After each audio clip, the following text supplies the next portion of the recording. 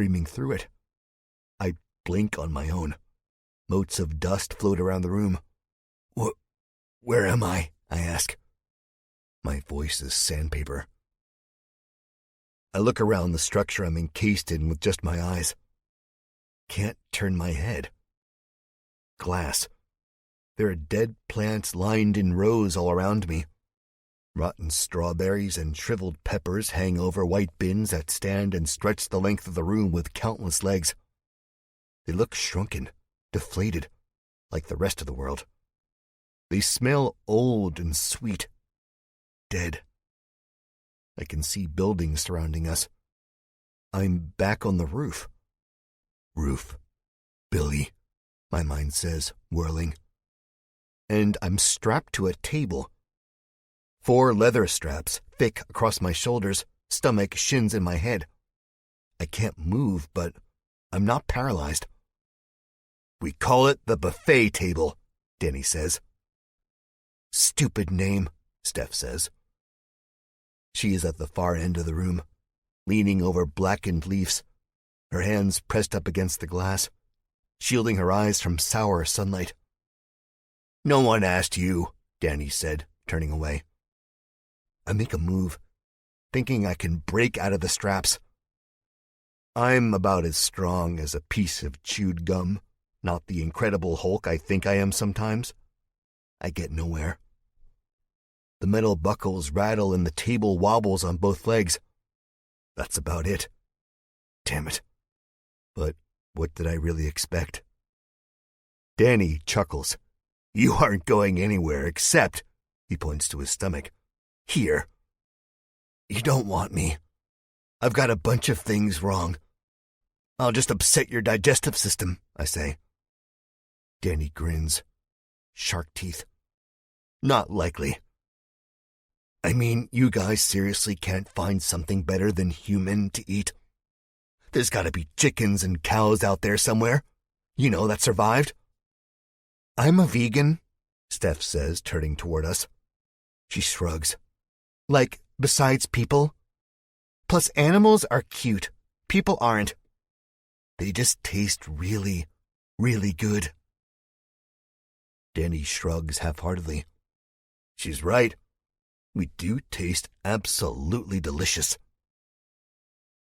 I take it these types of people were doing this long before the virus hit.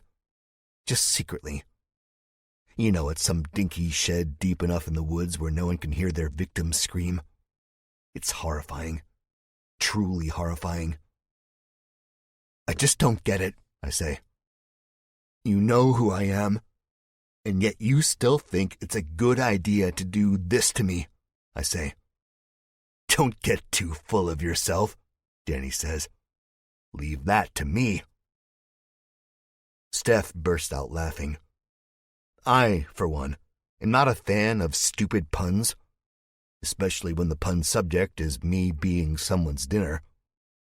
Steph wipes her eyes. God, laughing just makes me hungrier.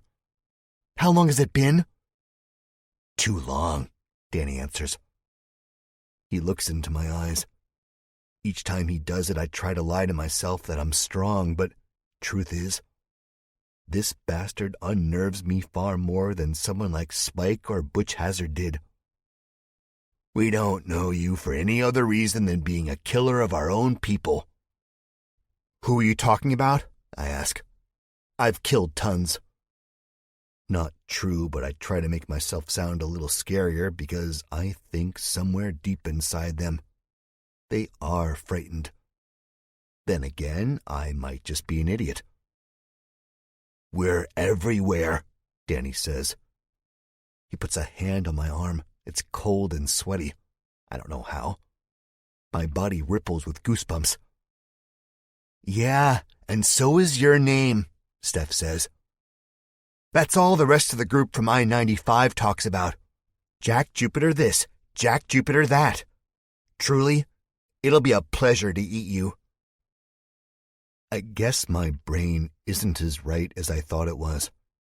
The hit in the middle of my forehead and on my neck messed me up worse than it feels somehow. The massacre on I-95, The massacre I created had been blacked out from my memory, but I had to do what I had to do. That's what this world is all about. You have to survive. Sometimes you have to kill to do it, and that's what I did. I don't think these assholes would understand. You don't have to eat humans to survive. They're not zombies. See, we have a friend, Danny says. Steph comes over from the window, rustling the dead leaves, which sounds an awful lot like charred papers rubbing together. I wouldn't go that far, Dan, she says. He ignores her. My eyes strain to read her face, but I can't because of the strap across my forehead. It's like I'm about to be airlifted to the hospital.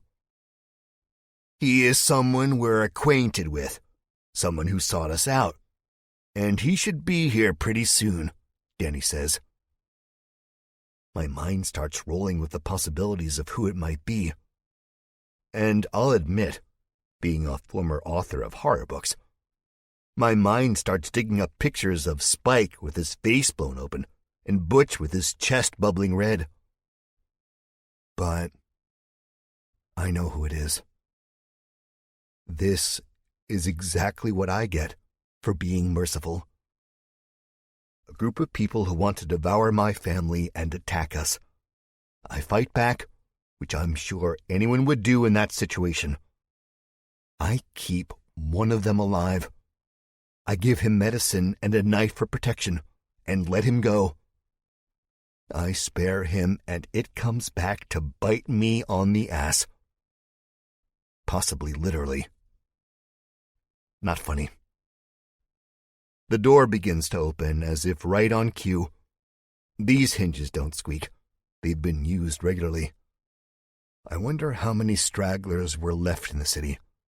How many people were taken off the streets by these cannibals? The thought sickens me. The face that emerges from the shadows is gaunt, dirty, led by a thin and pointy nose. A face I recognize. It is Froggy. He is smiling. And in his hand is the big knife I gave him. The same knife that's going to strip the meat from my bones. 42. Yeah, that's him, Froggy says. He smiles, but there is fear in his eyes. Rightfully so. I murdered all of his friends, and now, as the gravity of the situation really starts to hit me, making my skin crawl, and the leather straps around my legs, arms, and chest and head get tighter, I feel no remorse. Bring those bastards back as zombies, and I'd kill them dead again. Double dead, and that's the end. The end of the end. It's not like if Froggy said I wasn't Jack Jupiter, they'd let me go. No, these bastards would eat me no matter what. But now I'm not just a regular Applebee's frozen steak. Now I'm a fucking filet mignon. Top of the line. Trophy eats. He's the one who killed the rest of my group. And my frog mom, Froggy says. The stammer in his voice was minuscule, but I caught it. Despite the pain in my head and the fear in my heart, I smile. And I make sure I look as crazy as I feel. Can't beat 'em. Join 'em, right? Well, my friend, Danny says, your sentence has been passed. Punishment, eaten alive. Don't worry, Steph says, smacking her lips, practically drooling out of the corner of her mouth. Once we dig in, you'll pass out. They usually do. Yeah, it's not like the old days. Back then, before all of this, we had anesthetics, Danny says. How sweet of you, I say. My voice is barely audible. The fear is choking me out. Not really, Danny says. Much easier to eat a person if they aren't screaming and kicking, hence the straps and the gag we're about to shove in your throat. No, Froggy says. Let 'em scream. I want to hear the screams. The other man behind him, this man can't be more than 30 years old and balding, steps out from behind Froggy and nods. He wears a suit coat and white button-up, open collar, no tie like a Wall Street businessman or an 80s cocaine kingpin, except the front of his shirt is dotted with blood. Great, he's dressed up for the occasion. Dinner for 4. The main course consists of Jack Jupiter. And I notice how big this man's belly is. It's bulging like a pregnant woman's. He's not got the gaunt and starved look about him. I wonder how many meals he's been a part of. How many others like me have been trapped and beaten, only to end up in the very same place. Danny looks to his sister. He rocks his head back and forth like a pendulum, weighing the options. "Sis," he says. "He's the guest, isn't he?" she answers. "I think I'm technically the guest," I say. Here I go making jokes. Usually happens when I'm on the brink of death. The fat man chuckles, but the rest ignore me. "Only if you promise not to scream too loud," Danny says. I don't answer. I won't give them the satisfaction of my screams. I will bite my tongue off before I do that. "No answer," Danny says, smiling. "Good enough for me." "Buddy, will you get us the utensils?" Steph asks. The fat man says, "Sure thing." He moves out of the room and seconds later comes back with a bag and a wooden box. One is a duffel bag made of leather. It is scuffed, very used. There are drops of dark liquid on it. I see this as he passes my field of vision. Then he drops it on the floor. It clinks. Metal. He hands the box to Danny. He sets it on top of my stomach. It's heavy, and he opens it. Inside, silverware gleams. Not the type of silverware you'd see in your mother's kitchen drawers. No, these are the types of utensils used for a big cookout. Pitchforks. Blades like the one in Froggy's hand. Tongs. Seeing them is like seeing my death. I'd imagine what I'm going through right now is waking up during surgery to see the doctor holding a buzzsaw up to the light. You don't know if you're dreaming or in hell. "Is the fire set up?" Danny asks no one in particular. "Yeah, it's burning low right now. I brought marshmallows. You can have s'mores for dessert," Buddy says. "Really fucking great." Danny grins, but it's not the shark grin from before. This is a genuinely happy grin. "Aw, Buddy, you know me so well." Danny has a steak knife and grill fork out. And if the grill fork was a little bigger, it would be a perfect zombie weapon. Long handle, 2 sharp prongs. He rubs them together, creating a noise like 2 swords clashing against each other. My heart is beating ridiculously fast now. If he pricks me, I'm going to spurt a fountain of blood. I feel my face growing hot, but my skin feeling like ice. I close my eyes, summoning up an image of Darlene. Her standing at the altar, wearing a white wedding dress, low cut, both pure and impure at the same time. Her blonde hair flowing in a light sea breeze. When I was younger, I never thought I'd get married. I think this was a result of the fact that most girls wouldn't give me the time of day. Then I met Darlene, and 5 years, going on 6, later, I still can't believe she agreed to marry me. And I think I'd like to get married on a beach. On a warm day, calm day. That's where this image is coming from.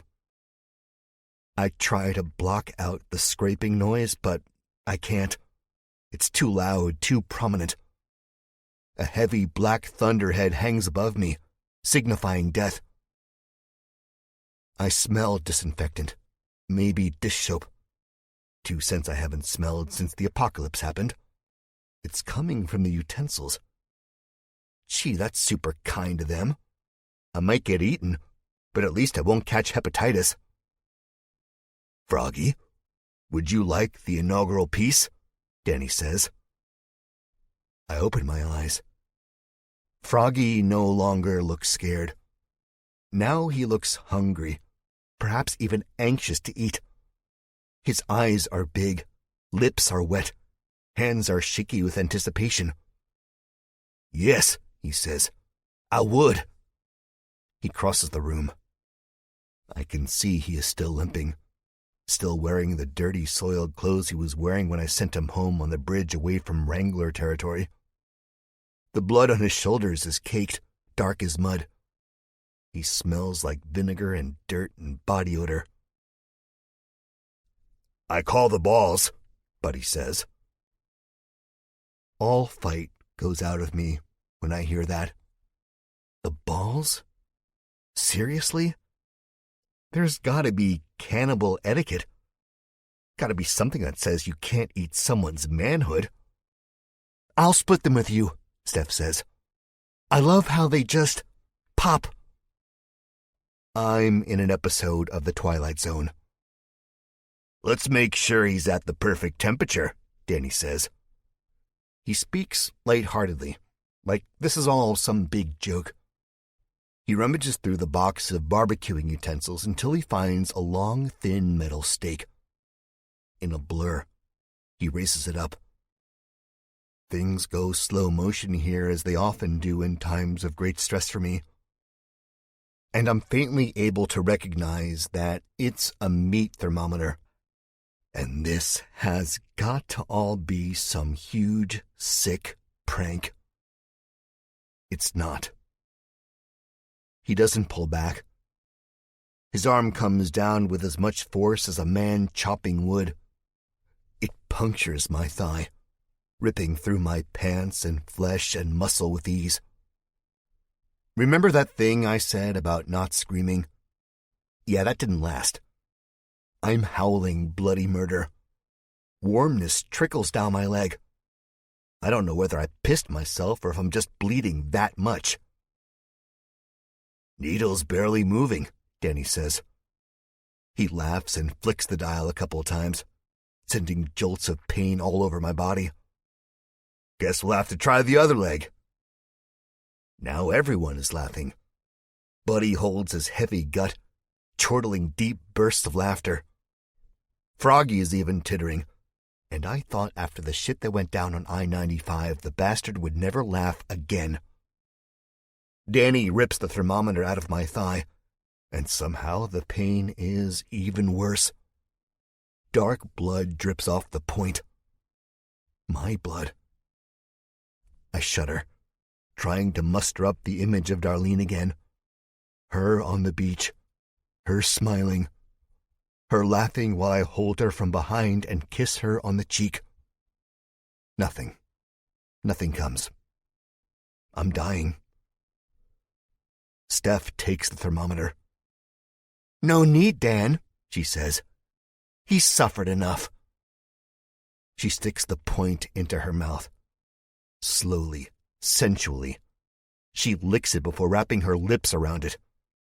Froggy is grinning and groping himself below the belt, absent-mindedly, I think. Bud looks on, gazing at her almost like a zombie. Dead eyes, entranced. Dan couldn't give two shits. I assure you, it's not even remotely sexy. If anything, it's downright disgusting. She says through her tightened lips. Okay, Danny says, rolling his eyes. That's enough. I grit my teeth. The pain is coming in waves.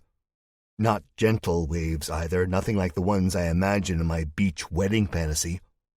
No, these waves of pain are tsunami waves, the type with enough force to wipe a city off the face of the earth. I don't know how I've not passed out, actually. But I do know if I pass out, I won't wake up, or I'll wake up without a leg or an arm.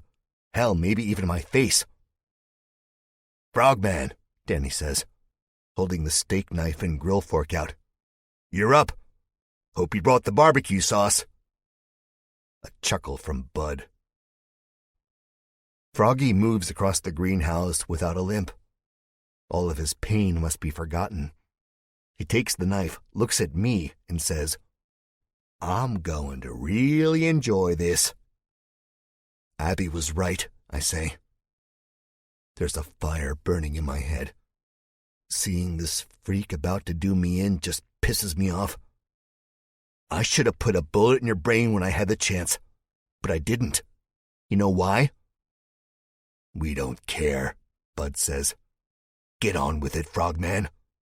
You've been waiting for this moment for days. It's not often food falls in your lap like this. Primo food." He smiles, giving the OK symbol with his fingers. But this isn't a coincidence. Froggy knew where we were going, knew I was after Dr. Klein. I really should have killed him. I just thought he'd never have the balls to face me again. Boy, was I wrong. And now it's going to cost me my balls. Froggy looks like he wants to know why I gave him a chance. How do I know this? Well, he's not carving a meaty piece off of my thigh. "Do you want to know?" I repeat. Steph watches me, the thermometer still in her mouth like a lollipop. "It don't matter," Froggy says. "I'm going to kill you and eat you anyway. I'm going to get you back for what you did to my family and friends, for what you did to Frog Mom. I was going to give her my babies, and we was going to repopulate the world, and you killed her." I can't recall if I actually pulled the trigger on her. It might have been Abby. I guess that's a bad thing that I can't remember anymore. But kill or be killed. And babies? I didn't kill you because I'm not a monster. You understand that, right? I ask. He doesn't answer, but he lowers the knife. "Oh, come on, Frogman," Denny says. "He's trying to get in your head." No, I'm trying to buy more time. For what? I don't know. When faced with death, I think we try to hold on to life as long as possible. It's human. These people aren't human. I have to distinguish myself from them somehow. "Keep going," Froggy says, his jaw flexing, eyes piercing black. I killed your family because they were trying to kill mine. Put yourself in my shoes. What would you have done? I'm sure your choice of eating human flesh is your brain telling you need to survive. It may be weird, a little abnormal, but it's basic human instinct. For you guys, I guess. That's all I was doing back on the highway. I was trying to survive. Sometimes you do and sometimes you don't. I survived, Froggy said. Because I let you. Steph removes the thermometer from her mouth. There is deep red blood on the pale flesh of the hand she holds it in. "Get on with it, Froggy, or I will," she says. Her voice startles him. I see him jump slightly and he raises the knife again. "Wait," I say. My life force feels like it's draining from the hole in my leg. I'm starting to get lightheaded again. I killed them because I'm trying to save the world. Don't you understand? Don't you all understand? I say. I'm really grasping at straws now, and from the corner of my eye I see blood pooling and falling off the table. The steady drip-drip like rainwater against a window pane. I seem to have their attention. "The zombies," I say.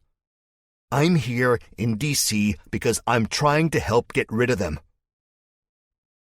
Danny never struck me as a person of low intelligence. A man of sick habits such as eating human flesh, but never a man who was stupid. He eyes me with interest. "There's too many. No way you can get rid of all of them." "There is a man I was following," I say. "Bullshit. You came with the Wranglers," Froggy says. "You came with them and you only came for supplies." "They came for supplies. I promised to help," I say. "If they promised to help me find the doctor." "Doctor?" Danny says, furrowing his brow. "Steph, you don't think—" She's grinning now. Outside of the glass building, the sun is on its way down. It'll be dark in less than 2 hours, I reckon. Either that or it's going to storm. And I don't know which one is worse. "You saw him?" I ask. "Oh, God, please don't be in their stomachs. Please don't be eaten, Doc." "I think so," Danny says. "But he's no doctor I've ever seen." "He outran us," Steph says. "We almost had him, though." "Outsmarted us," Danny says. He digs into his back pocket and pulls out an ID badge and shows it to me. The laminated badge says, "Eden Authorized Personnel," in big, bold letters. Below it is a photograph of a mousy-looking man with a thick, graying handlebar mustache. His face is ruddy. Skin hangs below his chin. He's wearing a lab coat and smiling uneasily. I reckon everyone smiled uneasily in Eden.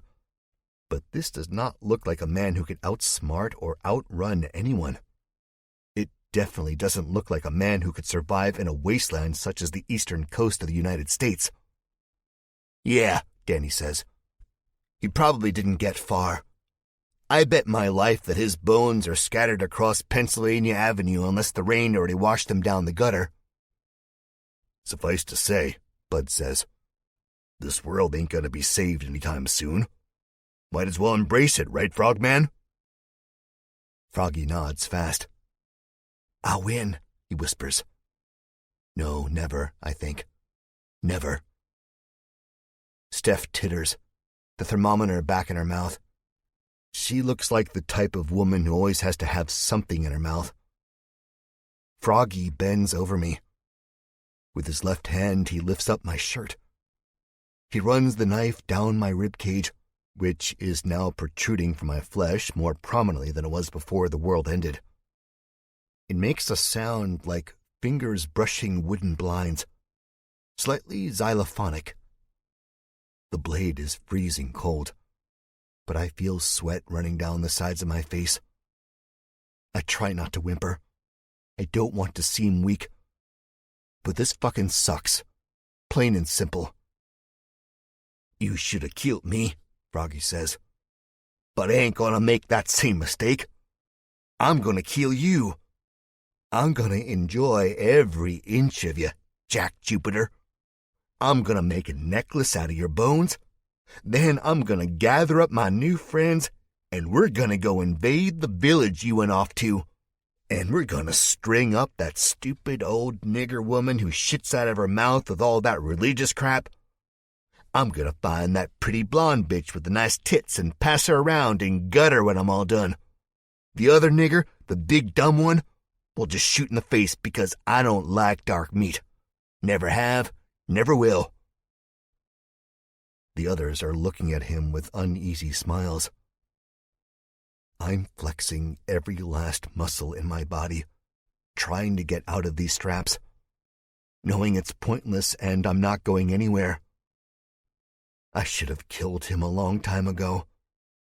This is what I get for being the good guy and letting him walk. The son of a bitch. The first chance I get, I'm ripping out this bastard's throat, throwing him to the zombies and laughing as they rip him open. The blade pokes my flesh. I'm gritting my teeth so hard they are just a few more pounds of pressure away from turning to bone dust. The others crowd around me, their eyes big and wide, craving the sight of more blood. Drifting in through the cracks in the greenhouse's windows is the scent of rotten air, and the low groans of zombies ambling about, looking for their next meal, clueless that a buffet is awaiting them on top of a building right next door. I feel the warm liquid drip down the sides of my stomach. I groan, seconds away from passing out. Start with the balls, Frogman, Steph says. She puts the thermometer back in her mouth. I'm dimly aware that the temperature gauge has moved a whole lot since the stake was inside of my leg. My blood's been cold a long time. All right, Froggy says. Hold his leg down. Bud comes around the table while Froggy unstraps my leg. My balls have crawled up inside of my stomach. If they rip open my pants, they're going to see a whole lot of nothing. Bud grabs my leg, right where the bloody hole is in my upper thigh. I scream out as white-hot pain blurs my vision. There goes all chances of fighting back. I feel paralyzed, unable to move or kick my way free. Froggy fumbles at my fly like a drunk, the blade all too close to my manhood. But I won't beg him to stop. I'll look him straight in the eyes as he cuts me up and eats me. They'll not get the satisfaction. I hear my zipper going down, feel rough, cold hands pressing up against my skin. Laughter, pain in my leg, bright eyes staring at me in anticipation. Now I'm basically naked, and my balls haven't gone into hiding like they were supposed to. Steph chuckles again, looking at me with an amused expression on her face. She takes the meat thermometer, and for a split second, my mind explodes with phantom pain because I think she's going to shish kebab my junk. Instead, she just holds the thermometer up next to my downstairs area and laughs. Not bad, she says. A bigger meal than I expected. Shut up, Danny says. It's not whore time, it's dinner time. The blade presses up against my testicles. I'm shaking now, trying to collapse inwardly on myself, trying to save everything down there. Please, anywhere besides that, I almost say, but bite my tongue. The world is going gray. Outside of the windows are purple thunderheads masked by overcast. It's going to rain. I'm going to die. No. At the first poke, the first burning sensation of pain, I kick my leg. Froggy jumps back with emotion, and as he does, I feel fire. He wasn't careful. Not that I think he wanted to be or anything, but the blade slices the inside of my thigh. Blood trickles from the wound, burning. Bud is a big man, but he's no match for the now half-hearted kick. When one's balls are literally on the line, one can muster up a lot of strength. Hold him! Hold him! Froggy shouts. He bares his teeth. I see a drop of blood on the edge of the steak knife. Danny is laughing. This your first feast? He asks. Jesus! Froggy doesn't answer. He looks pissed. As soon as he gets close enough, I kick out again, missing his chin by centimeters. He doesn't flinch. Bud tries to get a hold of me. Things aren't going well for him. He ends up pressing his big gut on my leg to quell my kicks. He's got a lot of fight, Steph says. I like that. She puts the thermometer back in her mouth. Fuck you, I say. She titters. You wish. Got him? Froggy asks Bud. Bud nods. The blade snakes its way back below the belt. It's not touching me, but my flesh is crawling, trying to run straight off the bone and get as far away from the sharp point as possible. I stop fighting. Not because I'm giving up, but because I'm tired and Bud weighs close to 300 pounds. I'm content with passing out now. Maybe then there won't be any pain. I close my eyes, feeling a tear squeezing out between my lids, then running down my face. They're laughing and taking their time. Demented foreplay. And someone whistles. Loud. The blade's coldness leaves my skin. What was that? Danny asks. I open my eyes. 43. All of their heads turn toward the direction of the sound, my eyes with them. Through the murky glass, I see a figure on the building opposite. It's higher, and next to it is the building Billy was pushed from. So I'm automatically filled with a sense of dread. "Who's that?" Danny says. He turns to Bud. "I told you to have them guard the lobby, not the building." Bud cocks his head. "I told them to stay put. Let me go check." He gets off my leg, and just when I'm about to kick, he sticks a finger on the bloody hole in my leg. I howl in pain. My body feels like it's shutting down, overheating, overdrive, blown engine. My vision blacks out momentarily. He removes his sausage finger, and my vision comes back. I try to move my leg, much to the wound's protest, but can't. Great. I'm strapped in again.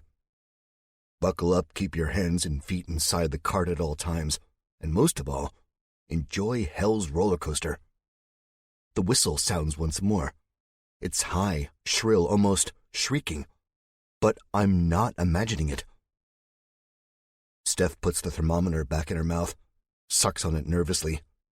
She was definitely a smoker, I guarantee it. Are they waving?" Danny asks. "Yeah, they are," Froggy answers. Bud crosses the room toward the door and opens it.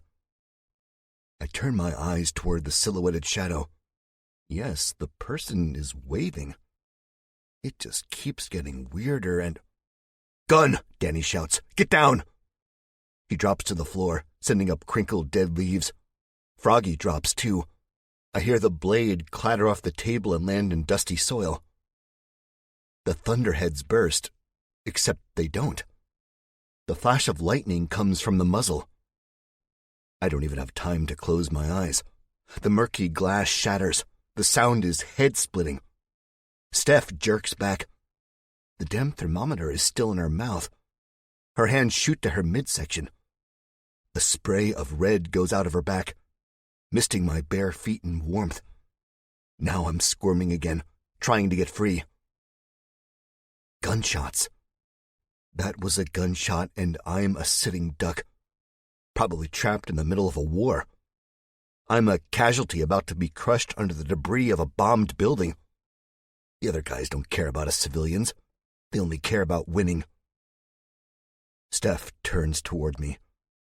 The front of her torso is drenched in blood. Both hands clamp the smoking bullet hole, white-knuckled. It's as if she could squeeze the wound shut and it'll go away. Her lips are puckered, and between them is the thermometer. Eyes wide, bloodshot. She falls forward, dead or pretty damn close to it. Timber! Her head hits the edge of the table, half a foot away from my own face. When she hits, her neck snaps backward. I'm reminded of the Rock'em Sock'em robots I had many years ago, or even Pez dispensers.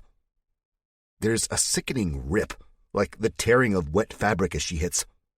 Another spray of blood. A peak of white bone on the bridge of her nose. The thermometer has gone through the roof of her mouth and out of her face, right between the eyes.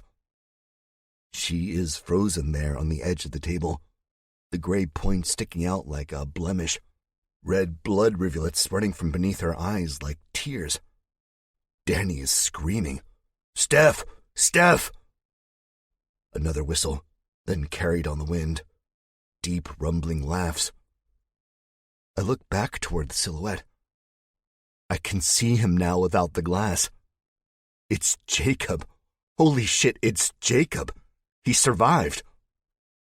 He throws me a salute and takes aim with his rifle again, squinting one eye and crouching. Danny crawls up from his prone position and takes Steph's head in his hands. He shudders, but he doesn't sob. Another shot sounds. A crack of thunder. Danny convulses as the bullet takes him in the midsection. He drops from the table, still holding his sister. I hear a rattle from his throat, see a spurt of red from his mouth. He's dead. Thank God I'm being saved, but I'm still strapped to the table, still a sitting duck. And Jacob isn't going to do much for me if the dead start flooding in. "Stop!" Froggy shouts. Fuck. I feel his presence. He is below me, but his hand is above my middle, and in it is the big steak knife. "Put your weapon down, pal, or I'm gonna pop Jack Jupiter like a fucking balloon." I look toward Jacob. He pulls his head away from the scope, then starts to lower his weapon. "Okay," he shouts back. "No, not okay, Jacob. What are you doing?" "Guess you're not worth it, Jupiter," Froggy whispers to me. A muffled popping from below us creeps under the door. It sounds like muted fireworks and screaming. But these aren't screams of joy. No, these are screams of pain and agony. Froggy's head turns toward the sound. So do my eyes. "No, no," someone screams. I think it's Bud, but I can't tell for sure. 3 pops. 3 bottle rockets. I think of Woodhaven, the roof, and Freddie Huber. My stomach roils with fear. I don't know who's shooting who, and right now, my life depends on it.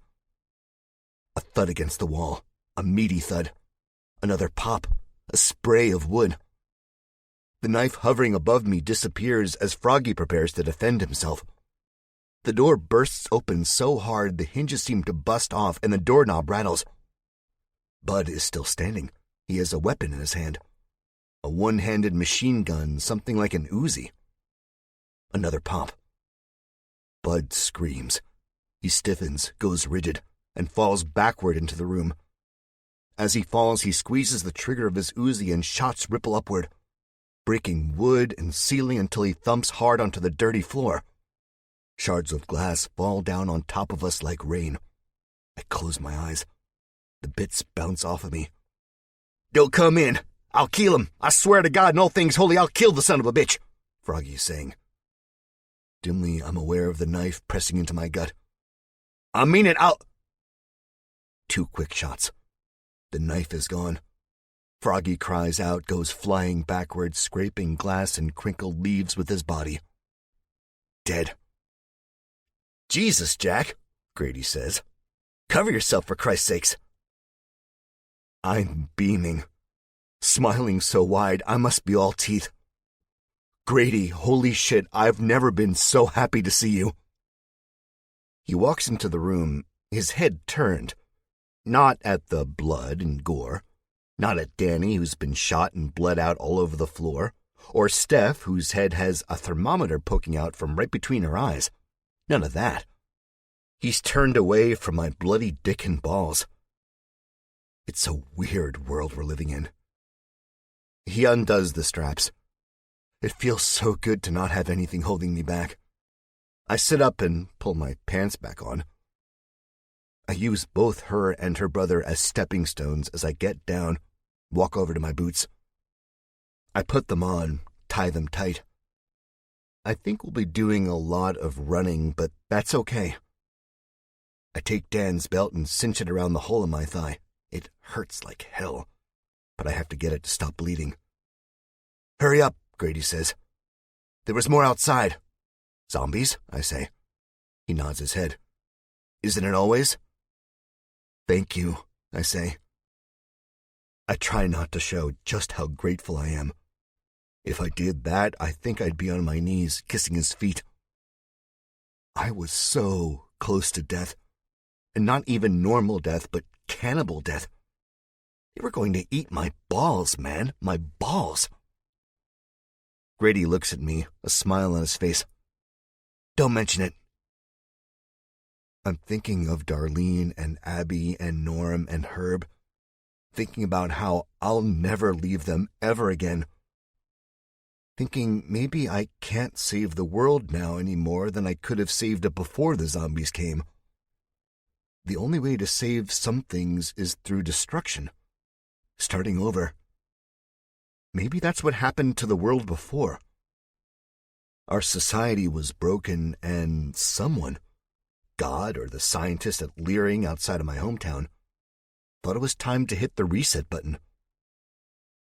I realize too late that I am crying. Tears are rolling from the corners of my eyes. "Jack," Grady says. He is reloading his AR-15. "It's okay, man. You're safe." "I know," I say. "It's just... I'm happy to be alive." "They killed Billy. This bastard right here." I nudge Danny with the toe of my boot. "And that one over there, the one you shot last, is one of the cannibals that jumped my group and me on I-95. You're not very popular," he says, grinning. The AR-15 is loaded and he turns to the door. "But there's at least one person who likes you in this city." He waves to Jacob. Jacob waves back. I walk over to Bud and take his Uzi. It's much heavier than I expected. A little bigger, too. Again, I'm going by video game experience, but I don't think this will be a good weapon to fight zombies with. The range isn't far enough, and it's too erratic. Oh well, it beats a steak knife. Jacob whistles twice, both low and droning. "Zombies," Grady says. "Stay frosty."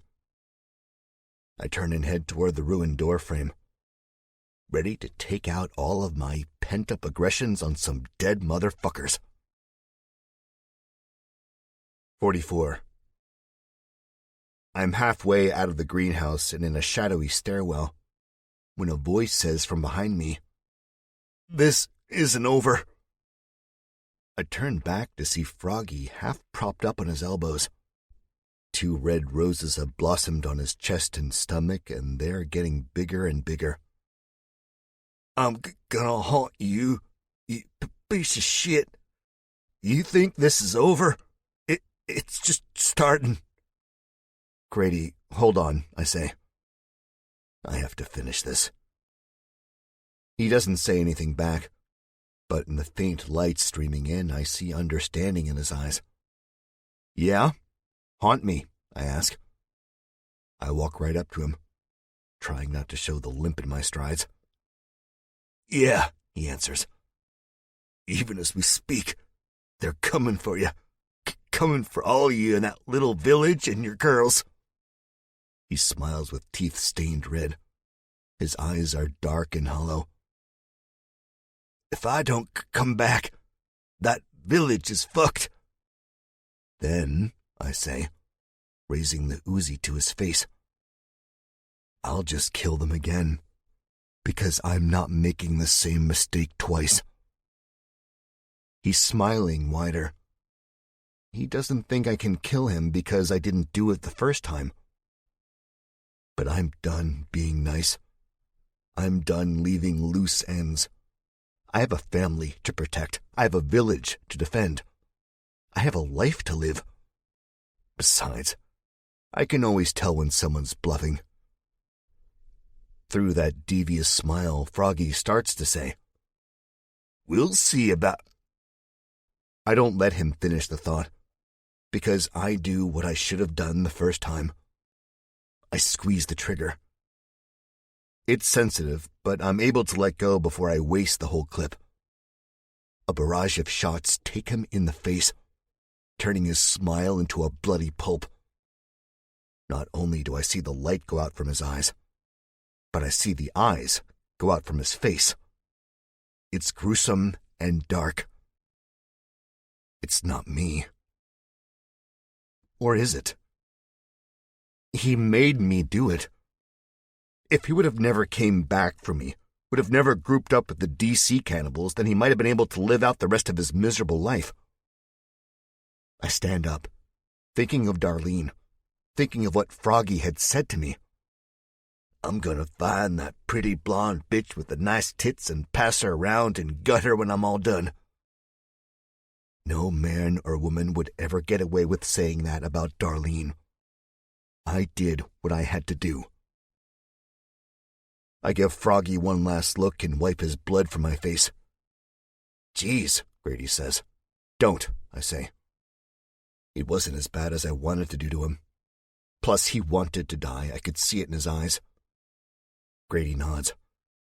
"Let's just not tell anyone about this when we get back home." I agree. We head to the stairwell. The rampant sounds of the dead are already revving up. The gunshots and breaking glass and whistles probably had a lot to do with that, not to mention the city was already swamped with dead to begin with. As we make our way down the stairs, I see bodies and brains and shadowy bloodstains. Let's not talk about this either, I say to Grady, motioning to the destruction. Wasn't me, he says, laughing. Then, after a moment, he says, Yeah, let's not tell anyone about this either, in a serious voice. We get into the lobby.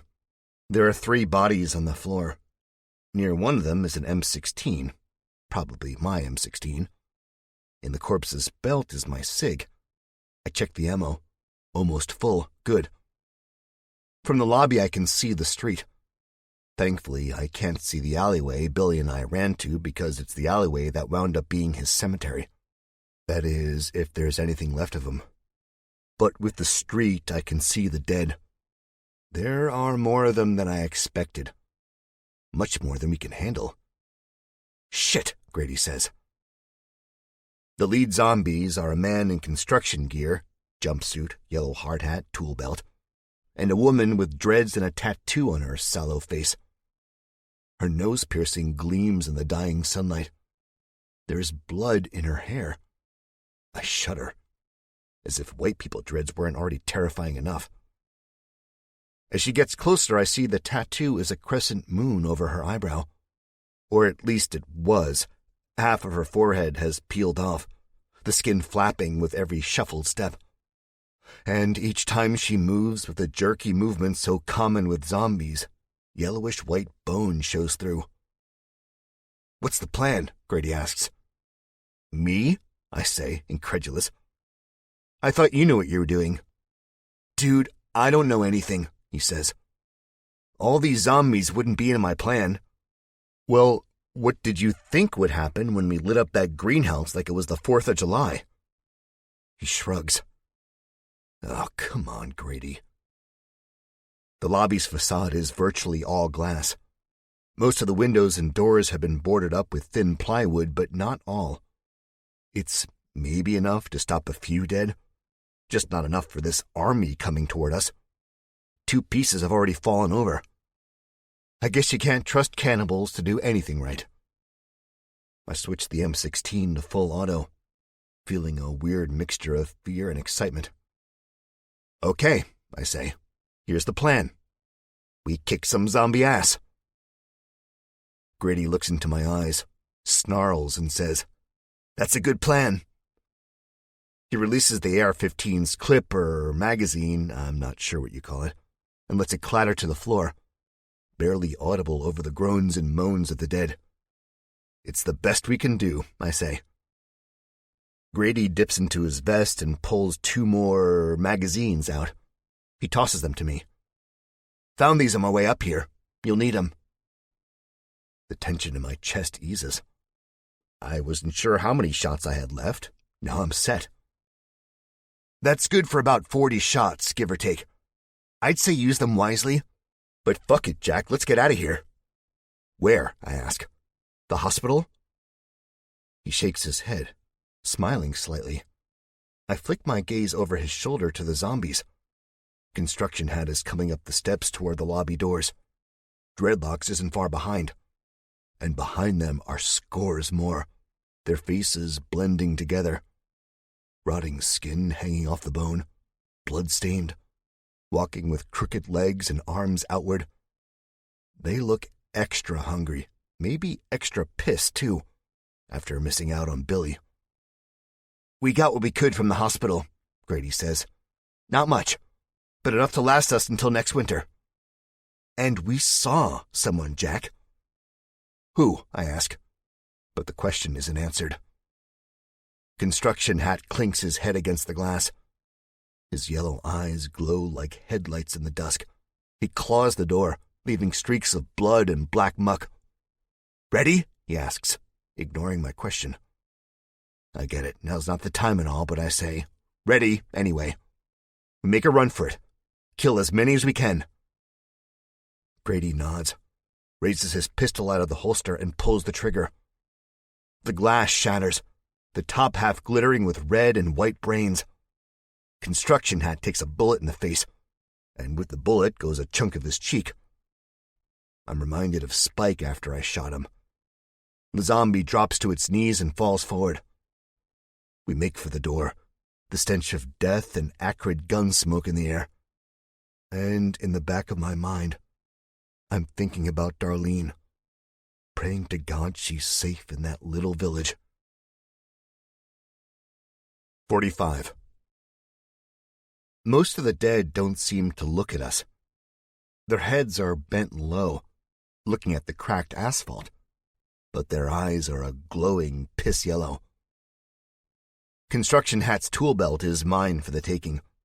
I see a red wrench and a hammer. I pull them free from the belt. I have to conserve ammo now because I know we aren't even in the thick of it yet. Standing on the top of 3 concrete steps, Dreads looks up at me, growling greasy hair slapping in her rotten face. I take the hammer and swing with all my weight.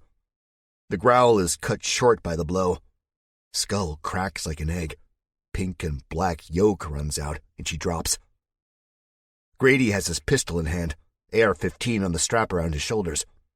He lets off 2 shots, taking down 3 zombies. 2 birds, 1 stone, or something like that. I'm impressed, but too scared to be too impressed. There, I say, pointing across the 4-lane street. On the opposite side are parked cars. Almost all of them have aged and weather-worn pieces of paper underneath their windshield wipers. Parking tickets, I think. Are you serious? Grady blows the brains out of another zombie. A priest comes at me, outfit almost completely unsoiled. I think this is a test of God. Of all the possible zombies that could be closest to me, it has to be a priest.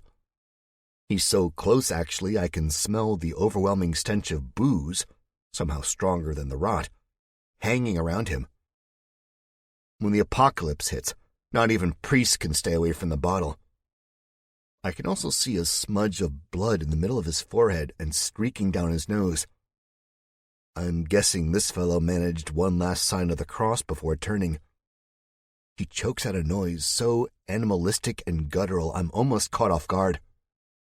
Almost. The wrench in my left hand bitch slaps him upside the head.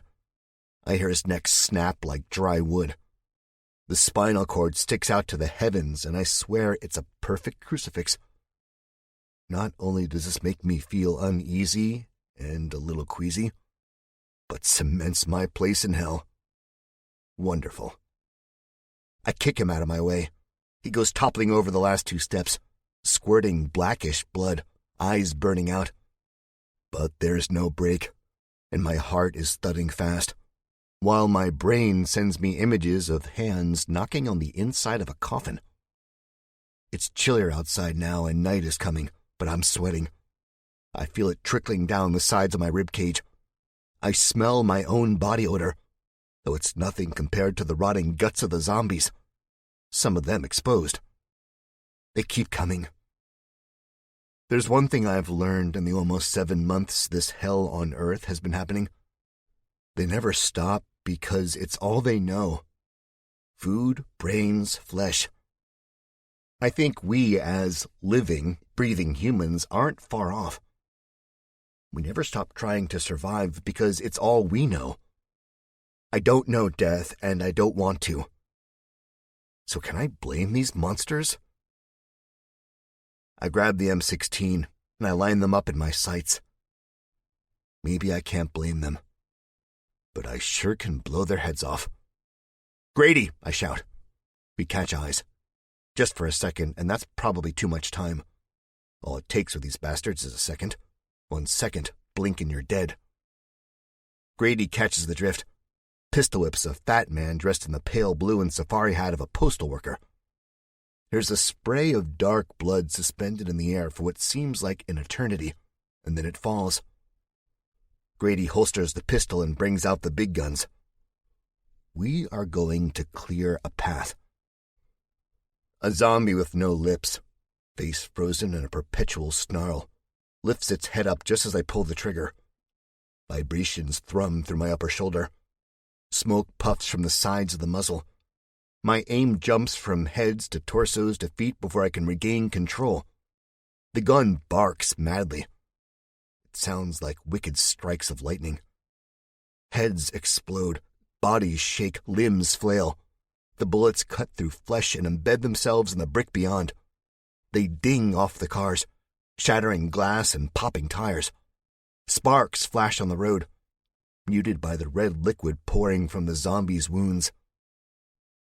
My gun stops firing. With shaky hands, I fish out another magazine, release the empty one, letting it fall to the concrete, and shove the new one in. Grady is faster than me. His gun barks more shots. Each shot has been a hit. When you're aiming at a wall of flesh, it's hard to miss. But that doesn't matter. We've barely cleared a path in the dead, not one I'd feel safe crossing. And if I'm going to get back to my family, to Darlene, then I will not cut corners. Some of the downed zombies still squirm. Arms reach toward the bottom step, caked in blood. They groan weakly, their eyes flickering on and off like dying light bulbs. I take aim, pull the trigger.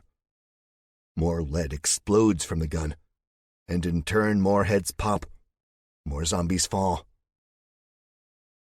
As the path widens, I'm faintly aware of the dead filtering in from the ends of the streets, from the alleyways and sewers, from everywhere. The gun empties. The shots stop from both of our weapons. 2 zombies jump me, their tongues lolling, dirty fingernails aim for my throat. Their skin is burning up, but somehow it's so cold. I swing the butt of the gun and crack one on the chin. The jaw dislocates. Teeth shatter and fall as it staggers backward. 3 more take its place. I feel like I'm in quicksand. Sinking, sinking, sinking. I smell the blood, the putrefied guts. My stomach roils, my heart makes a thunderclap in my chest. Help me. God, help. I'm drowning. Jack! Grady yells. I can barely hear him over the snarling, the zombies' groans and shrieks. Jack! Jack! Jack! The sun is completely gone now. Not fully set, but blocked out by the bodies around me. I swing again, twirling the M16 around like a helicopter blade. It doesn't get me far, but daylight peeks in, vanquishing the black shadows of the dead. I stumble backward, nearly falling on my ass, reaching for the SIG in its holster. 1 shot, 2 shots, 3 shots. Blood, blood, blood. Then, click, click, click. Empty. More are coming for me, and I'm not advancing. I'm regressing, going back toward the construction worker and the blown-open doors. My foot catches in a square of soil where a broken tree stands, and I fall. No, I can't stop, I can't. I have to keep going. A zombie wearing a jean skirt and ripped leggings stumbles at me, her spine like a bent piece of wire hanger. She falls, lips bright red from either too much lipstick or too much blood. And as she falls, one deflated breast pops from her shirt. Claw marks are raked across her flesh, and maggots drop from her once blonde hair.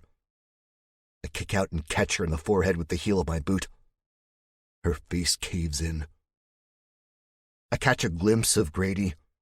He is making his way toward me, his face almost a mask of red. From a distance, you'd think he was wearing a mask. Zombies are chasing him, now flooding the steps. A man walks at me, his head almost completely twisted around, looking like he really woke up on the wrong side of the bed this morning. There's a large gash across his stomach. The button-down dress shirt is stained with blood, and his innards snake out of him like spaghetti. I push myself up, using the tree for leverage and the skirt-wearing zombie as a step. If I'm going to get eaten, it's not by that motherfucker. But I'm weaponless. All I have is the empty SIG and M16, my legs to keep me moving, and the thoughts of my family back at a village I could one day call home, keeping hope alive. My legs pump. Brain-slick heels slide on the concrete as I plow my way past reaching limbs and gnarled hands. Grady's gun lets out 2 more shots, the sounds echoing off the looming buildings. He pulls a long blade free and swings, but then he's gone, swallowed up by the masses. I hit the zombie with a turned-around head full force, my hands digging into his soft chest. Cold, wet guts splatter the front of my shirt. They chill me to my very core, and it's not just a physical feeling. The zombie utters a cry. It sounds confused by my counterattack. I bet in this thing's death span, as a zombie, it's never seen a human rush it like I have done, but what choice do I have? There's an opening at the foot of the steps, past a crookedly parked Mercedes-Benz now riddled with bullet holes. What it comes down to in this fucked-up world is not having a choice. Only then will we do the things we need to do to survive. Just like I'm doing, as this bastard's cold guts jiggle against me. He's my inhuman shield, and I'm laughing maniacally, mainly out of fear, as I push him through the crowd. Zombies snarl and reach and claw, but they do it to him. I'm grunting, feeling like a football player going up against Wade's sleds in practice. With one final push, giving it my all and possibly throwing my back out in the process, I break free from the pack. My M16 is slimy with blood. I swing it anyway. Grady is to my left, just beyond the Mercedes. He hacks and hacks as zombie after zombie rush him, but he's pressed up against the hood of a delivery truck, slicing faces, spraying blood. I can hear his ragged breathing from 20 feet away. I crawl over the Mercedes, run across the roof, slipping in the process. Grady cries out. He has his blade horizontal, blocking 4 biters, their jaws unhinged. With a great leap, I take off. The empty M16 is cocked behind my head. As I'm in the air, I realize 2 things. 1, this is probably a really fucking bad idea. And 2, it's too late. I come down like I'm swinging Thor's hammer. I manage to bash one zombie's head in, but at the same time my heart bottoms out because the feeling of weightlessness overtakes me, and I hit the concrete hard. Breath whooshes. Vision blacks out. There's a moment where I think I've died. Ears ringing, arms and legs tingling. If I'm not dead, I might be paralyzed. Then my vision rushes back in all its HD glory. Blood spurts from the zombie's accordioned head. Grady gives his best war cry and slashes the other zombies' heads off with the little daylight my aerial assault has given him. It takes about 3 seconds before I hear a growl from behind. I turn to see a big motherfucker tottering over me. Its yellow eyes bore into my soul, lips twitch, teeth gnash. The bastard doesn't reach as much as he throws all his weight toward me. A scream is building up in my throat. Gunshot. The scream never escapes my mouth because my jaw clamps shut. Light shines through the big zombie's head as a smoking hole suddenly appears out of thin air. He lands on his knees, lips still twitching. And now, through the hole, I see a figure the same shape as the one I'd seen on the rooftop opposite the greenhouse. It's Jacob, and it's about fucking time. The muzzle of his rifle lights up his face. The gray beard confirms who it is. Another zombie drops nearby. Jacob puts up a fist. I return the favor, a distant and silent thank you. Then I stumble back up, fill my hands with the slimy M16, and take to chopping another path clear. 5 zombies smash the smithereens, and then my hand grips Grady's arm. It's slick with blood. He is trembling. We are both scared. The adrenaline coursing through my veins doesn't do much to quell the fear. To Jacob, I shout. As we stand in a sea of twisted and mangled limbs, blood, brains, bashed skulls, Grady looks dazed. He doesn't respond, so I have to grab him again and pull. We run, our boots squishing and crunching. blood spraying from beneath our soles, dotting hubcaps. Jacob takes aim with his rifle, and from our vantage point, me in the lead, it looks as if he's going to gun us down. The muzzle lights up. Delayed thunder from the barrel. The whooshing snap of a bullet whizzing by us. The wet thwap of it hitting a zombie much too close. We are running, and Jacob is getting bigger. The shadows are disappearing from his pain. I'm seeing the stern look of concentration and equal disgust. But as the shadows on his face disappear, more emerge from around the corner. Tall, black giants projected on the walls of the bank behind him. I stop on a dime. Another scream caught in my throat. Grady hits me hard, but I don't move. Zombies. More zombies. It's always more. Jacob! But it's too late. They're on him like rabid dogs on a scrap of meat. His rifle blasts off 2 more times. Shot hits nothing but the open, darkening sky. He screams. He gurgles. They crawl over him. They claw. He is bucking and kicking, and I can't do anything but stand there with my mouth open. No, this isn't happening. Not again. No. Grady's voice in my ear. Jack! We have to go, Jack! We have to go now! I barely hear him. I feel like I'm falling, like darkness is enveloping me. I like Jacob. He's so nice. I like him. Grady tugs on my blood and brain-soaked shirt, trying to pull me to the right where a thin alley stretches out for what seems like miles. I'm thinking about Jacob's wife, Margie, about how, if we make it back alive, I'll have to tell her I couldn't save her husband, how I had to watch him die. The zombies tear his arm off. Another plunges their hands into his gut. A volcanic eruption of blood. Screams. The snapping and stretching of innards. Now I'm moving, but not toward the alley. No. Now I'm moving toward the chaos. When will I learn? 46. I shrug Grady off. Dead traffic lights move gently with a cold breeze. It hits my hair, sends it off of my forehead. The smell of Jacob's innards blasts my nostrils. It's like a wall of stench, but I plunge right into it. No, I'm shouting. No! The zombies don't pay me the smallest bit of attention. They are too busy ripping Jacob apart, smearing blood and guts all over their faces and necks. One armless zombie dives headfirst into the open chest cavity, not needing to come up for air. Jacob screams and screams. I'm about 10 feet from this gruesome scene when I realize I can't save him. Through a crack in the flailing limbs and huddled shoulders, Jacob and I catch eyes. His face is twisted up in pain, his beard streaked with blood. But you couldn't tell any of this if you just saw his eyes.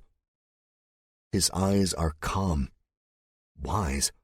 They're saying, "Don't be stupid, Jack. Get the hell out of here."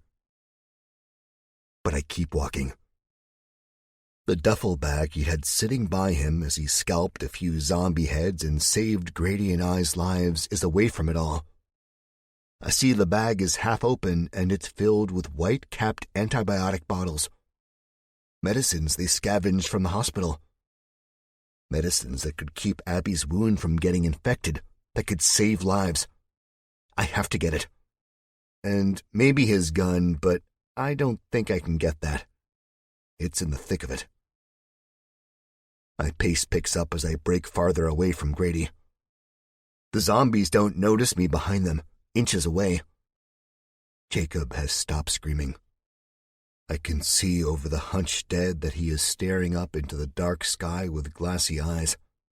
And as I'm seeing this, the armless zombie takes a bite from his cheek, tearing away flesh and hair with a sickening snap.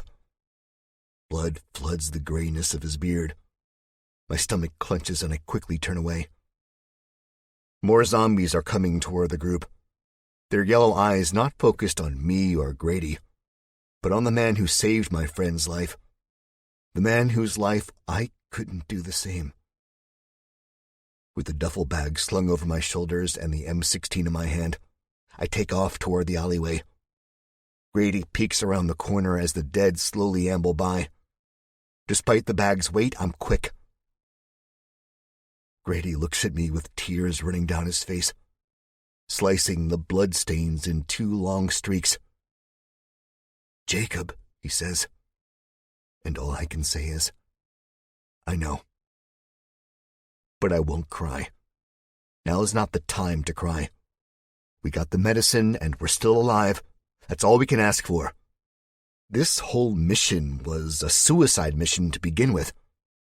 We've tempted our luck on more than one occasion, and it's time to go. If Dr. Klein is out there, I hope he's safe, and I hope he figures out a way to save the world without me. The sounds of the snarling zombies, the tearing of flesh, and Jacob's dead scream still hang in the air behind us. And we move on. 47. We are on a street I can't remember if we've been on before. With the sun gone, it's pitch black. I can hear our breathing, ragged, pained. We need to get to the Hummer. We need to get out. Our boots crunch broken glass and the sound is almost deafening. We have avoided the zombie block party for the time being, just barely. As we walk up the sidewalk, clouds move overhead. A white moon glares down at us, lighting the glass like stars. The glass once belonged to a pair of cars, a black Dodge and a pickup truck. Now they are bent at odd angles, the metal crumpled and ripped. There's a flipped ambulance not far from the crash. 2 skeletons lay crushed beneath it. It's been about 6 months since the fall of mankind, so I doubt those corpses have decomposed. Their arms are outstretched as if they're reaching for the sidewalk, as if that would have saved their lives. My stomach roils again as I think about what happened to them and so many other people in this great city. They were devoured, ripped apart, eaten. We move as close to the buildings as we can, heading toward the bridge and the highway that started this all. "We had him, you know," Grady says quietly. He has stopped walking and stands beneath a ripped awning that belonged to a bakery of some sort. The plate glass windows are gone, and so is about everything else in the store. But the faint scent of baking dough is there. I catch a whiff. It makes my stomach grumble and sour, knowing the days of fresh-baked bread are long gone. "We had him," Grady says. He holds up 2 fingers. "Twice." "What are you talking about?" "Klein." "You had him?" My voice is a whiplash. I advance on Grady. He holds his ground. "Where is he?" "He was with Jacob. You should have seen him. Those cannibals fucked him up really good." He taps his forehead. "Up here. He was near the hospital. He asked me for my gun and kept saying, 'I can't do it. I can't do it. I failed.' But I wouldn't give him the gun. His eyes said what his mouth wouldn't. He wanted to die. He wanted to put a bullet in his brain." I know the look. I've seen it many times in the last half year. But my mind is running 1,000,000 miles an hour with confusion and betrayal. "Where is he now?" I demand. Grady meets my eyes. He turns and heads into the bakery through the broken window. I follow him. The smell is engulfing us now. Tall glass cases stand vigil next to the counter. They are empty. One of them is shattered. The skeletal remains of the structure almost demoralizing. A cash register sits on its side, drawer open. There is no money. I imagine people rioted and looted. I think of the crushed skeletons outside. Look how far it got them. I imagine the dead eating Jacob now. From cookies and pastries to brains and flesh. Grady finds a rag and begins to towel his face off, wiping dark blood away and streaky smears. We are quiet. I am letting the smell wash over me. I need a moment. There's a bang from the back room. It causes me to jump, my stomach to bottom out. Grady turns to the noise.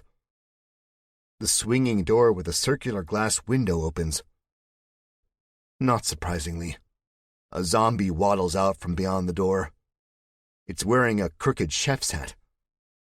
The only reason the hat hasn't fallen off is because the flesh around the zombie's scalp is so rotted and wet that the hat has almost been glued on.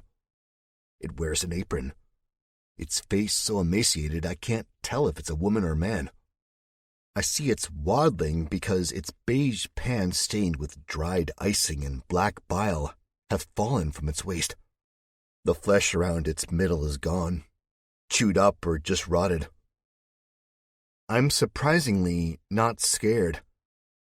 After what happened one street over, I don't think I'll ever be scared again. "The bag, Jack," Grady says. He doesn't sound scared either. "Hand me the bag." I do. Slowly he unzips it and pulls a handgun free. Something shiny and chrome. I hate to say it reminds me of Butch Hazard's, but it does. Grady's eyes never leave the zombies. He advances over the counter, kicks it in the knee so it falls, and bashes its head in over and over again. Blood squirts. Brains fly. I am sickened. But the zombie is dead. No longer a threat. Grady keeps going, grunting and grunting. "Grady," I say.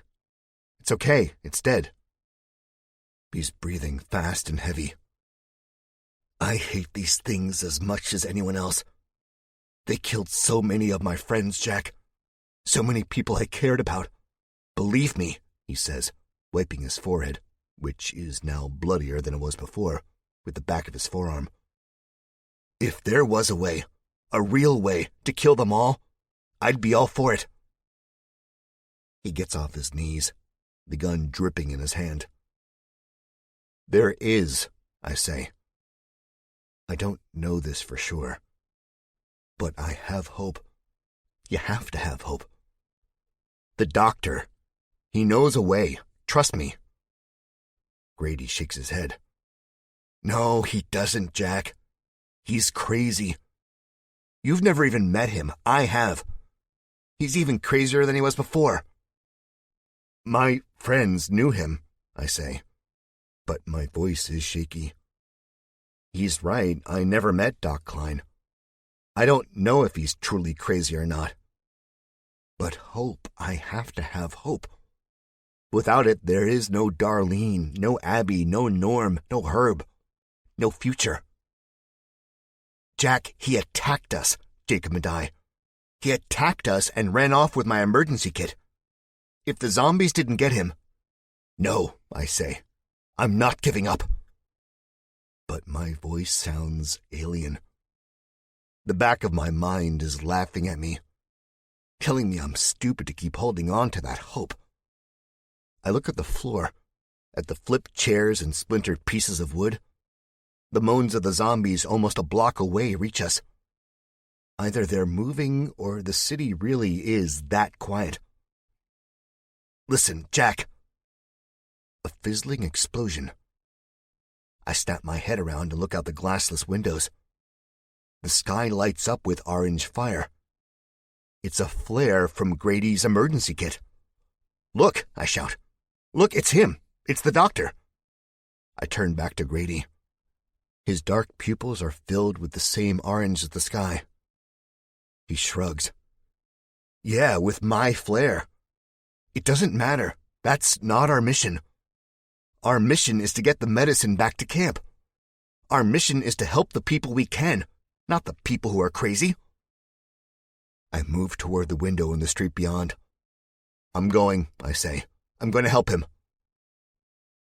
because the only way to help the people back at the village, the true way, is to save the world, so we can stop living in fear. You can't, Grady says. All good nature and cheer is gone from his voice. Now it's venomous, demanding. A tyrannical leader yelling at the citizens of a country that is on the brink of overthrowing him. Grady, I say. He's a person. We can help him. We may not be able to help the entire world, but we can help him. I point to the flare which is on its descent. It came from near the Hummer. Come on, I say. I'm halfway out of the window when I hear it. That dramatic click-click. You know, the kind you'd hear in the movies before the bad guy shoots the good guy or vice versa. It doesn't sound nearly as cool in real life as it does in those films. In real life, it sounds like the sound of betrayal. Of a man I could have called a friend just one click-click ago. And here I am, weaponless, an empty M16, and a gun pointed at the back of my head. The sounds of zombies ambling up and down the street drift through the empty buildings via the wind tunnel effect. Slowly I turn. I can almost tell you what Grady is going to say before he says it. I see his lips part, and in my head I'm thinking, I can't let you do that, Jack. On cue, he says, I can't let you go, Jack. Almost. Maybe he knows what I'm going to say, too. Something like, what are you going to do, kill me? Or, you can't kill me. My group will be expecting me back.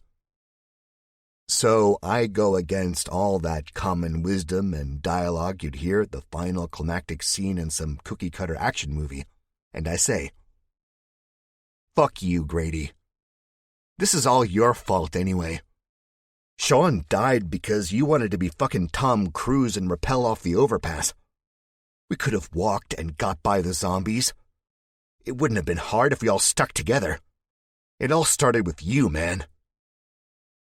He looks like I've slapped him. Eyes wide, whites glowing in the dark. But that look passes as fast as a rolling black cloud and translates to a bursting thunderstorm of rage. Take it back, he says. The metal in his hand shakes, glints orange for a split second before the flare disappears. You want me to take back the truth? What would Mother think of your stupidity? It's still weird calling her mother and not thinking of my own. Shut up, Jack! Shut your mouth, he shouts. Zombies growl. They've gotten a taste of meat and they want more. The alleyway echoes with their cries. My skin is crawling, heart pounding, arms shaking. You grabbed me when I went for Jacob. I was going to try to save him. I was going to pull him free. But you grabbed me and slowed me down. And when I got there, it was too late, I shout. No, he shouts. No! They're closer now. Through the open window, I hear the scraping of the shoes they died in coming up the alleyway. The gurgles, the moans. My body is slowly icing over. If I don't move now, it'll be too late. I'm a good... Grady begins to say, his teeth bared, upper lip snarled. But he never gets to finish the sentence. The kitchen door bangs open. The circular window shatters. Grady spins around only to be greeted with a bloody mass of reaching arms. Shit. They've come in through the back door. They must have heard us arguing. I look to the window, seeing dark shadows stretching along the ruined pickup truck's passenger door. They're coming. They're always coming. Grady lets off 2 shots. The sound is catastrophic to my ears. If I'm not already going deaf, I will be now. But it beats going dead, that's for damn sure. An explosion of light brightens the ruined bakery. Both shots are kill shots, blood bursting from skulls. A fat zombie splatters up against the back wall and slides down the plaster, leaving a snail trail of red. But there's more. There's always more. Pots and pans bang, echoing in my brain. I'm frozen still, torn, in the middle of this tug-of-war of morality. Do I help Grady? Or do I help Doc Klein and help the world? I don't have time to weigh my options, but I do it anyway. I can save Grady and perhaps die while doing it. And he literally just pointed a gun at me. Or I could save Doc Klein and in turn, perhaps save the world. Or I could do fucking both because I'm Jack Jupiter and I'm not an asshole like the people who always seem to betray me are. I move toward the door with the M16 pushed out. I feel like a jousting knight. Grady shoots 3 more times. My eardrums burst, but I keep going, swinging the M16 down on a teenage skater. His backwards ball cap squirts brains and black gunk from the eyelets meant for ventilation. I kick him back into the kitchen. He lands in a heap on huge bags of sugar and flour. A metal rack topples over and almost sounds as loud as the gunshots. I glance to the left and see more coming. So many that they are plugging up the doorway to the outside alleyway. Now the smell of old bread and baking dough is replaced with rotten guts. Grady bashes in the brains of a woman, her hair tossing up all around her.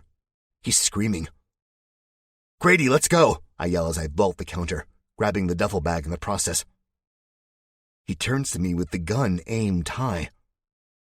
"Are you kidding me? I just saved his life and he's still going to try to do this?" "No," he says. But I think that's the last thing he'll ever say. 48. The arms which grapple him are riddled with holes, flesh eaten away, bones and tendons wiggling like wet piano wires. One hand squeezes around his throat, the fingernails long, and, at one time, manicured. Grady chokes something else out, but it's impossible for the human ear to decipher. Maybe he's practicing his zombie talk. That is, if he gets the chance to turn. I move to glance at the street, seeing the first sign of rotters closing in the front. The weight of the zombies takes Grady down. The gun slips from his grip. It hits the counter, slides into the unbroken glass case, and breaks it. I'm weaponless, so I have to go for it. As I move, I see Grady's bulging eyes light up with hope. Upside down to me now, the top of his head facing the front doors and his face to the ceiling. He thinks I'm going to save him. I wish, but he is beyond saving. My goal is to get the gun and leave before they start tearing him open, and there goes his throat. The manicured nails claw at the flesh and the tendons. I see a gleam of bone, his spinal cord. I turn away, my eyes burning, stomach doing more flips than an Olympic diver. My hand fills with warm, bloody steel, and I head for the door. A zombie breaks into my field of vision, spinning from the alleyway like a drunk. I waste no time in raising the gun, aiming, and blowing his top off. I look back to Grady as I hover in the threshold of the bakery. "I'm sorry," I say in a hoarse whisper, and I leave, trying to ignore his gurgles and screams, trying to ignore the sounds of the zombies gnashing their teeth and ripping his insides out. 49. Not long after I break away from the pack, another flare lights the night sky. Zombies fill the bakery almost to bursting. This place, which I read as Heavenly Bakes from the dead neon sign, probably never saw this many people when they were in business. It's a bad thought. One to get my mind off of the fact that I came here with 4 other people and I might leave by myself. I imagine the look on Mother's face, her dark features frowning, her roomy eyes staring daggers through my very soul. I imagine telling Jacob's wife of what became of him, trying to tell her how heroic he was in the end, but stumbling over the words. Look at me, a writer who can't say what he means. The whole village hating me, kicking us out, or worse, hanging us to die, leaving us to be eaten. I jog up the street, the contents of the duffel bag shifting inside, bumping me on the hip. It is stuffed. The zipper looks as if it's about to burst. With the sky faintly lit up by the flare's afterglow, I can see cigarette butts on the concrete, trash fluttering in the wind. A zombie stumbles out of a car, one golden eye closed. He reaches for me and I raise the weapon fast, then think I better not. The only thing scarier than being attacked by a zombie is running out of ammunition. He lunges and I move out of the way, giving him a wide berth, gripping a cold iron pole for balance. He misses and is now behind me. I don't look back. Never look back. I release the pistol cylinder and count only one more shot. This terrible feeling invades my stomach. This burning sensation. Almost, I imagine, worse than getting ripped apart by dead hands. It's guilt. Guilt for letting them die. Letting them all die. Kevin, Isaiah, Brian, the Richards family, Billy, Jacob, and Grady. It's only when the zombie snarls behind me, the lone zombie who's broken away from the pack to follow me, do I realize that I've stopped in the middle of the sidewalk. Crumpled newspapers and flyers roll across the abandoned street which once housed bumper-to-bumper traffic and hit my legs. I flip the pistol around, hold it by the muzzle, and swing at the bastard, dashing what's left of its brains against the bricks. Not far away from this new dark stain is graffiti. I pick up the pace, because Jack Jupiter doesn't give up. Jack Jupiter holds his head up high as he stands as straight as a damn arrow. Doc Klein, I think. Doc Klein will fix this and I'll help him. With a bloody gun in hand, I sprint toward the bridge. 50. My lungs just about bottom out by the time I see the bridge. And it's not the bridge I immediately zone in on at first. It's the man standing on an overturned semi-truck with a smoking flare gun in hand. He points it at the squirming masses of dead. They move like rough ocean waves, their heads jerking back and forth. Their arms are all pointed toward the semi-truck. The closest zombies bang and smash their fists on the undercarriage. There's so many of them, the only possible way through the mess is a motorboat. Float on top all the way home. Metal lurches and screams. In turn, the man on top of the semi's trailer wobbles, falls to the metal, and shrieks louder. This man doesn't wear a white lab coat as I originally pictured. He is lightly balding, and though his face is screwed up in fear and possibly pain, I can tell he has a gentle way about him. He looks like your friendly neighborhood doctor. He looks like the man I saw on the Eden ID badge Danny had shown me. And right now, he looks like a savior. He doesn't see me, though, and that's good. I don't want him to. There's no way I can make it to the trailer. 2 steps into that mess and I'm some zombie's midnight snack. But there is a way. The ropes we used to rappel down the bridge still hang from the overpass without their harnesses. They rock gently as more zombies stream in from deeper on the highway. If I can get to the bridge, I can pull the rope up and cast it off to Klein. He ties one end around his waist and I use the concrete embankment as leverage to create a pulley system. Then I can get him up and out of harm's way. He doesn't look like he weighs more than 150 pounds. I could do it. I've done crazier things. Well, at least I tell myself that each time I want to do something crazy. So I guess there's some truth to it. I know Abby is in need of medicine and Darlene is probably chewing her nails off worrying about me. But I can't let this man who I came here for in the first place die. Not even the old Jack Jupiter would do that. I have to move fast before the yellow eyes, like dim spotlights on rotted faces, search me out. In front of me is a concrete wall, whitewashed by the moon. The way it's built is like a jigsaw puzzle, and each square of concrete is big and grooved enough for my hands and feet to find purchase. The only problem, the thing that makes the little doubtful voice in my head whisper, "You're fucked, Jack," is the wall is about 20 feet high.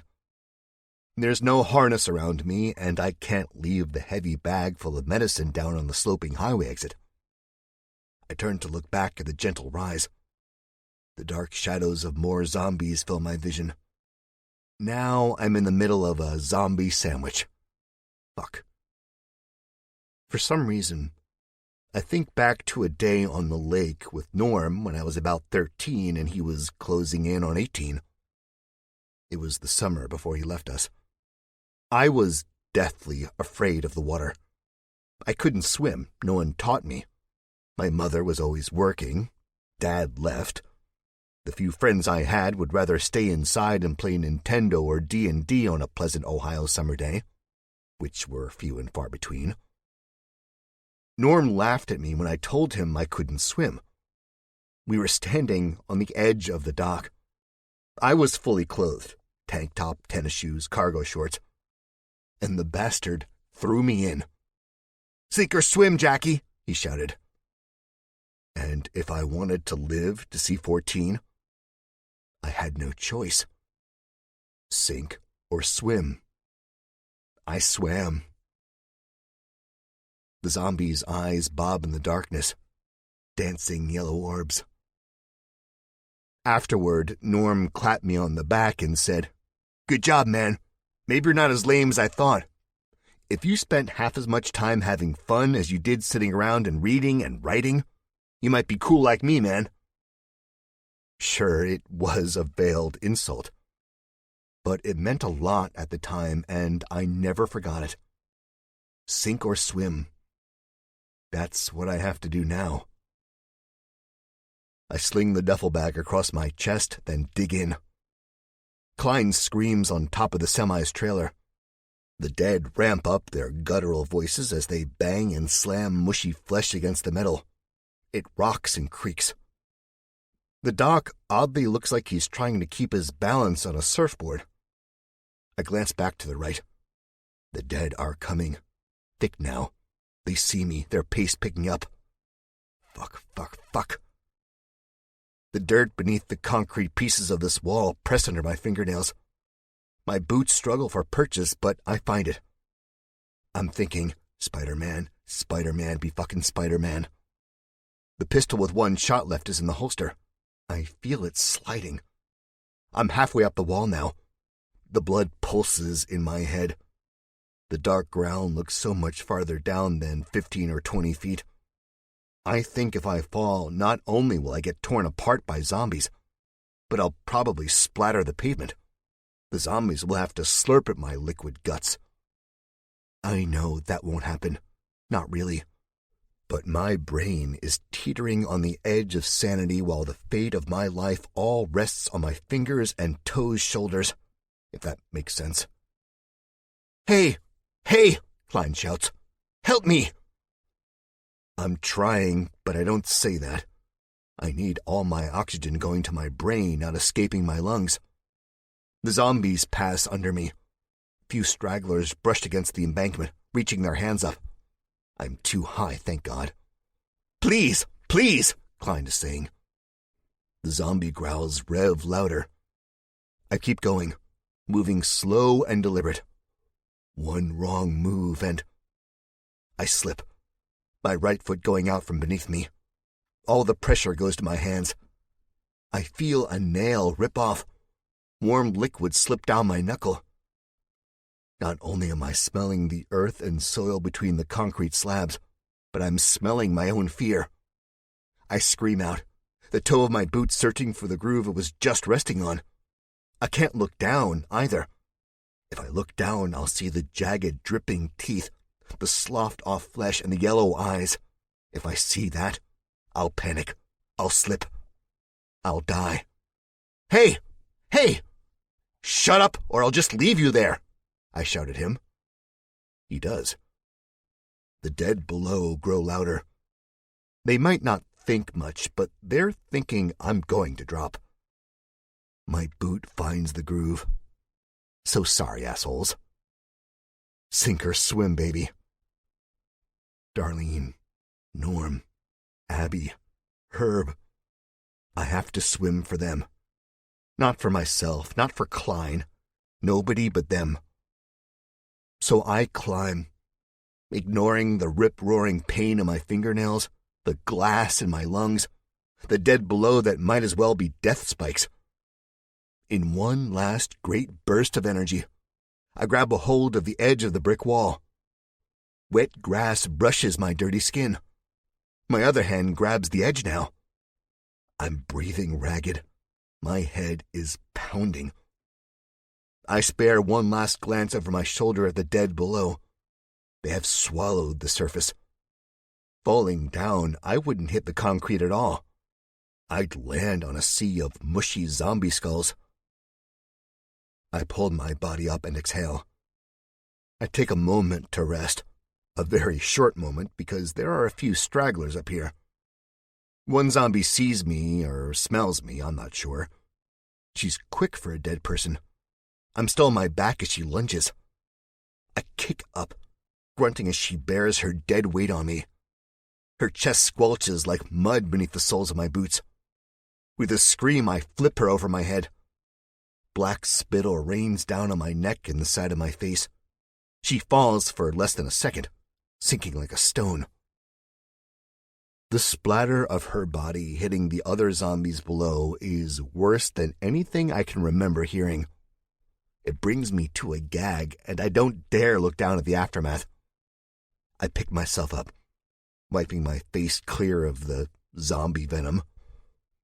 The bridge is about 20 feet away to the left. My arms and the insides of my thighs are on fire. Climbing that wall with the dead right below me worked muscles I never even knew I had. I'll feel it in the morning for sure. And yes, I'll still be around to see the sun rise with human eyes. I unholster the gun. One bullet left, not much, but it could save my life if it comes down to it. A zombie missing much of its right shoulder spots me coming toward him. He bumps into the metal guardrail and falls flat on its face. I stomp its head into goo with a scream. Then I hop the rail. Now I'm on the road that leads to the bridge. There are 3 zombies ambling about, clueless. I see the metal claw of the rope still burrowed into the concrete. There's Sean's messenger bag as well. The spark of hope in my chest turns to a full-fledged wildfire. What could be in the bag? I'm betting weapons. Thank God. Ignoring the burning in my legs and arms, I begin to run. Brains and bloody gunk splishing and splashing off my shoe. A raggedy-clothed zombie doesn't even see me coming as I barrel into his back, sending him over the bridge. Splat. Then the curious groans of the zombies bunched up on the street below. In the struggle, the others turn their yellow eyes to face me, but I'm ready for them. I don't let them rush me. No, I rush them. I go for blunt force trauma as opposed to wasting my last bullet. The butt of the gun smashes across a teenager's snarling smile. Now he has less teeth. He goes stumbling backward, and I help his momentum with a kick to the chest. I feel bones snap and rattle beneath my soul. The zombie's arms pinwheel all the way over the railing when it finally backflips to its fate. Zombie meet road, road meet zombie. The other 3 don't wait their turn. They're hungry and they attack. A shirtless woman with the skin of her torso completely ripped off shambles to me. Jerky movements. Breastbone and ribs wriggling. Black spittle running from the corner of her mouth. Another closes in on my left side, backing me up against the part of the railing the metal claw is wedged against. This one is quicker, less emaciated than the woman. He was once a biker. I'd put my life on that assumption. A red bandana is stuck to his head.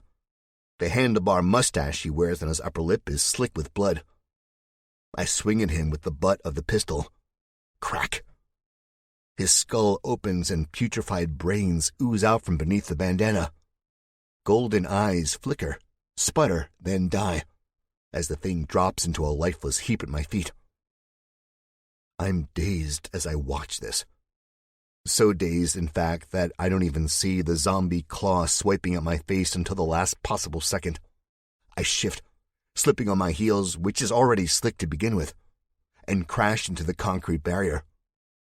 The zombie woman without a chest pushes up against me like she's about to give me a kiss. In a way, that's exactly what she's going to do. A kiss of death. Before I know it, trying to push her off of me, another zombie is joining in on the fun. I'm flailing my arms, trying to block them from drawing blood, whether it's by bite or scratch. I'm on the edge here. My legs kick out, hitting nothing but thin air. The smell of their dead breath is like a fog. It dulls all of my senses by sending them into overdrive. My eyes and nostrils burn. My lungs fill with horrid air, feeling like they're about to spontaneously combust. The zombie pressing on my right wears glasses, much like Doc Klein's glasses, thin, wiry frames. One lens is cracked in the shape of a jagged lightning bolt. As he presses his face closer to me, I'm able to push the emaciated woman away with my right forearm, snapping his jaws, thin lips stretched over cracked teeth. I block him with my left. Something jingles behind me. Something scrapes concrete. I'm dimly aware of it being the hook embedded in the low barrier. With my right hand, I reach for it. I squeeze my eyes shut. I can't bear to look at this rotted man, his hair standing up in gray tufts, his cheekbones poking through his face, teeth still full of meat chunks. The claw is cold in my hands, but as my fingers close around it, a warm burst of lightning, hope, surges up my arm. I shout something unintelligible, meaning to sound cool and awesome, but really just sounding like a frightened jackass. And the claw comes down on the zombie's head. 3 of the 4 hooks embed themselves into his cranium. Blood runs from the new holes and into his eyes, dulling the glowing yellow embers. Then, right before me, his eyes turn white, as if they've rolled back to get a peek at his dead brain.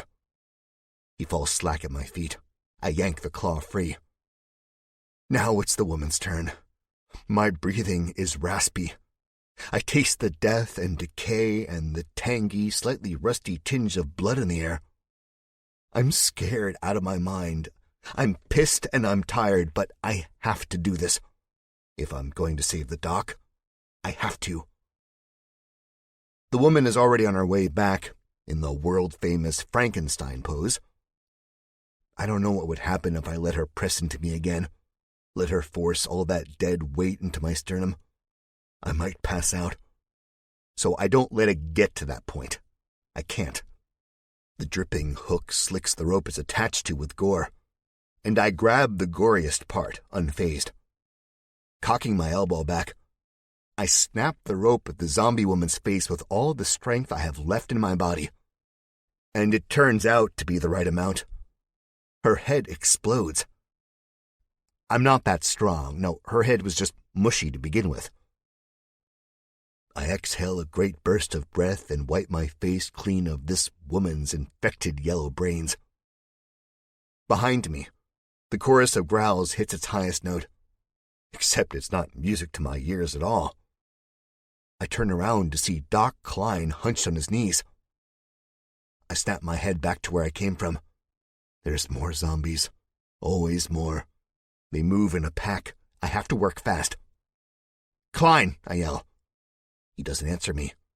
My cupped hands go to my mouth. They're slimy with zombie brains. I do my best to ignore the texture and smell. "Klein!" He looks up. He's clutching a bag to his breast, trying not to lose his balance as the zombies rock the trailer back and forth with their collective mass. My hands begin working, pulling the rope up over the overpass. My fingers have never moved so fast. Not even when I used to write shit like this. "I'm gonna toss you the rope." "I'll never make it," he shouts back. "Not with that attitude," I say. Doubt at a time like this? That pisses me off. He's about 50 feet away from the bridge, and the drop is maybe 20 or 30 feet. He pushes his glasses up on his nose. "The probability of me making the swing is almost 10,000 to 1, he says. "Given the centripetal force needed for me to gain enough momentum—" "Shut up," I yell back. "Now's not the time for scientific BS. "But the odds," he says. I see his shadow quivering. Pretty soon, as the zombies stack up, pressing into each other, what will happen is the dreaded meat mountain. They'll pile up enough for the stragglers to crawl up the mass of bodies. I'm hit with a picture of the hatch on the roof of the Woodhaven Rec Center. There was about a quarter of the zombies there than there is here. I risk another glance over my shoulder while I coil the rope around my fists. The zombies are closer to me than Klein is now. I have to take care of this. "Hold on," I shout. "The odds," he screams. "The odds, the odds." "What do you think your odds will be once they flip that trailer?" He says nothing in return. Yeah, that's what I thought. The lead zombie breaking the plane of the bridge was once a kid. He still wears a backpack. His eyes sag low on his ashy face. I almost don't want to do it. But I know a bite is a bite. Doesn't matter who it's from. My hand fills with a chunk of concrete and I beam it at him, hating myself. He drops to the road, head cracked open, brains sliming out, dead. Then he's lost under the shuffling, dirty feet of the zombies. They flatten him. I look back to the reserve of crumbled concrete. There's 2 pieces left. Fuck. My eyes keep scanning, but it's hard to think with a low moaning in the back of my mind. My heart flutters as it catches a hunk of black in the blacker shadows. Dimly, I recognize it as a bag. Sean's bag. I'd forgotten about it. Maybe there's enough ammo for me to brain all of them. My legs go into overdrive. Shaking all feelings of pain, I pick the bag up. Nope. No gun. No ammo. A smile spreads across my face. I probably look like a maniac. Because through the fabric of the bag, what I feel is better than a gun or bullets. It's a grenade. 51. It's not what I expected a grenade to look like at all. It's not green, it's black and small. There are no grooves, it doesn't look like a pine cone. If anything, it looks like a smoke bomb. The type you would have seen the high schoolers tossing into the festivals crowd at the Woodhaven 4th of July bash. Never again. I mean, what's the worst that could happen? I throw the duffel bag at the opposite end of the bridge. Insurance. No need to burn up the goods with myself. Part of me wants to bring the grenade up to my mouth and bite the pin and pull it free with my teeth. Knowing me, I'd probably just blow my face off. And the dead don't care for style points. Not at all.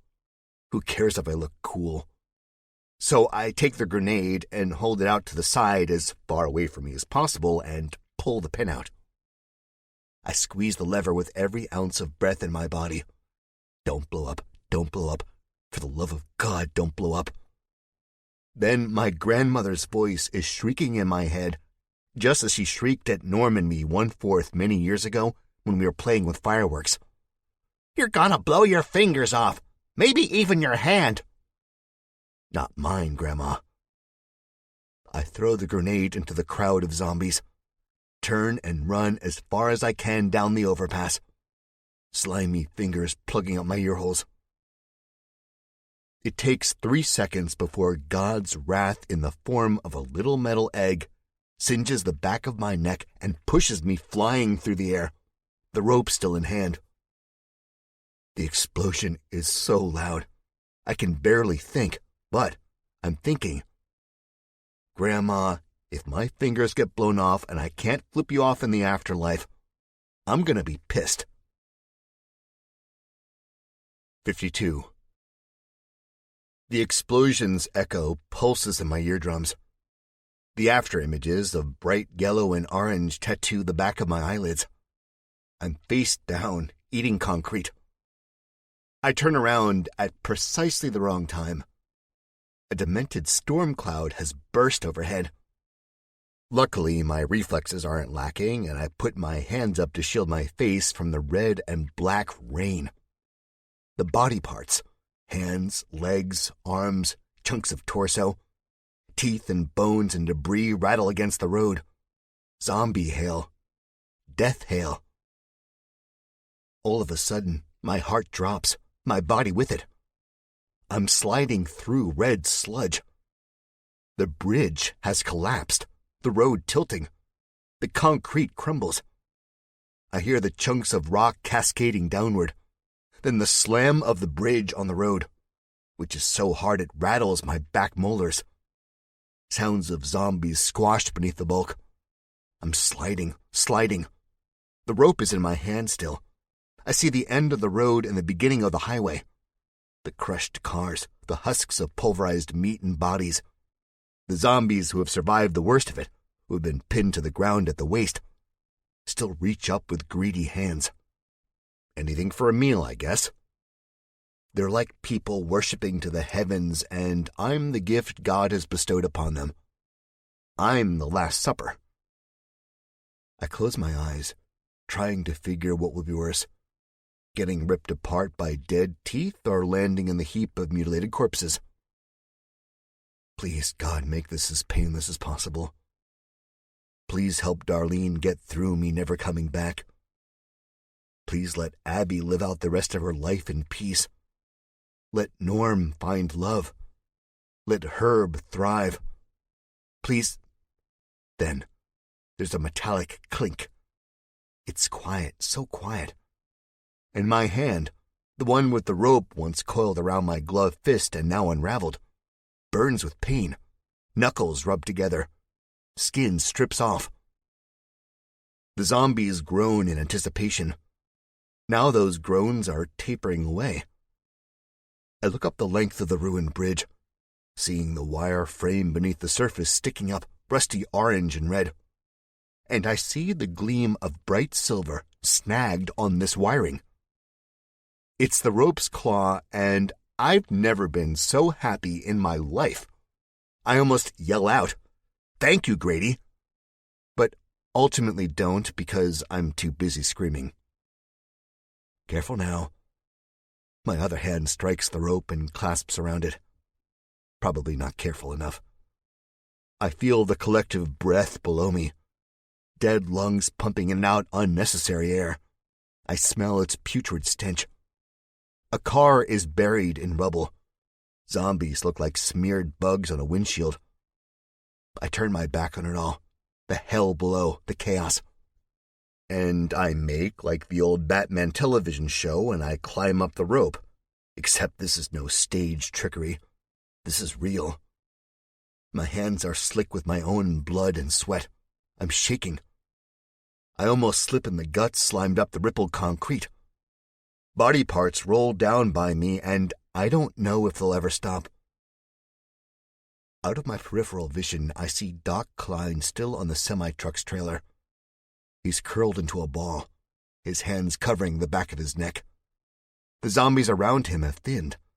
Not enough to get down and turn tail to safety, but enough for him to maybe better his odds. I get to the top of this particular mountain, reaching the crack in the bridge where it snapped. There's about 10 feet of room left on this overpass. I don't like being up here.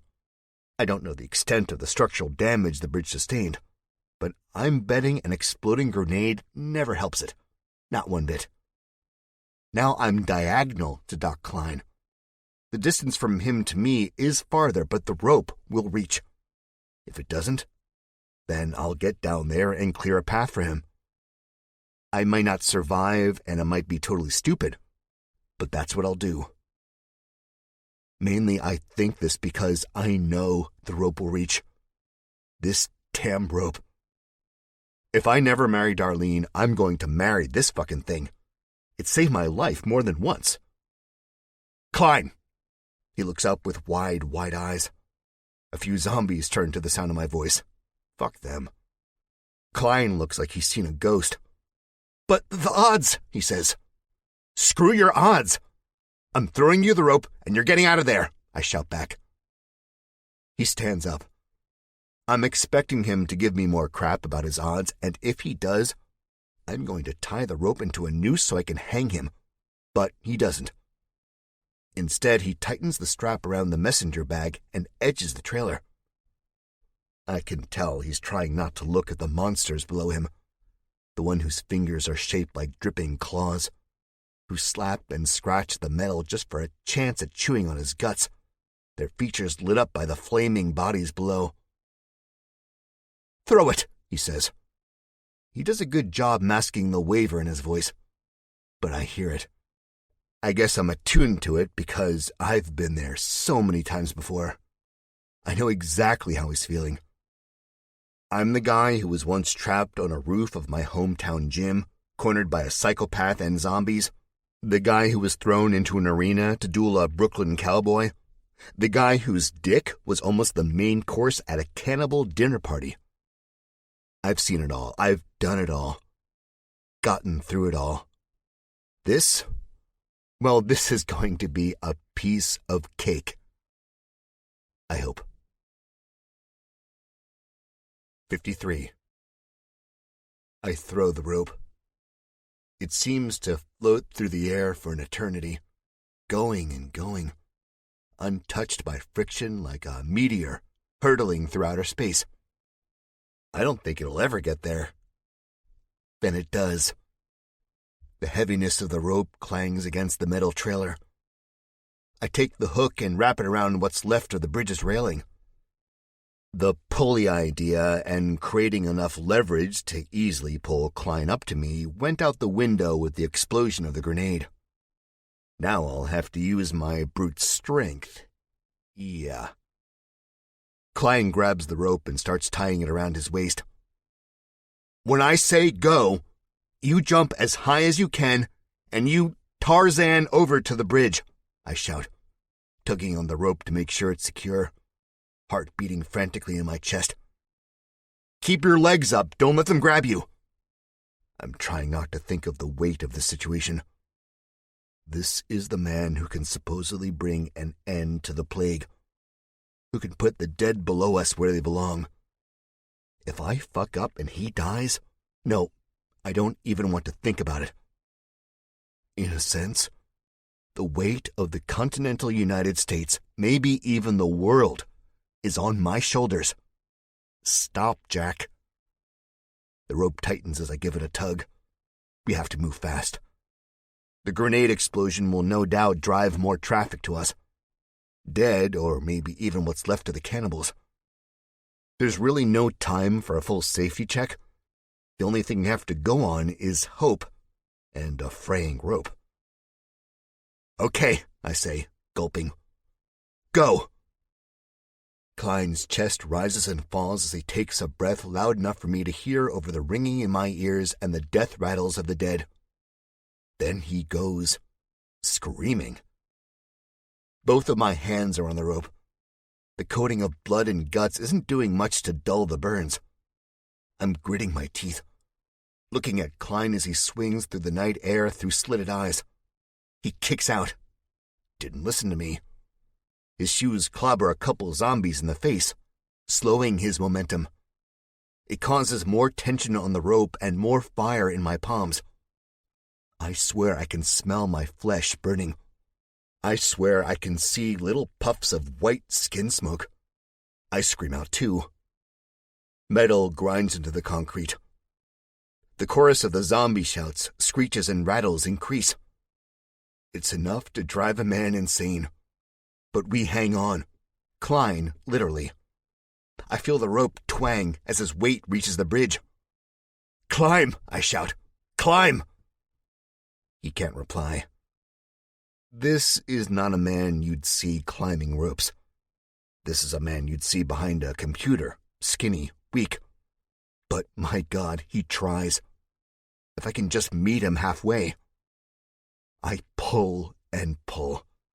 Hand over burnt hand. Blood fills my mouth. I'd opened it to yell and my jaw clamped on my tongue. Veins bulge and pulse from my arms, now wired with the type of muscle you can only get from bashing zombie after zombie. My lungs catch fire, burning worse than my forearms and fingers and palms. Klein screams as a zombie catches his foot. I'm pulled forward, heels gritting against rock and rubble, wedging against the embankment. Fuck. I want to let go. All the pain in my body, the agony. It's shouting for me to let go, to drop this man I've never met. No, I won't. Fuck, I shout. The extra weight disappears. I'm pulling so hard the top of Klein's head materializes out of what seems like thin air. The rims of his glasses sparkle in the moonlight. His lazy eye peers at me. I let go of the rope and claw at his shoulders. His collar bunches up in my fist. I pull and pull, scream and scream. He reaches the edge. White-knuckled hands dig into the concrete. He's grunting, yelling, bellowing. Blood runs from his fingernails. I reach his belt running right above his ass and give another great yank. His screams are cut off as the breath whooshes from his lungs. He's safe. I've got him. I'm scrabbling, pulling him closer. He screams and bucks for my grip. The messenger bag that was cinched around his shoulder, almost skin tight, has snapped or come undone. I don't know. All I do know is Klein has let go of the bridge's edge and now has the bag in hand as he dangles over a sea of starving zombies, and my arm slowly tears from its socket. Drop it, I yell. Drop it. I can't hold you up by myself. He starts to swing. I can't, he says, the words choked. I feel tendons slowly unraveling and popping somewhere deep within my shoulder. But then the thought is gone. Klein flings the bag over the edge and his skinny arm smacks the concrete again. Blood droplets fly in slow motion. Some dot my face. It's the least of my worries. I pull him the rest of the way. We both collapse to the small stretch of blacktop, what's left of the bridge. I'm breathing hard. We both are. A few seconds pass, and when I get my breath back, I say, "Fuck you, man. Really. Fuck you." Klein just laughs like a maniac. 54. Thank you. Thank you, Klein says after the laughter is done. There's tears in his eyes. Tears of fear and pain and happiness. He's up on his knees now, hugging me. Thank you. Thank you. Okay, that's enough, I say, shoving him off of me. Now's really not the time. We aren't out of the woods yet.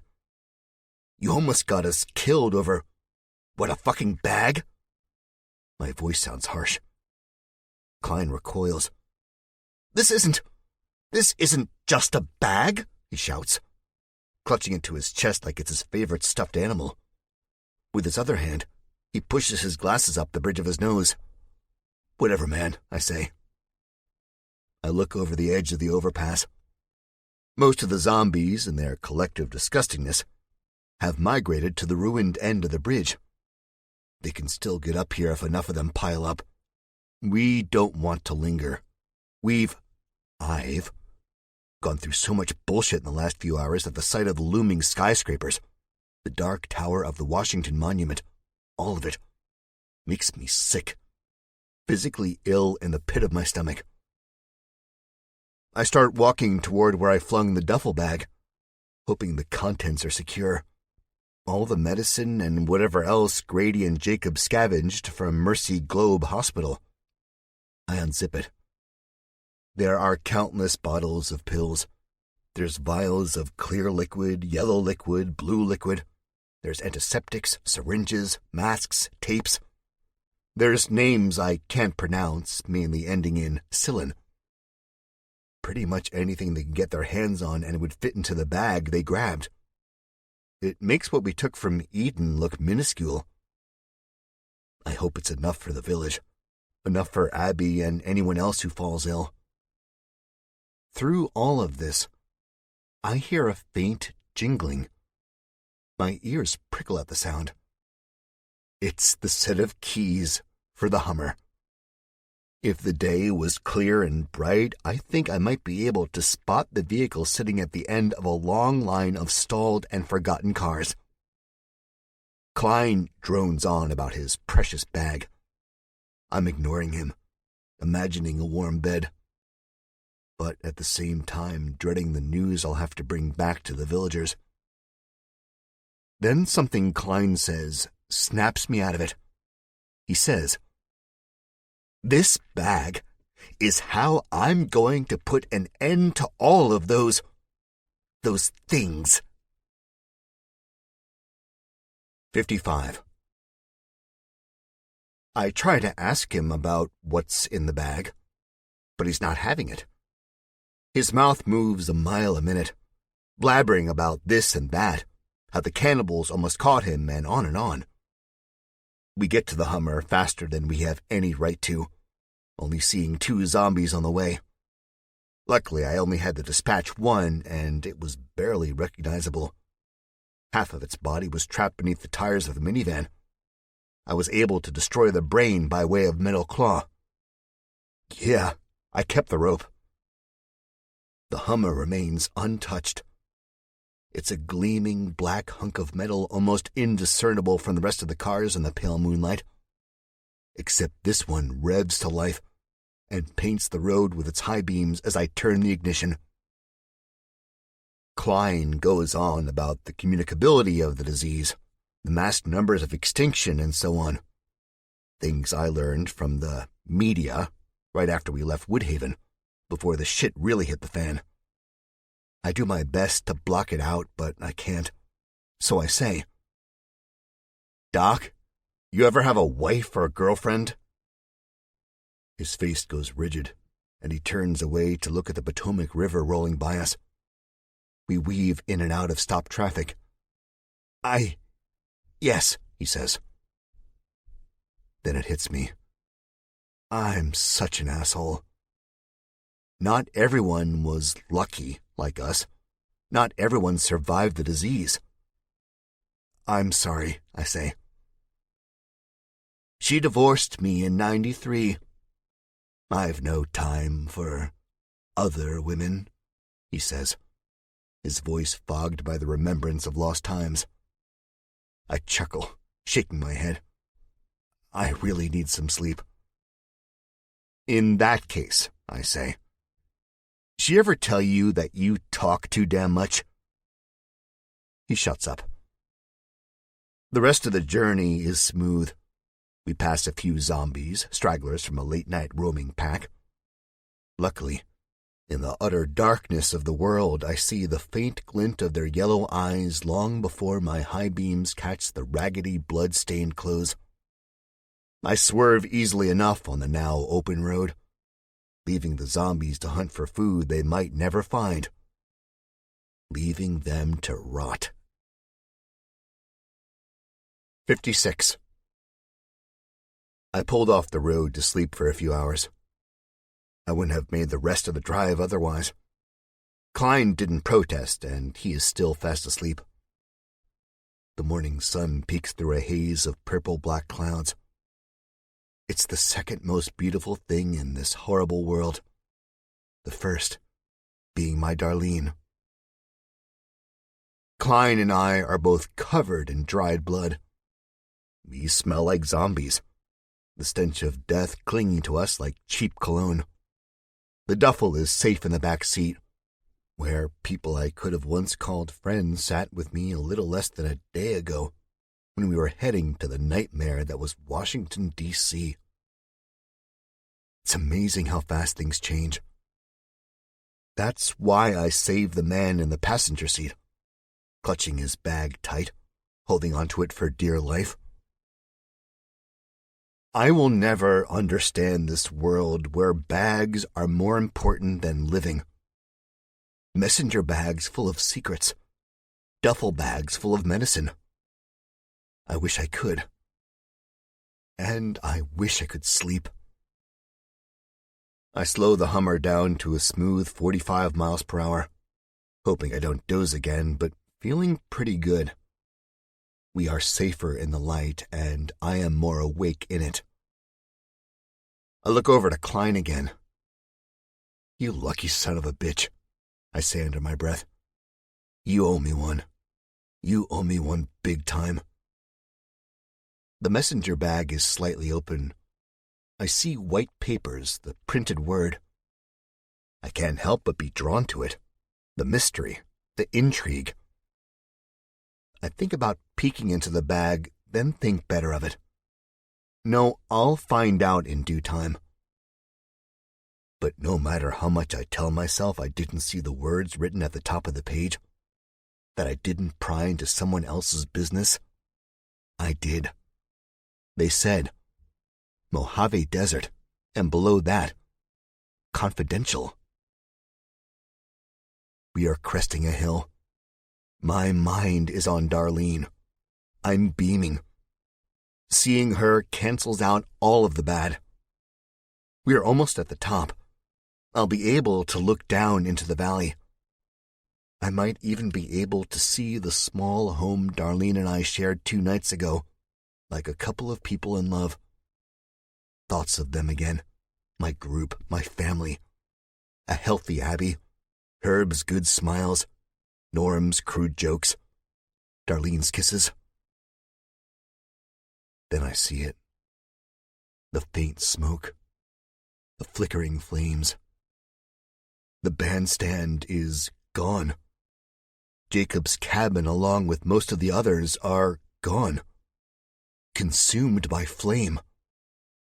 Mother's blazes. There are running, shadowy figures as small as ants from here. Some of them glow. Some of them are on fire. There's a noise dulled by distance and glass windows.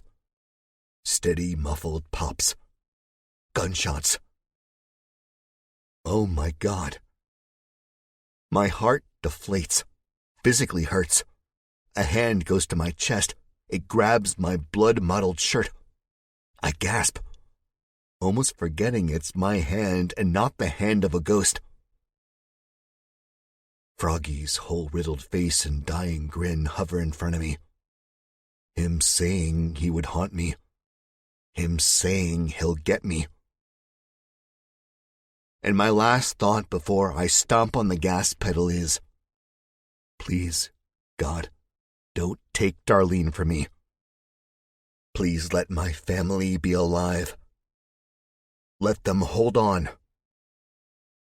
Please.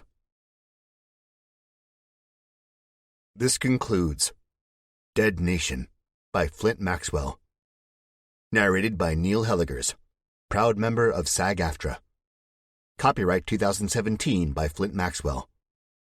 This unabridged audiobook is published by arrangement with Flint Maxwell, care of Hirschman Rights Management, LLC, and was produced in the year 2018 by Tantor Media Incorporated, a division of Recorded Books, which holds the copyright thereto. Please visit Tantor.com for more information on our growing library of unabridged audiobooks and to take advantage of special offers. Tantor Audio, a division of Recorded Books, presents Dead Coast, a zombie novel by Flint Maxwell. Narrated by Neil Helligers. To live is to suffer. To survive is to find some meaning in the suffering. Friedrich Nietzsche. 1. Fire rages. Doc Klein no longer sleeps in the seat next to me. He's up now, clutching that damn bag to his chest, his eyes practically bulging from behind his thin, blood-spattered glasses. I step on the gas pedal harder. I feel the floor beneath it, the thrumming vibrations of the Hummer's engine going into overdrive.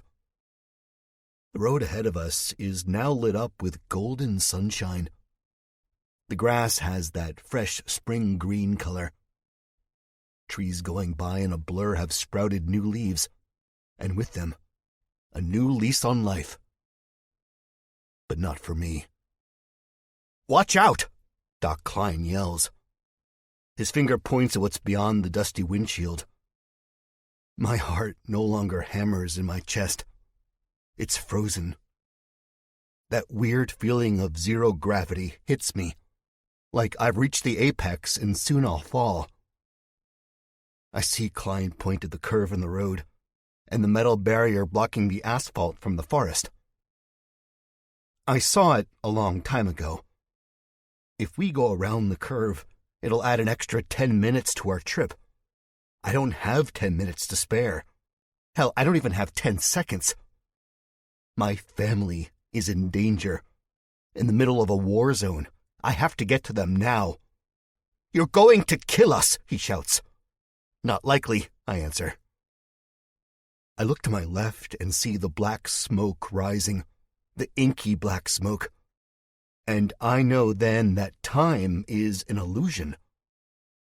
Klein screams now, turns in his seat so it looks like he's spooning with the messenger bag. My hands grip the steering wheel so hard I'm making new impressions on it.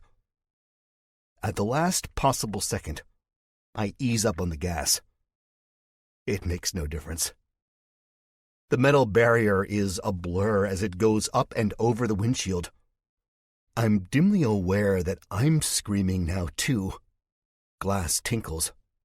Metal crunches. The Hummer moves through the trees at around 30 miles per hour. I'm careful to avoid the really large and thick ones. A metal barrier is nothing compared to Mother Nature. She'd surely sign my death certificate, not bat an eye while doing it. "Holy shit, you're a madman! They said I was crazy, but you are truly—" Klein babbles. "Can it," I say.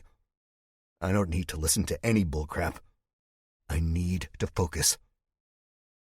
The landscape slowly descends. Soon we'll be in the part of the forest where Krogan and some of the other wranglers and I were attacked by zombies. The same part where Abby was bitten. Abby, I think. A queasy feeling invading my stomach. "What's happening?" Klein demands. "Talk to me! Talk to me!" "Shit's happening," I say. "If you saved me just to kill me, I don't get it."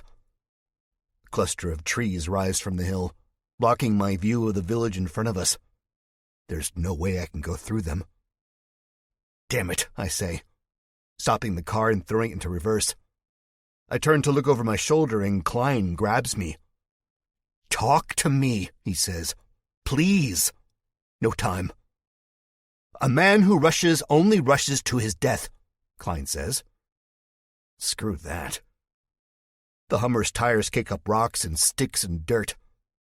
Klein grips harder. "Talk to me!" "My family is down in that village," I say, cutting the wheel. "And I'm stuck in the fucking woods with Bambi and a crying doctor." "Jack," Klein says. And the way he says it causes me to hit the brakes. Well, that and the fact I'm driving a Hummer and not a wood chipper. "If the village is under attack—" "No, Klein, don't you dare say it." I have the urge to punch something. I feel trapped inside of a small box, claustrophobic, belittled. "If you tell me it's too late, Klein, I swear to God I'm gonna break your nose." Klein shakes his head. He shows no fear, and rightfully so. Who would be afraid of me? It's the reason I'm in this mess in the first place. Trying to scare Froggy into being a better person? Laughable. Hilarious. Now look at me. "I wasn't going to say that," Klein says. I believe him. "I was going to say, if you are outnumbered, it's probably not your best bet to announce your arrival such as this way. Are you going to drive this behemoth into the flames? Get out of the car with your pistol and hope for the best?" I'm at a loss for words. He's right. I look down at my hands on the steering wheel. They're no longer clenched. Now they're loose and shaking. Will you help? I ask. Klein looks at me with intense eyes. For a moment, I think I do see fear, but then it's gone. You saved me, didn't you, Jack? I nod. I had to. You didn't have to do anything, he says. None of us do. That's the beautiful thing about life. Everything is a choice. I look away at the endless trees separating me from the village. But through the dense woods I see the flames, moving bodies, and the smoke. I'll help you, Jack, he says. Then I'm on my way. I nod. Thank you. He gets out of the car, slinging the messenger bag over his shoulder.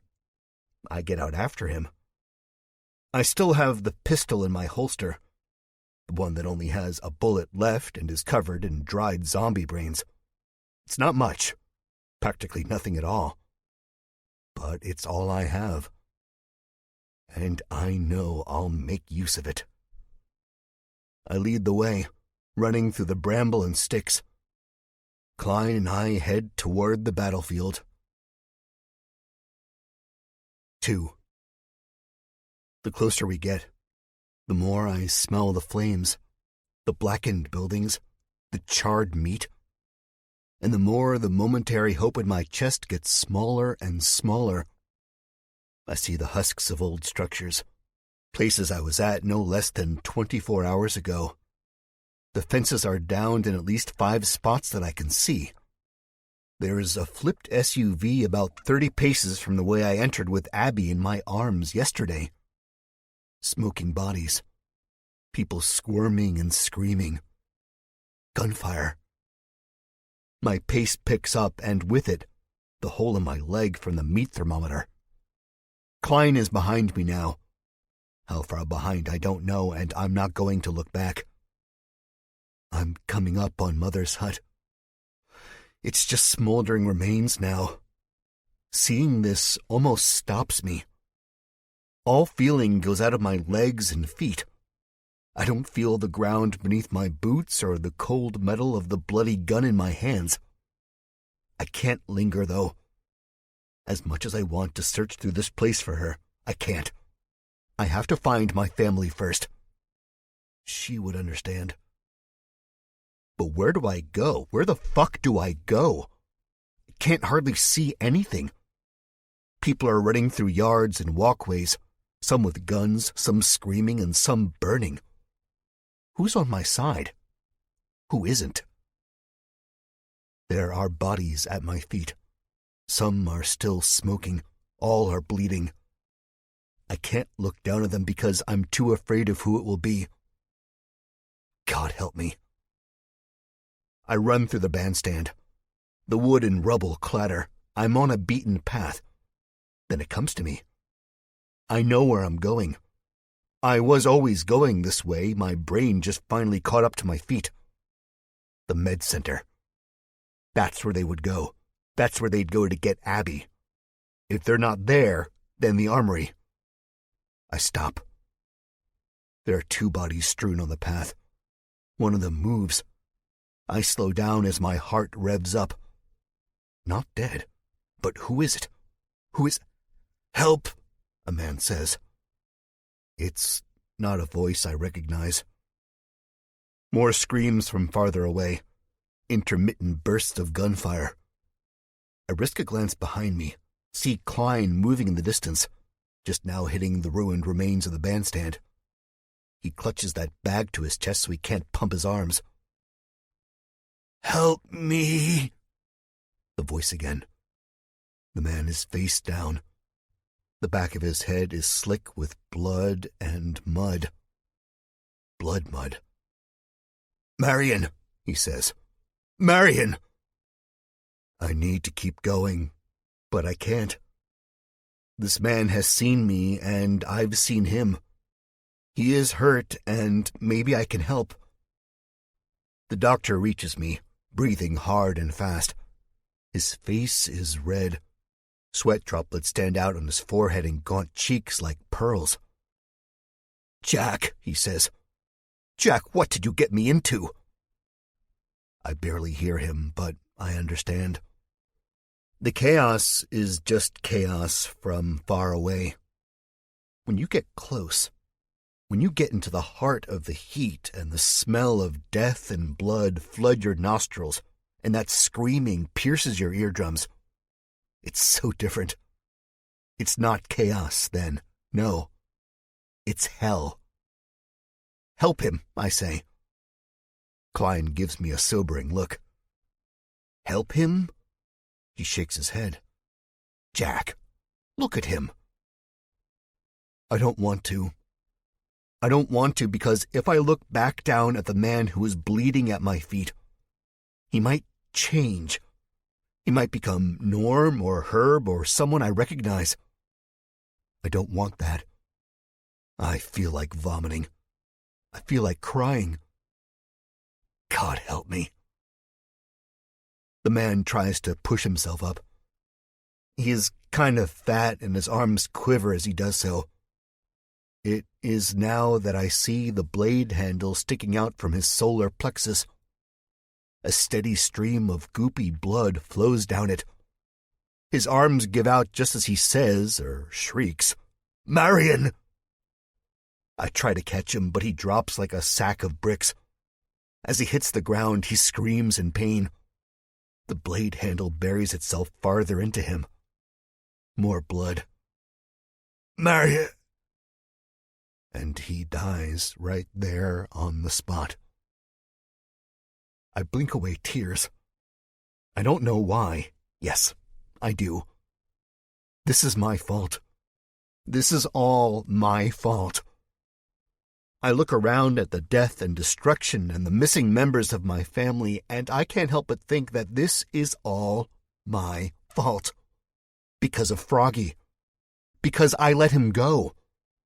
I should have killed that son of a bitch the moment I saw him. "Jack," Klein says. His voice is loud. It has to be. Because a building is roaring with flames and caving in on itself, and beyond that a child is screaming out for his mother, and a man dies shrieking, "Marion!" But when Klein talks, I barely hear him. My ears are somewhere else, reaching out across all the destruction, searching for a voice I recognize, or a scream, or a whimper. But deep down, I know that none of them would scream or whimper, not even Herb. They're all strong. They're all alive. I flip the man at my feet over. His eyes are open, but he's not seeing anything. This unnerves me.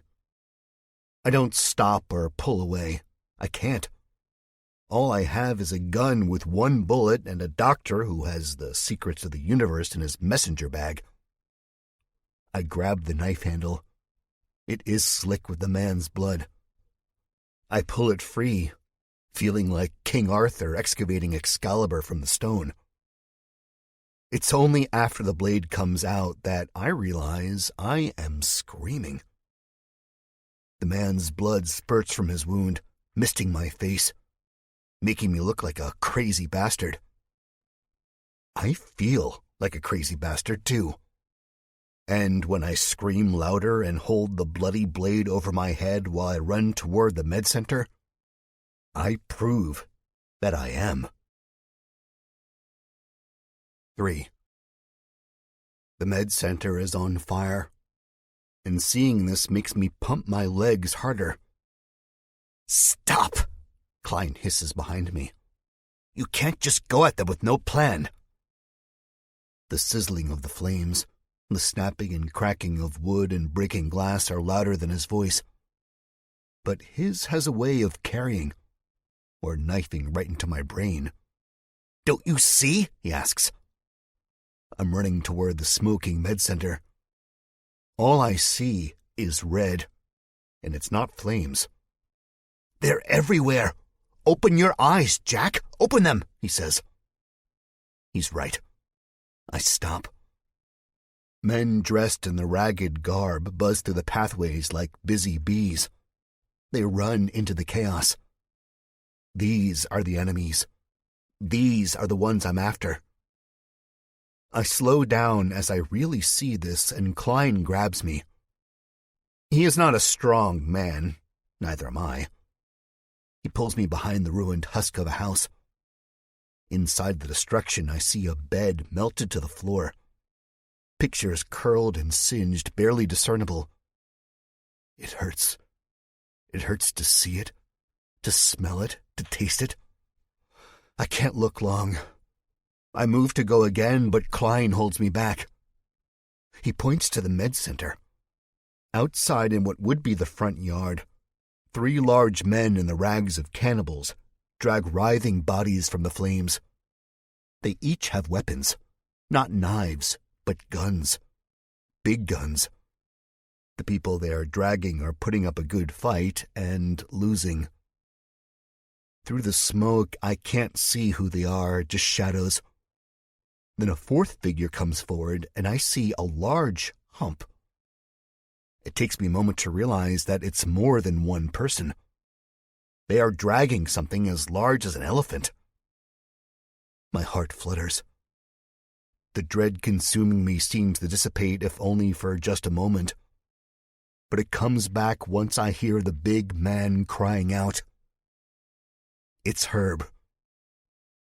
I want nothing more than to rush the building, but all I have is a knife and a gun with 1 bullet. That wouldn't be smart. I look to Klein, who is pale despite the orange flames bathing his face. Then I look beyond him where the armory barely stands in the distance. The armory, I say. Klein nods. Now you're thinking, he says. I turn to run, and I realize I'm going back the way I came. But I have to. For my family. 4. The armory is blazing. There are 3 bodies in the front lawn. I was here less than 24 hours ago when the building looked like an equipment shed, painted a forest green with a red door. And now it's nothing but a blackened husk of wood. The 3 people who were dead on the front lawn might have made a last-ditch effort to grab the heavy artillery, but they didn't make it. Heat engulfs me as I get closer. Over the roar of the flames, I hear Klein's whimpering. Smoke is thick over here. It stings my eyes, making my throat feel like it's closing up. I keep going, and I go right to the bodies. I turn them over one by one while gunfire ripples in the distance behind me. I don't even shudder at the sound. I exhale each time I turn a corpse over. Here is a man with a half-burned gray beard. There is a woman with green streaks in her black hair. And last is a young kid, more ash than skin. I almost feel like vomiting, but it's not any of my family. I turn back to the armory. The door is open. I stick the gun with 1 bullet into my waistband. It's cold against my skin. A quick glance inside tells me the place has been cleaned out. There's a few weapons, but nothing for me to really defend myself with. Damn it. I get about 3 feet past the threshold when the roof above starts straining. I have my shirt over my mouth, trying to filter out the black smoke. I'm getting lightheaded. The walls are bare. There's blood on the floor. A few melee weapons, but nothing that will help me save the day. I start coughing, really hacking to the point where I think I'm going to cough up a lung. I run back outside, the blade from the dead man back on the path in my hand. I'm about 2 steps out of the building. It groans, a real deep, lurching kind of sound. A dying sound. Then the building collapses. I feel a great breeze of hot fire as it crumbles. I jump forward. Klein is already running for it. The hair on the back of my head singes. I feel trapped in an oven. Then it passes and I get up because I'm not going to sit around feeling sorry for myself. I'm going to save the fucking day. Come on, I say to Klein, who is cowered up against an adjacent building. Jack, he says, voice cut off. He is frozen, a deer in the headlights. Oh no, he says. He stares at something behind me. I turn my head to look. It's a group of men. They run toward us. I back up until I hit the building Klein is against. I'm readying my pistol, preparing for a fight. Klein grabs me, and I think he's going for my gun, but he doesn't. His hands dig into my pocket. Hey, what the fuck? I shout. He pulls the keys to the Hummer free, not saying a word. He is fast, lightning fast. By the time my hands snatch at him, the keys are gone and Klein spins off the building and runs through the labyrinth of fire. This time he pumps his arms and it makes all the difference. Get him! One of the men shout. I spin around. It's too late. The men have closed the gap. I'm no match for the gun that whirls through the air and cracks me on the bridge of the nose. Pain explodes up my face. Something splinters. The warm flow of blood runs from the wound and into my mouth. I fall to my knees. Thought you got 'em all, a man says. Guess not, another one answers. Hey, is that my knife? I was looking for that. I'm trying to get up, but I'm feeling the earth's rotation beneath my feet. It's like I'm drunk and standing on a waterbed. Thank you, one of the men say. The knife is ripped from my hands. I open my eyes and stare at them through a sheen of blood. My blood. There's 3 of them. The 4th one took off after Klein. The man who took the blade is a thin fella, more skeleton than meat. He has a beak for a nose and dirt smeared under his eyes like war paint. What should we do with this one? He says. Kill him, another man says. He is heavier, but a lot taller. No joke, if there was still an NBA, this guy would start on a championship team. Kill him and put him over with the others. He doesn't have much meat on him, but it's better than squirrel. Damn right, the 3rd man says. He has long, dirty hair, cheekbones that stick out from his face. They all 3 look like freaks, the type of bastards you'd expect to be cannibals. I'm not surprised this was Froggy's crowd. Not surprised at all. Froggy was the king asshole, but these guys are a close second. How do you like dying, pal? The thin one asks. This blade looks too clean for me. I'm not scared. I left all of my fear in Washington, D.C. The large one grabs me around the collar. The stitching in my t-shirt stretches and twangs. He is rough. He pulls me up to my knees. And my hand acts on its own as it so often does these days. I only have 1 bullet left, but at least I get to take one of these bastards down with me. The gun frees from my waistband. Index finger presses the safety, and then finds the trigger in one swift motion. This large man already has large eyes, but as he catches the muted gunmetal now glinting with fire, those eyes balloon to the size of this man's cranium, and that's pretty damn big. The gun cracks as loud as ever, but I hardly notice the noise. I'm too invested in seeing the top of the man's head get blown off. The thin one screams, drops the knife and fumbles his own gun, which is some kind of rifle. I have no bullets left, but I don't tell them this. Drop it, I say, pointing the gun at him. He has the rifle at waist level. He studies my face. I can't imagine I look anything less than menacing right now, covered in blood and black soot. The skinny one drops the rifle. The other man, the one with the sharp cheekbones, does the same. Then he takes off running the way he came. He watches his friend go. He looks to me and then down to the ground where his other friend is minus his scalp and bleeding out into the dirt. I see the front of his pants darken. He's pissed himself. "Get on your knees," I say. He does. I grab the guns. They're both rifles. One has a strap and I put it over my shoulder. I spin the pistol on my finger and holster it back in my waistband. I point the other rifle at the skinny man. "Don't kill me, please," he says. His voice is oddly calm. "Depends," I say. "On what?" he asks. He looks me dead in the eyes. I can respect that. "On whether you comply or not." "I don't know what that means," he says. I chuckle with no humor. It's just reactionary. "It means whether you do what I tell you to do or not." "Oh, mister, I'll do whatever you want," he says. There's hope in his eyes and piss in his pants. "I'm looking for people," I say. "Survivors."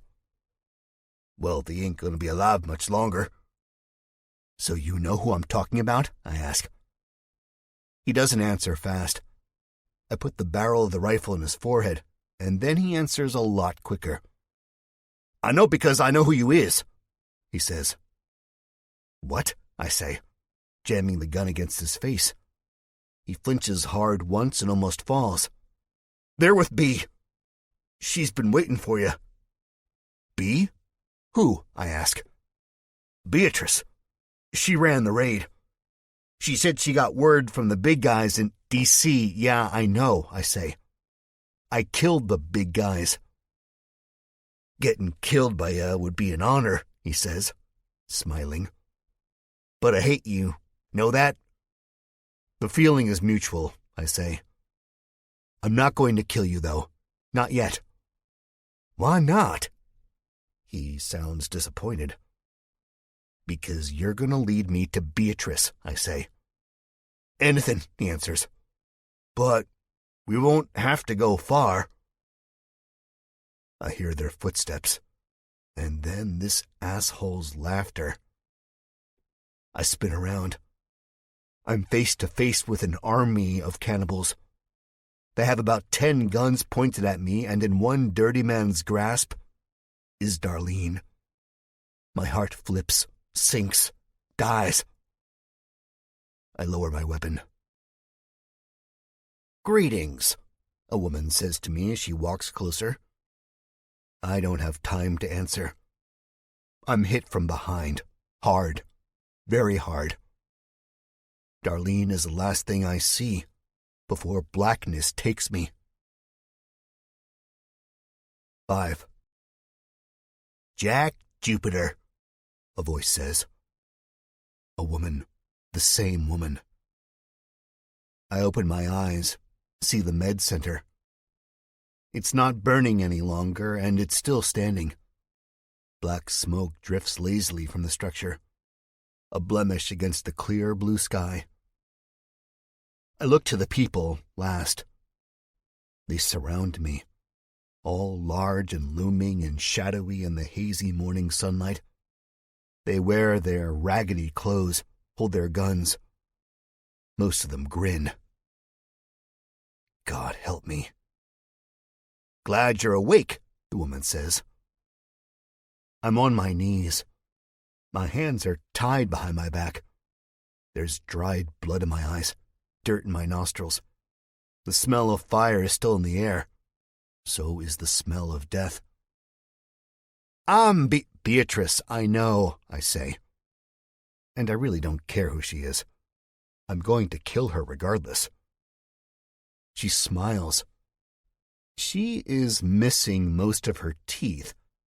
How she eats human flesh, I don't know. In the distance is the sound of gunfire. Rotters from the woods come to join the party, I think, and they're out there defending the ruined village, just so the cannibals can put on their little show. Well, I've been through it all. Nothing can surprise me anymore. "And you are Jack Jupiter, slayer of my people," Beatrice says. I snarl at her. You shouldn't be able to call yourselves people because people don't kill people with no remorse. People don't eat other people. You're monsters. She just keeps on grinning. We can call ourselves whatever we want, she says. There are no more rules in this world. Surely you are aware of that. Where is my family? I'm trying not to show it to the grinning monsters all around me, but I'm scared. Scared as hell. Bring them out, Beatrice says, leaning to the side and shouting toward the smoking med center. Herb is the first to be pushed out, dragged by 4 men. Big men. Herb doesn't put up a fight. He never has, and I envy him for that. Putting up a fight just gets you where I'm at. Next is Norm. He smiles as he sees me, then shakes his head as if to say, "Oh, here we go again, little brother." I find myself smiling back despite not feeling smiley at all. Then it's Abby. She is weak. Her face is pale. The medicine I have for her is in the Hummer I left somewhere in the dense woods, or gone, thanks to the asshole Klein. God, I'm so stupid. She doesn't smile when she sees me. She seems too out of it for that. It hurts. I can't see her like that. My heart really starts to hammer my chest because Darlene doesn't immediately follow. I saw her before they knocked me out. At least, I think I did. Was it an hallucination? Don't worry, Norm shouts. She's in there, Jack. She's okay. He knows me so well. I feel better despite my circumstances, but if I could just see her. Then the man dragging my older brother backhands him. Norm's head snaps to the left. I see a stream of blood run from his nose. How cute, Beatrice says. It's such a shame. She titters, and then the titters turn to cackles. The cackles of a witch. The more I look at her, the more she turns into one. Her skin is already a pukish green. I wonder if that is an effect of eating human meat. Darlene finally comes out, and my heart speeds up faster. Thank God. That's all I need to feel hope. She is a little bloody, but otherwise beautiful. Jack, she screams. I almost scream back, almost jump up and down and run to her, but I can't because the men holding her are already rough, and I don't want to risk them hurting Darlene anymore. But she bucks and kicks, puts up a good fight, actually. They lift her off the ground. Let go of me, you assholes, she says. They don't, and she just keeps on fighting. Oh, that's my girl. I missed her. Line them up, Beatrice says. The men listen to her. Line them up right in front of our residential celebrity, she says. She talks like an educated woman, though from one look at her, you wouldn't think that's the case. Herb is the first to be put in line, then Darlene, Norm, and Abby. Abby can barely stay up by herself. The bandage around her stump is slick with blood. For a second, I'm brought back to Eden. Instead of a dirt arena and a cage that comes up from the ground full of zombies, I'm surrounded by cannibals and the ruined remains of a place I might have once been able to call home. This hurts me more than I care to admit. Abby, I say, seeing her eyes roll to the back of her head. Oh, shit, not good. I've seen that look before. She is 1 foot in death's doorway. I have to help her. I have to stop this. Beatrice starts chuckling. Help her, Darlene shrieks. You bastards! You're killing her! That's the point, sweetheart, one of the men says. He pats her on the head. He is dressed in a dirty jean jacket and a pair of denim pants almost the exact same shade. Don't let them move, Beatrice says.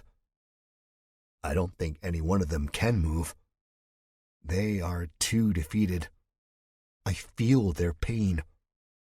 My eyes are scanning for a way out of this. I'm finding nothing. And something tells me this woman isn't overly cocky like Spike or Butch Hazard were. She's not going to let me buy some time. That's what not having testicles will do to you. It makes you smarter, more level-headed. What do you want? I say. I realize my body is shaking with both anger and fear, but mostly fear. If you're going to kill me, then do it. Beatrice grins with her holy smile. I fully intend to do that, Jack Jupiter. She titters again. It's like nails on a chalkboard. Oh, I intend to kill you all. It's such a shame, really. She does a 360-degree spin, her arms out. This place was so pleasant, and we had to ransack it just to find you. Her face loses all semblance of happiness. You can imagine how disappointed I was to find out you had left. So disappointed, in fact, I had to start these fires and hope you'd see the smoke from D.C. It was a long shot, I know, but... She leans down right in front of my face. Her breath is horrendous. I don't think she knows what a toothbrush is. Here we are, she finishes. I'd never punch a woman, but I'd punch her if my hands weren't tied behind my back. With a grimy hand, she pinches my cheek much the same way my grandmother used to. I shudder at her clamminess. I'm so glad we got to meet. I've heard the stories. You've become quite famous in the short span of just a week. More famous than Blade was, she says. Blade, now there's a blast from the past. The fiancé-groping son of a bitch. I wish I had a gun. I'd do to this wench what I did to him in a heartbeat. Screw morality. Instead, I just say, if you're going to kill me, just kill me. Beating around the bush never works out for the bad guys. She smiles wider. Not yet, she says. You look like a man who is ready to die. She turns to Abby, Darlene, Norm, and Herb in line. But they don't, she says. All of a sudden, I can't swallow. My throat is drier than the Mojave Desert. Leave them out of this, I say. This is between you and I. She shakes her head, still smiling. No, Jack. In the old world, accomplices get punished too, remember? This isn't the old world, I say. No, it's not, you're right, she says. That's why the whole village was punished. You piece of shit, that was between you and me, not the village. The men standing guard over my family all grin. They loved it. Loved every minute of murder and destruction. This ain't the old world, that's for sure. She pulls a gun free from the back of her pants. It's a shiny pistol, something from the village's armory, no doubt. Her other hand digs in the front of her pocket, pulls something small and white from it. It takes me a moment to realize that it's a 6-sided die. Now we are going to have some fun, she says. The men behind my family lose their smiles. They seem to go the color of ash. One even looks like he's got to throw up. Norm shakes his head. I know what he must be thinking, because I'm thinking the same thing. It's always the same with these villains. They always want to turn death into a game. I think you must get bored when you're evil, when you don't live by any morals. It's a sad fact of the apocalyptic life, I'm afraid. Then again, without morals, you don't have guilt. No guilt like the guilt I'm feeling right now as I look around the ruined remains of the village. As I look at my family on their knees with their hands tied behind their backs and pain written on their faces. This is all my fault. So many things had to happen for me to get into this position. So many bad things. I should have killed Froggy. I should have never went to D.C. I should have never saved Klein. I should have stayed with Darlene, with the rest of my family when they needed me the most. Shoulda, woulda, coulda, my mind says. And I start thinking of Mother, not my mother, but the woman who was the leader of this village and who is undoubtedly dead somewhere, buried in the rubble. Beatrice scans the crowd. None of her followers are meeting her eyes. The hand holding the die sweeps over them. There's only about 20 cannibals surrounding us, but now they seem to collapse inwardly on themselves. It reminds me of my college days where the professor would call on someone who didn't volunteer to answer a question no one knew the answer to. Matthew and Florence, Beatrice says. The crowd lets out a collective sigh and seems to stand up straighter. Well, all of those except for a young woman and an older man. Those two, and you can pick them out from the crowd with ease because everyone else has stepped away from them like they're carrying some disease or something, are still looking down at their feet. Please step forward, Beatrice says, and fall in line with those on trial. Matthew looks up. There is blood on his face. I don't think it is his blood. The girl follows behind him. There is a wild look about her, almost exotic. The name of the game is called Death Roll, Beatrice says. I give each participant a number 1 through 6. I roll. Whoever's number the die lands on gets a bullet. Understand, Jack? I don't nod or say anything. Fuck this woman. Fuck them all. Matthew, insert yourself between the big black man and the blonde woman. Florence, please go to the front end. You will be number 1. She points to Darlene. You'll be number 2. Then she continues on down the line. I don't care about numbers 1 and 3. Beatrice smiles. The rules of the game are simple. Someone in the crowd whistles. Another person hoots. And Jack, believe me, it is so fun, Beatrice says. Darlene looks me dead in the eyes. Her lips tremble, cheeks sag. My heart trembles in response. Beatrice shakes the die in her hands, leans down closer to me and says, Would you like to blow on them for luck? I keep my mouth closed, my jaw clamped. If I'm going to do something, I'd better do it fast.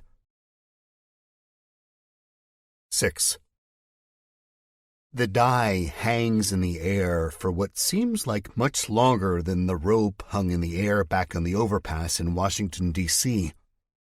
But like all things on this world, what goes up must come down. It lands in the dirt, sending a small cloud up to cover it. I'm staring at the dust, trying to see the black dots on the white cube. Please, God, please don't let it be any of their numbers, please. Beatrice bends down and waves her hand at the dust. It seems that no one is breathing, certainly not me. 3, she shouts when the dust clears. I look up at the line of people in front of me. Number 3 is the older man named Matthew. No way she kills him. This woman is just bluffing. All good gamblers are professional bluffers. She pockets the die and opens the pistol cylinder. From where I'm at, on my knees, I can see there's 4 bullets loaded. Matthew isn't looking up. He's looking at the dirt in front of him, his hands clasped at his waist. Well, Matthew, Beatrice says, you lose. Or do you win? The crowd laughs. Deep, belly-shaking laughs that might even rival Herb's. The crowd's laughter seems forced, though, as if this is a common phrase Beatrice uses when she plays this game. It's almost as if it's staged. I don't know if that pisses me off more or if it frightens me to the point of no longer being able to feel. "Please step forward," she says. Matthew doesn't listen. He just goes on staring at the dirt. I see tears spill from the corners of his eyes, start running down the deep cracks and crevasses of his wrinkled, blood-speckled flesh. "Matthew," Beatrice says again, sounding like a chastising authority figure. My skin is starting to crawl. I'm itching all over, but I can't scratch with my hands behind my back.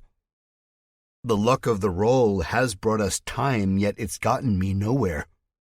I'm still here, still staring death in the form of this hillbilly woman right in the face. Matthew finally starts moving. I can't believe it, but I'm feeling bad for him. Darlene must be too, because her lips are slightly parted, and her eyes are all quivery like she's about to cry. Ironic, isn't it? One of the men who helped do this to the village is about to get what he deserves, and here we are shedding tears for him. I guess that's why we're the good guys and the bastards standing around us are the bad guys. Matthew rises slowly. The men behind him are chuckling now. Norm looks on with a twisted smile on his face. I'm glad he's back to his usual self, but I'd be gladder if he had an idea on how to get out of this sticky situation and he put that plan into action. Because right now, I'm blank. Beatrice wasn't stupid enough to untie me or challenge me to a shootout. One of the men reaches out and pushes Matthew forward. It doesn't look like he uses much force, but Matthew falls into the dirt on his knees, slides, and winds up on his stomach. He doesn't move. He looks dead already. "Now, Matthew, please get up," Beatrice says. Her voice is sickening sweet. It both unnerves and pisses me off beyond belief. My hands start working at the thick rope tied around my wrist. Then something smacks me in the back of the head, causing my vision to go fuzzy. "Quit it," a man says from behind me. Dimly out of the corner of my eye, I see him standing over me with his rifle, and instantly I know what has hit me. Beatrice ignores it, or she isn't paying attention to me. She's too invested in Matthew. This game must mean a lot to her.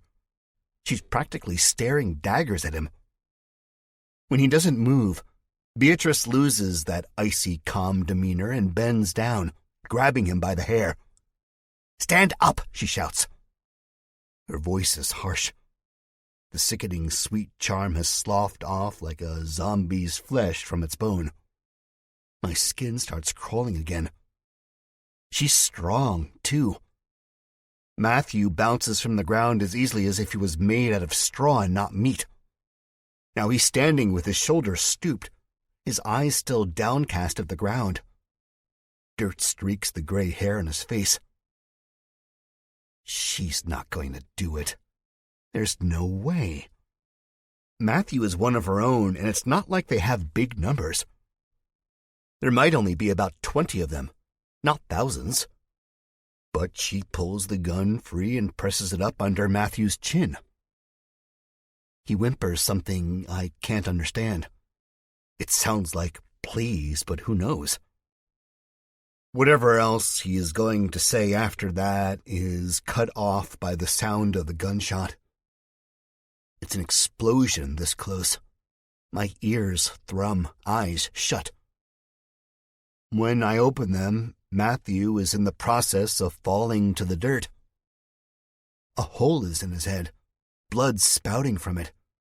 His face is a twisted grin. His eyes are lifeless, coated with red.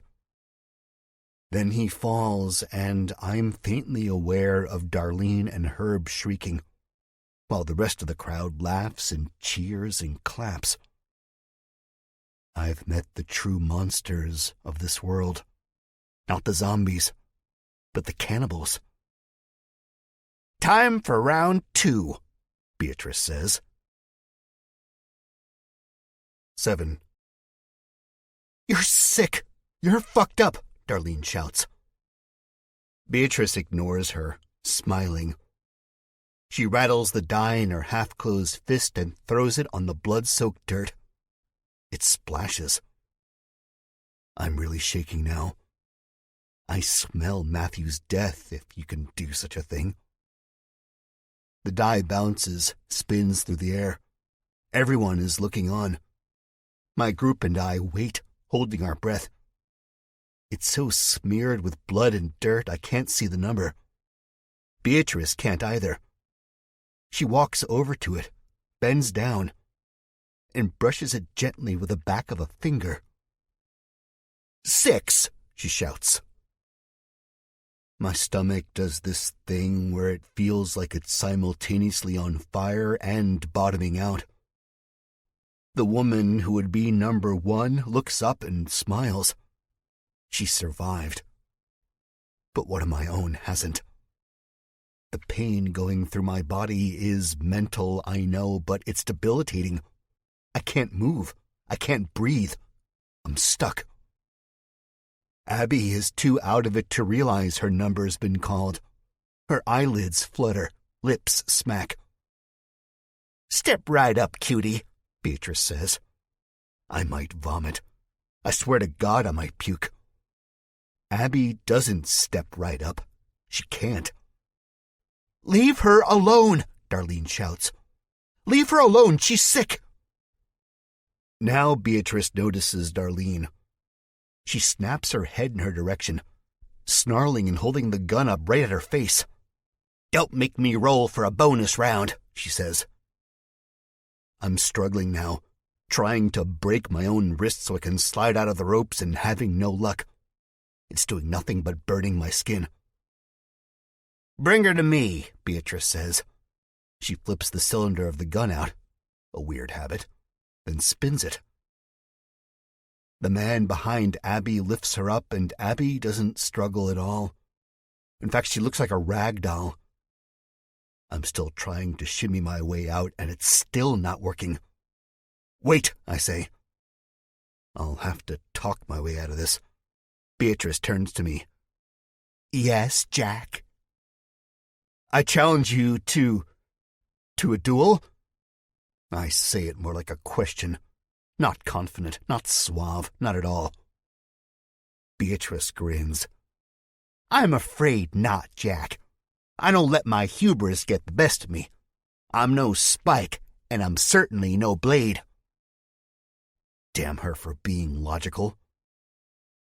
Abby is put back on her knees, and a skinny, tweaker-looking motherfucker holds her still. There's a fire burning in my chest, and a cold finger crawling up my spine. I hate it. I hate this. Beatrice holds the gun on Abby's forehead. This rouses Abby a bit. Her eyes flutter open again, but this time they stay open and they get bigger. I almost wish she wouldn't have come to the realization of what is happening to her, of what is going to happen. "Make sure he keeps his eyes open," Beatrice says, then titters. What? I think. And then someone is sticking their filthy sausage fingers on my face as I'm turning my head and trying to shake them off without much luck. My eyes start burning. I scream out for them to stop. Again, no luck.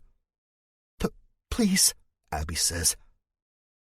And I really hope that's not her last words. All of a sudden, it's really quiet outside. It's like no one is even breathing. It's like the Woodhaven Rec Center when the power went out, and this terrible reckoning came down upon us. Just quiet. Pure quiet. It's now that I realize what is missing, and it's the gunshots intermittently bursting off in the background. The sounds of the cannibals keeping the zombies at bay. Maybe they've killed them all, but I doubt it. Then, something else. A deep rumbling. The sounds of snapping branches, of leaves rustling. A revving engine. 8. Everyone turns their heads in the direction of the noise. The man behind me, with his dirty fingers scrabbling across my face, drops his hands, and I'm able to see what's coming. It's coming fast. Sleek, black, ominous. The modern equivalent of death. And the greatest thing I've ever seen in my life. Beatrice is fast, but she's not as fast as the Hummer is. Neither are the others. It's one of those moments that happens so quick but so slow at the same time. Like, and I hate to make this comparison, a movie. The wheels kick up dust and dirt and blood as they barrel through the surrounding crowd of cannibals. Beatrice lets out a screech, and her gun goes off 2 times. She's next. The Hummer slams into her, narrowly missing Abby, who I see is nudged out of the way by Darlene. In that split second, I can't see anything besides a crumpled Beatrice, and my heart stops. Darlene and Abby have been hit. Holy shit, I can hear their bones breaking. Then the Hummer flies from my view and clobbers the remaining crowd of cannibals who are too stunned to move. And I see Darlene and Abby on the ground. Darlene huddles over Abby. Abby is unmoving, but they're both alive, unsmashed. Oh, thank God. The one who is smashed by the Hummer is Beatrice, and she's not launched into the air. She's caught under the tires. There's a terrible sound that is like music to my ears. The sounds of breaking bones and Beatrice's blood-curdling scream cut off to nothing. She twitches on the ground not too far from the girls. The Hummer does this little gallop down to my right as more cannibals fall beneath its large tires. One man just sort of stands there and lets the vehicle run him down. It's actually quite sad and quite unbelievable. The Hummer keeps going until it crashes into a half-burnt building, knocking wood and stone into the air. The chrome bumpers are muted by blood. The few remaining cannibals, after they pick up their jaws from the ground, unload on the Hummer. Bullets bounce off it almost the same way bodies bounced off its front fender. They shoot until their guns are empty, when the weapons make no noise. All but a couple run for it. Doc Klein, you son of a bitch. I turn back to where the ruined med center is. My heart is back to doing flips. Darlene, I shout. Norm is on his way over to me, dragging Herb. Herb looks around with eyes as big as his face, and that's pretty damn big. Then Darlene starts moving, picking herself up. Oh, thank you, God. Thank you, Doc Klein. We got a guardian angel, I think, Norm says as he starts untying the ropes around my wrist. He's not as slow as I'd expect a man with only 9 fingers to be, and the pressure relieves. I waste no time with small talk or even hugging my older brother. I bolt across the 20 or so feet of dirt and grab a weapon. Let's do this, Norm says. I see him go for Beatrice's revolver. I'm not surprised to see her hand still attached to the butt of the weapon, but her arm not attached to her body. Norm pries her fingers off of it, points, aims at the remaining cannibals, and pulls the trigger. The gun only barks once, and the 2 cannibals still standing fall near the back tires of the smoking Hummer. I didn't even have to shoot. Man, I missed him. Now it's just us, my family and myself, standing among the chaos. I rush over and grab Darlene, pick her up off the ground, and spin her around. Are you okay? Oh my God, are you hurt? I'm saying, and I'm sounding more and more like my grandmother. I'm fine, she says. I put her down and go to Abby. Abby is breathing, but out cold. What happened? I ask. They attacked last night, Darlene says. She's clutching Abby to her, putting the back of her hand over her forehead, grimacing. I'm sorry, I say, feeling like the biggest piece of shit in the world. All of this is my fault. It's not your fault, she answers back, and the way she says it, I think she means it. Did anyone survive? I mean, did Mother? I find myself saying. There's a crack in my heart, and blackness spills out, seizing control of my body. I don't like the feeling. It's during times like these I wish I didn't care about anyone. Living without a conscience would make life in this day and age so much easier. But I do care. And sometimes that's the greatest thing in the whole world. I don't know, Jack, Darlene says. Her building was on fire, but it seemed like everything was on fire. They kept shouting your name. They kept screeching. Jack, it was horrible. I hug her, kiss her all over her blood-spattered cheek. I'm sorry, is all I can say. I'm with them now. That's all that matters. Darlene kneels. Abby's head rests on her thigh, but she hugs me back. Abby? Herb says. He bends down and hugs her. Abby, on the other hand, doesn't hug him back. She can't. Abby is not good. Her wound is bleeding, soaking through the dirty bandage. I run to the Hummer, hoping I'll either find Klein or the duffel bag full of medicine. I could risk going back into the med center, but the structure could fall at any moment. I learned my lesson in that respect. Jack, Darlene shouts at me, but I'm already half the distance to the vehicle. I step over the dead cannibals, over body parts strewn on the ground and a river of blood. The Hummer's windows are mostly shattered, and the windows not shattered are starred. The fender is crumpled. Smoke drifts from under the hood. I open the door. There is no Klein. There is no bag. But there is a brick tied around the gas pedal. That clever son of a bitch. The Hummer is damaged beyond repair. If we are going to get out of this ruined village and get Abby somewhere safe, then we are going to need a new ride. Thought I was gonna leave you? A voice says from behind me. I get out of the car and turn around to see Klein. He's smiling, holding 2 bags now, his messenger and the duffel bag full of antibiotics we procured from D.C. He has come from the shadows. Yeah, I say. I probably sound like a total asshat, but at least I'm honest, right? And smiling. Me too, he says. He's smiling now too. Why didn't you? I ask.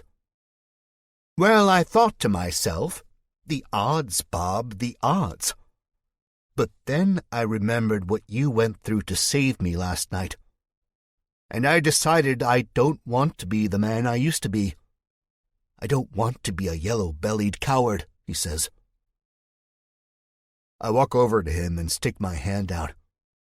Both of our fingers are dirty and covered with blood, but we shake nonetheless.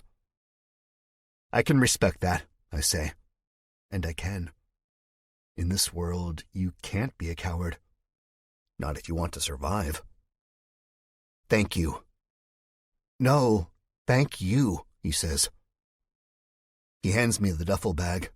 I take it, noting its weight. It's a good feeling. We have enough medicine to last us a while, to at least last us a trip to the West Coast. I have one more favor to ask, I say. Anything, Klein says. One of my group is injured. Can you help her? He nods.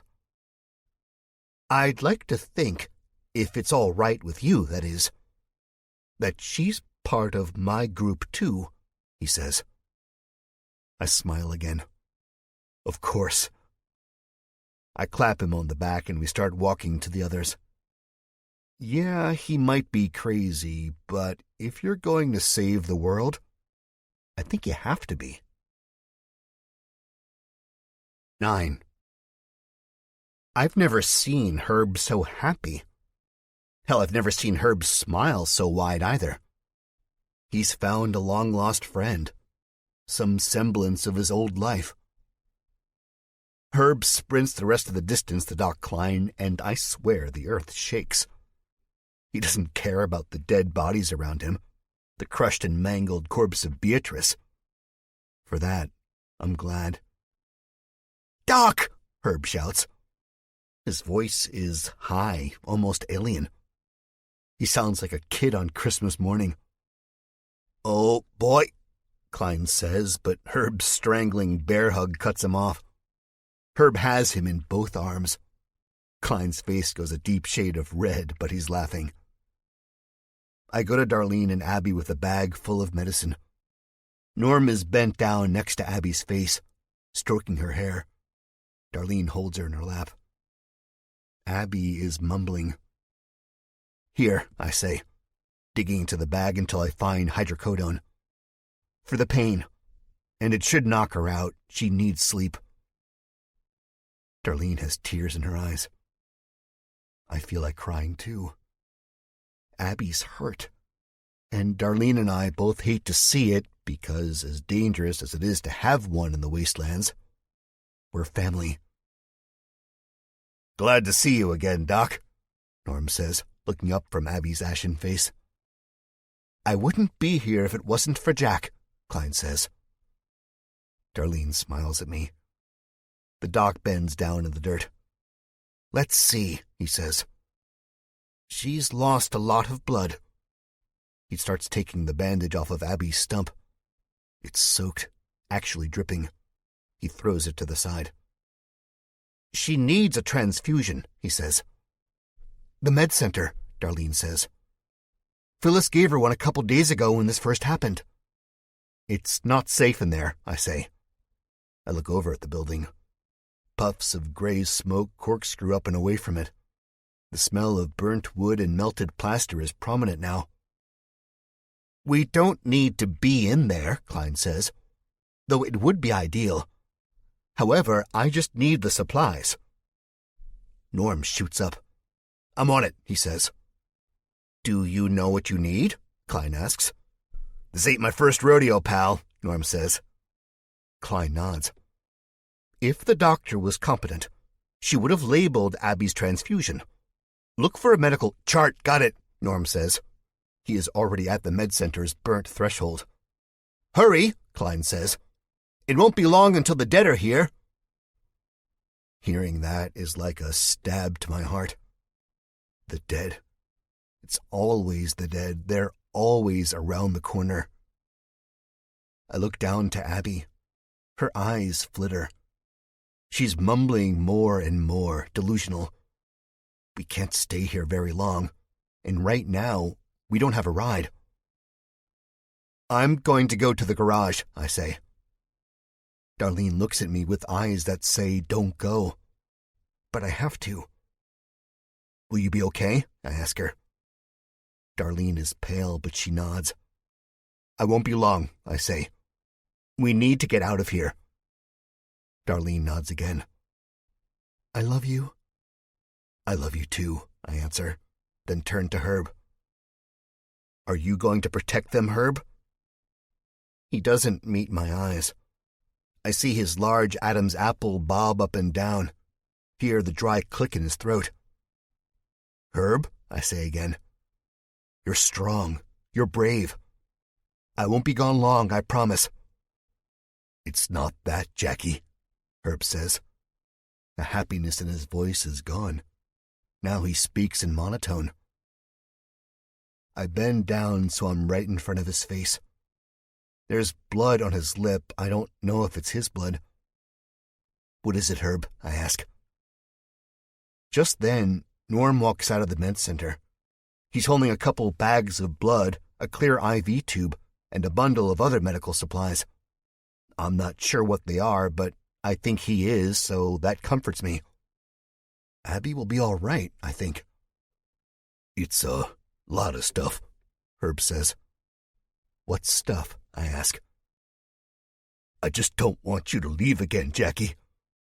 Because sometimes I don't think you're going to come back, and when you're gone, Darlene is sad, and I'm sad, and I don't like seeing her cry, and I don't like being sad either, Herb says.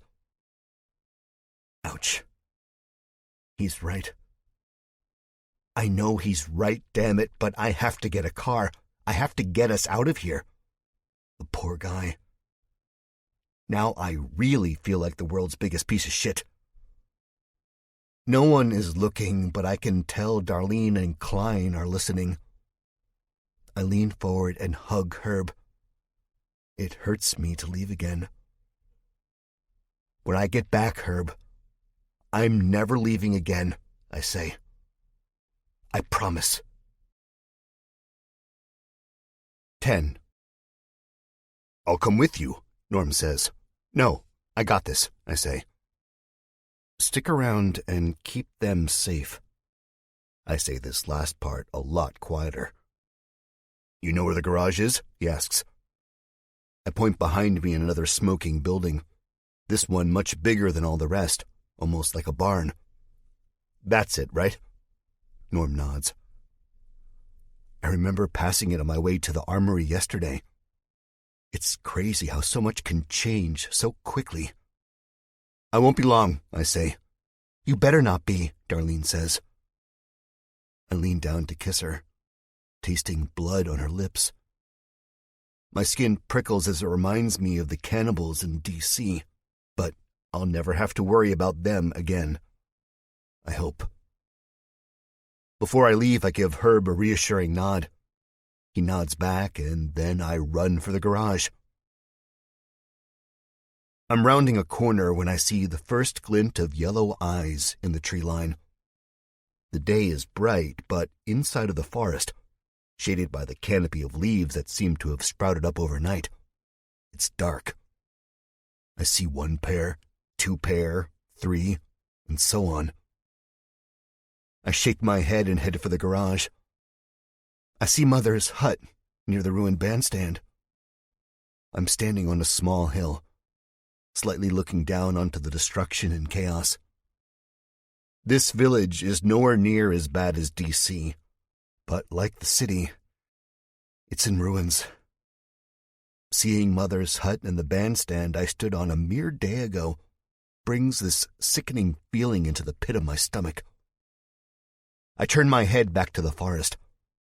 The yellow eyes are getting closer by the second, and there seems like there's more of them. I don't have time to stand around and harp on my failures. I have to move on. The past is the past. I get to the garage. The door is open.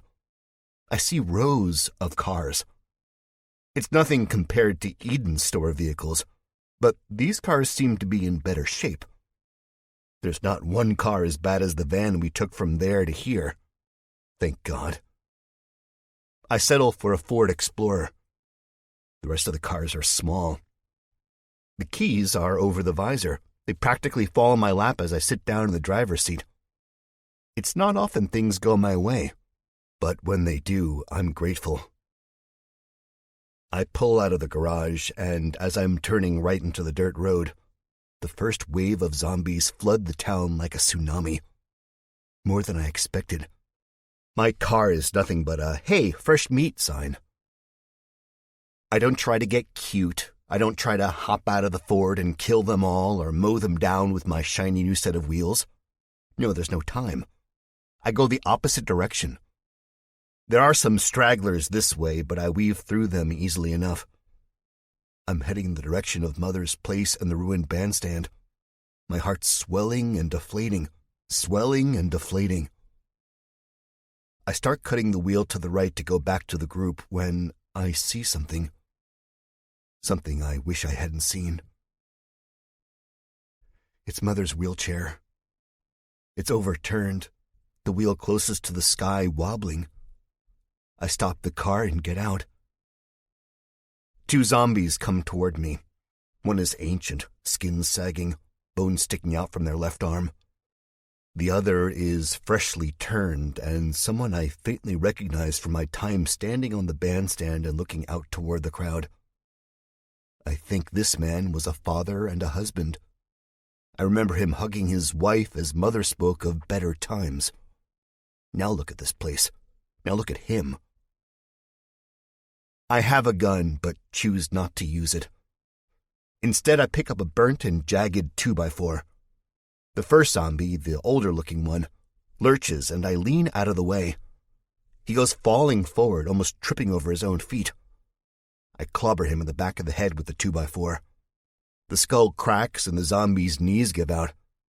He lays in the dirt, twitching. Dead.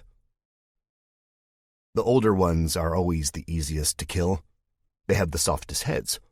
That is, unless they have been sitting and baking in the sun all day like the zombie we had found in Doc Klein's Honda 995. The other zombie wastes no time coming at me. He doesn't worry about checking his friends or the fact that my 2x4 is coated in fresh brains. His bloody shirt sways with his jerky movements. I raise the piece of wood over my head, seeing this zombie's snarling mouth, the black spittle and blood dripping from his teeth, and I think to myself, fuck this. Now I draw the gun. I just don't have the energy to bash in another zombie's head. I'm tired. I don't have the time either. I squeeze the trigger. The man's face eviscerates. Blood sprays. Teeth fly from the mouth. There's a bigger hole now where the bottom of his jaw once was. He drops and I step over him.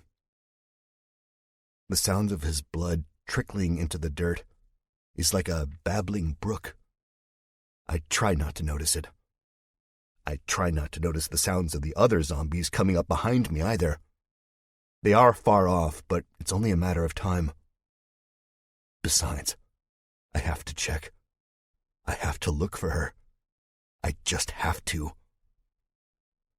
Mother is nowhere near the wheelchair, and her hut is a pile of ash and rubble. I see the pictures of Christ that hung on the walls of her dining room, blackened.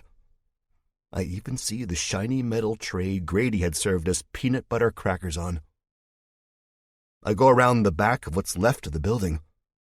There are bushes back here and a small garden. They are untouched by the flames. Smoke hangs heavy in the air. I see nothing as I scan the small patch of grass and vegetation. As I turn away to head back to the car, feeling the weight of the world still on my shoulders, and the first wave of blackness that is guilt and depression starting to drown me, I hear something. I stop, turn around. Now I'm seeing something. Something moving.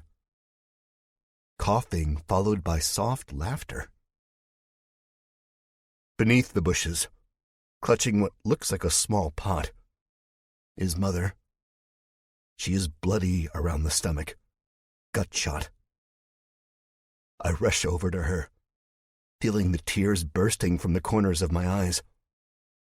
Who could do such a thing? Who could gun down an ancient woman, one as majestic as Mother? Mother, I say. All she does is cough and return. 11. I can't hear what she's saying, so I have to lean down closer to her. She smells like death, like premature rot. I hate it. God, I hate it so much. Jack Jupiter, she's saying. Mother, I reply. Can you move me, Jack? Can you move me to my garden? All sounds seem to mute.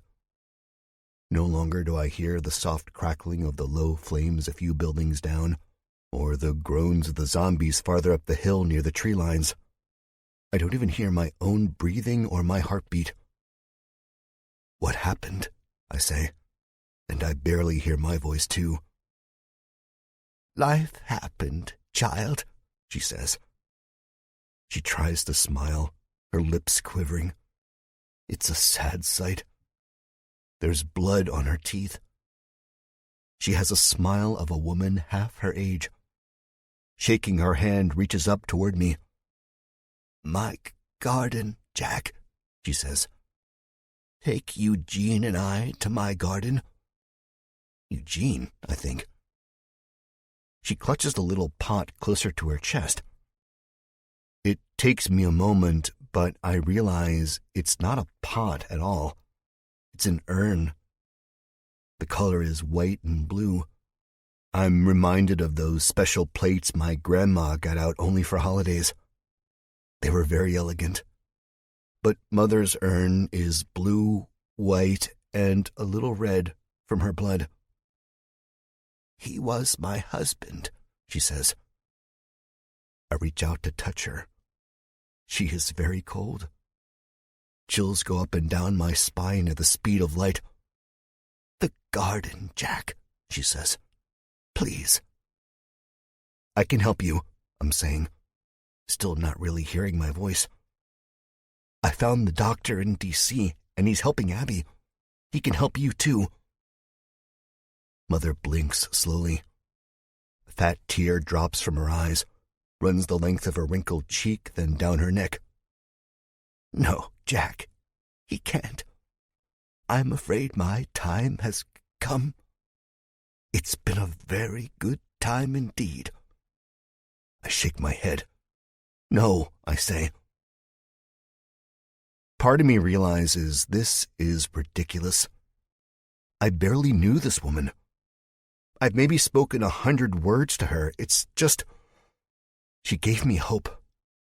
She seemed invincible, and if she can die... No. No, Jack. "I look forward to the journey that awaits," she says. Then she starts coughing, really hacking. Blood flies from her mouth, dribbling on the urn. She clutches it tighter to her chest. You should too." "What?" I say. "The journey ahead," she says. "Don't take it for granted." Her eyes glaze over. I'm sobbing now. My hand, which is cupped under her, shakes. Does she mean I'm going to die? She stiffens in my arms. Her milky eyes go blank.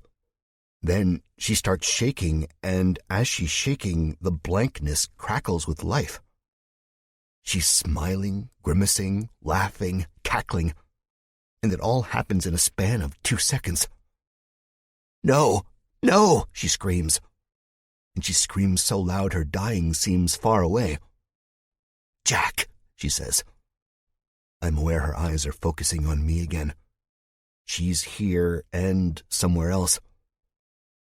"Jack, you will have to stop them. Jack! Jack!" I hold her closer. Her voice drifts away, going raspy. "Stop who?" I ask. "What?" "Hold on, Mother, hold on." "They will ruin it all. They will destroy it all." I feel the life force leave her body. She jolts once, stiffens, then softens. Her eyes remain open. It's now I realize how bloody I am. My hands are coated in it. My shirt is drenched too. Mother has bled out. But I don't think it happened slowly or anything like that. I think she held on just long enough to tell me to stop them. But who? Or what? The zombies? I realize I'm crying again. I feel the warm tears rolling down my face. She is dead, and I feel empty. Very empty. I stand up, her limp body still in my arms. I take my shirt off, too, feeling the slow coldness of the spring morning, and I wrap Mother's frail, lifeless corpse up in it. It fits her almost perfectly. I ease her gently into the trunk, and close the hatch. 12. I drive the Ford to the med center. My head has cleared since I saw my reflection in the car's windows. I looked like one of the zombies, all covered in blood and guts, emaciated, haggard. That's not me. I'm not one of those bastards, and I never want to be either. I'm alive. My blood pumps and my lungs take in oxygen. I chose not to tell them about Mother at first because I don't think I can. She remains in the back. As the Ford pulls up to the smoking building and I see Darlene, Herb, Norm, and Klein all huddled around Abby, the fog of the past clears. Darlene stands up, her hair blowing in the breeze. She puts her blood-stained hands in her back pockets. Her eyes squint at the sun glaring down at her. "Jack," she says as I get out of the car. Her voice is awfully quiet until I think she really gets a good look at me. "What happened to your shirt?" "Oh, I was just hot." I walk over and hug her tight, then start kissing her. She doesn't kiss back, but her lips are moving. Soon she gives in. "How is she?" I ask, looking down at Abby. "She'll be better once we can get her in a bed," Klein answers. Abby's stump is freshly wrapped. There's also a bandage in the middle of her arm, and the tube Norm had brought out from the med center is now red. "Is she going to make it?" I ask, feeling my throat starting to close up again. Seeing Abby like this and narrowly escaping death gets me, I'll tell you. "Yes, she will," Klein answers. "Blood loss, but I see no signs of infection, zombie virus or otherwise." "You know all about that, huh?" Norm asks, eyeing the doc suspiciously. "Oh, yes, quite a lot, actually," Klein answers. "Doc Klein is a very, very smart fella," Herb says, smiling. "If anyone can fix our Abby, it's him." He goes to hug Klein, but Klein raises a bloody hand to stop him. "Now, Herb, what did I say about personal space whilst I'm working?" Herb looks down at the ground, the smile disappearing. "I'm sorry, Doc," he says. Klein looks at me. "I would like it if you took me to the garage, please," he says. "We got wheels," Norm says. He gathers up the med supplies and starts to head toward the trunk. I stop him and take him off to the side, out of Herb's earshot. "Mother is in the back," I say. Norm drops the stuff. Now all eyes are on us. "What is it?" Darlene says, and she says it loud. So much for going incognito. "You mean?" Norm says. I nod. He looks at the Ford behind me. "Well, that explains how you're acting. Did you see her?" "No," I say, thank God. If I saw Mother get attacked, saw the blow that eventually killed her, I really would have gone crazy. "I got there as she passed," I say. "I held her." My voice breaks. I have to look away from my older brother, from the kid who told me to sink or swim all those years ago. I have to look away because right now I'm sinking, and I'm sinking fast. "Mother?" Darlene says. She tears up too. I nod. Darlene crutches her chest. "Why's everyone crying?" Herb says. "I don't like it when you guys cry. You hear me? I don't like it. I don't like it." Klein, still kneeling on the ground next to Abby, says, "I think, Herb, your friends have suffered a loss." Herb turns to him lightning fast. "But Abby's okay. You said she was going to be okay." Klein nods. "And she will be, Herb. Come on over here and sit with her a minute. Keep her company." I'm shocked at how easily Herb obeys the doc. Usually Herb protests. Sometimes even we have to persuade him with cookies and candy. Klein gets up, but he doesn't walk over to us initially. Instead, he sticks his arms out, ready to embrace Herb. It's funny, really. Seeing this, Herb, who stands almost a full 1.5 feet taller than the doctor, and him hugging. They part, and now Klein walks over to us. His face is solemn. I know tragedy has struck, Jack, but we better get a move on. As far away from this village as possible. It's only a matter of time until more zombies, or worse, see the smoke, Klein says. I agree with him. How can't I? He's right. We need to move, and we need to move fast. I just can't. Each step, each movement is a slog. The fuzz is back in my head. I feel like I'm hungover, and I've not been hungover in a long time. Let's move out then, Norm says. He speaks with the clarity and cadence of a man who has seen many battles, because he has. Right, Klein replies. To the garage. What do you mean? I ask him. The garage. I need a car, he answers. You're not going without us, I say. Klein takes a step back. I wouldn't drag you into this, he says. Either you're coming with us or we're following you, I say. So why not save the environment by carpooling? I smile. Klein looks away from me. You don't know where I'm going, he says. It's not going to be easy. The Mojave Desert, I say. And it's never easy. Klein narrows his eyes at me. I shrug and say, I saw the Mojave on a paper hanging from your bag before the smoke. He jitters. What else did you see? Nothing? Now it's my turn to narrow my eyes at him.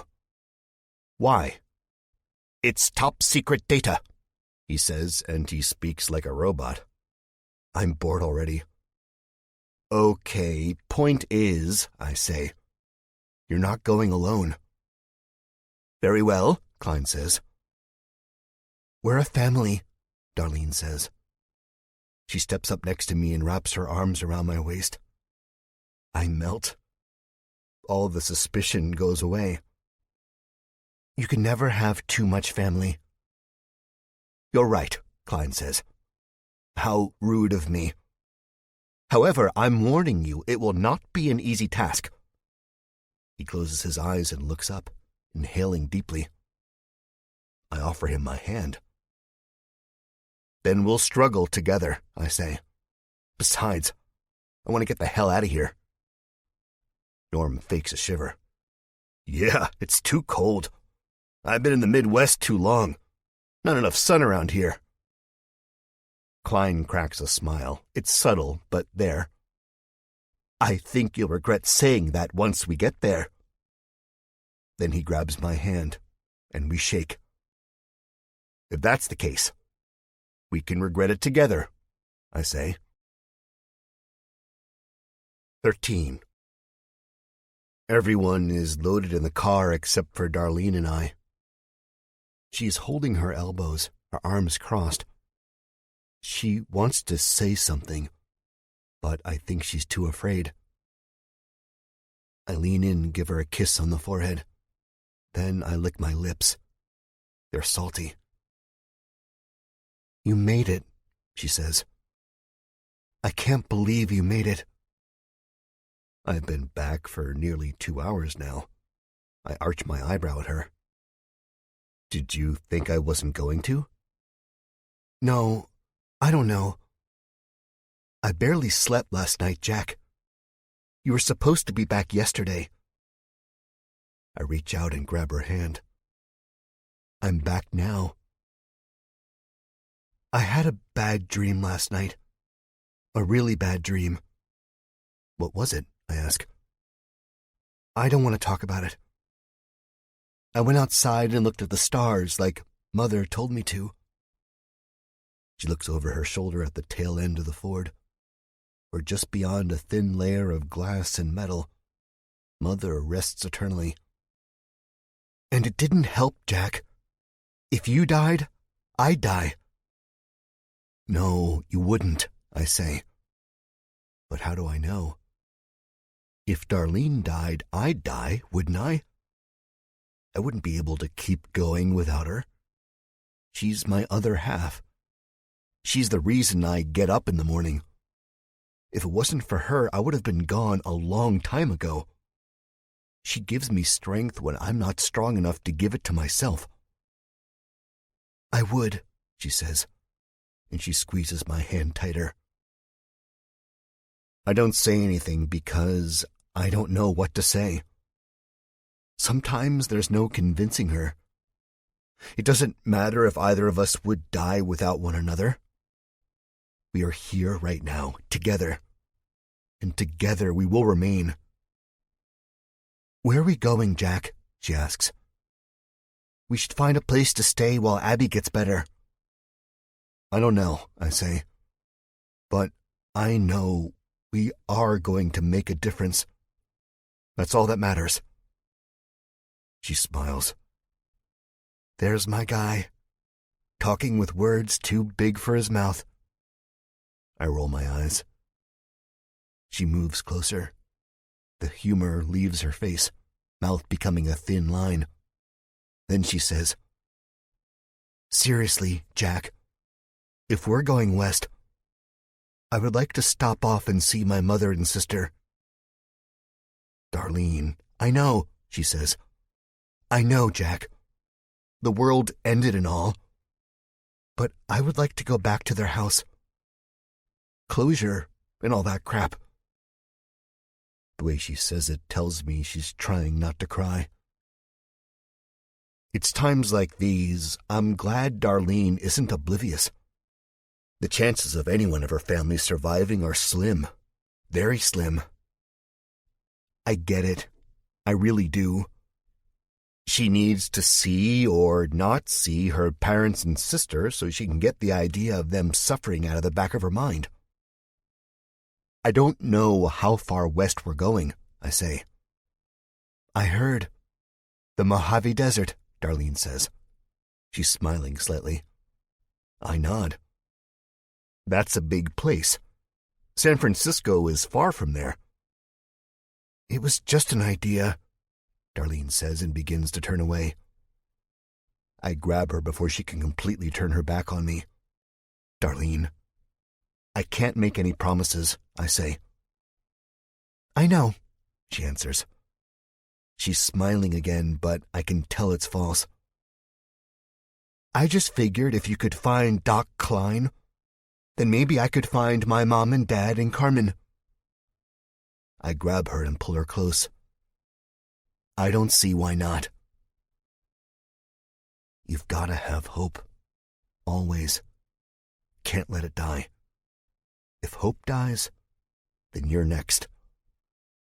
She kisses me on one blood-spattered cheek and heads for the car. Thank you, she says. 14.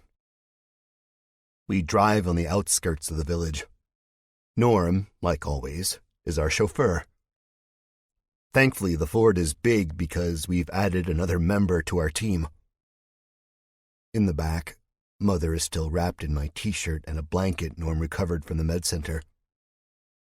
I got a new shirt off a dead man. It has the Nike swoosh on it.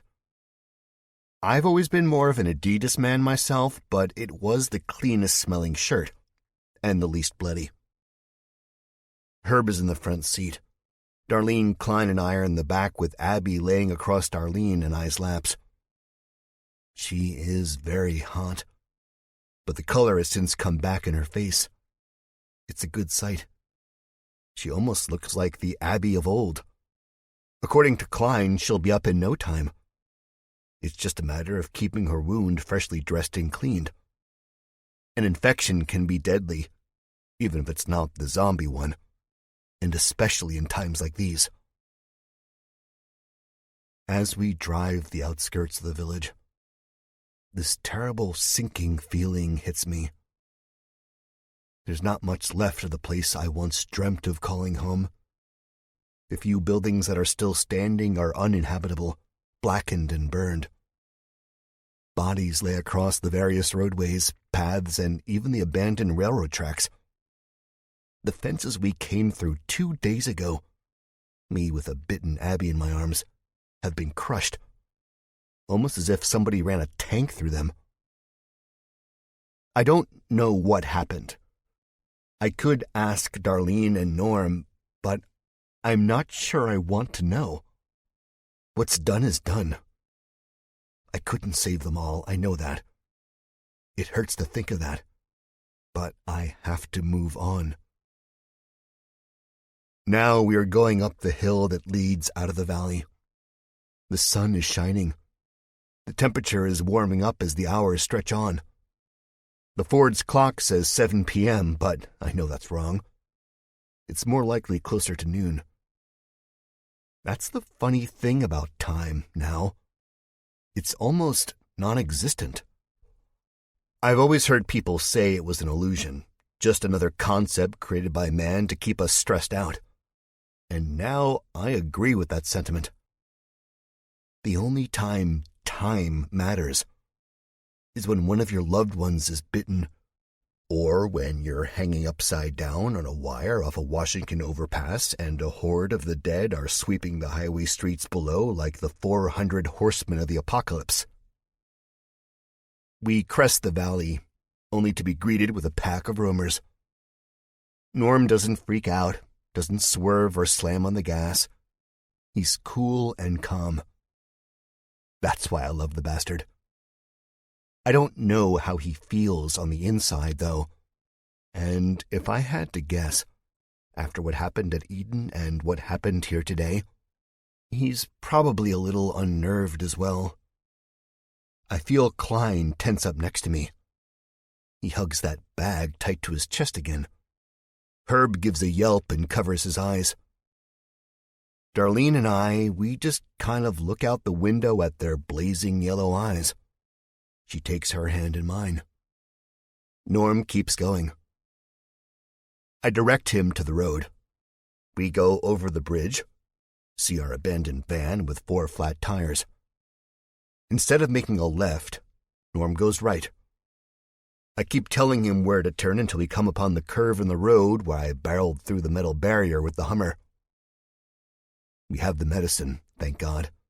No need to go back into the woods, and in the dark forest I see more glowing eyes. All I want is to get as far away from this place as possible. "Where are we going?" Norm asks. No one answers immediately. "I'd like to know before we waste a bunch of gas," he says. I'm looking out the window. I see the ghost of my haggard reflection, Darlene next to me, and beyond the glass the swaying trees, the blue skies, the golden sunlight. "We'll know it when we see it," I say. Norm doesn't protest.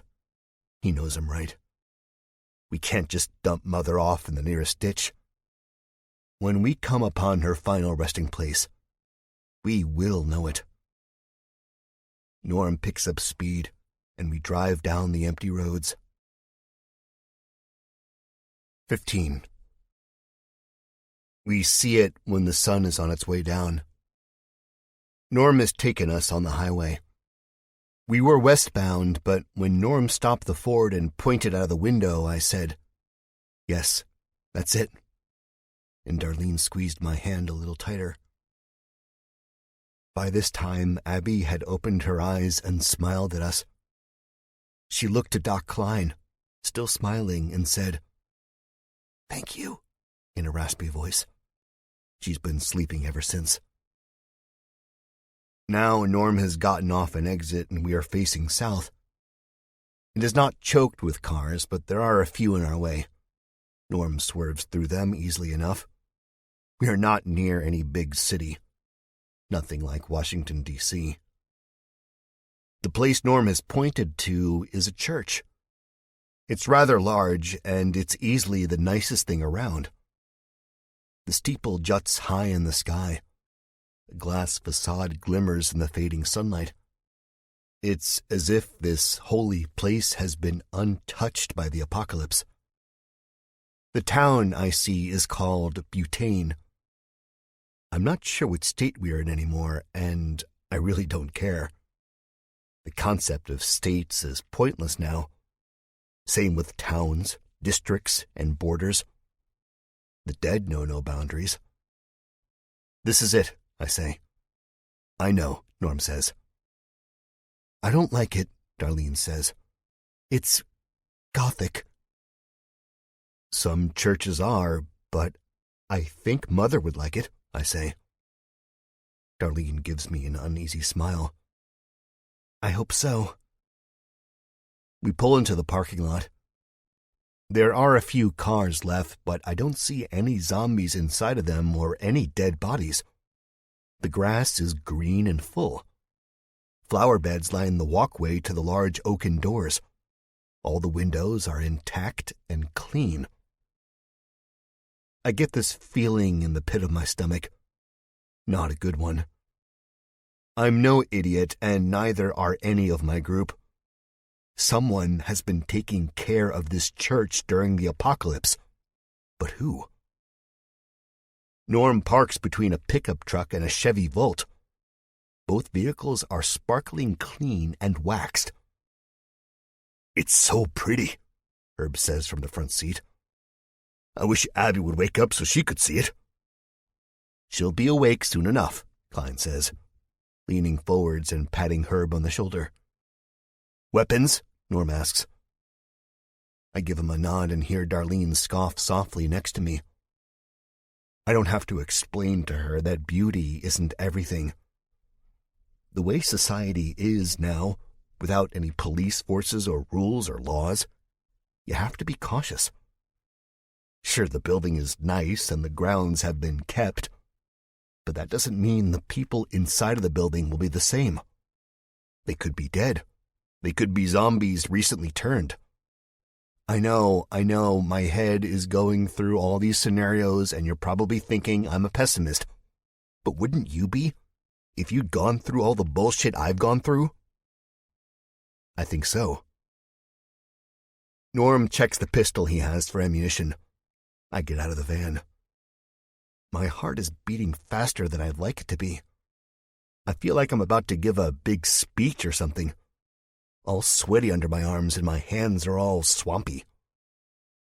I turn to Darlene, expecting a kiss and her ritualistic good luck wish, but she's crawling out after me.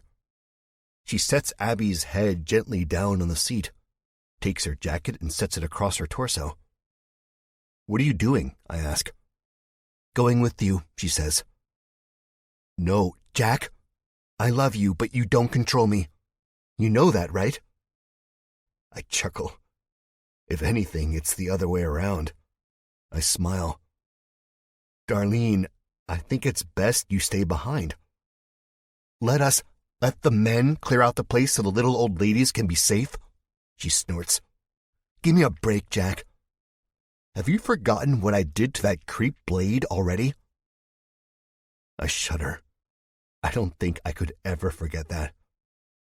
She stabbed the cannibal in the neck with the same pen she used to write those really beautiful poems. It's weird to think that a tool used for such delicacy could also be used for such barbaric purposes. Then again, when I was younger, how many screwed-up horror stories did I write in my composition notebook? A good amount. Still, though, I don't think I'll ever get the image of Blade's blood spurting from the pen-sized hole in his neck. Yuck. So I shake my head. Let the gal tag along, Norm says. She's proven her worth. He says it jokingly enough. And with Abby a little under the weather, we could use all the help we can get. I turn to Klein, giving him a look that asks if he'll come with us. But he just shakes his head and clutches that damn bag against his chest tighter. I hate that bag. I don't know why, it just pisses me off. I think because he almost got us both killed when he wouldn't drop it. Sometimes I don't even think that Doc knows what's in that bag. Not really. Then again, I think of what he went through to get it, and I saw DC firsthand. I know exactly what he went through to get it. I think about the Mojave Desert now, how I've never really been out west. It sucks that the first time I saw Washington, D.C., and now the West Coast will be once the damn world has ended. Go figure, just my luck. Then I look to Herb, but he has the glove box open and is reading the Ford's owner manual, upside down. This causes me to smile. I would never ask Herb to help us kill zombies. In a way, he's like the family's youngest, but biggest, kid. I sigh. All right, I say to Darlene, reaching out to help her from the SUV. She doesn't take my hand. Guess she doesn't need my help, and apparently chivalry is dead and all that. I got it, she says. I pull one of the guns I have from my waistband and hand it to her. Be careful, I say. She rolls her eyes and says, I got it. Just stay behind me, I say. Norm walks over to us, claps me on the back and says, And you stay behind me, little bro. Now it's my turn to roll my eyes, and as I do, I see Herb peeking at us from the front passenger's window. He still holds the owner's manual upside down. There's beads of sweat on his face despite the coolness in the air. It's a perfect day by my standards. Not too hot, not too cold. A little sunshine, a little breeze. If all that shit didn't go down in Washington and the village, I'd imagine I'd feel pretty damn good. Alas, that's not been the case. Still, seeing Herb with the upside-down owner's manual slays me, and I find myself smiling. I lean into the window and give his hand a squeeze. He jumps a little despite seeing me coming from a mile away. We'll be right back, Herb, I say. I know, Jackie, he answers. Keep Doc Klein and Abby safe from me, okay, big guy? I say. What if all those runny dead guys come for us? He asks. I get lower so I'm almost face to face with Herb. They won't.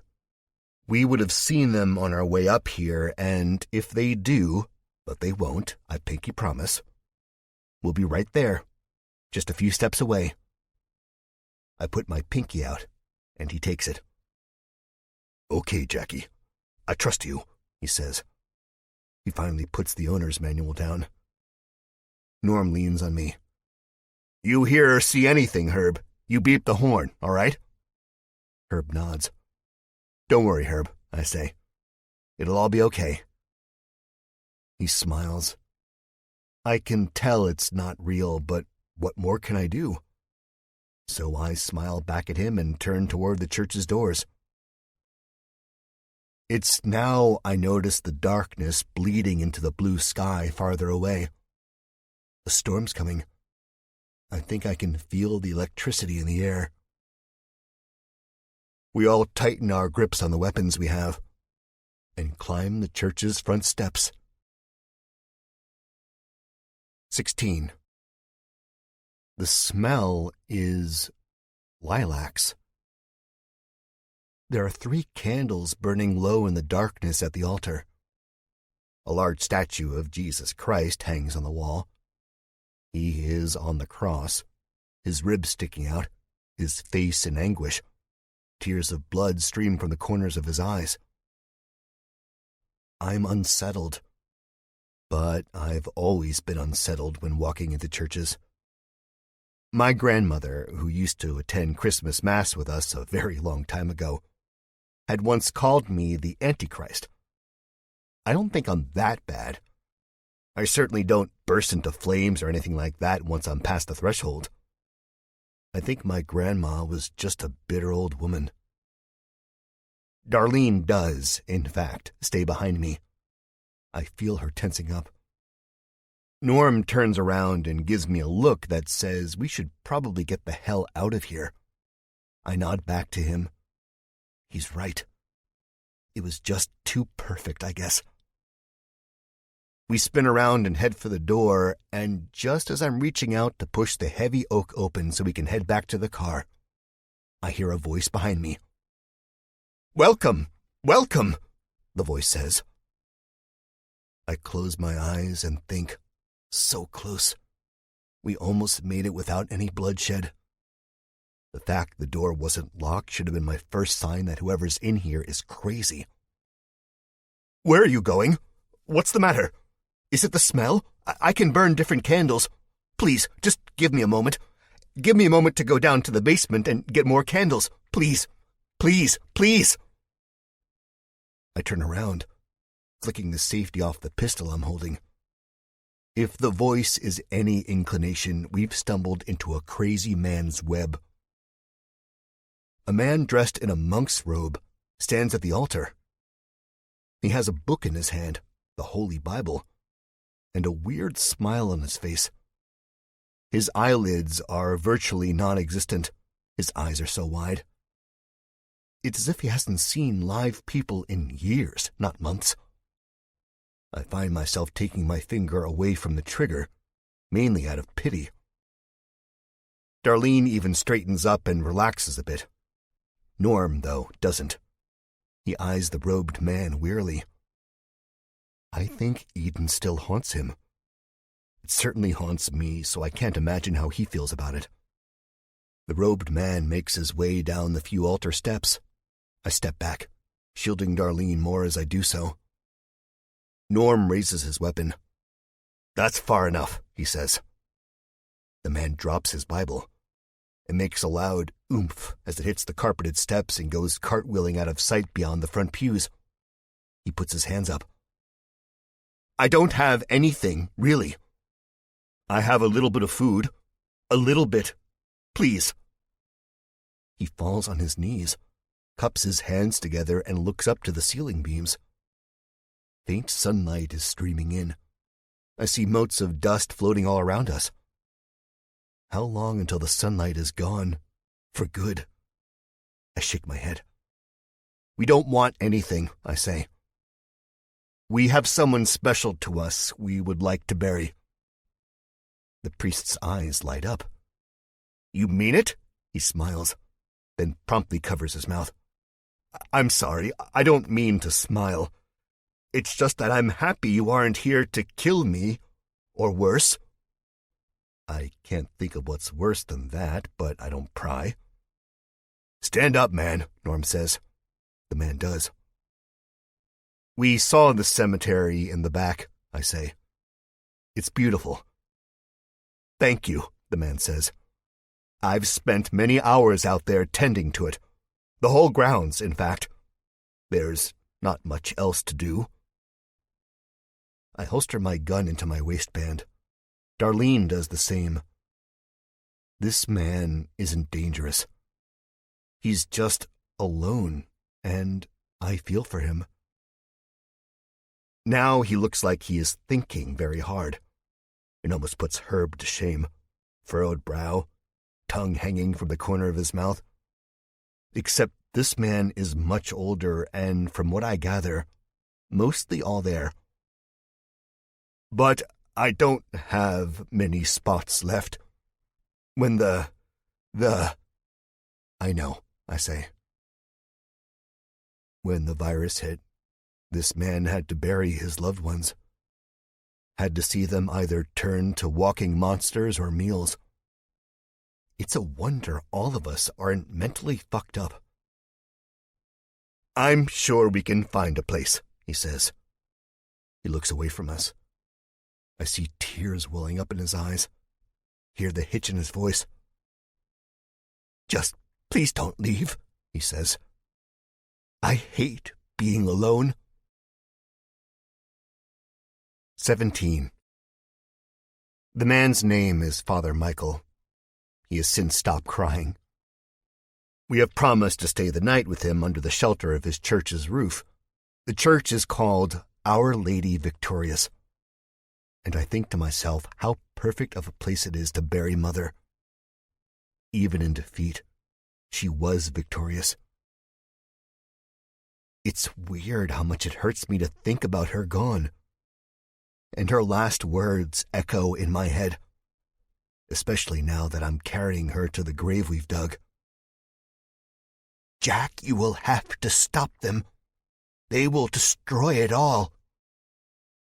Who will and what will they destroy? I don't know. I've told no one about what Mother said to me. I don't think I could. Besides, I don't think anyone would know what she was talking about anyway. As much as I shouldn't worry, as much as I should brush those last words off as death babble, I can't. There was just something about her face and her eyes. They were so intense, almost looking through me into a future only she could see. The rest of the group is gathered around the freshly dug hole, except for Abby, who sleeps on a bed made on one of the pews, and Klein, who'd offered to stay with her in case she woke up. He didn't know Mother after all, though he's sorry for our loss. The wind whips our clothes and hair all around us. The storm is nearly here. I can smell the moisture in the air. Leaves are rustling, now flipped, revealing their paler sides. Any minute the dark clouds above us will burst and the downpour will drown us. But it won't drown our sorrows. Herb is sniffling very loud. He was the last to know of her passing, and naturally he didn't take it well. I hate seeing him like this. I hate this. Burying people I care about. It never ends. You get close to someone in the apocalypse, and the next thing you know, the rug of your relationship is swept out from beneath your feet. It almost makes me want to quit going on. But I can't. I have to keep going. I have to keep surviving. If not for my family and myself, then for the ones who I've lost. Father Michael offered to read from his good book as we lay Mother to rest. I don't know what her religion was. I don't think any of us did. I know she was a big believer in God. Which God, I couldn't tell you. I like to think stuff like that doesn't matter when you're dead, at least to me. I like to think Mother was a big believer in the universe and the way it's all connected, somehow. Finding this beautiful place seemingly untouched by the end is evidence of something much bigger working behind the scenes. The fact we survived the plague and all the other hardships is also more evidence, I think. We are here for a reason. I give Mother to Norm, who takes her with wet eyes, and I crawl down into the freshly dug hole. It's nowhere near 6 feet deep. We don't have the tools or the strength, and our time is shorter now because of the storm. Once I'm in the hole, I notice my arms are shaking as I hold them up, and Norm gives me Mother. She is wrapped in a blanket Father Michael has given us. She weighs next to nothing. I set her down in the soft earth and pull myself up. Darlene is sobbing. Herb has one big arm draped around her. Norm stands next to Darlene. I crawl out of the hole, dirt getting under my fingernails. My vision is watery. Father Michael begins his sermon. We bury Mother. We hang our heads low and cry together, knowing this won't be the last funeral, but hoping it is. 18. The storm breaks as we file inside of the church. Doc Klein is sitting on the first pew, his head craned up at the statue of Jesus. He holds the messenger bag on his lap. He's not crying, he's not shaking. Hell, I almost think he's not even breathing. Abby is behind him, laying under blankets asleep. She twitches softly from time to time, but otherwise she is out. Darlene and I hold hands as we enter the main part of the church. Norm decided to stay outside and chat with Father Michael. They're both smoking cigarettes under an awning. Funerals are sad. Death is sad. That's one constant in this terrible world. One thing that never changes, I guess. Darlene excuses herself to go to the bathroom, and before she disappears into the dark hallway outside of the church's main part, she brushes Abby's hair out of her face. I sit next to Klein, who remains impassive. Herb sits a little farther down the pew. He takes out a Bible from the side pocket. This book I think he can actually read, but mainly out of memory. His large fingers scan over the pages and his lips move silently with the words. "Thank you," I say to Klein as I settle in on the bench. "For what?" the doc says. "For everything. For helping Abby, for helping me." "How did I help you?" he asks. A smile is playing on his lips. He pushes his wiry glasses up his nose. "If I recall correctly, it was you who helped me in the Capitol." I shake my head. "You don't understand. I'm not sure I could even explain it to you." I lean over to Herb and put my arm around him. "After the crap, that's happened in Eden. We are in God's house after all, so no cursing. I was pretty sure there wasn't anything out in this wasteland that could keep us going. And then Herb here told me about you and how you were going to save the world."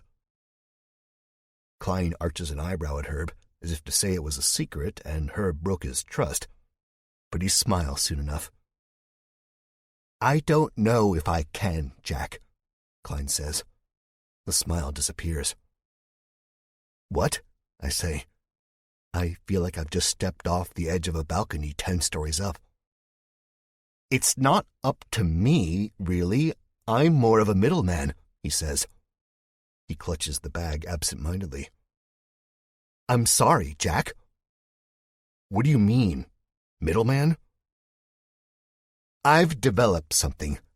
It's all technical and quite boring, so I'll spare you the details. However, I've not the facilities or the staff to achieve what we need to achieve," Klein says. "Yet." But he speaks as if he will achieve it, and I'm going to help him to the best of my ability, because I care about the future. "Doc Klein is the smartest," Herb says, his face behind the Bible. I nod and pat him on the thigh. He's solid muscle. I would say the apocalypse has treated him well, but I think Herb was probably like this long before the virus spread and the dead began to rise. "I am not, Herb, as much as it pains me to say it," Klein chuckles. "I'm not. There are far greater minds out there. Still." This I find hard to believe. There's not many minds left. "The Mojave?" I ask. Klein takes his glasses off, breathes on them, and wipes the lenses on a piece of unsoiled fabric of his shirt, then he nods. "Yes, the Mojave." "What's in that bag, then?" "Explain that technical stuff as best you can," I say. My voice is calm. I'm not trying to pry, but I want to know. Klein clutches it tighter to his chest. The door creaks as Father Michael and Norm walk in. They're smiling, but there's no humor in their eyes. The smell of smoke comes in after them. Outside, the storm is raging. "Saying your prayers?" Norm quips. "Hate to break it to you, little bro, but you're going to hell." Klein seems to relax a bit. "Am I going to HE double hockey sticks, Norm?" Herb asks. Norm grins wide. "No way, Herb. Not a chance. You're too kind of a soul. You'll be just fine. Besides, that's not something you have to worry about for a long time. Not something any of us have to worry about." Herb shuts the Bible, brings it up to his face, and starts kissing it. "Good, good, good." I turn back to Klein. Norm must sense the intensity because he squeezes in between us. How's everything going? Norm asks. Norm, I begin to say, but he cuts me off. Father Michael showed me his storage. You wouldn't believe what he's got down there. Enough food to last a lifetime, weapons, bottled water. A little bit my ass. It's a gold mine, Jack. Oh, you said the A word. It's in the Bible, Norm says, rolling his eyes. Really? Herb asks. Yeah, it's an animal, Norm says.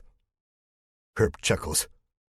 Ass, under his breath, then covers his mouth. I'm really trying not to laugh, but it's hard. That's nice about Father Michael's storage, I say. But it's not ours, it's his. I'm sure he doesn't want total strangers eating his ramen noodles and drinking his bottled water. I turn back to Klein, the question about the plan on my lips. He said we could help ourselves. He likes the company, Norm continues.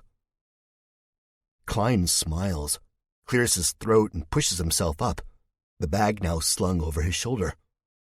Well, if you'll excuse me, I must use the restroom. This evening seems to have upset my stomach. I get up, too.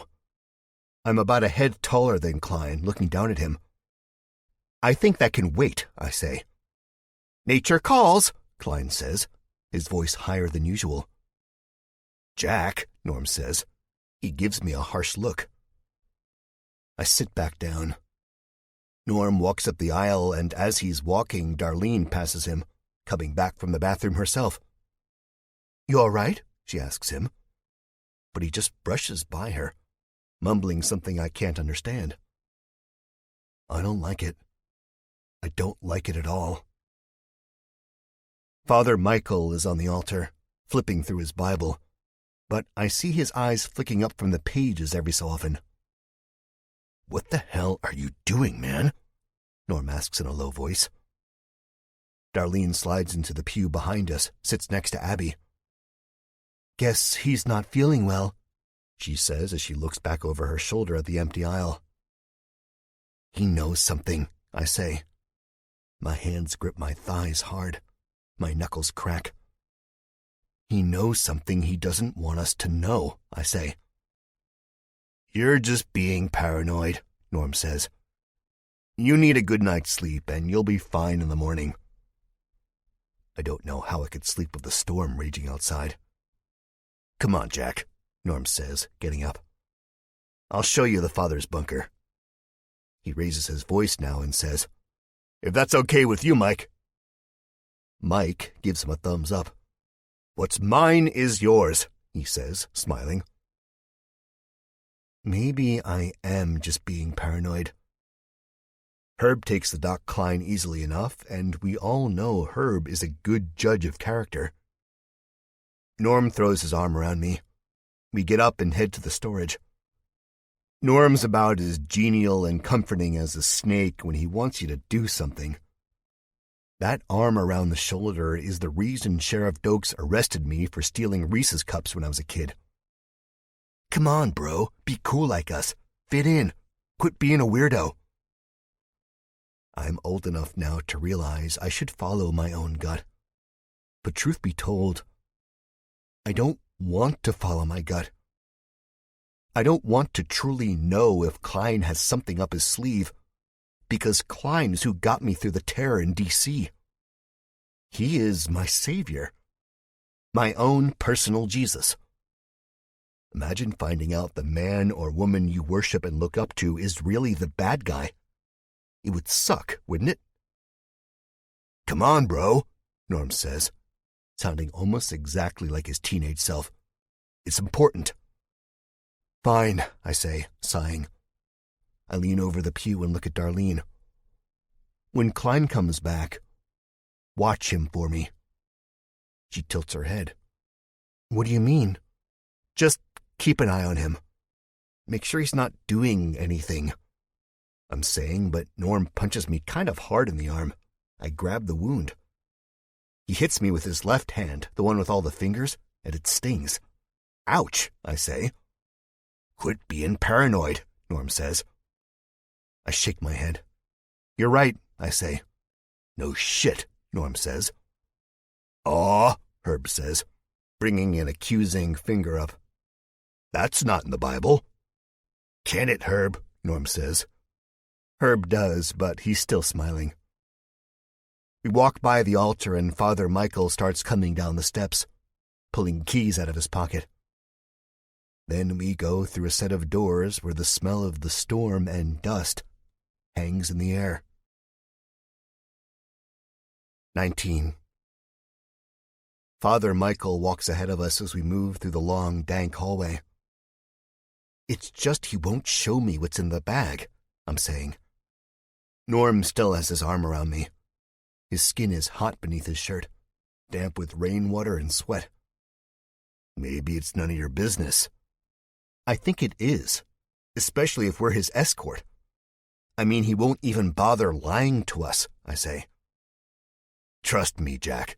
These military types, and I know this firsthand, are all a bunch of secretive assholes.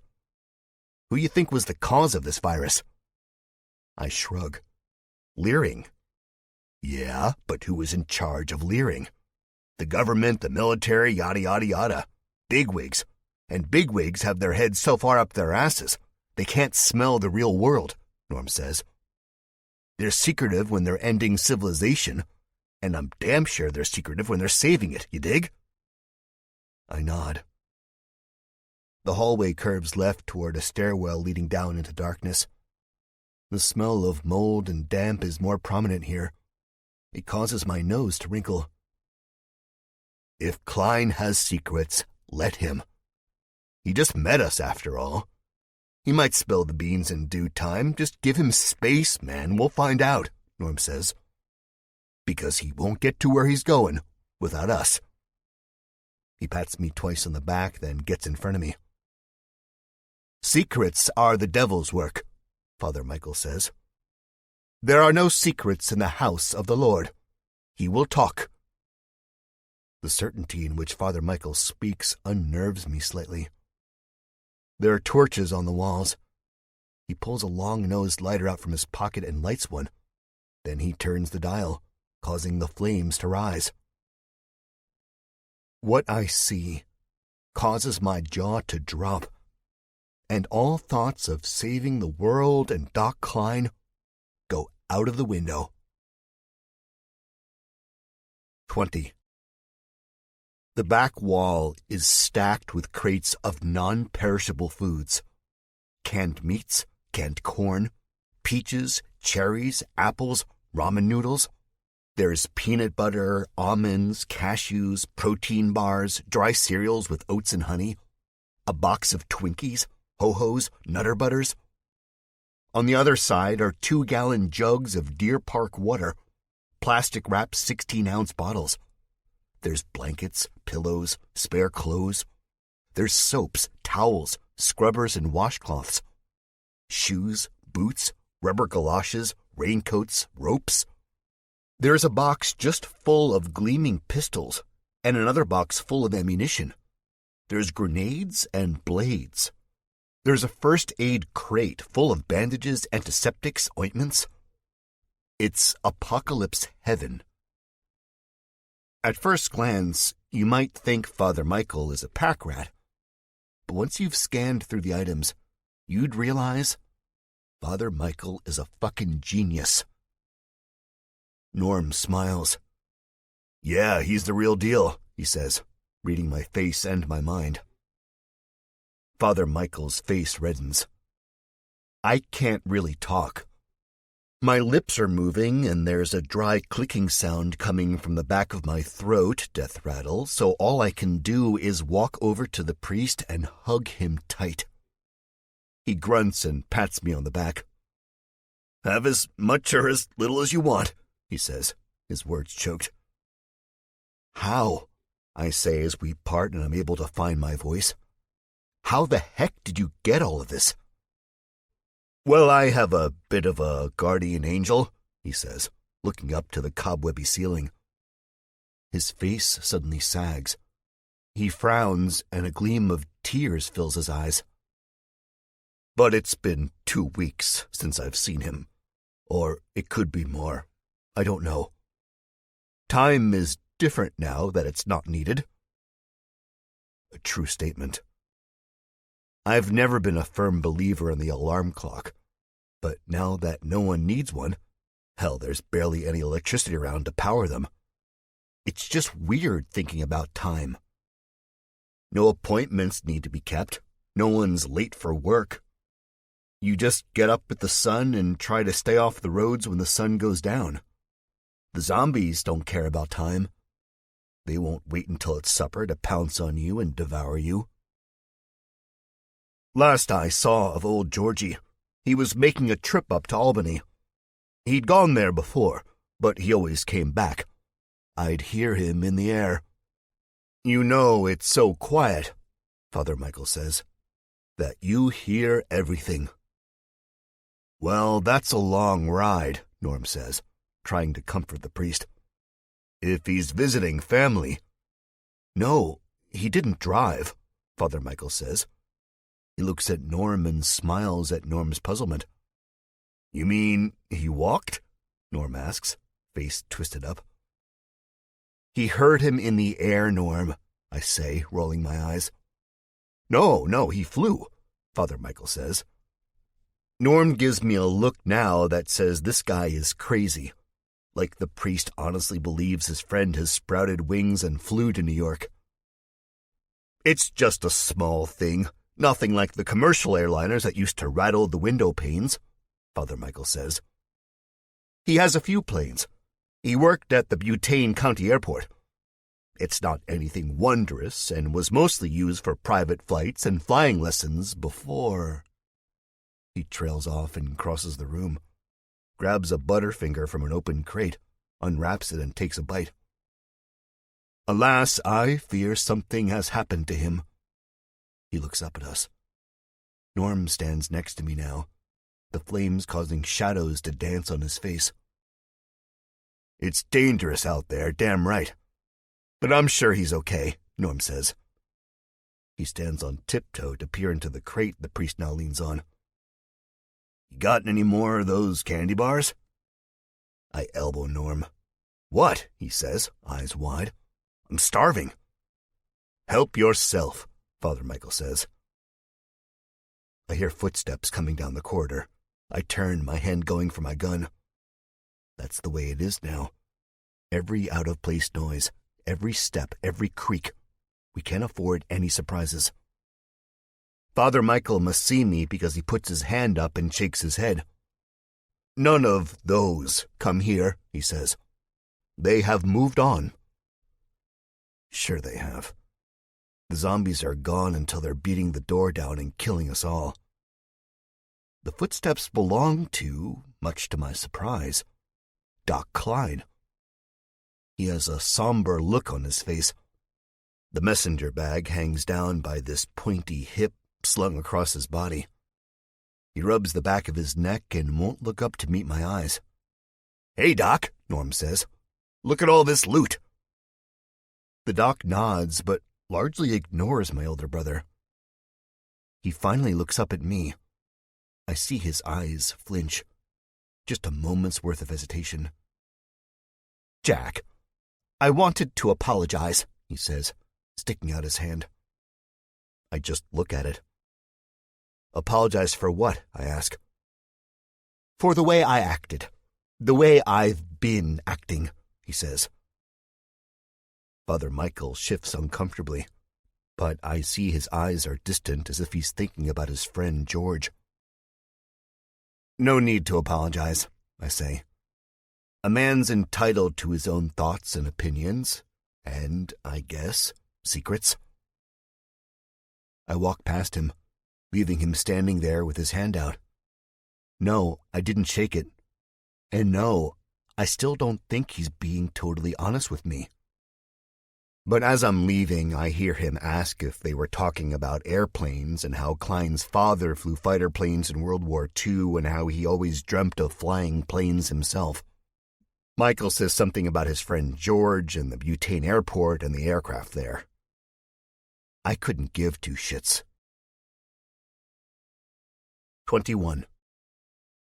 As I walk back to the church's main part, I hear a voice that wipes the frown from my face.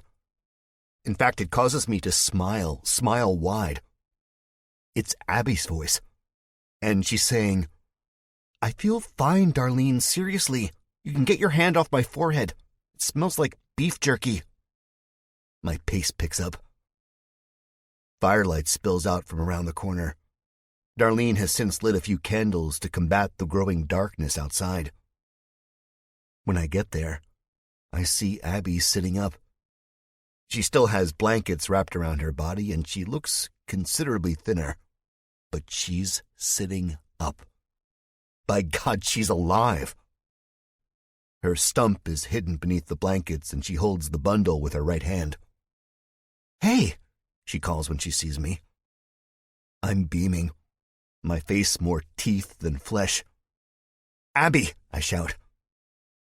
Herb sits next to her, his large arm draped over her shoulder. On the other side is Darlene, her face uneasy.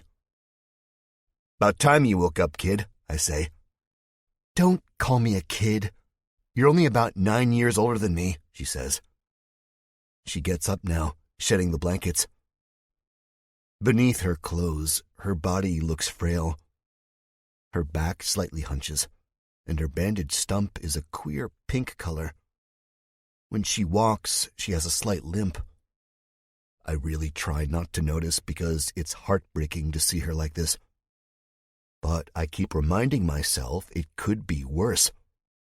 She could be out in the cemetery next to Mother, or she could be in the rotten bowels of some undead nightmare. We hug, and Darlene says, "Careful, Jack." I ignore her, and so does Abby. "How are you feeling?" I ask as we part. Abby smiles wanly.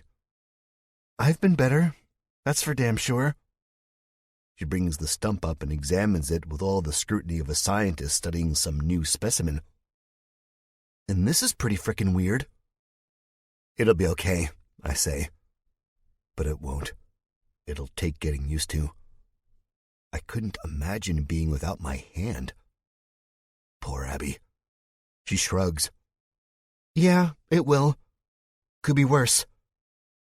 "Abby, you really shouldn't be up. Come back over here and rest," Darlene says.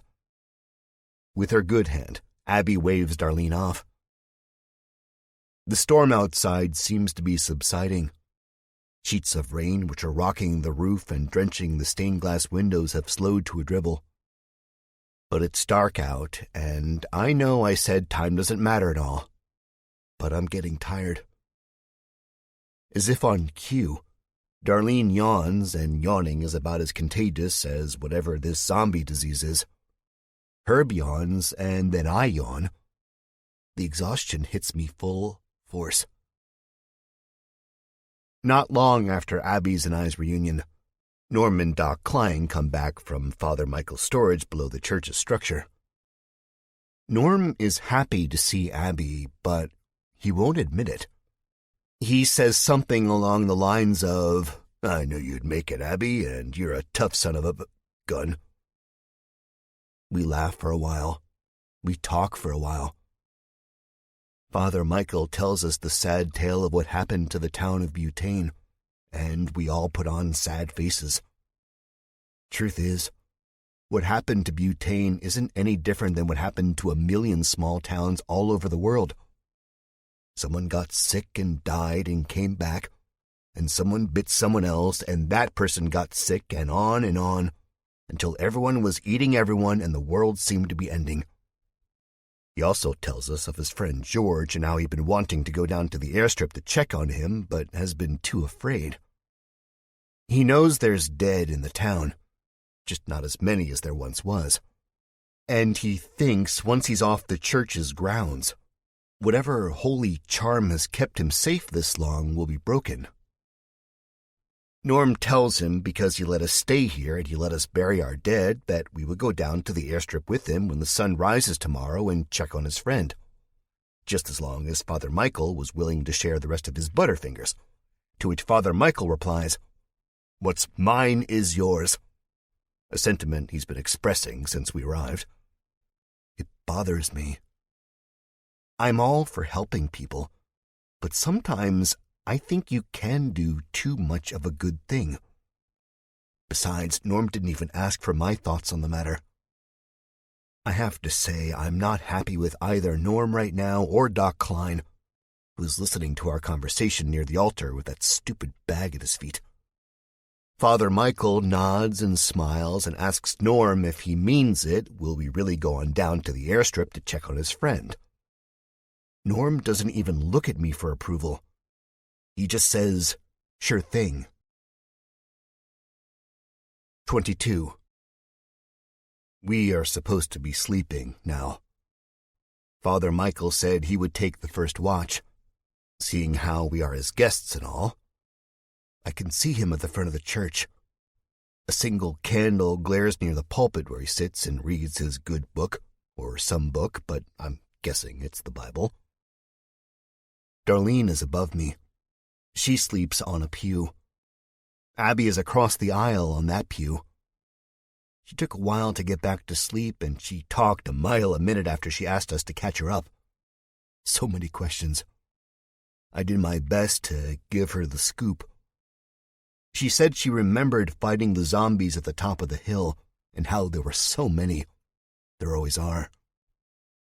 She remembered getting bitten, likened it to having your skin dipped in kerosene, then lit on fire, only to be cooled off with dry ice.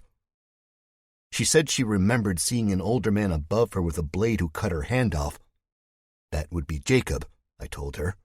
Rest in peace. She remembered reading one of those crappy girl magazines, her words, like Cosmo or People, because she woke up in the middle of the night with pain and Phyllis was asleep and Brittany was somewhere else and not out in the front with a paperback. That was when she heard the gunshots, a barrage of them, and it sounded like they were right outside her window, they were that loud. Then she heard something louder than the gunshots, and that was cars hitting the fence from all sides. Some of them got through, some of them didn't. But in the end, I knew what happened. I came upon the aftermath when I got back from D.C. I was beginning to feel guilty because I'd stopped off and parked on the side of the road and fell asleep for a couple hours, and if I'd not done that, then maybe I could have been there to help fight them. Abby assured me it wouldn't have made a difference. All of this crap went down while I was still in the big city. I know I said time doesn't matter, but it did when she told me that. Besides, I saved them, not the whole village, but my family. And I hate to say it, but that's all that matters. No, I'm not up in the middle of the night because I'm guilty or anything like that. I've learned to live with guilt for the most part. The reason I'm up while everyone else is sleeping is because I had the most terrifying dream. It was bad enough for me to wake with a start, my fingernails digging into the wooden back of the pew in front of me. I didn't hear Father Michael turn a page in his book for a long time. We aren't on good enough terms for him to actually come over and check on me. Anyway, the dream. I can't get it out of my head. I lean out of the aisle again to check that he is still there. And he is. Doc Klein hasn't moved since the last time I checked on him, and that was around half an hour ago. He sleeps with his glasses off in the farthest pew. He doesn't sleep with covers over him, just that stupid bag full of top-secret information that has something to do with the Mojave Desert. I hate him right now. I shouldn't. I know I shouldn't, but my dream was about Doc Klein and his bag. It was one of those dreams that make running from the living dead seem tame. The living dead, I can at least outrun or bash their heads in or blow them up by way of a found grenade. The fire that consumes the world? Well, that I can't outrun. I'm getting up now because I'm letting the fake fire consume me in reality. Darlene stirs, opens her eyes. She looks sleepy, and I must look worse than I feel, which is saying a lot. because Darlene shoots up. "What's wrong?" she says in a harsh whisper. "Nothing. Go back to bed," I say. "Zombies?" she asks, and it's almost as casual as if she was asking if I was feeling under the weather. I hate to hear her say it. Zombies. It's now become a bad word, and it sounds ugly coming from her pretty lips. I wish life wasn't like this. I wish it was how it used to be, where if Darlene woke up, it would be because I was getting up from my desk to get a snack or a drink. The zombies she'd ask about would be the ones in the book I'd be currently writing, not real ones. "No," I say, shaking my head. The light at the end of the aisle, Father Michael's lone candle, flickers and starts growing closer. In the dream, the fire came from a button, and the devils were below ground. Not as far as hell, but deep enough. I remember the cave's jagged teeth and the moisture dripping somewhere far off in the darkness, the beads of water on the handrails. I remember them chanting in their slithery tongue, but I can't remember what they were saying. I remember them bowing down to Klein, and the horns sprouting from his head, his true face showing. He finally unveiled what was in his bag in my dream, and to tell you the truth, I wasn't surprised when I saw it. I was heartbroken, but not surprised. My savior turned out to be a destroyer. I'm crossing the aisle now, ignoring Father Michael's questions. "Are you all right? Why does he have a gun?"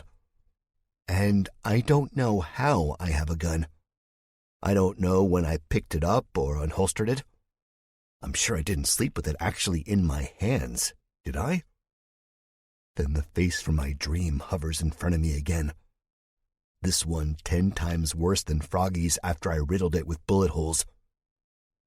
It's Klein's face, but it's the face of the devil. And the devil carries around a button that will destroy the world, that will bathe us in fire, turn us to ash, that will bring hell on earth. I stand at the end of Klein's pew. His eyes flick open to the sound of Norm's voice yelling, "Jack, what the fuck are you doing?" I don't know what I'm doing, but I don't answer my older brother. That slithery voice is laughing at me while the dormant nuclear missiles are slowly awakening. I grab Klein's bag. He grips it with a dead man's hand. I'm too fast, too strong, too determined. I should have done this a long time ago. Really, I should have, and I should know by now to check all my bases. Then the voice of reason is speaking in my head, and it's saying, "It's just a silly dream, Jack." But is it? 23. "Please," Klein is saying. "Please, I didn't know, I swear." He has both hands up and he's shaking his head. Tears spill from the corners of his eyes. Bullshit. If he didn't know, he wouldn't be so protective of the bag. It wasn't just a silly dream. No way. What I hold in my hands is not a button that will end the world. It's not that simple. And it's not something I can fully comprehend. My mind is not advanced enough to decipher the technobabble printed in the files. It is smart enough to see the signature at the bottom of one of the sheets. It's the president's. And the technobabble is called Project Reset, written in red ink. It starts with, "In the event of a global-scale catastrophe." And that's all I need to read before my stomach clenches with nausea. I bend over, but I don't let my gun leave Klein's face. "What is it?" Darlene shrieks. Herb is crying somewhere in the corner. Father Michael is close enough for me to feel the warmth of his candle and the smell of melting wax. Norm rips the file out of my hand. He's not careful, and a few pages spill and are lost in the dark shadows around our feet. What is going on? Abby shouts, her voice sleepy, her hair tousled. Herb continues to cry, the sobs growing louder. Tell me this is a lie, Norm says. His voice is very steady and very calm. I wish it was a lie. I truly do. Klein grunts. He's still shaking his head, which is 2 horns short of a nightmare. Then he brings his hands up to his face and starts sobbing himself. Give me the gun, Jack, Norm says. No, I'm saying. And it doesn't even sound like me. I can barely stand up straight. The bastard needs to die. We need to burn this stuff. There will be no killing in my church, Father Michael shouts. His voice is strong. I imagine it's his preaching voice. It bounces off the walls and echoes up toward the roof. We largely ignore him. I know, Jack, Norm says, but I'm going to be the one to do it. I really don't care who does it, as long as Project Reset is prevented. You don't understand, Klein says between sobs. It's the only way. There's no cure. There's no coming back from this, whatever this is. Bullshit again. How many zombie books and movies have I consumed where there was a cure? If we live in a world where the dead can rise, then we also live in a world where some scientist can cook up a solution. You liar, I shout, jamming the gun in his face. I feel tears stinging my eyes. You were supposed to save us. I trusted you. Give me the gun, Jack, Norm says. You're shaking so much you're liable to miss. Besides, you don't want to get blood on Father Michael's nice walls. I'm still in awe at how calm his voice is. Now Darlene starts crying. It's enough for me to take my eyes off Klein. I turn my head and see how haggard and pale Father Michael looks. I can't imagine I look much better. So give me the gun, little bro, Norm says again. Herb goes on crying. Abby gets up and goes over to comfort him. We aren't in immediate danger, not anymore. I won't call it prescience or knowing the future or any of that fantastical bullshit. But I will call my dream about Doc Klein a hunch. That's all. And maybe I'll indulge myself with thinking Mother is paying me a visit from the afterlife. Abby hugs Herb, who buries his face in her chest. He sobs so hard, now muffled, that she jumps up and down with his movements. Darlene has her hand gripped on my bicep. She's squeezing hard, digging her nails into me. She doesn't want bloodshed either. I think to myself, do we have to kill Klein? Do we really have to kill him? Can't we just let him go? He won't make it on his own, and without his precious bag, we'll save the world. Then that voice of reason is talking to me again, saying, Yeah, Jack, let him go, and those loose ends will come back to hang you. You want that? You want what Froggy did to that nice little village to happen to the entire world? All because you want to be the good guy and let this mousy rat bastard walk? No, Jack, you aren't that dumb. Listen to me. Listen to your gut, just like you listened to me about the dream. I cock the pistol. Norm steps away. He must know I mean business. Klein slides off the pew now, lands on his knees with a bone-jarring thump.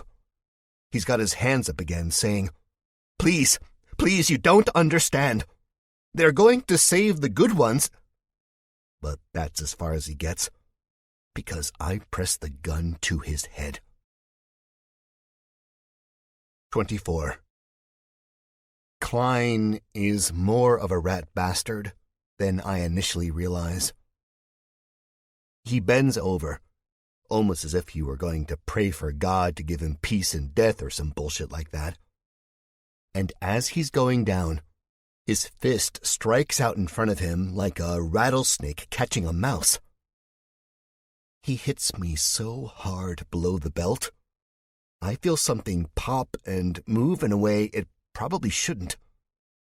I have become stronger since the world ended, but I'm not strong enough to withstand a shot to the balls. Yet. And they've already had their fair share of torment not even 24 hours ago, fucking cannibals.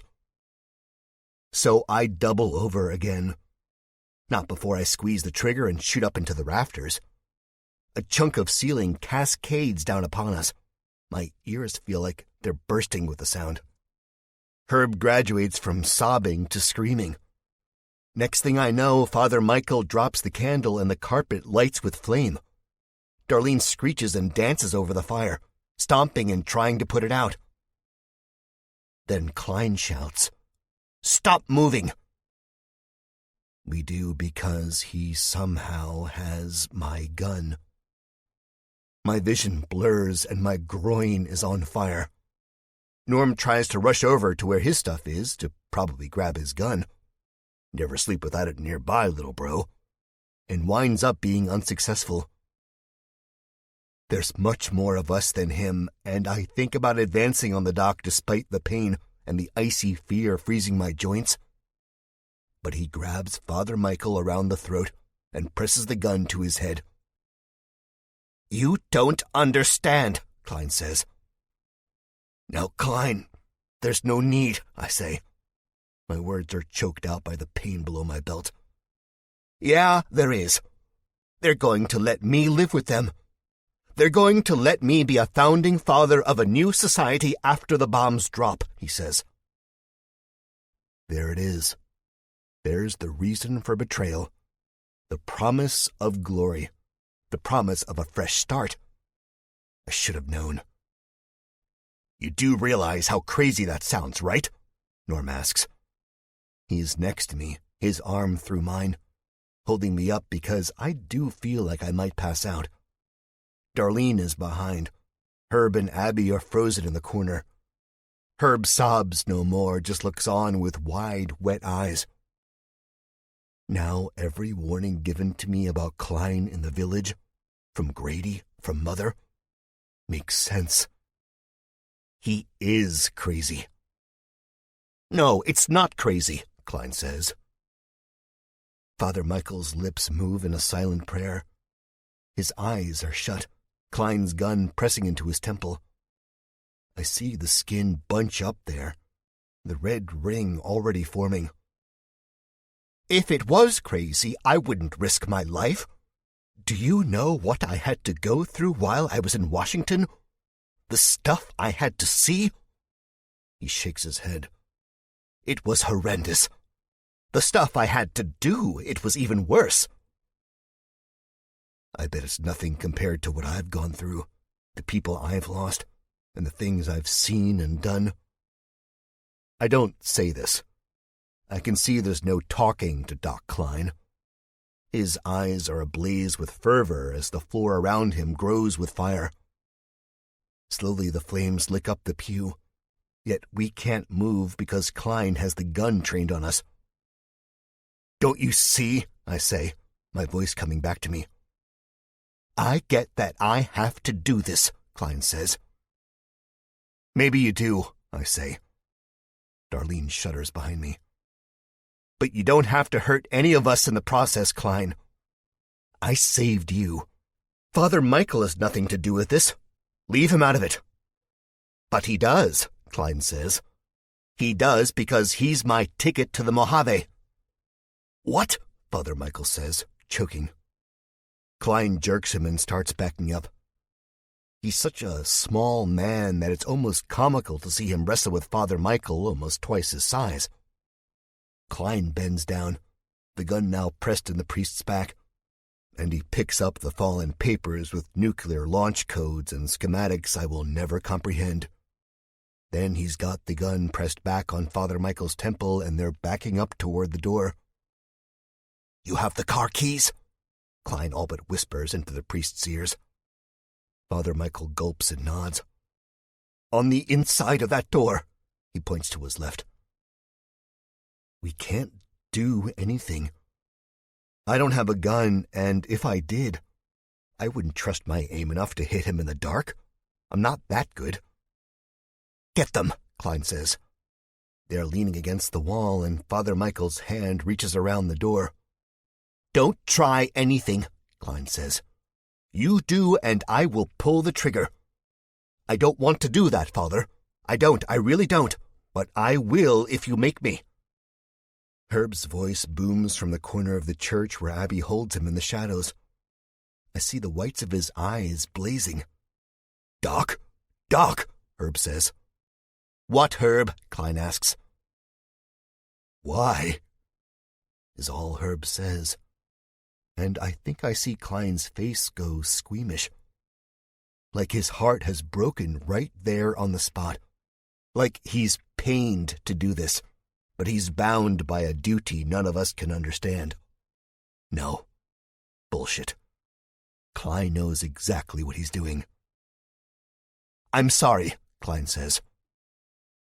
The car keys jingle, and Father Michael's hand comes out of the darkness holding something that gleams in the low flames. The smell of singed carpet and fear fills the church. The fire separates us from them. Klein kicks back, and they leave the church's main area. I hear the chain and the lock rattle in the front doors beyond. We dare not move yet, not until we know the gun is no longer pressed against Father Michael's head. It's when I hear a car door slam that I sprint to the doors, running through the fire, not caring if I burn. These flames are nothing to the ones that will fill the world if Klein is successful. High beams almost blind me, and the tires of one of the cars skid and burn up. Then they are gone, and so is the rain. I can hear Herb's cries from out here. As I walk back into the church, the flames now out, doused by holy water courtesy of Abby, I grab another gun and my belongings. We have to follow them, I say. 25. I'm halfway out the door with my own bag full of items in one hand and Darlene's hand in the other, when Norm grabs me. He's not kind about it either. He full-on horse-collars me. I stop abruptly and almost fall flat on my ass. Don't be stupid, Norm says. What are you talking about? You don't be stupid, Norm. He's crazy. I should have listened to everyone who told me he was, I say. I shake my head. Darlene's hand is sweaty in my own. He is going to blow us all to hell, man.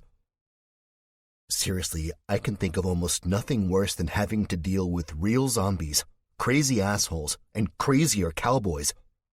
But one thing I can think of that's worse is the fire.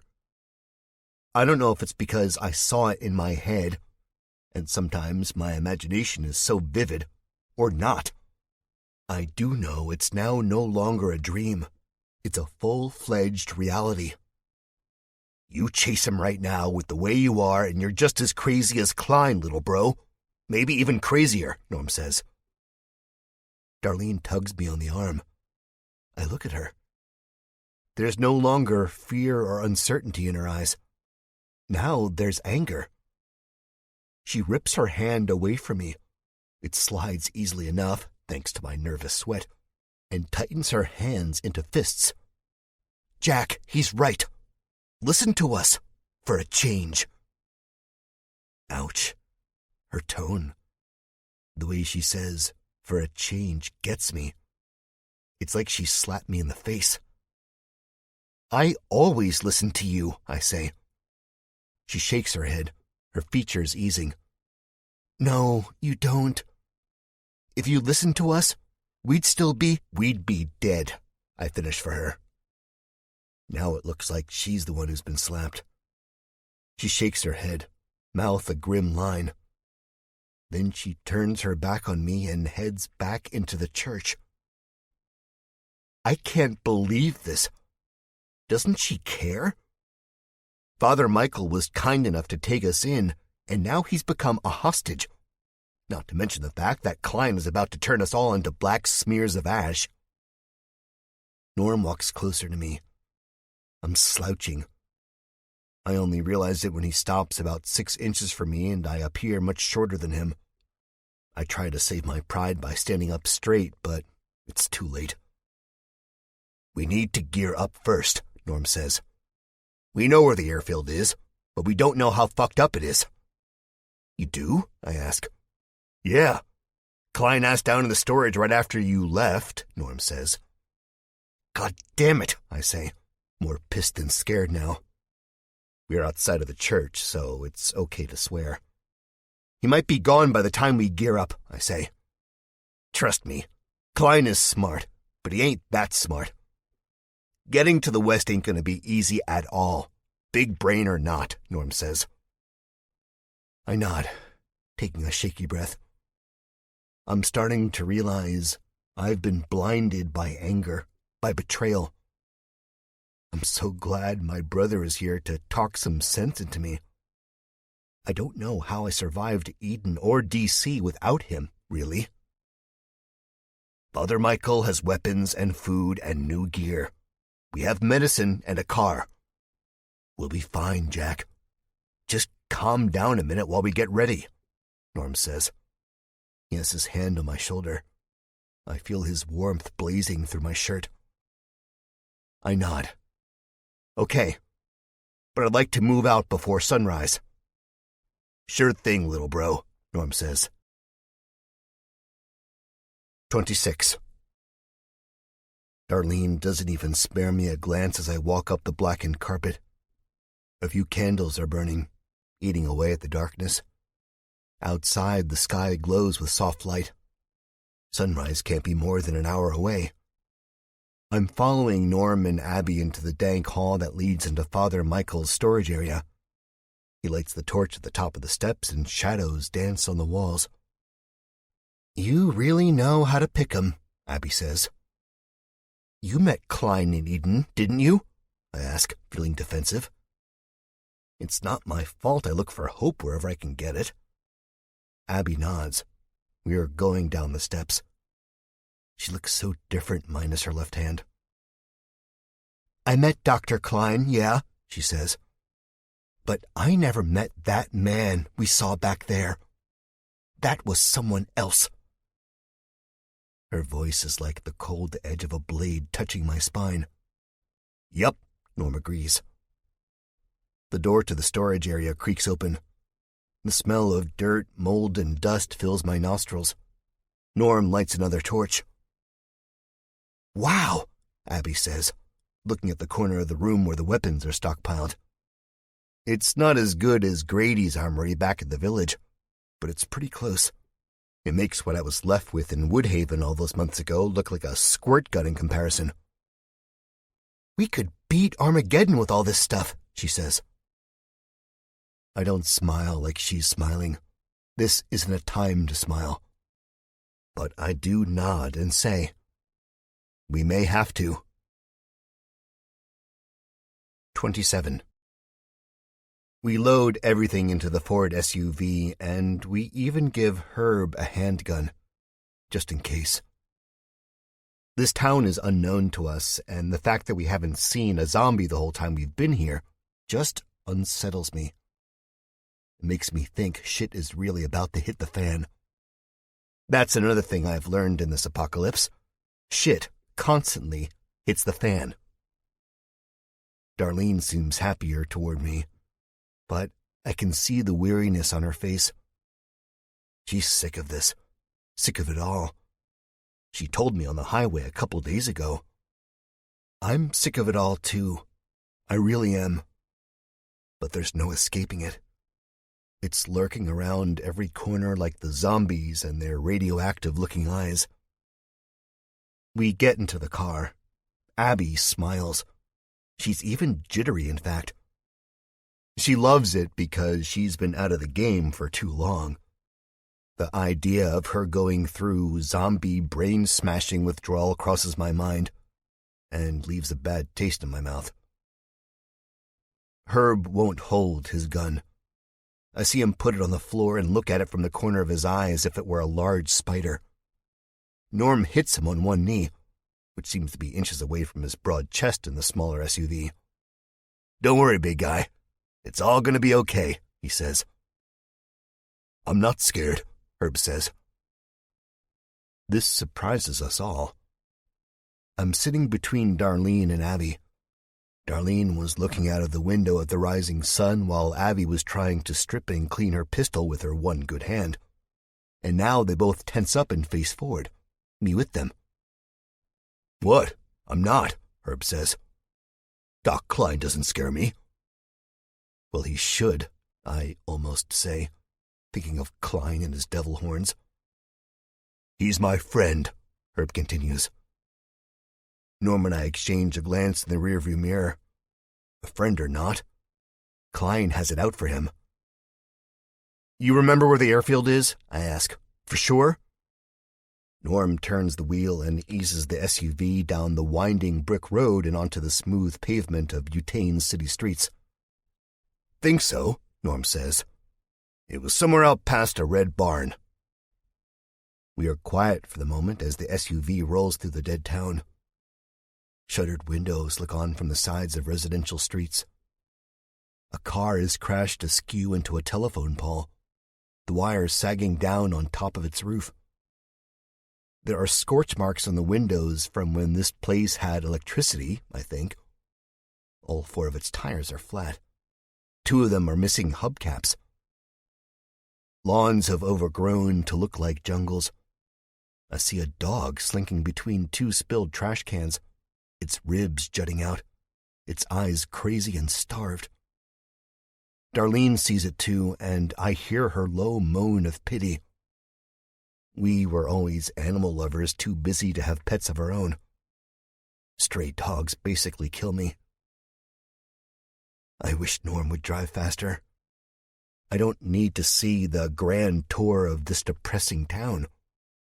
I have seen many depressing places in my time on the dead roads. Butane is nothing new. But before we know it, we're going to look up and see a plane flying through the air, and soon after that we'll see fire. I don't want that. Thing is, we have to drive slow because the roads look as if a war had been fought in the middle of them. We are coming to the city's business district, following signs that say, "to 76, with an arrow pointing this way, then that way. The businesses are equally depressing. Shattered show windows, scorched facades, cars jutting out of doorways and walls, skeletons stripped of every last bit of meat. Darlene turns her head away from the window and buries her face in my shoulder. I stroke her hair. Abby, on the other hand, looks out the windows with wide eyes and something written on her face that resembles hunger. We get on the stretch of country road out of the city limits something like 5 minutes later. 5 minutes of silence and dark images passing us by. Things I don't even want to tell you about.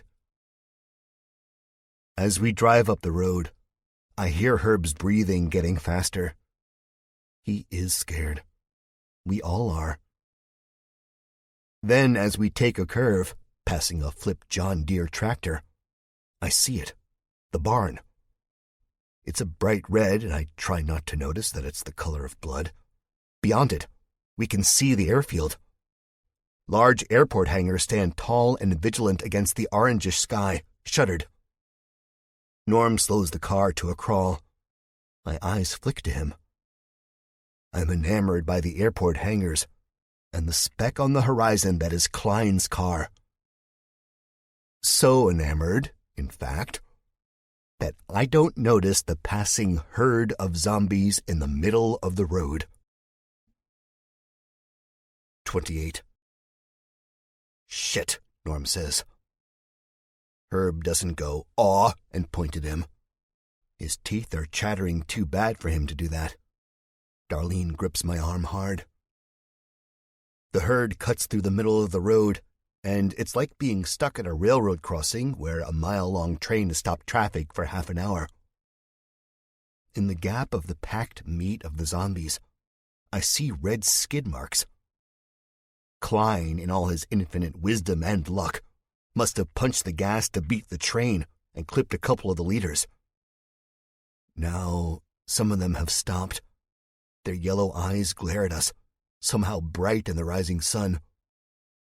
This is definitely a nightmare. Pinch me, I must be dreaming. God can't be this cruel, can he? More zombies turn their heads. The movement is very rickety, like a rusty hinge, and their yellow eyes blaze. Herb has taken to whimpering. I bring a hand up to my throat to make sure it's not actually me, and I don't know it. There's no vibrations underneath, so it must be Herb. Norm looks over his shoulder at the empty road behind us. I put my hand on his arm and shake my head. We can't, I say. Klein is getting away. Let him, Norm says. Look at them. He points out the windshield. The zombies have started to lumber toward us. Raggedy, blood-stained clothes whip in the morning breeze. Crooked arms and legs move like broken clocks. Their death rattles and grunts are loud enough to be heard through the glass. Actually, their collective dead voices are loud enough to be heard halfway around the world, I think. I can smell the decay on them, the rot, like old earth and worms. These are seasoned zombies. These are not freshly turned humans. They are rotted almost to the bone, emaciated, starving. If Klein gets a plane, I'm saying. I know it will happen, Norm says. I don't give a shit. While we are sitting here arguing, they are getting closer. They don't seem smart at first glance. They're not supposed to be smart. But I think there are certain features and survival instincts wired into their dead brains or something, because they're not coming at us in a straight line. No, they're circling around the SUV, cutting us off from all angles. More stream out from the surrounding trees. Now I can't see the road at all, just hints of yellow paint that belongs to the double line. I feel like I'm choking. Abby, Darlene, and I are pushing closer and closer together as the dark shadows do the same. Fuck this, Norm says. He shifts into reverse. No, I say. I'm not going to be the one to kill us, he says. The first zombie clunks into the back of the SUV. I hear the soft shatter of glass, one of our taillights. Let me drive, I say. I'm the driver. Now's really not a time to argue about this, Abby says. She's right. Norm snarls at her first, then he snarls at me.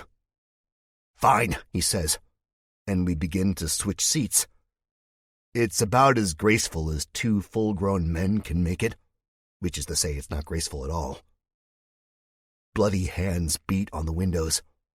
One zombie, its tongue lolling out about 2 miles long, climbs on the hood of the car. For a second, I think we are stuck here. I think they will keep pressing and pressing up against the frame until they create some kind of zombie garbage smasher, and the Ford is turned into a compacted cube, with us still contained on the inside somehow. Then I look down at the gear shift, and I see the glowing red P and the unlit D, and I stomp on the brake, switch to D, and then stomp on the gas with all of my weight. The SUV lurches forward. With all that horsepower under the hood, you'd think we'd plow right through the zombies. We don't. There's too many, and we don't have enough momentum going for us. What we need is a big plow attached to the front fender, maybe add some medieval spikes to the plow, and just gut all these dead bastards. Herb is taken to screams again as a zombie smashes his face against the glass, blood-stained teeth and blackened gums streaking down the window. Herb fumbles for his gun, his hand shaking wildly. All the while, I'm still pressing down on the gas.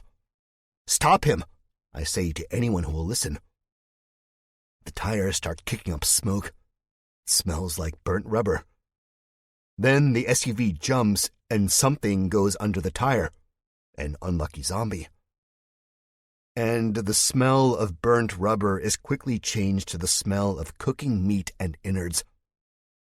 The tires don't grip the road any longer, but it's like we're driving on ice now, slipping and sliding. But it's not ice, and it's not banana peels beneath our tires. It's blood and brains and rotten flesh. "Go!" Abby shouts. The jovial quality to her voice is now gone. I think she's woken up, truly woken up, and realized this isn't some dream or fantasy we're living in. This is real life. It's a harsh realization, one I still have trouble coming to. But you have to wake up. It doesn't get easier. The fear is always there, deep in your psyche, like it is in mine right now. We aren't going forward, so I reach down and shift to reverse. My hands slip on the steering wheel and the gear shift. I'm not trembling anymore. Now I'm vibrating. Herb says, "Don't worry, Jack. I'll be brave. Just like you told me to, Jackie. I'll be brave." I turn, my face a mask of horror, as I see Herb raise the pistol we gave him for protection. The zombie on his window side has morphed into 3 more. They're snapping their teeth and clawing against the glass. "Herb, no!" I shout, reaching out to grab the gun from him. But it's too late. The pistol booms, and inside the confined space of the Ford, it sounds like the bombs that went off in last night's dream. I think my ears are bleeding. I jam my eyes closed, and as I open them, I see one of the zombies' faces explode into a mess of red and black goo, and the twinkling cascade of broken glass. My ears are ringing, not bleeding. I reach up and swipe a finger in my ear canal, almost involuntarily. Yet I can still hear the zombie's groans of death from the outside.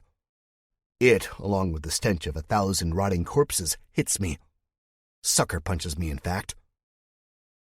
Now Herb is screaming because what looks like 40 cracked and twisted arms shoot into the Ford's cabin. Some of the bone shows through, a grim yellow, and all of the skin is rotted, pockmarked and festering with sores and pus. Herb pushes away as fast as he can, but he's a big man, and he doesn't get far. I'm reaching out to him and grabbing him. With all of my might, I yank. Zombie fingers grip at his sleeve. I see Norm lean over us, his movement a blur, and his gun registers shots that never seem to end. The zombies leaning into the shattered window are replaced with different zombies. Their faces and skin and smell are no different. They're all horrible, nightmarish. Herb manages to crawl over the back seat, and over Darlene and Abby's screaming and yelling, one of them says, "Ow!" And Herb disappears into the trunk, his legs sticking up, boots scraping the Ford ceiling. I have my own gun in hand, but now I pick up Herb's, and I'm shaking so bad. 2 guns are better than 1. I'm bound to hit something. I pump lead into the tide of zombie faces, not even missing 1 time, actually. My eardrums are shot. My eyes are blinded by the flashes from the muzzle. But I squeeze the triggers until the car's stink is replaced with the smell of gun smoke, and until I see daylight through the fallen bodies. It's not much daylight, just a hint, really. Enough to make me drop the guns on the front seat and let Norm and Abby take over shooting duties. Faintly, I see Darlene shift in the back and grab Herb, shake him. But that's all I see and all the time I can spare to give up. She's all right. Herb's all right. No time to worry now. The dense forest of walking carcasses begins to clear in front of us. There are still zombies on our left. They bump and smack the sides of the SUV, rocking it and causing the shocks to groan. I stomp on the gas. They're so packed on the side, one zombie's arm rips off with the motion of the Ford. I almost throw up looking at it, I swear to God. The fingers still wiggle, and a white knob of bone juts out, shiny with blood, both red and black. I look away and slap it onto the floor, feeling like I'm in dire need of a shower. Watch out, Abby screams. Her and Norm have been thrown back against the seats. Abby points ahead. She's pointing at more zombies. I grip the wheel tighter. I have momentum. I have speed. I'm coming at them like a bowling ball, and they're the lone pins. Their eyes flicker with yellow, but it's like they never see me coming. Their mouths hang slack-jawed as the Ford smacks into them. It's about 4 zombies. I didn't get a good look at their clothes or features, and quite frankly, I don't care. All that's left of them are blackish-red smears on my cracked windshield. 29. The engine is so loud. Still, I hear Herb's cries over the growling. Norm crawls into the front seat. "You okay?" he asks. "Everything okay back there?" 3 weak yeses come from behind me. "You okay, little bro?" I nod, never looking at him. I'll be honest, I'm too afraid to take my eyes off of the road now. Too afraid another pack will jump out from the trees and trap us again. That was too close. Way too close. But I guess it always is, isn't it? "I was sure you were going to turn tail or at least do something stupid like open the door and make a run for it," Norm says. He then bends down and picks up the guns. He examines Herb's closely, breathes on the chrome, fogging it up and wipes it on his shirt. "Glad you didn't. Very brave move." "Thanks," I say. The SUV is traveling at about 60 on a road where we should probably only go 40 to 45. The airfield is in sight. I can't hold back now, but I'm aware of the slapping sound of something under our back left tire. I don't even want to think of what body part is stuck in our wheel ruts. Darlene's blonde head bobs in the rearview mirror. I realize I'm still gripping the wheel tight because my palms are burning. I want nothing more than to pull off to the side of the road, let go of the steering wheel, and go back and comfort her and Herb. But I can't. The world hangs in the balance. Norm reloads the pistols, holsters Herb's, and puts mine in the middle console. "Maybe we shouldn't have given Herb a gun," he says to me in a quiet voice. Outside of the windows, the fields and trees are going by in a blur. I pick up speed, but I still won't take my eyes off of the road, not fully.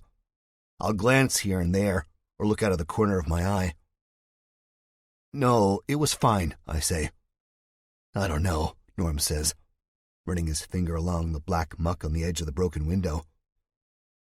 "If it wasn't for Herb, we'd still be trapped," I say. And it's true.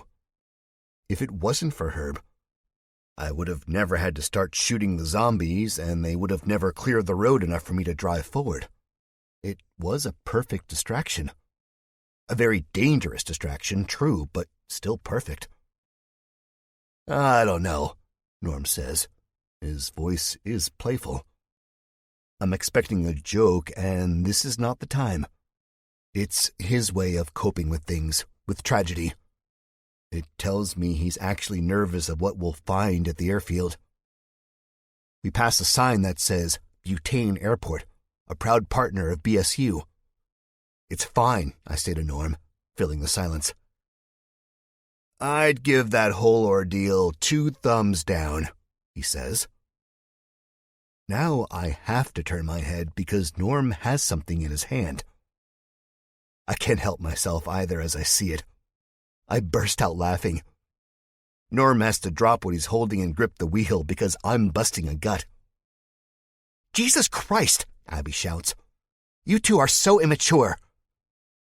I get control of myself, and just as the funnies pass over me and I notice the car veering over the now arbitrary double yellow line, Norm takes the zombie arm and moves the thumb down into an erect middle finger. "Immature that," Norm says, and busts out laughing. Abby scoffs. I see, despite all of this, she's smiling. That's what I love about these people, my family. We can be inches, no, centimeters, away from death, and still crack jokes immediately after we survive. I know there's a time and a place for humor, and this is probably not the time, with Herb in the back still sniffling and our blood pressure still spiked. But I have to say, I also think this is the perfect time for that. I can see why Norm uses humor as a way to cope. For a moment, I forget all about the snarling zombie faces, the way Klein betrayed us, all the people I left dead in Washington no more than 48 hours ago, and the fact that whether or not the world ends depends on our success. Norm wipes his streaming eyes with the back of his hands. "I'm just kidding," he says. Then he raises his voice and says, "You hear that, Herb? You saved the day." I did," Herb's voice answers back. "You did, Herb," I say. "Thank you." In the rear view, Herb pokes his head up from the back, smiling. His eyes are red and puffy from crying. Darlene ruffles his small afro and he smiles wider. "You're welcome, Jackie. Anything for you guys. I love you guys so much." He kisses both hands and blows them toward the front of the SUV like he's a famous person receiving some award or something. I can't help but smile and shake my head. We turn into the airfield's parking lot. There are a few cars. All of them are sitting on flats, their glasses covered in debris from the harsh storm a few hours ago. All of them except one car. And this car is parked crookedly near the front doors, the passenger side hanging open. All of the good humor goes out of me, replaced with that usual sinking feeling of fright. It's as if a cinder block is tied around both of my ankles while my hands are cuffed behind my back and my mouth is duct-taped, and somebody tosses me into the deepest part of the ocean, so I don't die while I'm at the bottom. I die on the way down. That's how I feel. That's probably how we all feel. But we file out of the SUV anyway. Because we have to. 30. Herb doesn't act as scared as normal. For this, I am grateful. But not so much for him trying to lead the pack into the heart of the unknown. The butane airfield is nothing like an airport whatsoever. It's just 2 hangars, a runway, a few other smaller buildings clustered off to our left and right, and the main part in front of us. The doors were once barricaded, but have now been broken through. From the looks of it, it must have happened a while ago. Seeing the cracked glass and the tipped barricades and the crookedly parked cars brings goosebumps up my arms. I still can't comprehend this way of life where scenes like this are the norm. Herb sees the open door up the walkway, the top part of its glass completely gone, swinging and banging. There's a slight breeze, but that's not why the door's open, I think. It's open because we've just missed Klein. I reach out and grab Herb. I'm not rough or anything.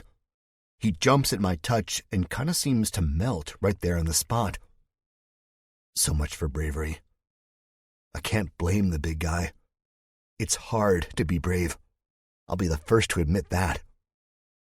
"Slink back," I say to Herb. He frowns, but I think I see relief in his eyes. "Let Norm and me go first," I say. "Make sure it's safe." "Okay, Jackie," Herb says. "You got our back, right, Herb?" Abby asks, and Herb nods furiously. The whole time, both Darlene and Norm are looking quite squeamish. I think it's the silence of the place. This large airfield where a million noises should be sounding. Jet engines, trucks beeping while they back up, car engines and their doors opening and closing, people clamoring. But instead of that, there's nothing. Not even the distant chirp of a bird. To be totally honest, it is quite unnerving. Most things in this dead world are. Zombies. That's what really gets me, I think. We saw a pack not even half a mile up the road. In a sense, and I feel my heartbeat get faster as I think this. We are racing against 2 clocks. Klein and his end-of-the-world scheme, and the swarm of zombies just down the road, who will undoubtedly come here as soon as the bullets and planes start flying.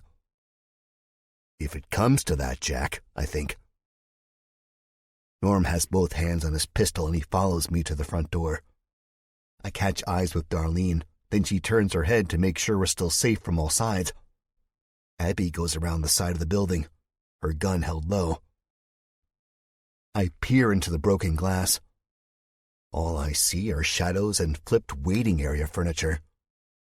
There's a front desk and poles where ropes probably once hung separating the lobby from the boarding area. There's a metal detector and a conveyor belt, both lit by the faint morning sunshine streaming in through the patched and barricaded window cracks. It's still too quiet.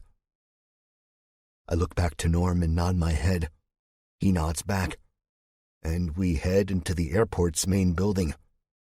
Guns in our hands, hearts in our stomachs. 31.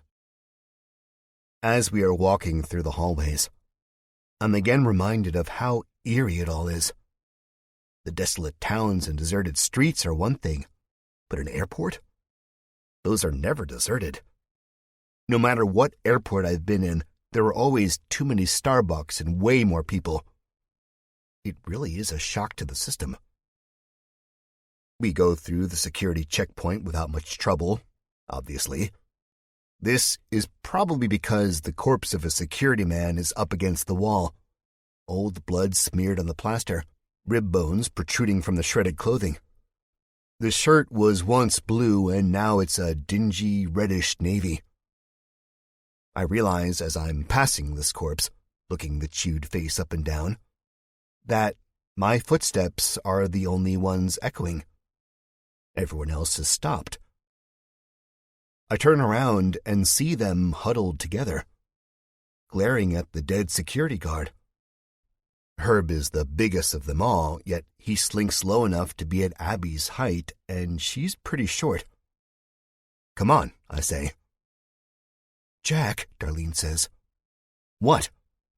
"Maybe we should stick together," she says.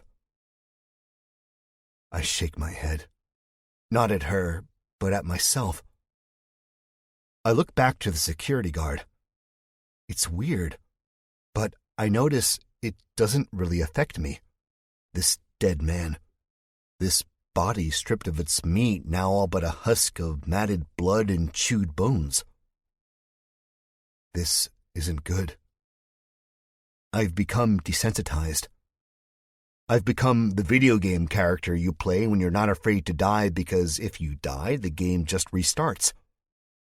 Well, life's not a game. It doesn't restart. You don't get a second chance. "I'm sorry," I say. The front desk's computer stared at us with dead screens. They might be dead, and most of the world might be dead with them, but we aren't. I hug Darlene. No, we aren't. 32. "He's probably waiting in the shadows to jump us," Norm says. Herb gasps. Darlene and I part. "He's probably got his piece pointed at us right now, just waiting to pull the trigger," Norm says. "And you two are hugging. Come on." His eyes scan the shadowy building, but it's so big and some of the shadows are so dark, it's almost impossible to know exactly what lurks in them. Klein or some other kind of monster. "No," Herb says, shaking his head. "No, Norm." His voice has a tinge of finality to it, as if to say there's no arguing his point. "Doc Klein would never, ever do that. He's a good man. He's not no killer like Butch and Spike." "I wouldn't count your chickens before they hatch," Norm says. "What chickens? I got no chickens, Norm," Herb says. "I mean, Klein held a gun to Father..." "Oof," Norm says as Abby elbows him in the ribs, causing an oomph to escape from his mouth instead of the rest of that sentence. "Shut it," Abby says. I give my older brother a nod. Let Herb be Herb. He knows this world is bad. He put up with Eden for God knows how long. "I'm just saying," Norm says, but is cut off again. This time by a gunshot, and it doesn't come from inside of the building. It comes from beyond it, past the dirty glass overlooking the tarmac. Muffled, but oh so loud. I jump, and so does everyone else. Darlene instinctively brings her body closer to me. "Let's go," I say. Reluctantly. They follow me. 33. 3 figures on the horizon, backlit by a blistering sunrise. One of the figures is unmistakably Dr. Klein, and the other Father Michael, and the other one is not someone I know. I'm thinking it's George or maybe an unlucky looter. I'm running through corridors filled with tipped luggage carriers and downed, overspilled trash cans. "There," Norm shouts. He's right by my side. The others lag a little behind. Norm's footsteps are heavy and wall-shaking. Norm points through a hole in the window panes. The only problem is we are now about a story up. It wouldn't be an easy drop at all. I stop short at the shards of glass, barely registering the blood dried to the jagged teeth sticking out of the frame, and doing the same to the bodies on the pavement below. There's 2 of them. That's all I'm aware of. "Gotta be another way," I hear Abby say behind me. She gasps for breath. The injury has done more than just take her left hand. It's also taken all of her endurance. "No time," Norm shouts. "Look, he's going to kill him." I won't lie. I expected Norm to be cut off by the sound of a gunshot, and the squirming man about 300 feet away from us to stop his squirming. But that's not the case. I get to the edge of the window and look down below. There's a tipped ladder just beneath the building's shadows. I swallow harshly and my throat makes this dry clicking noise I hate. It burns a little too because I know what I have to do. And God, I hate that I have to do it. But it's the only way. I take a step. Now my right foot is hovering over nothing. The 2 bodies below me aren't moving. Besides, I've fallen off of higher things in my lifetime. Once, I fell out of my grandma's apple tree and nearly broke my arm. No, just kidding. I'm talking about the time I tackled Pat Huber off the Woodhaven Rec Center to save the rest of my group's lives. That was about 3 stories, and the only thing I had to break my fall was a few shrubs and the soft middle and bony chest of the elder Huber. It was not a soft landing, and my ribs still ache when the weather turns sour. Just thinking about taking this plunge has already got them flaring up. "Jack!" Darlene is screaming. And she always does, doesn't she? She's always screaming at me because I'm always doing something stupid. I can't blame her. She loves me, I get it. I wouldn't want her jumping out of a broken window to the hard concrete below, especially if she had a history of doing dumb things like I do. I also try not to think about Billy being dropped off the top of the building in D.C. to feed the cannibal prawns. Try not to think about the splat his body made when he hit the alleyway, or the sound of those cannibal bastards cheering. "What the fuck?" Norm says. But he's cut off for a 3rd time, but probably not really. I'm sure up there he got to finish his sentence. I just can't hear him over the wind whistling into my ears, or Darlene's shrill shriek, or Herb's grunt of confusion, or the mental punch of Abby's sass saying, "Jack, you dumbass." I fall for what feels like an eternity, and my knees and ribs ache with phantom pain that lasts even longer than that. Then I hit the concrete. Except I don't. I hit the bodies below me. They make a noise that sounds exactly how I'd imagine stomping a jelly-filled donut would sound. A kind of hearty squirt.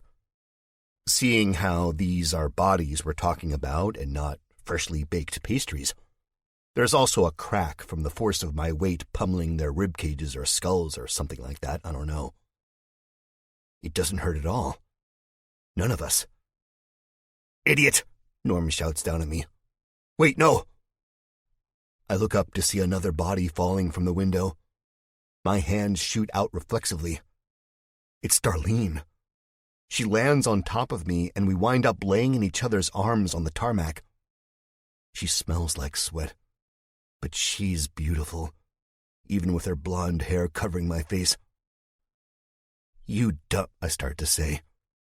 "I'm not letting you go without me," she says, and she springs up, using my chest and groin as a stepping stone. I can only shake my head as she runs past me, her pistol in hand. I look up to Norm and Abby and Herb. Norm shrugs at me and then waves me forward. "We'll find a way. Go, Jack, go." I do. 34. Problem is, this isn't a movie. Did I think I was going to be able to jump from a window, get screamed at by my family, have Darlene body slam me like a pro wrestler, and not get noticed? Yeah, things don't happen like that in this apocalypse, as much as I want them to. I see the gun leave the fat guy's face only because the sun glints off the chrome, and it finds Darlene. My chest tightens. Legs pick up speed. She's got a pretty good distance ahead of me. The fat guy is on his knees, directly in Klein's line of sight, and Father Michael is in a headlock. "Stop right there," Klein shouts at her. He won't shoot. He doesn't have it in him. At least, I don't think he does. I keep running, and when I see the look in Klein's eyes, this rabid look, almost the same one I saw in the starved dog while we were driving through the city, I stop. Darlene does too. "Klein," I shout, "you don't have to do this." "Leave me alone, Jack. Turn around and let this happen," he says. "Take your girl with you." Father Michael has his teeth gritted. Sweat pours from his brow and tears from his eyes. Klein moves the gun from me and now sticks it on Father Michael's temple. The priest squeals as soon as the metal touches him. Slowly, I walk forward until I'm about 5 feet from Darlene, my gun raised. We are in a standoff. I don't know how this is going to play out. "Stop it, Jack. I mean it," Klein says. One eye darts to Darlene. "Call her off." "This doesn't have to be like this," I say. "Just drop Mike and we can talk this out." "Drop him, asshole," Darlene barks through gritted teeth. "You don't understand," he seethes. He's right. I don't. And as soon as Father Michael is out of harm's way, I'm putting a bullet in Klein's face. "Help me understand. Help me," I say, just trying to buy us some time. Klein looks off in the distance behind me where the rest of the group is running. I hear their footfalls, but I don't dare turn around. "The bastard's crazy," the fat man says on his knees. He looks very disheveled. "He gonna take one of my planes. Don't let him." I ignore this man. "There's only so many spots left. They won't take everyone. They only take the ones who can contribute," Klein says. He's talking to himself more than he's talking to me, as if he's trying to work out some mathematical problem. "It's all right," I say. "It is. We can survive together. We can be a family." "The odds," Klein says, "of survival are next to nothing. We don't possess the correct—" "What are the odds the dead rise up and walk the earth?" I ask. "You don't understand," Klein says. "Fuck this," Darlene says. And the words "no" are right on my lips. She shoots once and misses because Klein has let go of Father Michael. And he's fast, so fast. Something changes on his face, something that makes me freeze. His craziness turns to desperation. I see his finger twitch in slow motion. "No!" I shout. But my shout is cut off by a gunshot. A cloud of red mist explodes from Father Michael's face as he lurches forward. A hole appears in his forehead from seemingly nowhere. He's dead before he hits the ground. The fat man screams. Darlene drops her gun, trying to catch Father Michael. I go to shoot, but I'm not quick enough. Klein growls and grabs Darlene by her head. The fire blazes inside of me. Just a second sooner and my bullet would have eviscerated Klein's face. Now I can't do anything. He has Darlene in that same headlock, his still smoking gun pressed to her head. He has my fiancée. I'm not breathing. My heart's not beating, blood not pumping. Oh God, why? What did I do to deserve this? Oh God, why?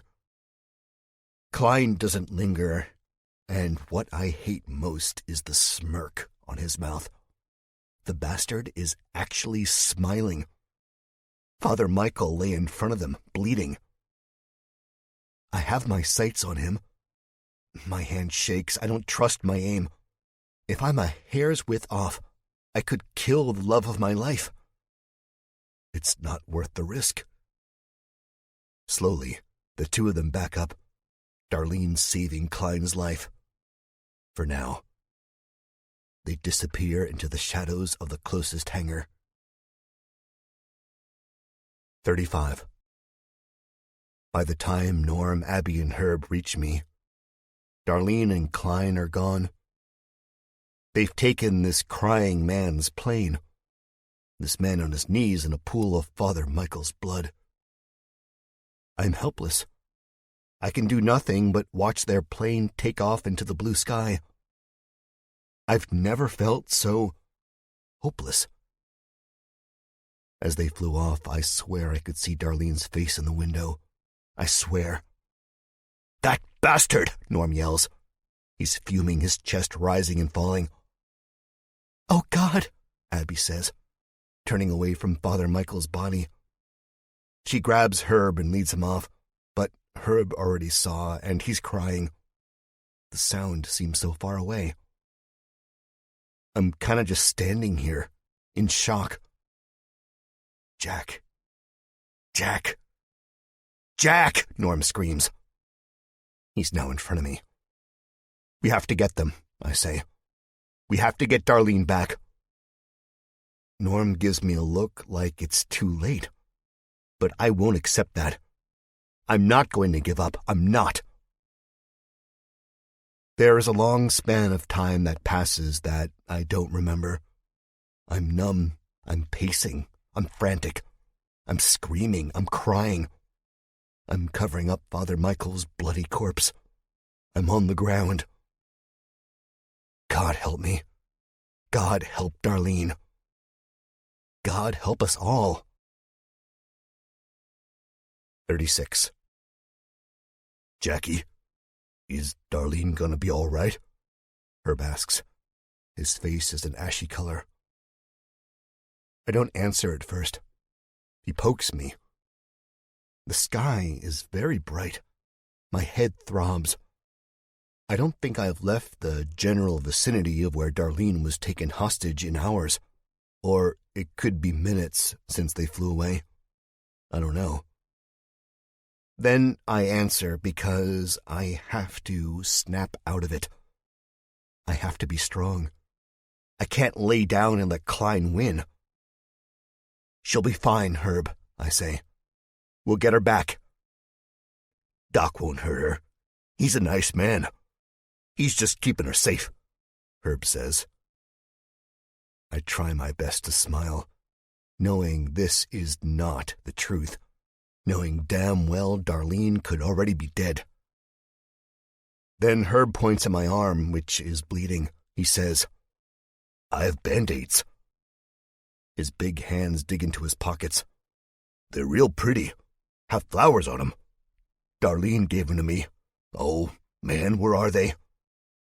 He pulls his pockets inside out. The only things that fall from them are a couple of shiny pennies and lint. He looks very disappointed, which for some reason makes me even sadder. His innocence is what does it. How can you be innocent in a world where you have to kill to survive? In a world where the saviors, the smart, upstanding men and women of this world, end up being the abominations we're taught to fear? Or in a world where a holy man lies dead at our feet, where a man's true love is taken from him? You can't. Yet somehow, Herb is. I envy him for that. "You all right?" Norm asks the fat man sitting near Father Michael's corpse. Yes, I'm all right," the fat man says. "I'm George. Father Michael was my friend." "We know," Norm answers. Then something changes on George's face. He goes from scared and sad to blood-red furious. "That son of a bitch," he says. "That son of a bitch killed my damn near only friend, and he took my goddamn plane." "I'm sorry," I hear myself say.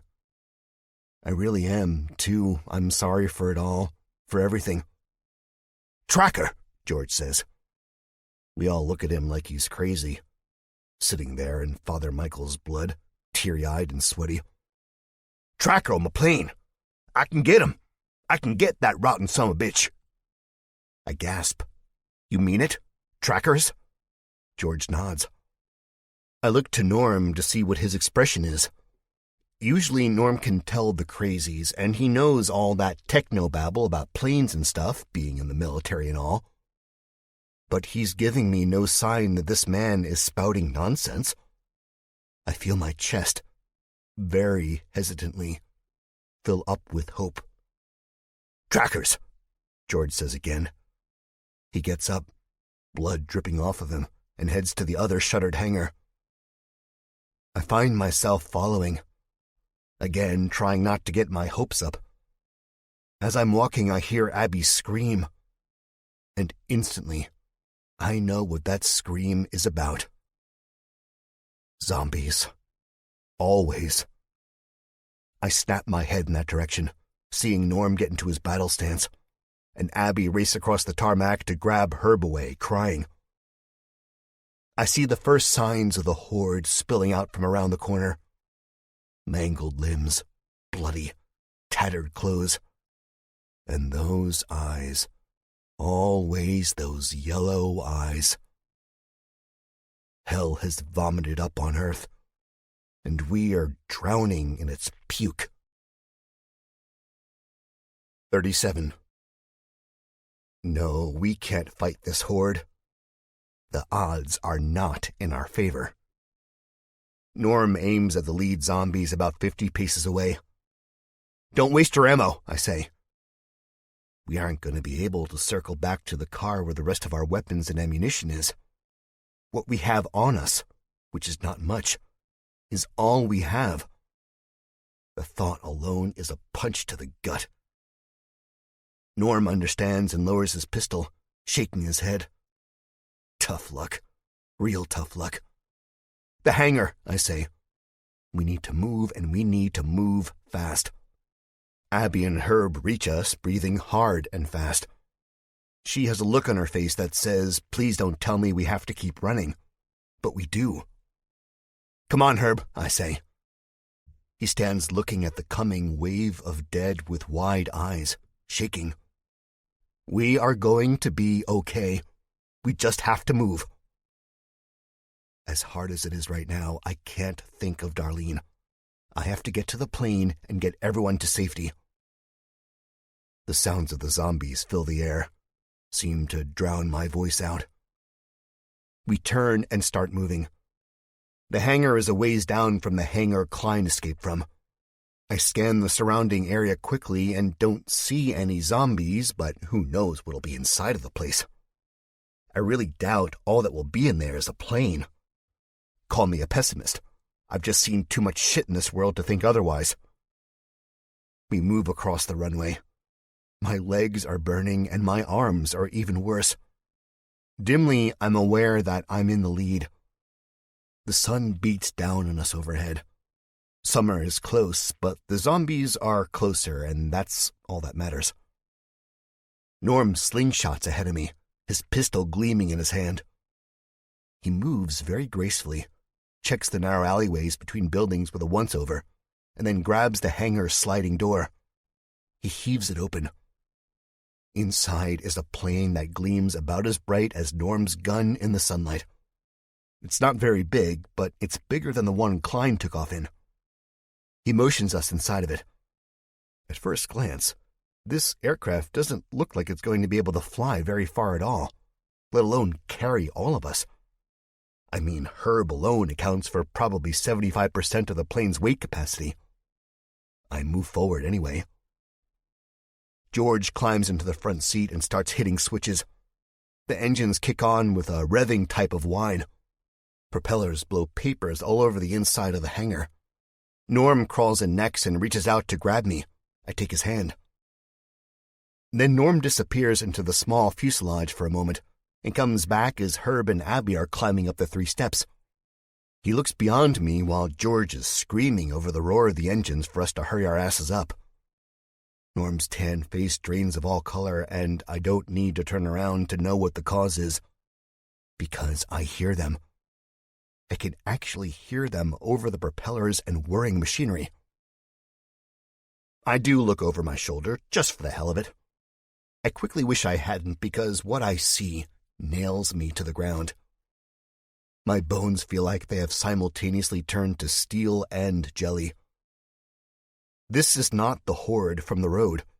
Well, it is, but it's more than that. It's as if that horde teamed up with 3 more hordes. It's as if DC has followed me to the smallish town of Butane. They are so many. They move like one collective mass, all rotten and gummy and petrified. Their yellow eyes glow brighter than the sun, and they search us out. Fresh meat. It's only as Norm grabs me harshly by the collar that I move from the doorway. I slam the door shut. The dead are moving faster than they should. They must be pushing each other forward. Some kind of zombie support system, something like that. I hear a beeping coming from the cockpit. The door is open and George's hands move with lightning speed, going from button to switch to button. Then the plane lurches forward and the sounds of the engines seem to go quieter. The sun comes in through windows. We are now out from the shade of the hangar. "Hold on to your dicks," George shouts over the intercom. "It's going to be a bumpy ride." My heart is beating hard. I look out of the 12 or so passenger windows and see that the runway is littered with zombies. Seriously, you can barely see the concrete, and the bits of tarmac that you can see are stained with blood and ooze and guts, dripping from the shambling corpses. Seeing this is really a punch to the groin, I'll tell you. What is even worse, what is a full-fledged dick punch, is seeing the crowd piling over Father Michael's body some distance away. Seeing the zombies swarm and fight over bits of his flesh and guts. Seeing him disappear. I look away. I have to. Then I am almost thrown to the floor as the plane lurches to the right. I feel a spike of fear.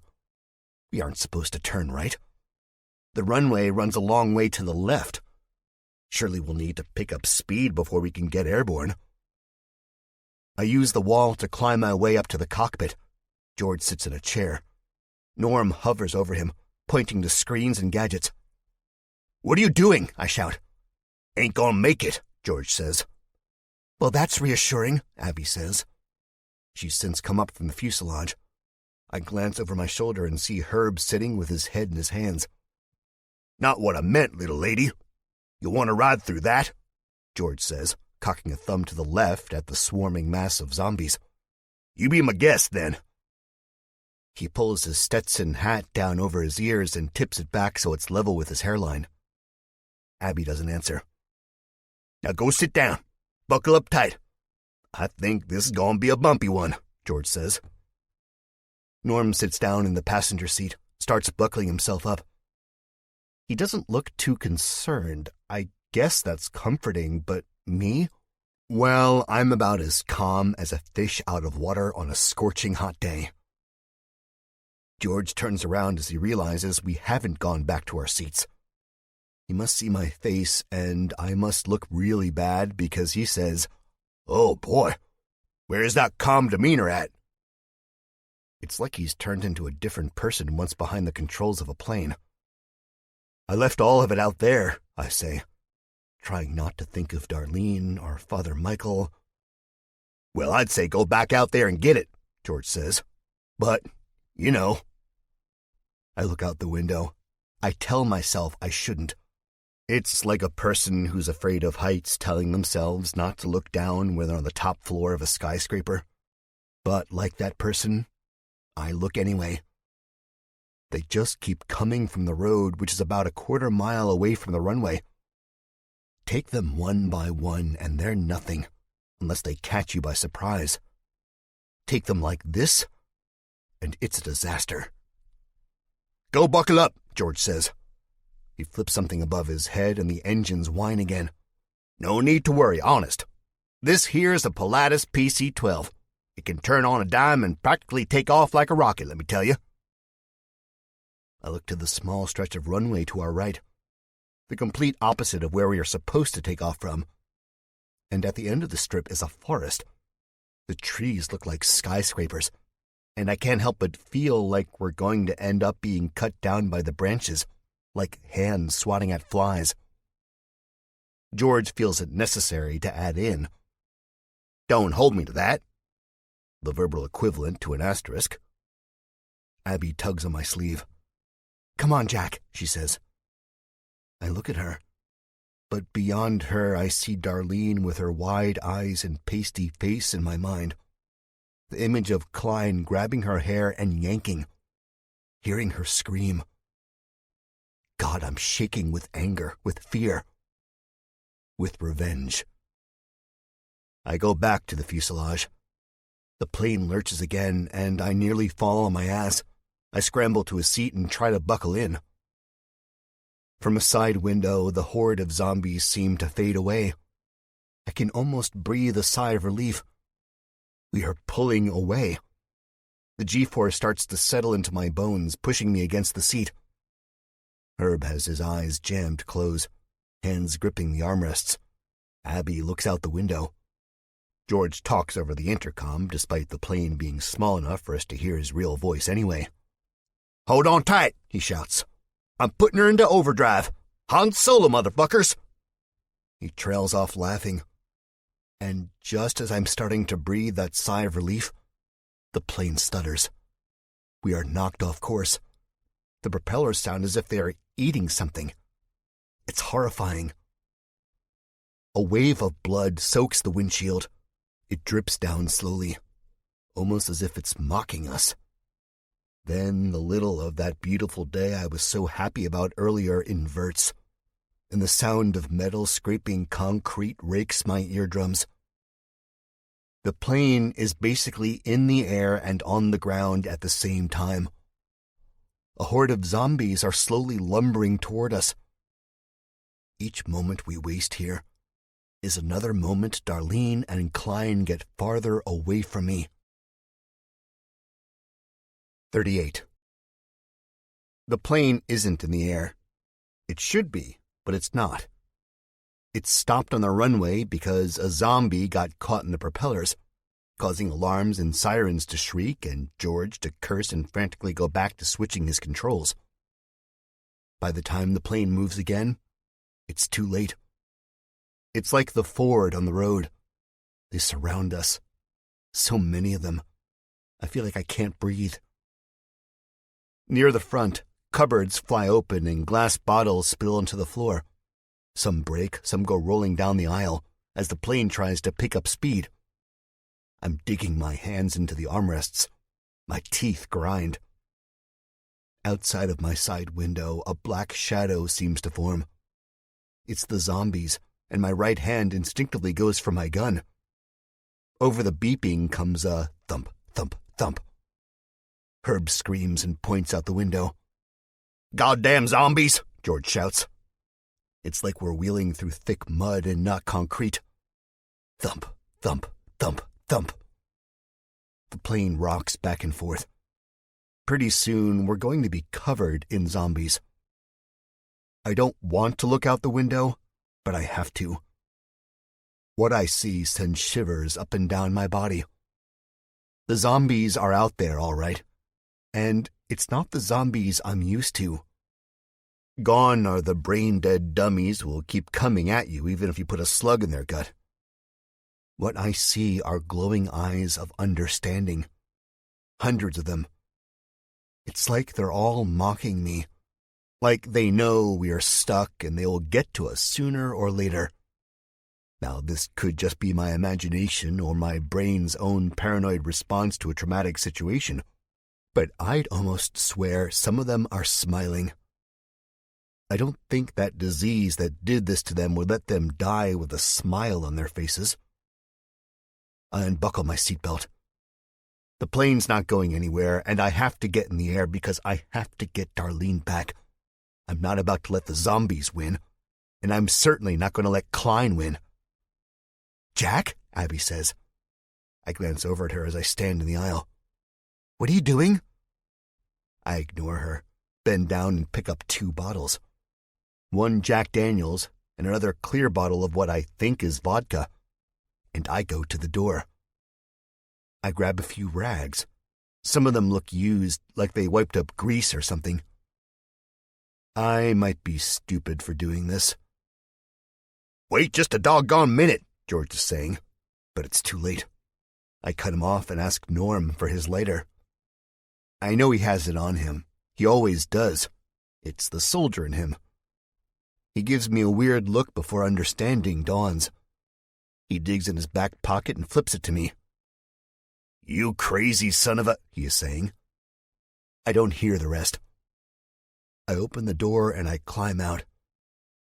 From the corner of my eye, right before I get on top of the bloody wing, feeling the wind of the dying propellers on my face and hair, I see Norm smirking at me, as if he was proud. This is nothing to be proud of. This is desperation. This is craziness on my part, in the name of love. 39. As soon as the zombies see me or smell me or whatever these fucked up abominations do, their groans and voices grow much louder than the dying plane engine. I'm on the wing.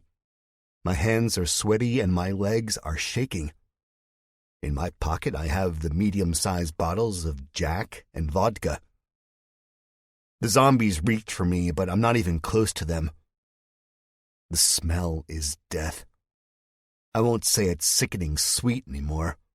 That ship has sailed as these bastards cooked in the hot sun and rotted for the better part of 7 or so months. Sure, some are fresher than the others, but the stench would say otherwise. They all have skin the color of puke and old cheese. Their jaws, those who have them, hang open as the death rattles slip from rotted throats. Their eyes shine at me like searchlights. All of them are turned up. I'm the center of attention at last. I scrabble up the wing, but my heart stutters as my sweaty hands betray me. I slip and fall hard on my side. I hear glass breaking. Pain shoots through my leg, the already wounded one, as glass drills into me and warm alcohol spills down my pants.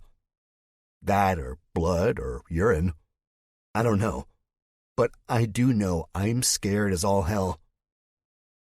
The propellers barely spin. Hands scratch at the metal.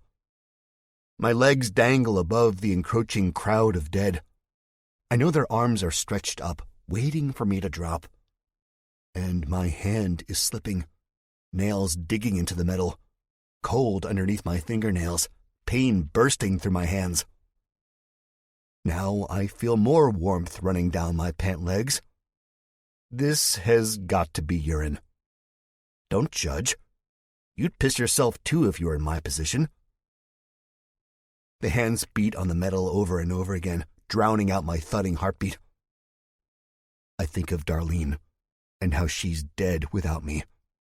how it's up to me to clear the dead and get us airborne so I can find her. I can't lose her again. I just can't. I scream and I don't think. I just do. I slap my hand on the wing, sliding a little as my heart goes into my throat, and repeating the process. Something brushes my boot. My muscles tense up. Now I can think.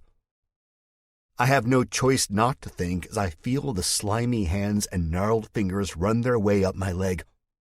They grip my shoe and pull, dead weight. My nails screech on the metal. It's almost cartoonish, almost unreal. I'm thinking of Norm without his index finger and Abby without her left hand. And now I think of me without my right foot. I think of me not able to run from the dead when that's the only choice left as I fall farther and farther down the wing.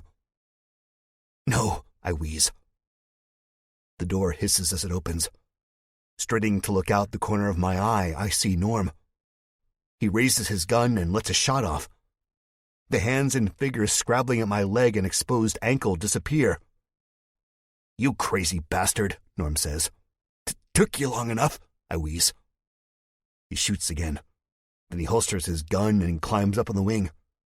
He gives me his hand, pulls me up. "Thank you," I say. "Thanks a lot. All the times I've saved you, little bro. Did you really expect me to let you die?" I smile. Norm glances over the quivering mass of zombies below us. They stretch all the way to the airport's main building. "Well, at least I'm not going to let you die alone," he says.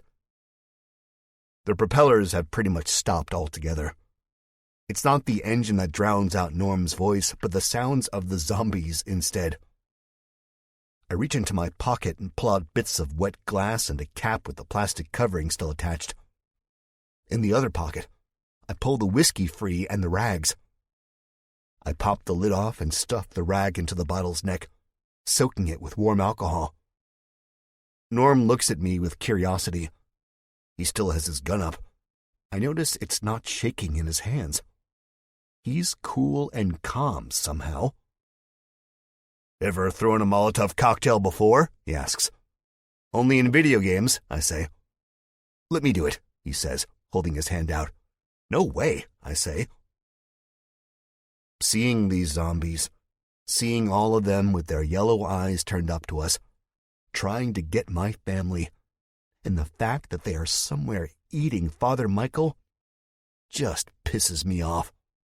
No, these bastards are mine. With the rag soaked in the booze and hanging out from the neck, I take the lighter and run my thumb over the gear. A flame sparks, catches. I hold the rag over it. It catches too. The warmth bathes my face, and the bottle almost instantly heats up. I don't let it linger in my hand. I cock it back behind my head and throw it. It sails through the air, the fire burning low in the bright sunshine. Zombie eyes follow its trajectory until it lands with an explosion of flame in the middle of the runway. Bodies light instantly. Death rattles turn to high-pitched shrieks. I know they don't feel pain. At least, I don't think they do. I think it's a semblance of their old selves remembering what pain is, remembering that fire means death. Old stale clothes catch fire. Arms go up to the heavens and legs move around at the same pace they moved before. Bodies bump into more bodies and more fire spreads. Soon it stretches the length of the horde, which in turn seems to stretch for miles. The flames are brighter than the sun, and I feel the temperature of the world turn a few degrees hotter. Norm slaps me on the shoulder. I lunge forward, almost slip, but he grabs me. My plan worked, like it worked in Woodhaven. It would have worked in D.C., too, if it wasn't for the endless supply of dead. "Let's go, boys," George shouts from the door. "Daylight's burning." Norm gives him a thumbs up. The zombies below us have receded into the pile at the heart of the runway. I thought of throwing the Molotov cocktail somewhere completely out of the way so we could take off properly. I don't know if my arm could have really gotten anywhere beside a target I knew I wouldn't miss. Besides, I needed to hit something that would catch, and the concrete would catch for as long as the whiskey provided fuel to burn, and that wouldn't be long. Imagine how much easier old petrified skin and sun-zapped clothes catch. Then Norm holds out his hand. My breath is momentarily caught. It's not often Norm offers this kind of praise. If Darlene wasn't gone, I'd be the happiest man on earth right now. I take his hand and we shake. Seriously, nice job, little bro, he says. We head back into the plane, the sound of the propellers and the whipping wind spurring us forward. I smile and honestly can't wait until we're off of this god-forsaken coast. 40. We took a little wing damage, George says as I walk past the cockpit and back through the aisle. Herb sits next to me. He's taken pillows from somewhere and blocked the windows nearest him. Faint sunlight and flickering flames stream in from between cracks, but the smell of fire is unavoidable. Herb sits with his gaze averted and his big hands stroking his hair. It's okay, Herbie, I say. I was scared, Herb says. Whenever something goes bad, Darlene is the first one to comfort him. Now she's not here, and I don't know what to do. Herb doesn't look at me. He smells sweaty and full of fear. The plane lurches. Outside the glass, I hear the flames crackling and licking. I think I hear flesh splitting and eyeballs so heated they pop. But I don't. There's no way. It's just my imagination. The stories inside of my head trying to get out even at times like these. Abby sits behind us, peeking through Herb's makeshift blinds. Geez, Jack, hell of a throw. You didn't play football in high school, did you? I shake my head, not looking at her. I'm thinking about Darlene. I hope she's alive. Maybe all that working out at the Woodhaven Rec Center paid off, Abby says. No one laughs. Listen, Jack. Darlene is going to be okay. I look at her. I don't know what to say. I'm afraid of speaking, of unleashing the raw emotion inside of me. George comes on over the intercom. Skies are looking clear. Flight should be smooth, so buckle your seatbelts and prepare for takeoff. There's a faint crackle of feedback, and then it's silent. I buckle up. I move Herb's shutter. The fire has consumed all, almost. Blackened corpses writhe on the ground. Zombies who are only half burned shamble around. Some trip over the blackened corpses only to fall and not be able to get back up. It's quite sad. There's more who move around while the fire quickly eats away what rotten flesh they have left on their skeleton. They move with about as much grace as drunken three-legged dogs.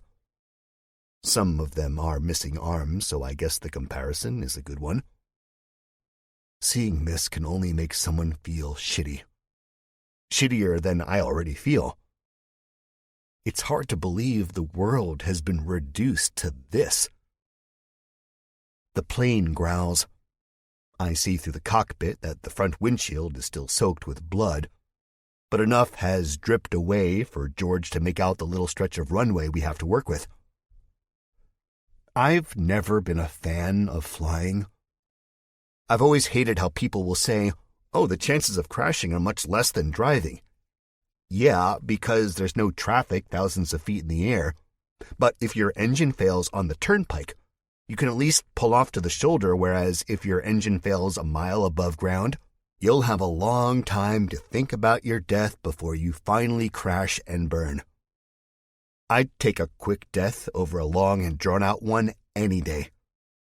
Yeah, an airplane crash would be quick, but the falling wouldn't. Give me a bullet to the brain instead of a zombie bite. Screw pain and suffering, man. But I'm suffering right now. Right, Jack? No. I can't let the dark thoughts get to me. I have to remain positive. Darlene is going to be okay. I'm going to make sure of it. And Klein is gonna pay. The plane takes off. The trees come at us in a rush, and I'm gripping the armrests, teeth gritted, lungs pressed into my spine, finding it hard to breathe. For a second, I think we are going to hit the trees. Think we are going to be cut down, and I won't worry anymore because I'll be dead. But we don't. We pass right over them. 41. It takes about 8 minutes for us to reach a cruising altitude, and even longer for me to feel comfortable enough to unstrap my seatbelt. Abby, on the other hand, is behind me flipping through a hunting magazine she found in a pouch on the back of my seat. She said her dad was a big hunter, though I remember her mentioning he wasn't around much as she was growing up. How she can flip through a magazine at a time like this, I don't know. I have to remind myself, Abby is only 19. She's still growing up no matter what she says. The younger you are, the harder it is to cope normally, I think. Norm comes out of the cockpit. His face is relaxed. Don't worry, he says. How can't I say. Norm shrugs. We'll get through this. We always do. Klein won't kill her. He has no reason to. He had no reason to kill Father Michael, I say. Abby flips pages loudly. Norm is silent for a moment. He did it to buy time. He knew there was still a chance you'd shoot him if he had Mike, but there wasn't a chance in hell you'd risk shooting him with Darlene in Mike's position. I shake my head. The anger rises. He won, is all I can think. I lean over the aisle. Abby stares at me over the open magazine on her lap. She holds it with her good hand and her bandaged stump, and it's an odd sight. She gets up and sits in the seat closest to us. Listen to your brother for once, Jack. She's okay. We're gonna get her back, she says, and she reaches out and grabs my arm, squeezes. She has an awkward smile on her face, like she wants to say more, but English isn't her native language. I get it. It's not her MO. I lean back and close my eyes, ending this conversation of meaningless comfort. There's nothing I can do right now a mile up in the air. Nothing any of us can do except wait. As much as I hate it, it's the truth. I try to sleep, and maybe I do, but it's a dreamless sleep. I'm grateful for that. No dreams means no nightmares. I'm sick of nightmares because I'm living in one. We are still flying. No one is talking, so when a voice fills the cabin, drifting back to the fuselage, I think it's right to think it's the voice of God. 42. The voice says, "You are flying over unauthorized space. Divert your course or suffer the consequences." Norm and I rush to the cockpit. George hunches over the speaker, looking at it as if it's his worst enemy. "The hell I will," George says. "Maybe if you ask me nicely." Norm rests a hand on George's shoulder. The tan farmer jumps at his touch, but he knew we were here all along. "Let me talk," Norm says. Grumbling, George hands over the headset. "No one gets to talk to me like that and live." I look to the tracking screen George has set up on the seat opposite him. I notice how close we are to the blip that represents Klein's stolen plane. Hope fills my chest as I realize his blip is no longer moving. I point to it, but George is still too red in the face to give a damn. I slap him on the back to get his attention. Norm sees me and turns to look at what I'm freaking out about. Look, I say. He's here. Where the hell are we anyway? Norm's eyes narrow at the screen. Then they blossom.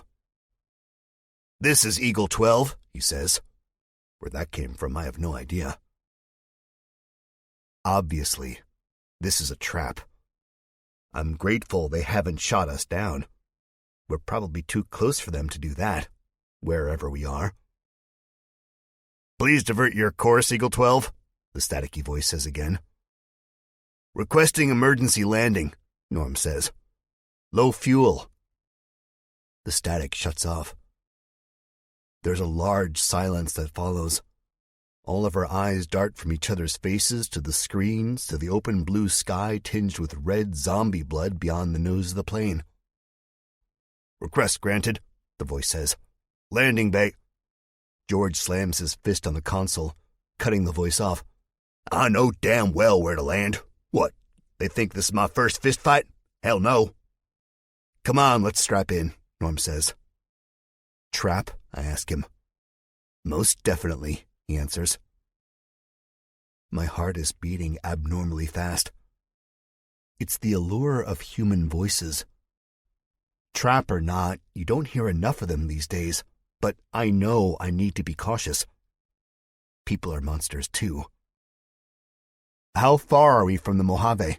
I ask before leaving the cockpit. George glances at his instruments. We're right on the outskirts. We're somewhere in Nevada, he says. I've always wanted to see Vegas, Norm says. Don't think we will, I say. I go back to the fuselage and strap in. Abby asks what's going on, and I tell her we've requested an emergency landing and we're somewhere in Nevada. On cue, she flashes her pistol, and I nod. We are going to have to fight. But that's okay. I'll do anything for Darlene.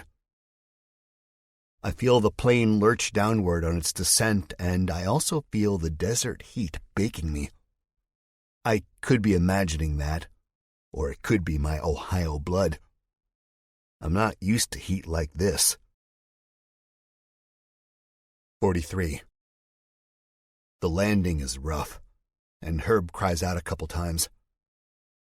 The plane screeches to a stop on the runway. What I like most is that there's no wait for the plane to taxi, or for all of the passengers to crowd into the aisle, trying to retrieve their carry-on bags from the overhead containers.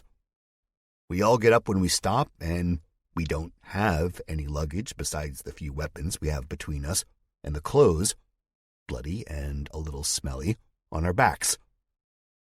Well, we're here, George says. Stay frosty, Norm says. Abby rolls her eyes at him. I look out the window and see what looks like a military base. The hangars are painted green, and almost all of them are full of fighter jets and tanks. It's like Apocalypse Christmas. Army base? I ask Norm. None that I know, he answers. Look, Herb shouts. It's just like the little green guys I used to play with. Me and my cousin Bo would play every Sunday after church when Auntie would... Whoa, that's a lot of guns, Abby says. Friends of Klein, I say. What's the plan? Best we hide our weapons, Norm says, leaning to look out the window next to me. Play dumb. Screw that, George says. I need my plane back. Won't matter if you're dead, I say. George looks at me as if I'm crazy. I don't think we filled him in on Klein's plans. I don't think I want to. I look out of the window. The men, who do in fact look a little like toy soldiers, surround our small plane, their weapons raised. Half a year ago, I'd be shitting my pants, but right now, I'm okay. This ain't my first rodeo either. Come on, I say. Play it cool, Norm says. I nod. But no, there's not a chance of living if we play it cool. So I put my plan into action, and I'm the first to make a stupid decision. I shoot out the window looking onto the men. A few of them cower, caught off guard by the shot. Abby follows suit. Well, not what I was expecting, Norm says. He draws his gun and aims out the window. Ah, what the hell? George shouts, "Hey, my plane!" All of the soldiers now have their weapons raised. These are not Butch's soldiers either. These are not even the everyday people from the village. These are the kind of soldiers you'd see recruiting on college campuses and around malls. Cocky, arrogant. "We don't want bloodshed," one says. He has a camouflaged hat pulled low over his ears, and he wears a sweat-stained shirt the same color of the surrounding sand and low mountains in the distance. He almost blends into the background, making him look like a floating head with sunglasses. "We're supposed to keep you alive." Bullshit, I think. "We don't want bloodshed either," Norm says. "Yeah, this is between us and Klein," I say. My heart beats hard. Herb whimpers behind me. "My name's Mandy Duncan, Captain Mandy Duncan," a woman says, stepping forward. She drops her gun and raises her hands. She knows we have the drop on them. We may be outnumbered, but we have the armor of the plane. We can pick them off one by one. I'm a good shot, so is everyone else. "Everyone drop their weapons," I shout. Out of the corner of my eye, I see George shaking his head. A long moment of silence follows my voice. Then Mandy says, "Very well," and she waves to the other soldiers. One by one, they drop their weapons, much to my surprise. The sound of a car in the distance turns all of our heads. A Jeep convertible, in army green color, comes toward us, kicking up a cloud of dust in its wake. I think about firing at it, but realize how stupid that would be. The Jeep stops a few feet short from the plane. A man wearing aviator shades and civilian clothes climbs out. He's broad-shouldered and full of confidence, the type of guy you just want to punch in the face. Another man follows closely at his heels like a puppy. He holds a clipboard. He's stooped, his face tan and wrinkled. He wears glasses almost exactly like Klein wears. They're both unfazed by the standoff. "Greetings," the lead man says. His voice is about as confident as his stature. It makes you pay attention. "We want Klein," I shout. "Not small talk." "I'm afraid you don't have a choice," the man says. "And I'd suggest none of you move. We have 3 snipers aimed at the backs of your heads. Some of the finest snipers left in the world." I hold my breath. Fuck. "Good. Now everyone throw your weapons out of the windows and come out with your hands up," the man says. We are beaten. There may not be snipers, but I'm not risking it. Not with Darlene somewhere out there. I throw my gun. Reluctantly, Norm and Abby follow. Herb goes on whimpering. We file out of the plane one by one. The man steps forward. "I'm not the enemy," he whispers. And I look at him like, what the hell? He gives me a glare that tells me not to ask questions. Yet. Then louder. "My name is Scott Hill. I run this base, and we sentence you to death." The crowd of soldiers burst into cheers. Roughly, Scott Hill grabs me and throws me to the ground. I don't let him. I don't go down easily. But in the end, I've lost regardless. We are all thrown to the ground and cuffed. Then we are thrown into the Jeep while the army men go on cheering. Scott climbs into the driver's seat and we're off, tearing down the open runway toward a crop of squat gray buildings on the horizon. Prisoners once again. We drive the stretch of military base for about half a mile. The cuffs bite into my wrist. I can think of nothing but Darlene, of getting out of them and killing everyone here to get to her. Then the Jeep turns into a long, narrow driveway, which leads to a small, hut-looking building. It's on the very edge. Scott and the small man, who I learn is named Joe, exchange an uncomfortable glance as the Jeep stops. I'll have to be quick. quicker than I've ever been. This isn't the arena of Eden. I'll have my hands behind my back and no weapon. Scott turns around. I think, for a moment, we are about to be executed, not even given a chance. But Scott doesn't draw on us. He doesn't do anything like I expect him to do, and I'm grateful for that. He looks me square in the eyes and he says, "If you guys want to get at Central, you'll have to be smarter than landing your aircraft in the middle of a war zone." And we are all left speechless. 44. Scott ushers us into a small room. The walls are wood-paneled. The smell is of cigars and sweat. There's a rug on the floor. It's old and pockmarked, like something they might have dug out of the trash. Joe sets his clipboard down on the desk and takes what looks like an iPhone out of his hip pocket. We all just kind of watch with awe. It's been so long, it seems, since we've seen a smartphone. He presses the screen, swipes a few times, and this high piercing noise comes out from the speakers. I instantly grip my ears and grimace. Herb says, "Ow!" Then the sound stops and Joe nods at Scott. Scott looks up at the ceiling. I notice there are 3 tiny black balls hanging from the tile, like lifeless eyes. I'm reminded of security cameras in department stores. "You sure?" Scott says. "What is going on?" I ask. Seriously, what the hell is going on? Scott holds a finger up to me and Joe nods at him. "Okay, sorry," Scott says. "Joe had to scramble the communications." Norm is nodding his head vigorously like he understands. Abby folds her arms, tucking her missing hand beneath her right elbow. I just kind of gawk, my mouth hanging open, probably looking stupid as hell. 2 minutes ago, I thought I was dead. I was sure of it. "They're listening. They're always listening," Scott says. He looks paler out of the sunlight, and believe it or not, he's actually sweating. "Who is?" I ask. "Central. Isn't that why you're here?" Scott says. "To take Klein and them down?" My group and I all look at each other, narrowing our eyes.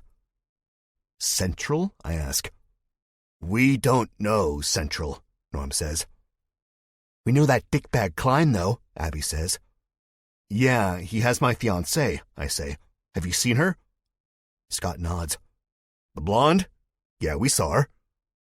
Holy shit. She's alive. Oh, thank you, God. I couldn't think about her dead anymore. I just couldn't. It would kill me. I want to sprint forward and hug this man whom I barely know.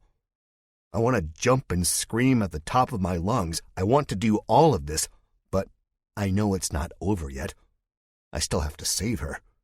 And God damn it, I'm going to. "Is she okay?" I say, almost choking up. Abby grabs my shoulder and squeezes. I'm really on the brink of tears. Joe nods. "Beat up, but okay. The men from Central took her and Klein back to their base." "Who is Central?" Norm practically shouts, causing Herb to jump. "We said we don't know them." "You're not supposed to," Joe says. "They are running this camp.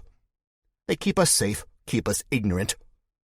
Joe pushes his glasses up the bridge of his nose and stands a little straighter. "But we've gone out to the territories. We've seen what they do. We've seen the zombies." The way he's talking makes it sound like zombies are some great conspiracy theory. "So wait," Norm says, looking Joe square in the face. He flinches at his glare. "Hasn't everyone seen the zombies?" I tune most of the conversation out. I'm too happy to hear about Darlene. I can't sit around and waste any more time.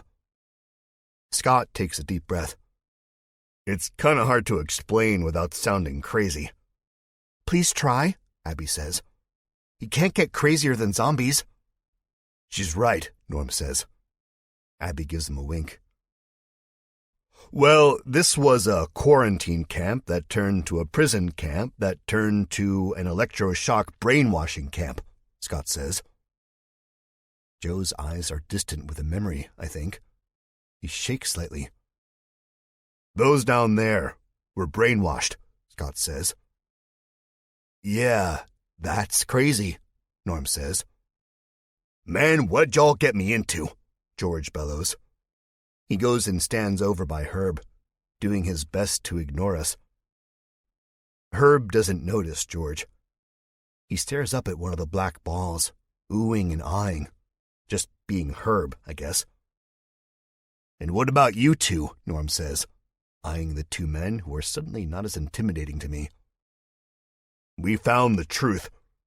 We found out about Project Reset. That's it, I say. That's what we're trying to prevent. Snapped out of my scheming. Joe smiles and Scott looks a little relieved.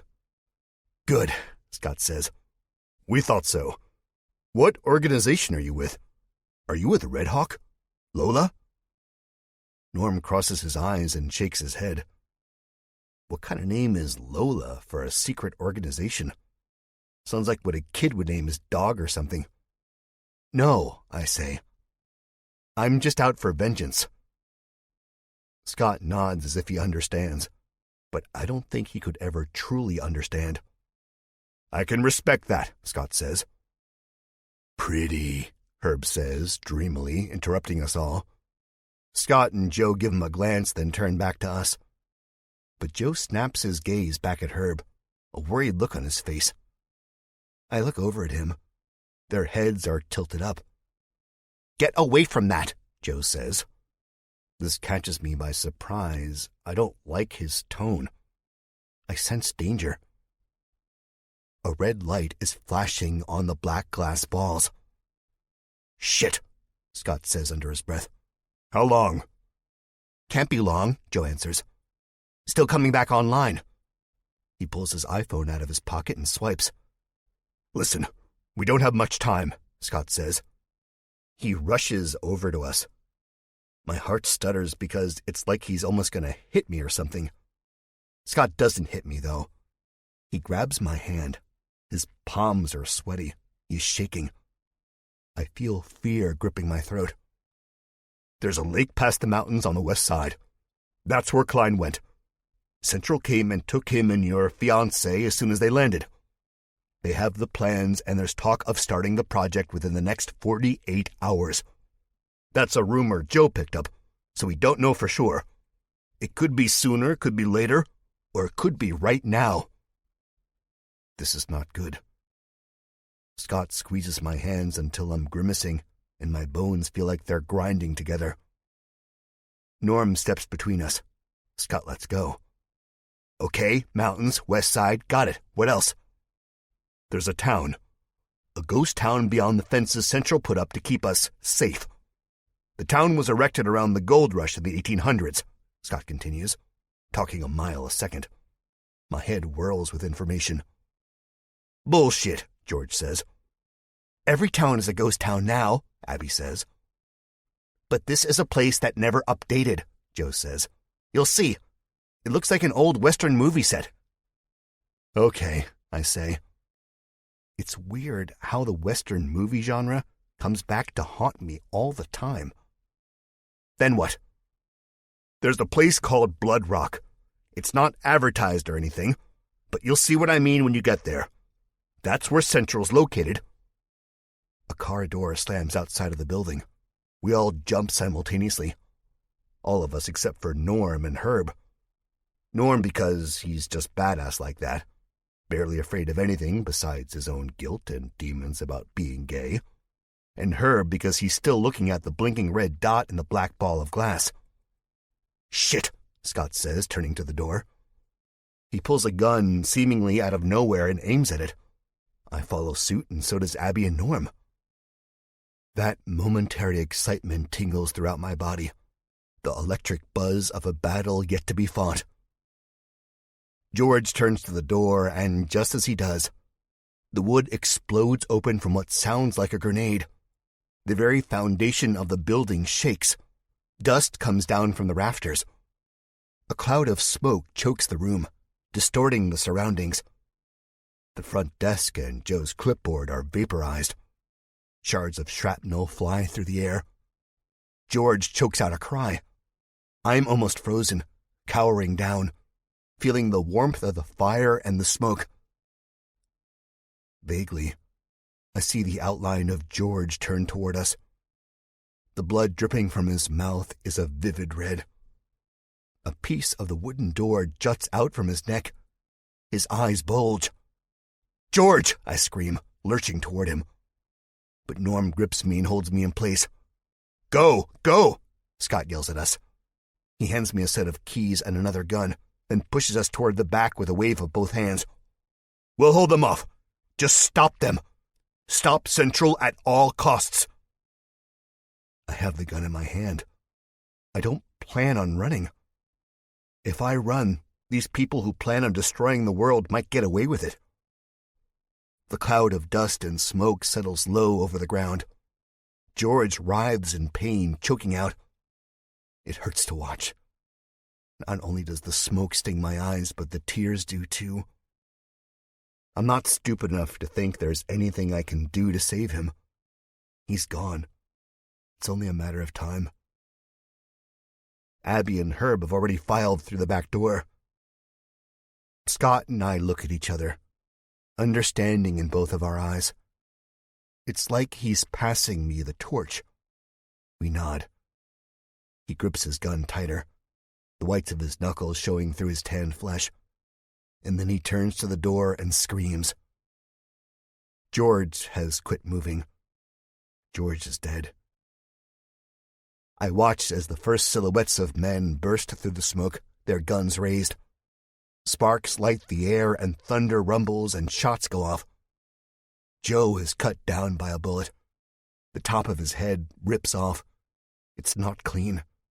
There's a spray of blood. No, a fountain of it. That's all I see because Norm is screaming into my ear, "Come on!" as the distant rumble of gunfire rocks the room next to us. I feel numb. My ears are ringing, and the world seems dead. I have to go for Darlene. I have to stay alive. 45. It takes a slap in the face from Norm for me to come back down to earth.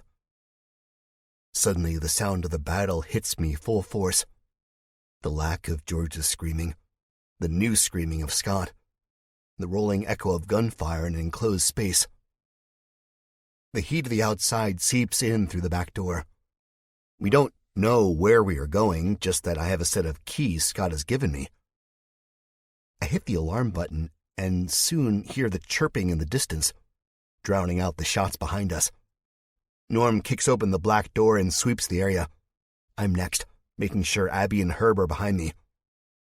Not surprisingly, 3 men, dressed in the dark camouflage of the men who we met upon our arrival to the base, lean out around the corner of the building with their rifles pointed in our direction. I'm quick, and I've become a good shot. I pull the trigger. Compressed thunder erupts from my hand. And then something happens. Something you'd never think would happen in a million years. It seems I've pulled the trigger a fraction of a second faster than the soldier has. My bullet slams into his rifle, and by way of strange magic or science or complete dumb luck, his rifle explodes in his hands. The man screams out as his arm is ripped clean from his socket. Dark red blood rains down on the sand. The explosion reaches his partners. One of the men's faces are studded with metal shrapnel. The other's clothes catch on fire. 2 of them drop. The one on fire rolls around. The soldier left standing is the one without an arm, and he looks at the blood spraying from the socket with utter disbelief.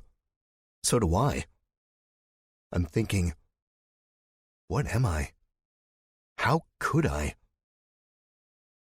I decide to be a good guy now. I aim at his face and pull the trigger. The bullet takes him in the middle of the forehead and he drops, dead. Go, I shout. Go, the alarm, I say. Follow the alarm. It takes them a moment to snap out of it. I don't blame them. What just happened to those 3 soldiers is gruesome, and it almost puts seeing a zombie walking around with its guts hanging out to shame. It's only as the sounds of more gunfire from within the small building burst into our ears that we start moving again. Around the building, in a cracked pavement parking lot, is another Jeep like the one we've left in the front, except it's not sand-colored, and it has a roof. I turn the alarm off with the press of a button and get behind the wheel. In the rear view, I see the stream of people come from the building. They run through the pool of blood that belonged to the soldiers like it was rain puddles. These guys are not wearing camouflage, either. They're wearing slick black suits and sunglasses so dark they seem to suck in the light from above. I throw the Jeep into gear while Herb cries out in fear. Norm and Abby pile into the back. The Jeep rocks and groans with the movement. I don't wait until everyone's buckled up to stomp on the gas pedal. I don't wait because in the rear view, I see the men in black point their weapons at me. Smug looks on their faces. My brain is telling me I should jerk the wheel and risk flipping the vehicle over, but I can't. I am almost entranced by the harmony in which the 4 men aim down at us. Get down, I shout, pressing the pedal to the floor. They do. 4 shots sound like a chorus. I hear glass break, the zap of a bullet taking the seat, and a tire blows. I momentarily lose control of the wheel and shout to try to set us back on the right course. Jack, Norm shouts, watch it! I look up at the rearview mirror, and in the glass that's left is my face, and over my right eye is a perfect star. It's from a bullet hole. Herb screams because the Jeep careens right for another small, squat building. At the last second, gritting my teeth, I swerve, missing it by about a foot. That's why I drive, Norm shouts. Is everyone okay? I ask, practically screaming. Think so, Abby answers. Herb? Us okay, Herb says, his voice low, shaky. I cut the wheel so we're out of sight for more shots. I realize I'm shaking pretty bad. I don't know if I can keep driving. The wheel is flapping on the left side. I don't know how much longer we will get before the Jeep goes the way of Shelley. On the horizon, in the shimmering heat, is the low, rolling mountains of jagged rock. I close my eyes for a second, catch my breath. Then I open them, and it's the vast desert in front, with no one behind us. For now. 46. There was a cache of guns and ammo in the Jeep, a gift from God. Everyone has a weapon now, except Herb. After what happened in the Ford outside of the Butane airport, I think it's best he leaves the shooting up to us. The mountains never seem to get closer. We drive and drive the open stretch of desert until the small military base George brought us to is nothing but a speck in the fractured rearview mirror. R.I.P. George. What gets closer to us, and has appeared within the last few miles, is a fence that stretches the horizon as far as the eye can see. Beyond the fence are the mountains and more desert. There is no old abandoned town, there is no blood rock, and there is damn sure no lake in this dry place. Seeing the sand and the clouds of dust blow in the hot breeze makes my throat grow tighter. I'm so thirsty. The sun is so hot. I have no energy. Norm and Abby in the back seat look just as uncomfortable and dazed. I must zone out because a rough hand is shaking me and saying, "Jack, you idiot!" over and over again. My eyes open wide. The fence is coming to meet us dead on like we're in Star Wars and coming out of hyperspace. I slam on the brakes. The tires crunch dirt and sand. I grip the wheel so hard I think it's going to turn to dust. But we stop inches away from the metal, I exhale. All that separates me from Darlene is a fence. That's all. I can do this. Close one, Herb shouts. He smiles and he's bathed in sweat. Jesus, Jack, you almost killed us. That's why I should be the driver, damn it, Norm says. I ignore him. I'm too shaken from all of this, from what happened at the base to what is happening now. I saw people die. I killed people. And more are going to die before this is all said and done. I guarantee it. Now what? I say. Look, Abby says. She leans forward and points through the dusty windshield. In the shimmering heat beyond the fence, settled at the base of one of the mountains, which are a lot bigger the closer you get, is a small crop of buildings. I hadn't seen it before. My heartbeat races. There's still life inside of me. It's a town. That's it, Norm says. How do we get over? Abby asks. I really don't think I can climb and walk in this heat. I bet that metal is 1,000,000 degrees. It'll cook our skin before... I shift into reverse, hating myself. But I see no other way. Abby's right. We'll never make it on foot. Norm chuckles, leans back and says, Buckle up. Oh, God, Abby says. I have this menacing look on my face. You have to. Because I have to be crazy to want to do this. But what other options are there? I don't want to die in the desert, man. I don't want to die anywhere. If we don't do anything, that's a sure thing. If I do what I'm doing now, there's a chance we make it. That's all you need sometimes, is a chance. Herb gives me a look. I think he's going to protest, but he doesn't. I back up about 100 feet, look at Norm and Abby and smile at them. I love you guys, I say. If this doesn't work out, shut up, Jack, Abby says. I got enough of that sentimental crap back at the village. I don't need any more. I agree with the little lady, Norm says. This is gonna work. We're gonna be just fine. Herb is smiling. I love you too, Jackie. I smile at him, but there's no joy in it. I'm scared. I'll admit, scared to death. Thanks, Herb, I say. And I mean it. I really mean it. I shift into gear, grip the steering wheel tight, and slam on the gas pedal. A cloud of dust and dirt kicks up behind us, almost choking us out and blending us in with the landscape. We all scream. We all hold our breath. We plunge toward the fence. 47. The sound the fence makes is not encouraging. I'm no longer holding onto the wheel, but I'm pressing the gas. The fence buckles. It's not like the movies. This isn't a clean breakthrough. There's problems. I hear the wheels spinning, but we aren't getting anywhere. Ease up, Norm says. The windshield cracks down the middle. Metal scratches at the hood. Herbus's head between his knees. I stop pressing the gas pedal. We are tilted. 2 wheels on the driver's side in the air, 2 wheels on the ground, and fence crumpled beneath us. Well, I guess we walk, Abby says. Herb stares blankly at the broken fence.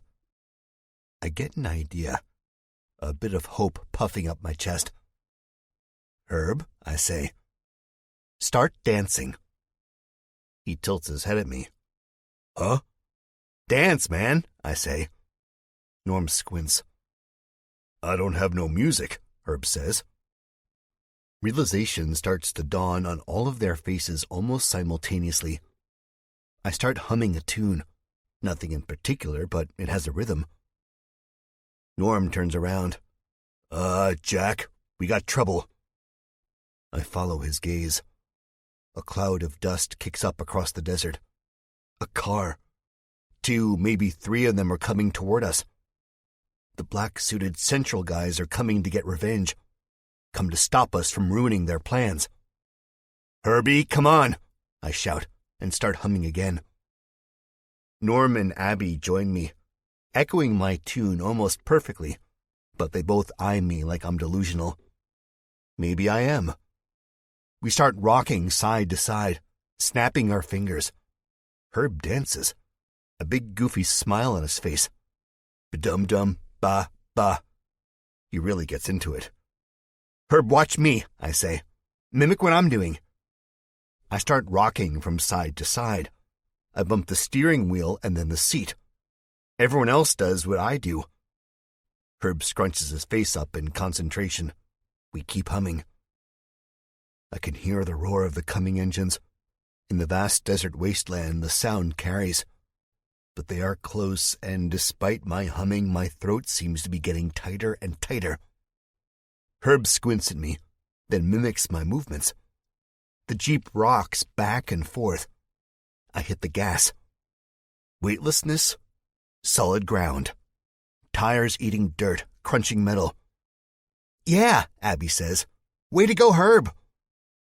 The Jeep takes off, goes right over the crumpled fence as if it were made of cardboard instead of metal. We have since stopped humming. "Good job," Norm says, clapping Herb on the back. "Why'd you guys stop the music?" Herb asks.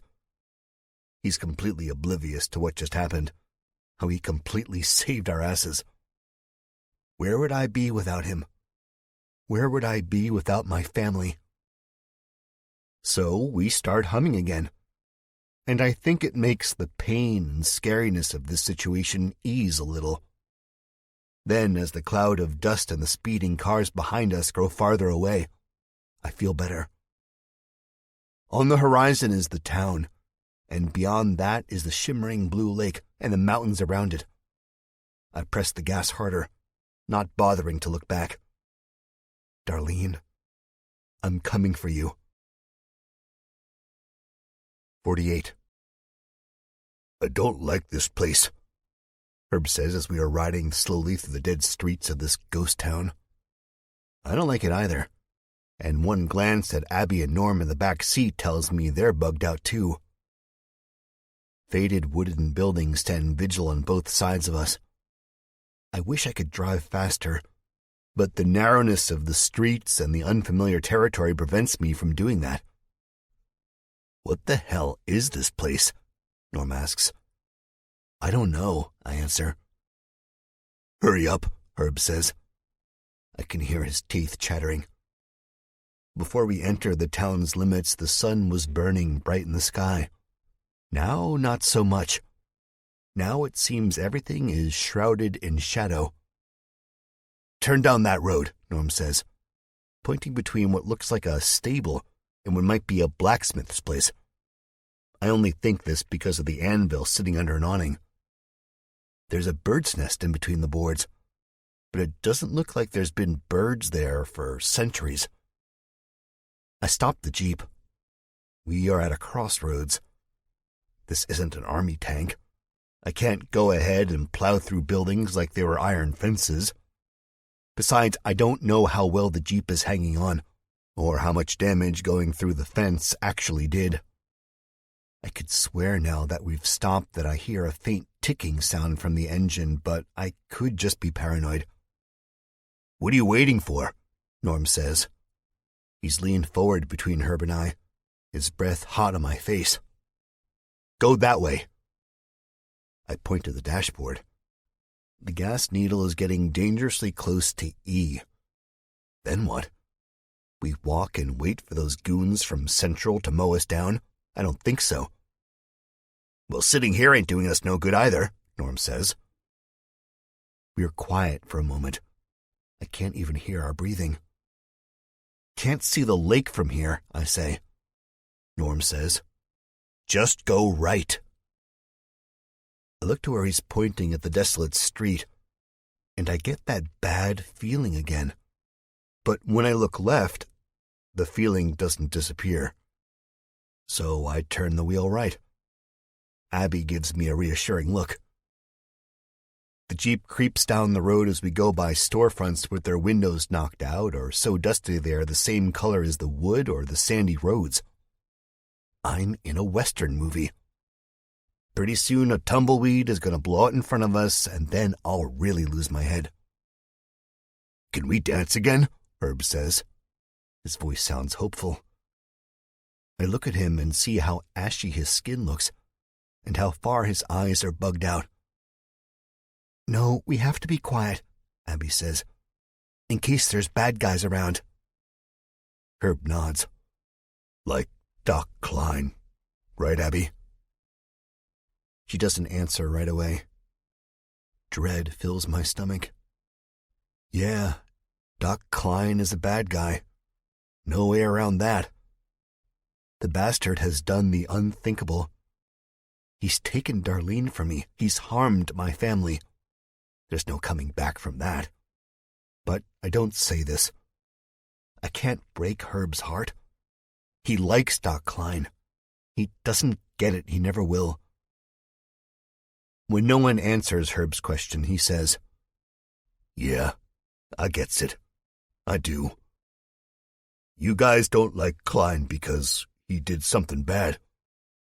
But he's my friend, and I love him. If it wasn't for him, I'd be eated. That has to count for something, don't it, Jackie?" I turn my head to face him and nod. It does count for something. Herb has become family. Without Klein, there is no Herb, and there's probably no Abby either. The Jeep eases onto another road, and we're facing the mountains again. They obscure the view of the lake with its deep blue water, but I know it's there. I can smell it. In this ghost town, where it's as dry and mummified as an Egyptian corpse, I think you could smell water a mile away.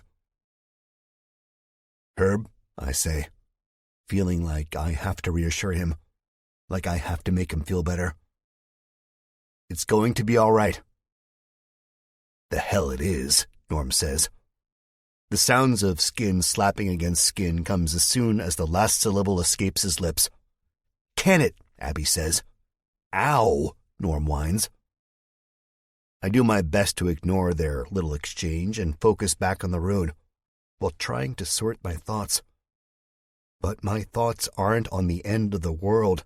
They're on Darlene, and they're on revenge. It goes right over Herb's head, and he says, "Really, Jackie? You aren't gonna hurt Klein, are you?" The steering wheel gets slimy beneath my palms. Darlene's eyes float up in my mind's eye again. Pained, haunted, scared. I can't lie to Herb. I just can't do it. I owe him that, right? I owe him the truth.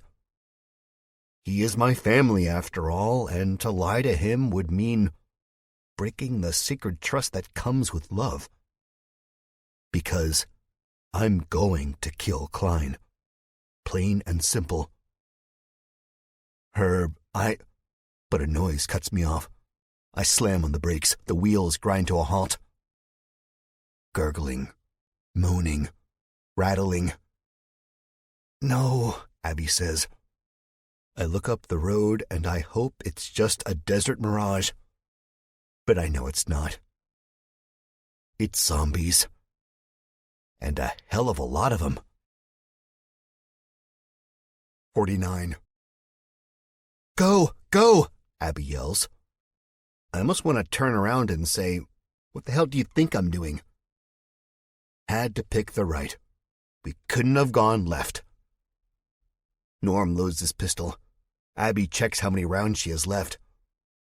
I see this because I don't trust the shattered rear view to guide me through the dusty abandoned streets of the old mining town.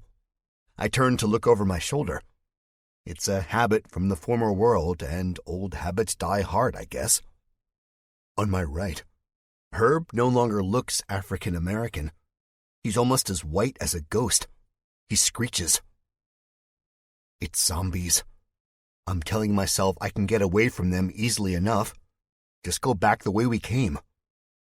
As I hit the gas pedal to reverse on out of here and back to safety, The ticking in the engine goes full-blown hammer on anvil. Then the Jeep coughs a black cloud of exhaust, the steering wheel locks up, and the vehicle lurches and stops. It's like a brick to the face. So there's no engine humming, it's just our breathing, and much too close down the road, the rocking, jagged-boned corpses with their blazing eyes. Norm wastes no time in freaking out. In turn, it freaks me out and probably freaks out everyone else. I can't really explain it. He comes between the two front seats and squeezes up against the door as he takes my spot. He jimmies the key and stomps on the locked gas pedal. Nothing. And each second we waste, the zombies get closer. Until you are in the desert, sitting in a broken car with abandoned, dusty wooden buildings looking down on you while a legion of zombies gets closer and closer to devouring your flesh, then you'd know what I'm feeling. It's what I'd equate to drowning, being stuck between a rock and a hard place. And when you see your big brother, who is normally cool and calm, freaking out and jerking the key in the ignition almost hopelessly, you know things are fucked. Norm, I say, it's time for me to step up.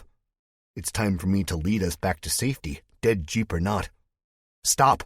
We have to fight. The lake isn't too far. We can run there. We can get the high ground. We can save Darlene. We can stop Central. Norm looks at me, his eyes wide and a touch of wetness to them. It's okay, I say, reaching down to my pistol, drawing it and pulling the slide back. We can do this. Realization washes over his features. The haunting of Eden still gets him from time to time. It takes him a moment for him to come back to his old self, but he does. He narrows his eyes and looks through the fractured windshield. Then he melts again, and he's back to jimming the key in the ignition, stomping on the gas. I don't have time for this. I get out, sucking in the hot, dusty air. The zombie stench hits me like a ton of bricks. I raise my gun and fire into the crowd. Abby crawls out next, begins pulling the trigger, dropping zombie after zombie. She's still got it. One look at her face, the sheer will of determination written on it, and you could see she has a personal vendetta against these pussbags. She shoots until her gun jams, and all that you hear besides the rolling shots over the distant mountains is click, click, click. She pulls a clip free from her pocket while holding her gun against her chest with her left hand stump. Locks and loads. Quick, too. I'm honestly impressed. I shoot until I hear the same clicking. The zombies fall one after the other, but the density of the packed meat doesn't seem to thin. I'm reloading, breathing hard, biting my tongue with intensity. On your left, Abby shouts out, and before I can turn to see the steady stream of zombies, she lifts her gun and aims right at my head. As I turn, I'm frozen by the sights of these monsters. These aren't the fat, wet, and runny zombies from DC, zombies plump on the millions of citizens. No, they're like mummies. With each step they take, dust cascades off of them. I think it's probably their bone dust. Their jaws are frozen in a perpetual snarl, teeth yellowed by rot and the beaming sunshine, but still as sharp as ever. 3 of them come for me, and Abby pulls the trigger. The lead zombie's head explodes like a piñata, except instead of candy, it's powdered brains that comes out. I drop the remaining 2, but by this time, as I'm turning back to the group coming down the road, I see they've advanced much too quickly. Or time has moved way differently out here in the Mojave than it did on the East Coast. Gritting my teeth, I unload the rest of the clip into the moving mass of bodies.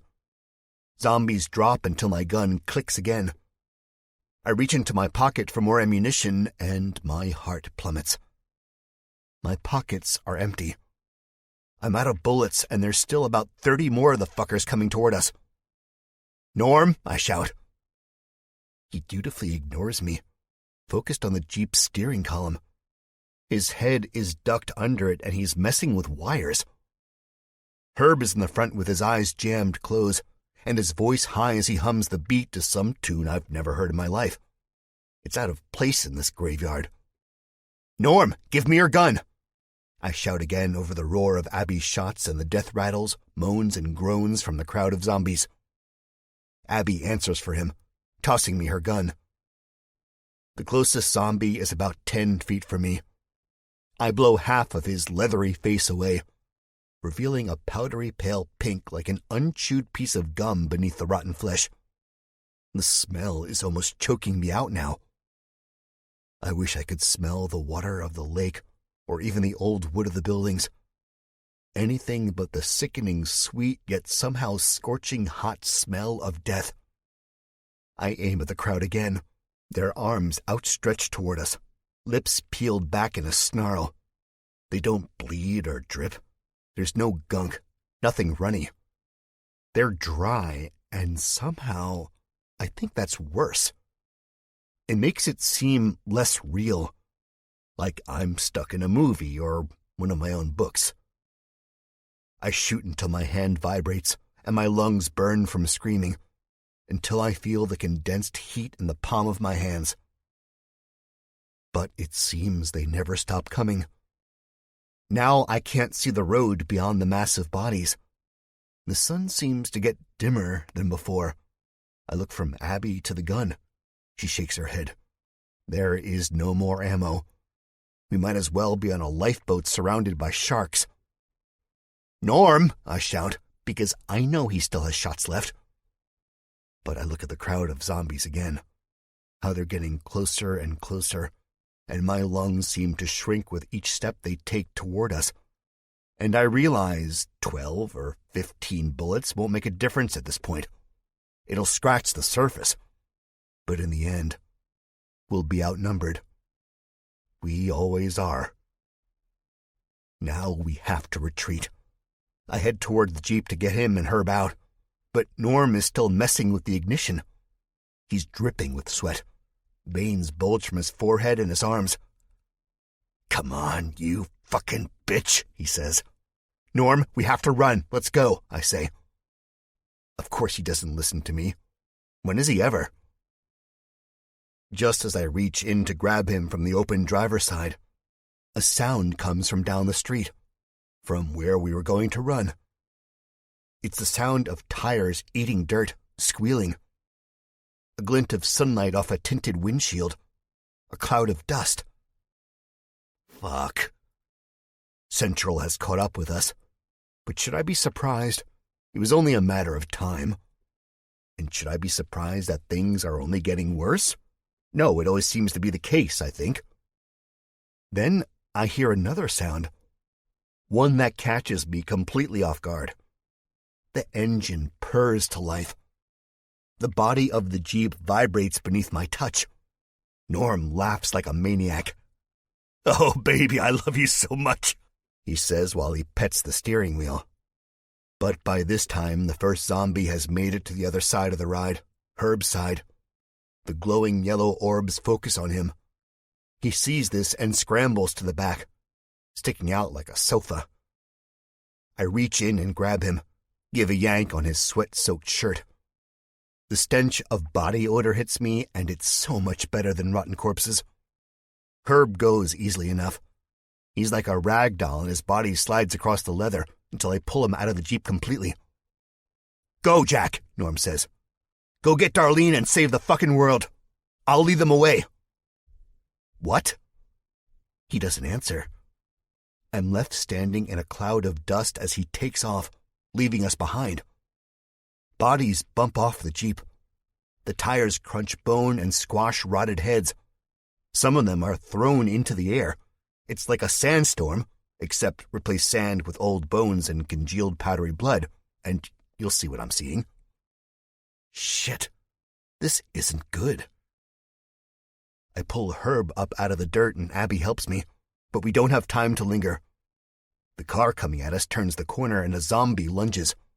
I kick out, catching it in the knee. The knee and most of the leg crumble almost instantly. More are coming. If they all vaporize as easily as that, I'm not worried. What I am worried about are the agents from Central with the bullets and the guns and the fucking stupid-ass men in black sunglasses. So I make a decision here that I'm not proud of because I'm sick of doing this, but it's the smartest option right now. I run toward a squat building to the left, not forward or backward, but to the side. Abby follows me, dragging Herb by his collar as he screams out in fear. I can barely hear him over the revving engine. I'm hoping to God they don't see, that they think we are just more zombies. They're far enough away that I think it's possible. We go around a building, nearly knocking over a barrel filled with dirt and sand. There's a door on the side that breaks easily enough under my boot, almost as easily as the zombie's knee. We take refuge inside. I close the door, grabbing a chair and wedging it under the broken doorknob. It's pitch black, but the outside can be seen through a murky window, blazing bright in the Mojave Desert sunlight. Central's cars burst through the crowd of zombies. I hear glass shattering. The cars gallop over bodies like hitting a speed bump at 50 miles per hour. Death rattles are cut off. A path is cleared. Another car zooms through in the first two's wake. Then the streets are quiet. The streets are dead. 50. Not only do I have to worry about Darlene, but now I have to worry about Norm. God, it just keeps getting worse. My fiancée is in the clutches of a madman. My brother has left us stranded. We have no ammo. I shake my head, feeling like I'm about to collapse. But I can't. I can't because Darlene is depending on me. The world is depending on me. I'm going to save her. I'm going to be successful, ammo or not. The room we are in is something like a bank. There's a long counter that stretches the length of the room, rusty iron bars stretching from the counter to the ceiling, a small square big enough for hands to fit through for the passing of monies. Yeah, it's a bank, or it was a bank. Herb's teeth are chattering. I see the whites of his eyes in the darkness. It's okay, big guy, I say, saying this to myself more than to him. He doesn't answer. Abby paces back and forth, her feet creaking the floorboards. The smell is old and musty. Motes of dust float through a bar of sunlight streaming into the bank. I scan the room, my eyes adjusting. There's not much in the way of weapons. But I've been worse off, I think. In Washington, I was empty-handed for much of the journey, and there was a hell of a lot more zombies there. The zombies' numbers outside have been vastly reduced. Those that still walk look confused more than anything. We can get past them. We can head to the lake and beyond the lake. We can head to where Klein is and where Central is. And we can save Darlene and the fucking world. Right? 51. We need a minute, Abby says as I'm heading out the door again, the dry air blasting me and filling the cool climate of the abandoned bank. Abby has since stopped pacing. Now she's hunched over, her whole hand on Herb's back. Herb hyperventilates, and I feel like an ass. Being so self-absorbed into the heat of the moment, I didn't even take into consideration how they felt. I know I can't go on without them. But if they're not 100% behind the idea of heading to the lake after what just happened, then we can't go. But we also can't sit around all day. Darlene needs me. And there's no telling what adversary will come up these streets next. So I go over to Herb and I put my hand on his back. He's breathing fast and he's about 1,000,000 degrees. I feel the heat through his shirt. He's shaking. Herb, are you all right? I ask him and instantly think of what a stupid question that is. Of course he's not all right. No one is all right anymore. He shakes his head back and forth. What can I do to make it better? I ask. Abby gives me a weird look. My voice must sound as weak aloud as it does in my head. Herbie? I say because he doesn't answer me immediately and the clock is ticking. It's funny, really. I say I don't believe in time, especially now. But time is the only thing keeping us alive, in a sense. Is it the zombies? Is it Darlene? No, he says, drawing out the O. They'll be okay. I believe it. Well, Herb, what is it then? I need you to be brave and strong for me until we can regroup, okay? So tell me. It's nothing, Jackie, he says. He's so quiet I barely hear him, and the smallest sounds echo loud in this tomb. Herb, I say, tell me. I decide against the soft and sweet tone Darlene is so fond of using because it's obviously not working. My voice is loud and stern. Abby jolts, not expecting it. I almost instantly regret saying this because I know what the problem is. It's Doc Klein. I don't want you to hurt him, Herb answers. Then he breaks into a sob, falling on his knees and putting his face in his large hands.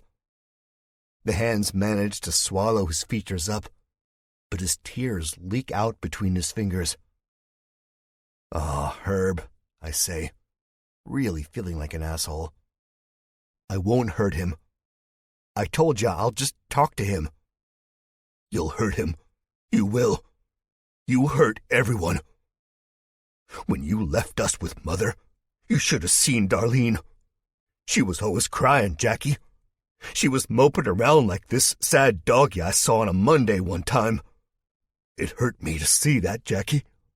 And she kept saying, I wish you would have stayed. I just wish you would have. And I agreed with her. I didn't want you to go by like Doc Klein went by.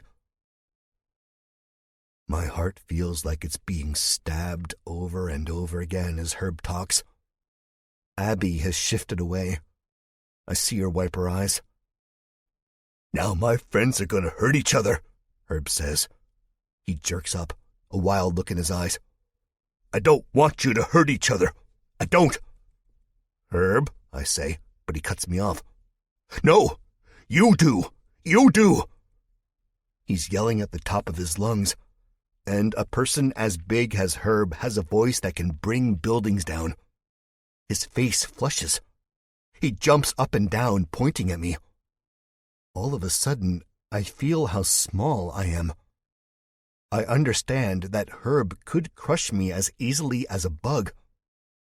I've never been scared of him, but now I am. His teeth are bared and there's tears in his eyes and he's jumping and shouting. Herb, Abby says, soothing. Calm down. He doesn't. I see movement outside of the window and the zombies that haven't been mowed down by Central's cars perk up at the booming sound of Herb's voice. They shamble toward the building we are currently held up in with no weapons. Herb advances on me. I want nothing more than to crumble in on myself, fall to the ground and curl up into a ball until this is over. But I can't. I have to stand my ground, and I do. I come to Herb's chest. His shadow engulfs me. He's so angry and upset that I'm not surprised when he raises his hand like he's going to hit me.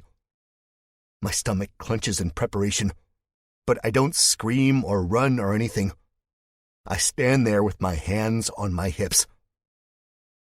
His fist whistles through the air, coming for the top of my head like a judge's gavel. Ah! Herb screams. He pulls back at the last minute. Then he turns around and he slams his fist into the counter. The metal bars quiver. Splinters fly in every direction. Abby whimpers and jumps back. Herb hits it over and over again until his breathing is ragged and he falls to his knees and he's sobbing. His head lowers, his shoulders slump. I think it's okay for me to go over to him, so I do. I put my hand on his back. The muscles beneath his wet skin are dancing. He's as hot as fire. Herb, I say, it's okay. It's all going to be okay. No, he moans. It's not, Jackie. For the moment, he sounds like he's never been more sure of anything. I don't want to die. I don't want no one to die. I want to be happy and listen to my records and dance. I want to be a family. Jack, Abby says. I glance at her and she cocks a thumb to the window. I don't have to look through the dirty glass to know the zombies are coming, and they're closer than they were before. It's just how things work. Herb, I say, hooking my arm under his and helping him to his feet. Again, I'm surprised how light he is despite him weighing close to 400 pounds. He moves quick once he's up. I don't even see him do it, but he does it. He hugs me, engulfs me in his large tree trunk arms. I'm bathed in his sweat and body odor, and he squeezes so hard that my head feels like it's going to explode. I'm sorry, Jackie, he says. It's okay, Herb, I manage to reply. He lets me go, the stale, old air flooding my lungs and my vision coming back. I lean back and pop my neck and back. Now, Herb, we gotta go and save Darlene, okay? We gotta help her. Will you help her with me? He swallows hard. Yes, he says. Thank you, Herb, I say. He smiles back at me. We gotta be careful, okay? Stay as far away from the zombies as you can. We'll run, so we don't have to hurt any of them. Or because we don't have any weapons to defend ourselves, and I don't want to risk getting close enough to these bastards to risk getting bit. But I have this, Herb says. He digs in the back pocket of his jeans, which on him is about as big as a backpack. The first sign of the zombies knowing where we are happens as the door we busted down rattles. Dead hands claw at it. Dust is knocked loose from the hinges, floating down dreamily. All it takes is one zombie and the rest get their curiosity piqued and follow suit. More hands claw at the door. The desert-dry clicks and rattles come from the back of their throats.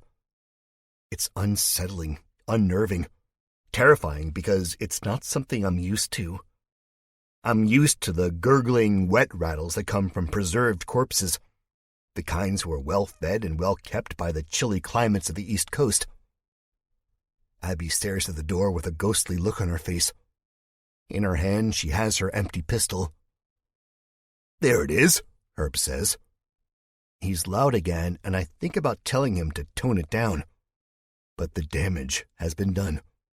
The zombies are here. Our backs are against the wall. I watch him pull the item from his pocket very carefully. When I see it, no zombie knocking at the back door could bring me down. Because it's a gun. The gun we gave Herb after we left the church. He must have kept it on him when we got off the plane. No one was about to pat him down. He's too big and intimidating. I know I'm not supposed to have it after I broke in the car window, but I like how shiny it is. Look, Jackie, look how shiny it is. He turns it in his hands, and the filtered sunlight catches the metal like an apocalyptic disco ball. I'm smiling. My hand closes around it. The gun feels warm and moist. Thank you, Herb, I say.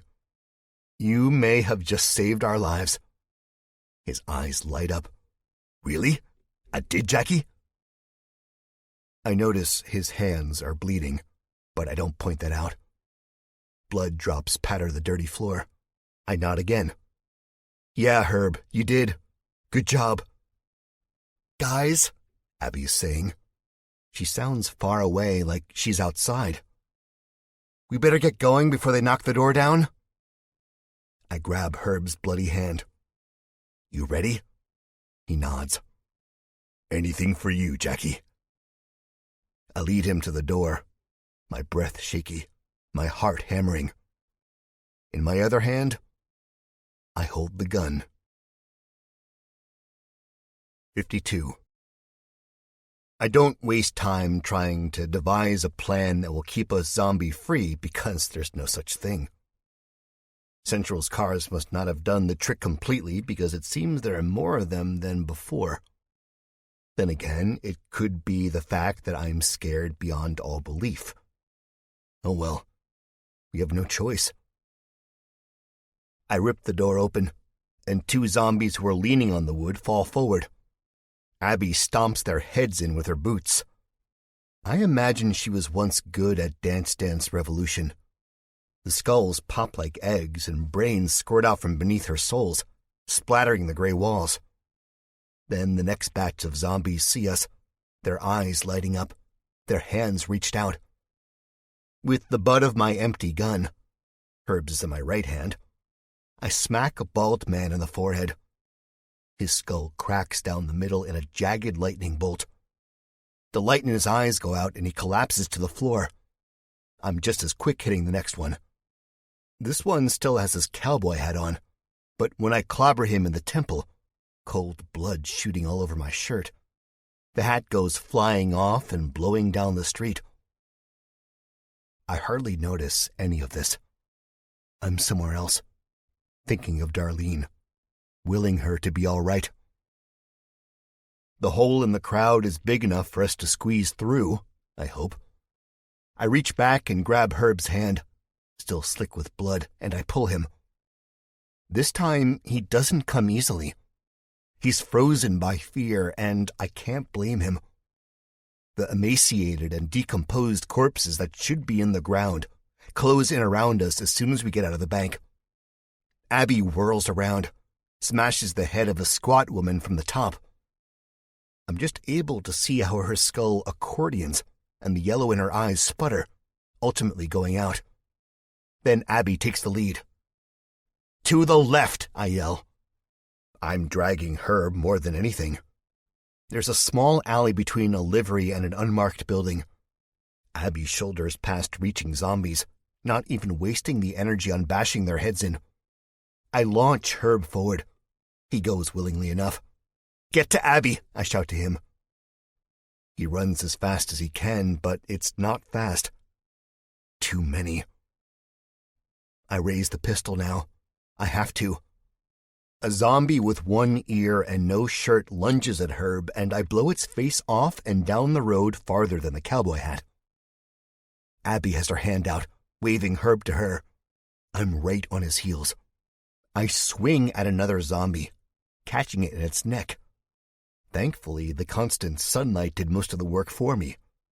Its neck crumples like a sandcastle at high tide. The head bounces off the dirt road, winds up in a pile of glittery glass from one of Central's cars.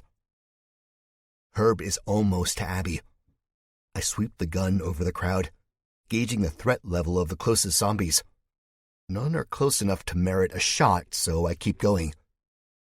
We get to the alleyway. Abby is breathing so hard she can hardly talk. Do you see it? She wheezes. She's pointing down the alley, bent over, head up. I do see it. The shimmering blue surface of the lake and the mountains beyond that. It looks so pleasant, so cool. Pretty, Herb says, looking at it all googly-eyed. We can't look at it for long because a dry death rattle comes from behind us. The zombies don't care for beautiful sights that fill your chest with hope and make you think, even just for a second, that everything is going to be okay, that I'm going to save Darlene and kill Klein and save the world. They don't care at all. Come on, I say, leading the way past crates and barrels as old as God. We are going to get to that lake. We are going to save Darlene. We are going to stop Klein. We are going to save the world, even if it kills us. 53. It's about a quarter-mile away, but it seems so much closer than that. I can smell the water, taste the freshness. I come out of the mouth of the alley, risking a glance behind me, seeing Abby and Herb close by, the zombies getting smaller and smaller in the distance. Then I come out onto another street where what looks like a farmhouse and more stable stand on the opposite side. Good. We hop the fence and it gives us more protection from the zombies. Another obstacle to slow them down. I'm smiling again, my legs pumping. We are going to make it, I think. We're going to actually come out of this alive. Jack! Abby shouts. Idiot. My mind was lost in delusional fantasies. Life going back to some semblance of normality where we don't have to worry about mad scientists blowing us all to hell or kidnapping my fiancée. Herb screams. Abby's screams follow almost instantaneously. I'm frozen to my spot in the dusty road. The sunlight feels cold all of a sudden. My skin prickles. I know that scream. What happens next plays out in slow motion, as times of great tragedy often do, and I'm helpless to the situation. Herb has fallen to the ground.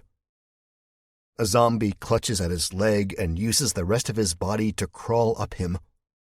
He convulses and bucks and kicks, but the zombie latches on tight. Abby makes a move at the zombie, and this is when I start to run back. I'm running faster than I've ever ran in my life, a scream bubbling up from the depths of my throat. Herb cries and makes a noise unlike anything I've ever heard before in my life. It's what I'd imagine death sounds like. Not the act of dying, but death. The shadowy robed creature who haunts our nightmares, who does time's job. Then everything after that is blacked out. My ears don't pick up sound because all I hear is a ringing, as if someone had smacked me very hard on the side of the head. I get to Herb. I see the blood. It's everywhere. It's on the zombie's mouth, its hands, its ripped plaid shirt. My eyes sting with tears as I press the gun right into the zombie's head and pull the trigger. What's left of its brains splat into the building. I swear the blood forms a skull as it drips down the facade. "Oh, God," Abby is saying. She has her stump up to her mouth. She's got tears in her eyes, too. I can see this despite it looking blurry through my own teary eyes. My mind feels like it's shutting down. Nothing seems real anymore. Not the sunlight, not the desert, the building with its bloody surface, the lake behind me, Herb, Abby, none of it. But I look down at Herb and he's bloody, really bloody. It could be from his hands, right? From when he smashed the wooden countertops and splintered his fists. Yeah, Jack? That's it, right? Right? Right? Herb clutches below his massive pectoral muscles. He's shaking hard.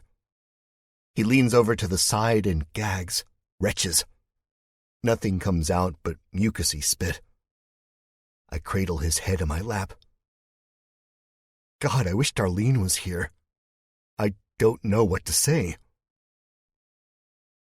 Realization hits me hard. Everything comes into focus, and I feel so terrible. I feel like dying when, in reality, it's Herb who's going to die. Because I see the teeth marks. I see the chunk of flesh and shirt gone from where the zombie's head was buried. The wound is flooded with red. I see a sliver of white bone, a rib. "Oh, it hurts," Herb says. His voice is so low I don't hear him. I read his lips. "Oh." A tear rolls down my face. "Jack, help him," Abby says. She's frantic, shaking almost as badly as Herb is. I start to say, but Herb looks up at me. There's a deep sadness in his eyes. There's also a deep understanding in them, too. And I think that's what hurts me the most. He knows. He knows he's been bitten, and there's no coming back from a bite in the middle of the sternum. He can't cut around the wound.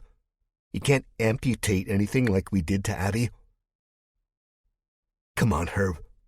We gotta go," I say, feeling hot acid coming up my throat. It's all I can say. I don't know what else could possibly be said at this moment. We do have to go. The zombies won't stop because one of us has been hurt. "But it hurts," Herb says. "I know," I say, then turn to Abby. "Help me get him up." She's frozen, looking at us in shock. I realize I'm soaked in his blood. I must look almost as bad as him. As I stand up, I get hit with a wave of dizziness. "Abby, please," I say again. She finally snaps out of it and bends down to help me get Herb up. He clutches the wound. Fresh blood slips through his fingers. The zombies are about 3/4 down the alleyway. More are coming up from the main street, which still has tire imprints from the car chase. Herb leans on both of us, each big arm wrapped around our necks, and we guide him out of the ghost town and to the shimmering lake. I think about turning around and blasting the zombies who are following us so Herb can pass in peace. But I don't know how many bullets are left, and I know I'll have to use at least one bullet before this is all said and done. The thought alone almost freezes me again, but I can't let it. I have to keep going. 54. The flat land starts to slope down toward the sandy shore of the beach. Rocks and shells and old bottles glitter in the sunlight. We are picking up speed. We've left the zombies behind us. There is a flipped-over boat half buried in the sand, covered in vegetation that might have once been green but is now a drab gray color. "It hurts," Herb is saying. "It hurts so bad, and it burns, Jackie. It burns like fire." "It's okay, big guy," Abby says, but her voice is choked up. She sounds like she's on the verge of breaking down, of dropping into the sand and sobbing. You promise?" Herb says. "I promise," I answer. "Let's sit you down, okay, buddy? Nice and easy. There you go." He plops into the sand, almost taking us down with him. Abby doesn't sit. She stands and wipes her eyes with the back of her hand, the gun still in it. Herb's face goes slack as if he's zoning out. The lake is so peaceful, so beautiful. He's not zoning out, not like he normally does. No, Herb is human, and humans are entranced by beauty. And in a world where there's not too much beauty left, this lake is a work of art. If it can numb the pain for him momentarily, then who am I to complain? His skin feels hotter than before. It's actually painful to touch. I don't pull away, though. "Can we go closer?" Herb asks. "Oh, God," Abby chokes. "Herb?" "In a minute," I say, my hand on his back. He feels like he's about to fall over. Just keep holding your chest, Herbie, okay? He looks away from the lake and nods at me, smiling slightly. I see my Auntie, Jack. I see her. Do you see her too? His hand comes up from the festering bite wound, and as it does, blood dribbles onto the sand, which drinks the liquid greedily. She's glowing, and she's an angel. She has wings, Jackie. She does. I know, Herb, I say. I know. This is too much. I don't know what to do. I need to get to Darlene, but I can't leave him to die. God, my heart. It's gone. Now all that's left is an empty hole where it used to be. Abby looks at me, tears streaming down her face, snot running from her nose. The sound of the small waves breaking on the coast is monumental, but I don't hear any zombies or gunshots. Nothing destructive, besides Herb's ragged breathing. From where we are, I can see the red rock on the side of the mountain, and it's blood red. Blood Rock. Not far, hazy in the distance, is the building Scott had told us about. Do you hear the music, Jackie? Herb asks. I can't control him. He gets up. The movement is painful to watch. He almost falls on more than one occasion, and I have to steady him so he doesn't. 3 steps later, he does fall, and he lands on the sand with no noise besides a groan of pain. I can smell the water, he says. It smells so nice. Then he looks up and his eyes focus on something only he can see, and he says, I'm coming. I'm coming. There's no stopping him. He crawls until he can't crawl anymore, and I'm there right by his side, guiding him. Herb, please, Abby says. Please just relax. Gotta see, Auntie, he says.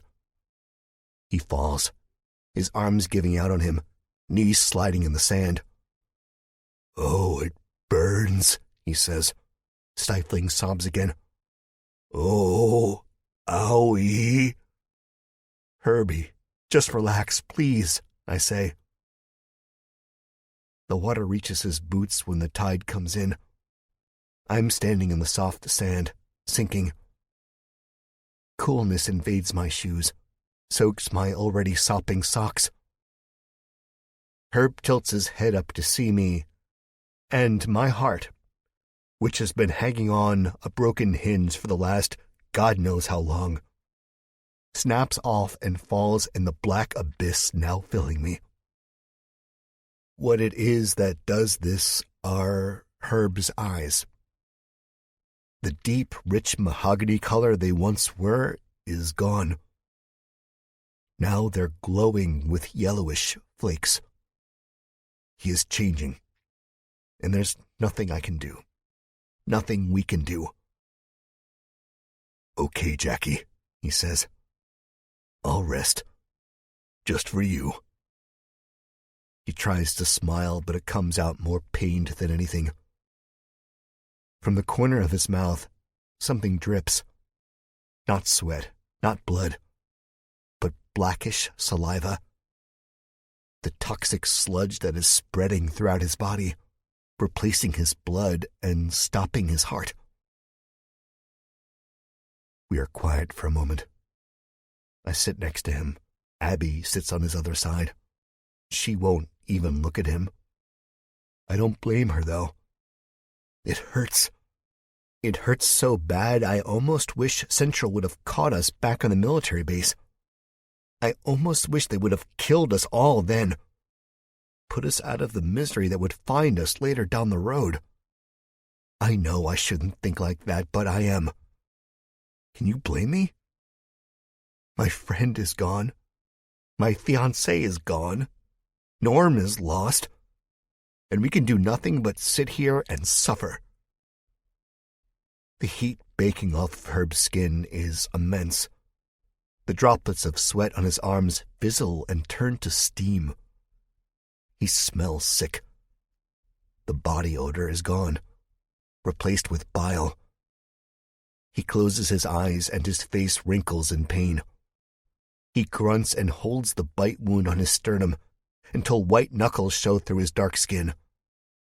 I put my arm around him and pull him close. "Don't close your eyes, Herb," I say. "Don't close them. Don't go to sleep. Watch the water. Look at the birds flying over the surface. Do you see their wings flapping, Herb?"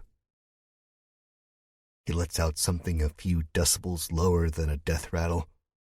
He's trying to hold on, he really is. Then he says, "Yeah, I see 'em. They're so pretty. They have wings like my auntie." Just keep watching the water. Keep looking at your auntie, okay? Will you do that for me, Herbie? He nods, and this time he smiles.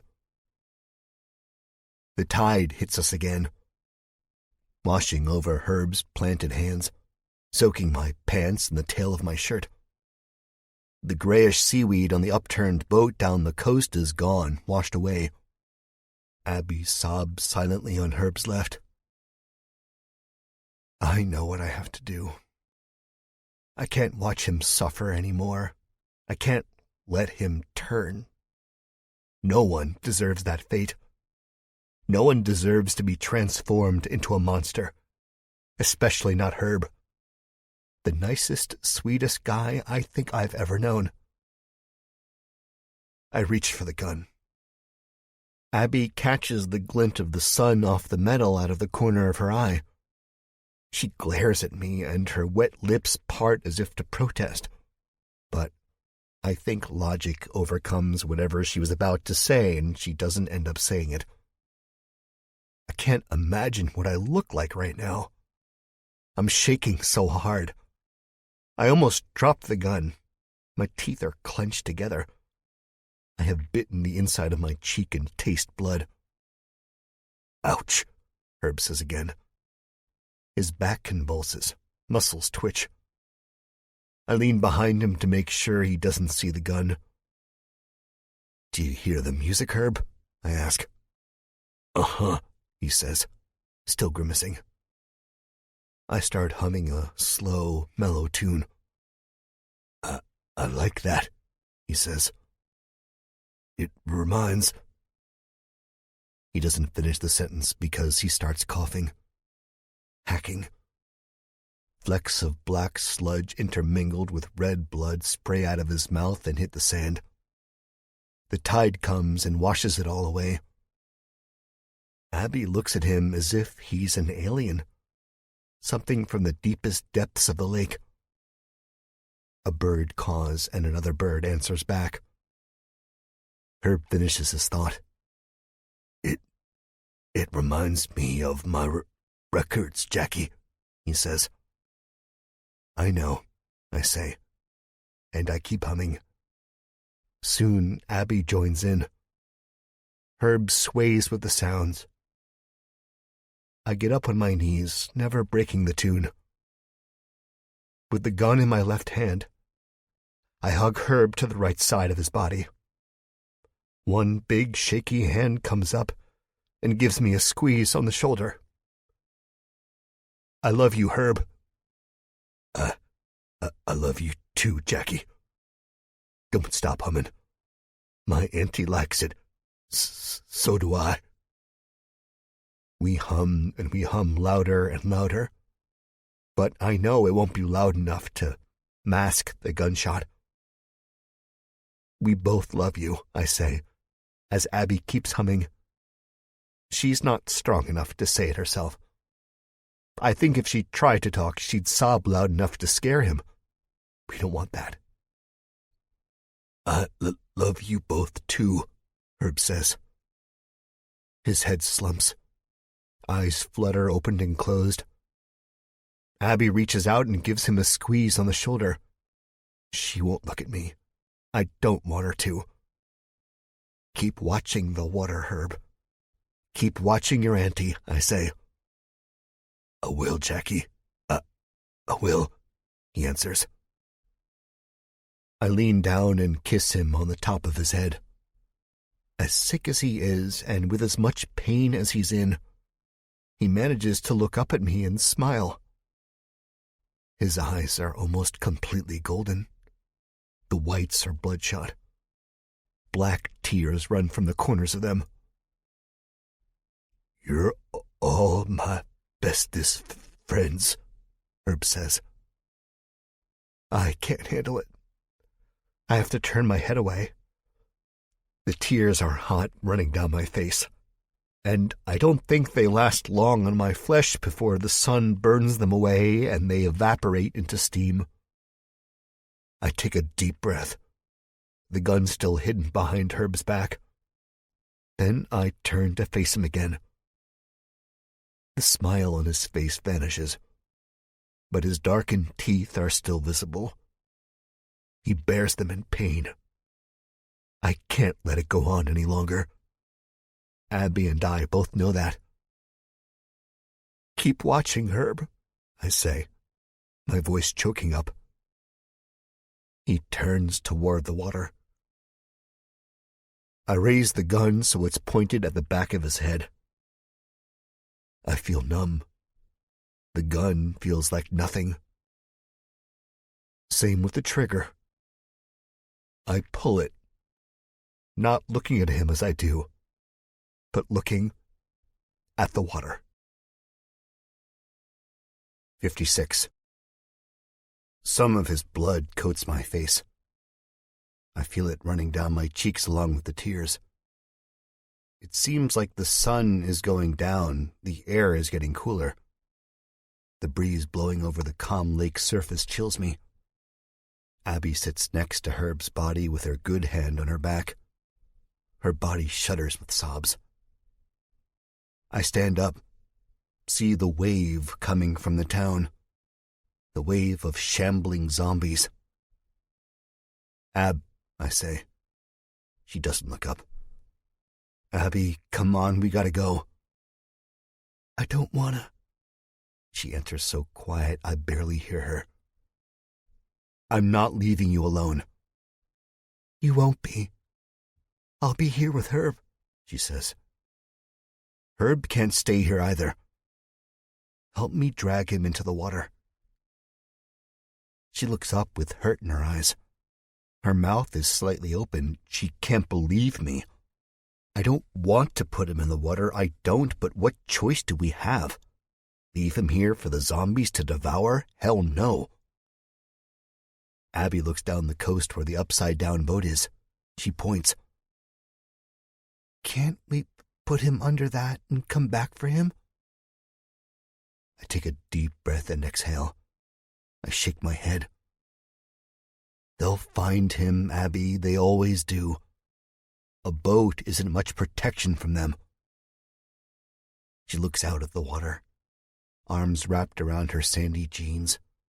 Her skin is beet red, so is mine. Ab, I say soothingly. I don't feel anything close to soothed.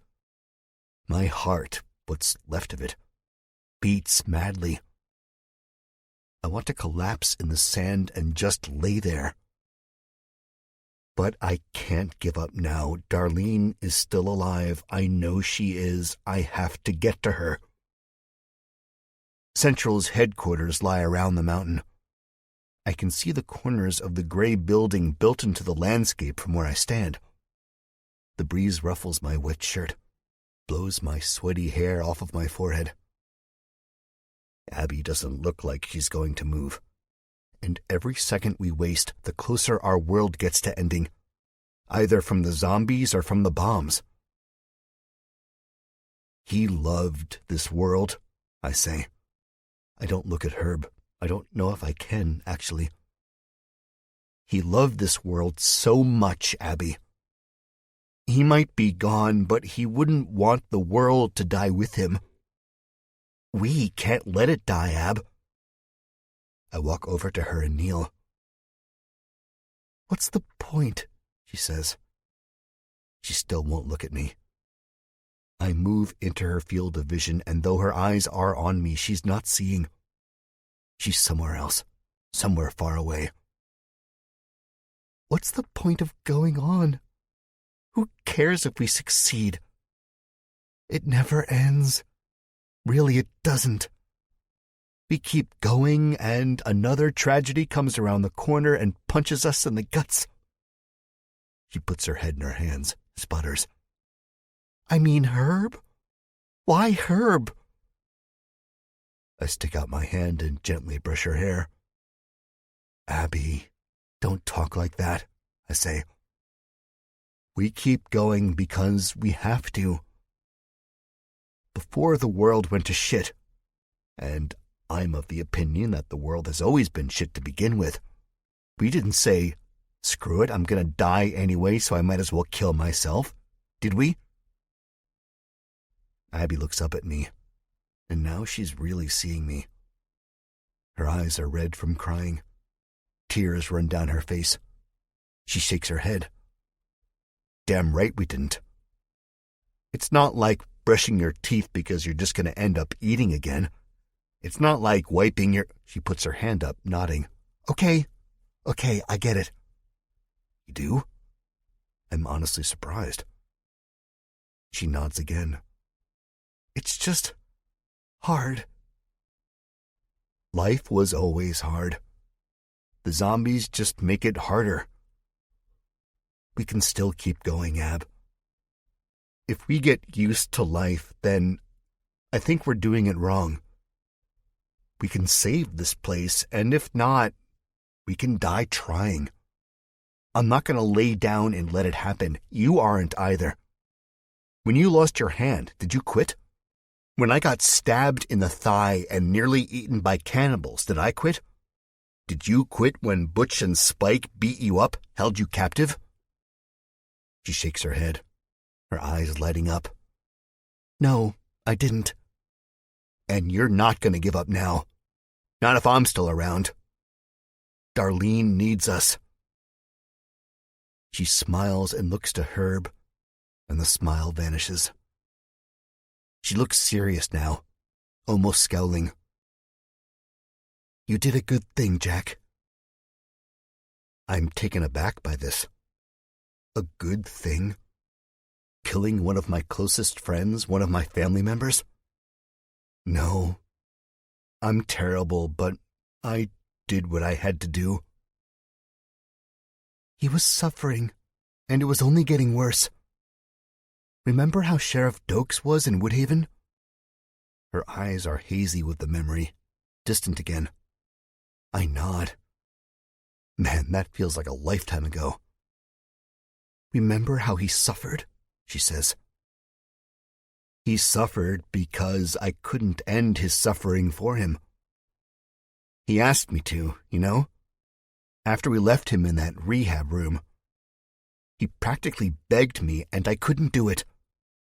Pat Huber did it in the end with a 50-pound dumbbell. I shudder, thinking about how far I've come. I couldn't even put a cop I barely remembered from my childhood in that shitty town out of his misery. But Herb gets bit, and I have no problem blowing his brains out without warning. I shake my head and exhale again. I am a piece of shit.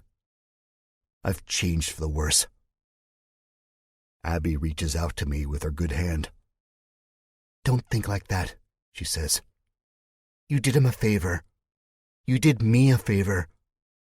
I couldn't watch him suffer, but I couldn't pull the trigger either. I turn away as more tears flow from my eyes. I'm sorry, Herbie, I say. I really am. I hope you find peace. I hope you find your auntie and your cousins, and I hope the music never stops. He's better now, Abby says. I know, is all I can say. 57. She eventually does get up to help me move Herb. He weighs so much the two of us can hardly do it. When the water gets up to my waist, Abby's still standing in the wet sand. The tide does the rest of the work and takes him out and away from us. I climb out of the water and put my arm around Abby. We watch him sink together for what seems like a long, long time. It's only when the zombies' growls and groans and rattles reach us do we move. Their eyes bob in the growing darkness. The sun has gone down behind the mountains, lighting their peaks with fire. I have my next move planned in advance. I walk over to the flipped rowboat. There is one oar beneath it. As I flip it, a small creature scurries away in the darkness and disappears into the sand dunes. Abby comes over to help me. We don't talk, and the zombies' noises fill our ears. I can't take it anymore. Sink or swim, Norm says in my head.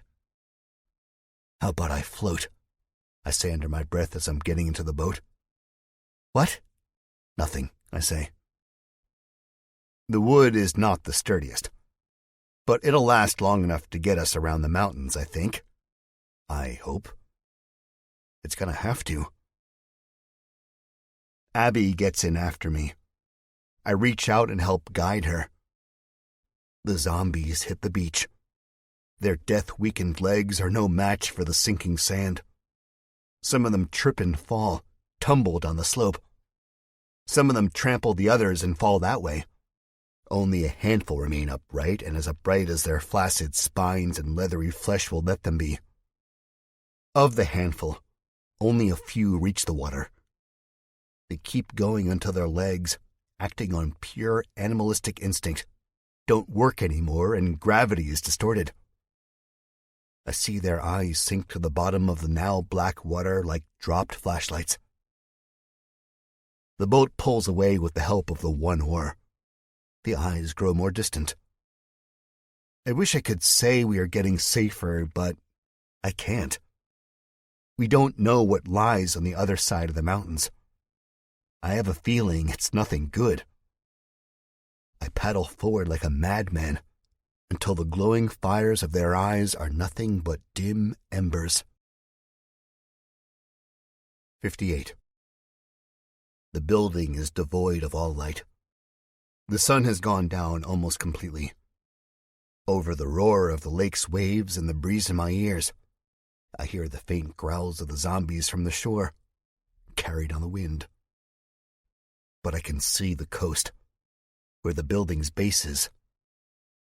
I'm thinking how we're so slick, how they won't even see us coming because Central is out there somewhere, chasing Norm in that jeep.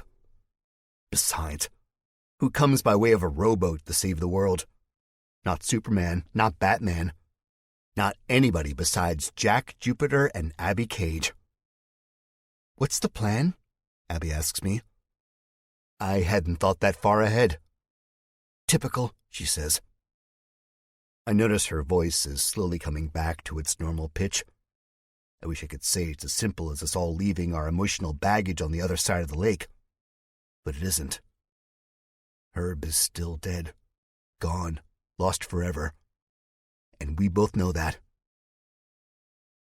I talk again because I don't want there to be any more silence. Plus, it makes the rowing easier. We kill everyone in sight, and we get Darlene back. Obviously, Abby says. Then we kill Klein. Again, obviously, she says.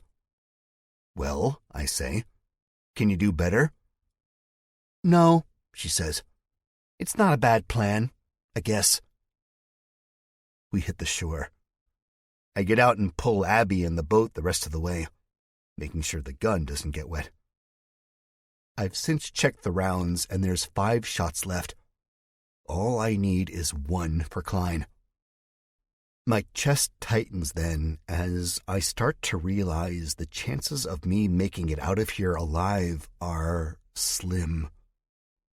Zombies are one thing, but humans, they're the real monsters. Doesn't matter. I have to try. I wish I could see Darlene now. I didn't even get to kiss her before she was ripped away from me. Believe me when I say I'm going to kiss her hand when I save her. I think, Abby starts to say. A light floods the lake, so strong. I let go of the prow and shield my face. No, I force myself to open my eyes and move my hand. It takes too long for my eyes to adjust, but when I do, I see the outlines of 6 people. 5 bullets, I'm thinking. Not enough. The sounds of rifles cocking, rushed footsteps, then a voice. Doc Klein's voice. It's too late, Jack. The damage is done. The plans are in motion. There's no derailing this train now.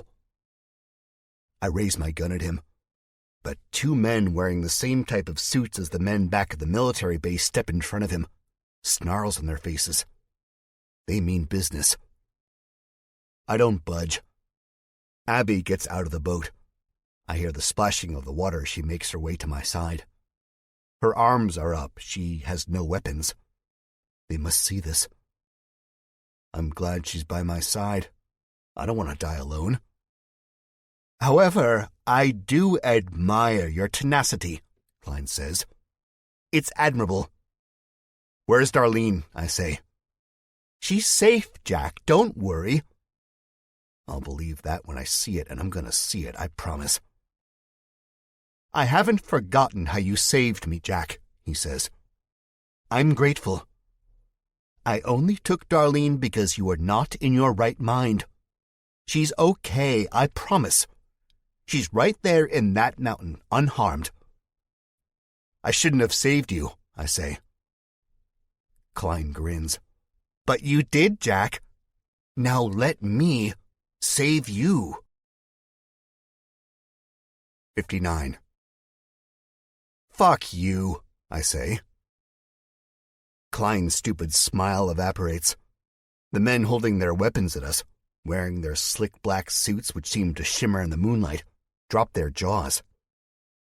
And fuck this. I'm sick of being the nice guy. I'm sick of talking. So I act because I'm Jack fucking Jupiter, dropping to my knees, pulling Abby down with me as my hand closes tighter around the cold steel of the pistol. Yeah, go out with a bang. Maybe I'm stupid. Maybe I'm a genius. By the sounds of Abby's shriek of surprise and my own heartbeat in my ear, I'm probably the former. But sue me. I came here for one reason, and the reason wasn't to be given mercy by Dr. Klein. It wasn't to fail, either.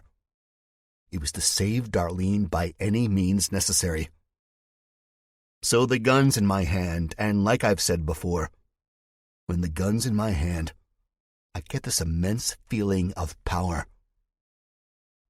It's funny how life happens sometimes, and I intend for life to keep on happening. I have 5 shots. I'm in the prone position. The air has gotten considerably cooler with the disappearance of the sun, but the bright lights shining down on us from the mountains are almost just as hot and probably 3 times as bright. So I'm sweating and my palms are greasy. My clothes are wet too. There's still drops of Herb's blood on my sleeves. Zombie guts. I aim for the men in front of Klein first. In Eden, I was fast when pulling on Butch Hazard.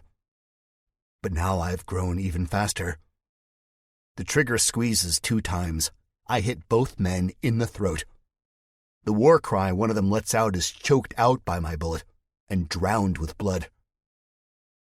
These first shots scramble the rest of the agents. My heart beats a mile a minute. If it were me who took a slug to the neck, I think the amount of blood pumping from the wound would be enough to fill the lake. It's only natural for them to break formation. They probably haven't had anyone stand up to them for a long time. Zombies don't count. I'm talking about people who are not rotten enough up top to work a firearm. 2 break away to the left and they run almost on top of each other. That's where my next bullet goes, But I don't aim for their backs because the slug would lodge in the first one's expensive suit, and I wouldn't do what I intend to do. No, I aim for their heads. 2 birds, 1 stone. I miss. And I knew I probably would because I'm in the prone position. The sand spills down my shirt. But it's okay that I've missed because I still hit them. And where I hit them is probably for the better. It's much easier for a bullet to travel through the soft flesh of someone's neck than it is their head, apparently. The first agent doesn't even get to scream, but the second one does. I think the bullet gets him in the shoulder. Not a kill shot, but an incapacitate shot. 4 down, 1 to go, and then Klein. 2 shots left. But Klein has taken off, disappearing into the shadows beneath the mountain complex. Luckily, I have Abby with me, and luckily, she's battle-tested. Hell, I would have even taken her by my side the way she was a half a year ago in Woodhaven. She's always been tough, but now she's even tougher, despite being minus a hand. She's smart, too. Smarter than me. She makes a run for the last man. He is turned around and has his gun raised at me, and I scramble up from my prone position. And I'm quick, but I'm not quick enough to get both Klein and this last agent. Abby screams and the agent's eyes go wide. He aims at her and fires. Time freezes then because I think Abby is going to be turned into Swiss cheese. She isn't. The man doesn't even get another shot off before she pounces on him. She's like a linebacker sacking the quarterback, and she hits him hard. I hear a crunch before the plop of their bodies hitting the sand, and the crunch probably comes from this guy's ribs or his teeth crushing together. I aim and fire at Klein. He won't even get to see me kill him. I don't care too much. Miss. The bullet winds off the rock surface. Damn it. I sprint after him. The agent shouts behind me at Abby. You fucking bitch, I'll fucking kill you. Then a gunshot and Abby saying, fucking bitch that. Not long after this, I hear Abby racing after me, but I'm too focused on Klein. I'm running too fast. I don't think I can hit him while I'm running, and I have just 1 bullet left. Klein reaches a door that looks exactly like the rock facade of the mountains, and he pushes a button which glows red at his touch. The rock rises and more light spills out from the inside of the building. Klein disappears into the shadows and the door starts closing. The door! Abby shouts from behind me. I stop. I take the shot, but not at Klein because he's gone. I hit the button. Bullseye. The door rises. The light, which was disappearing like an eyelid slowly closing, increases. Abby screams, You got it! And I take off running again. 60. The door hasn't fully opened. There's just enough room left for us to go through at a crouch, which I don't like because it puts us at a disadvantage. So what I do might be the stupidest thing I've done in a long while, and I've done some pretty stupid things. I sprint at full speed. The sand up here is densely packed. It's almost like dirt, and there's no light beating down on us anymore. It's out of the lake, focused on 5 dead bodies and a beached rowboat. So I can't see that well. The only guide I have is the light spilling out from the opening. I'm not Indiana Jones. I'm not James Bond. I don't have many slick moves in my bag of tricks. I'm not graceful. I'm more of a bull in a china shop type of guy. But I have to do this because I have to get Darlene. Jack! Abby shouts. Her face, which I see out of the corner of my eye, is a blur. So is the dark carbine she holds in her one good hand. I'm thinking Rockstar. I'm thinking Power Slide. I'm thinking pain. Then I do it.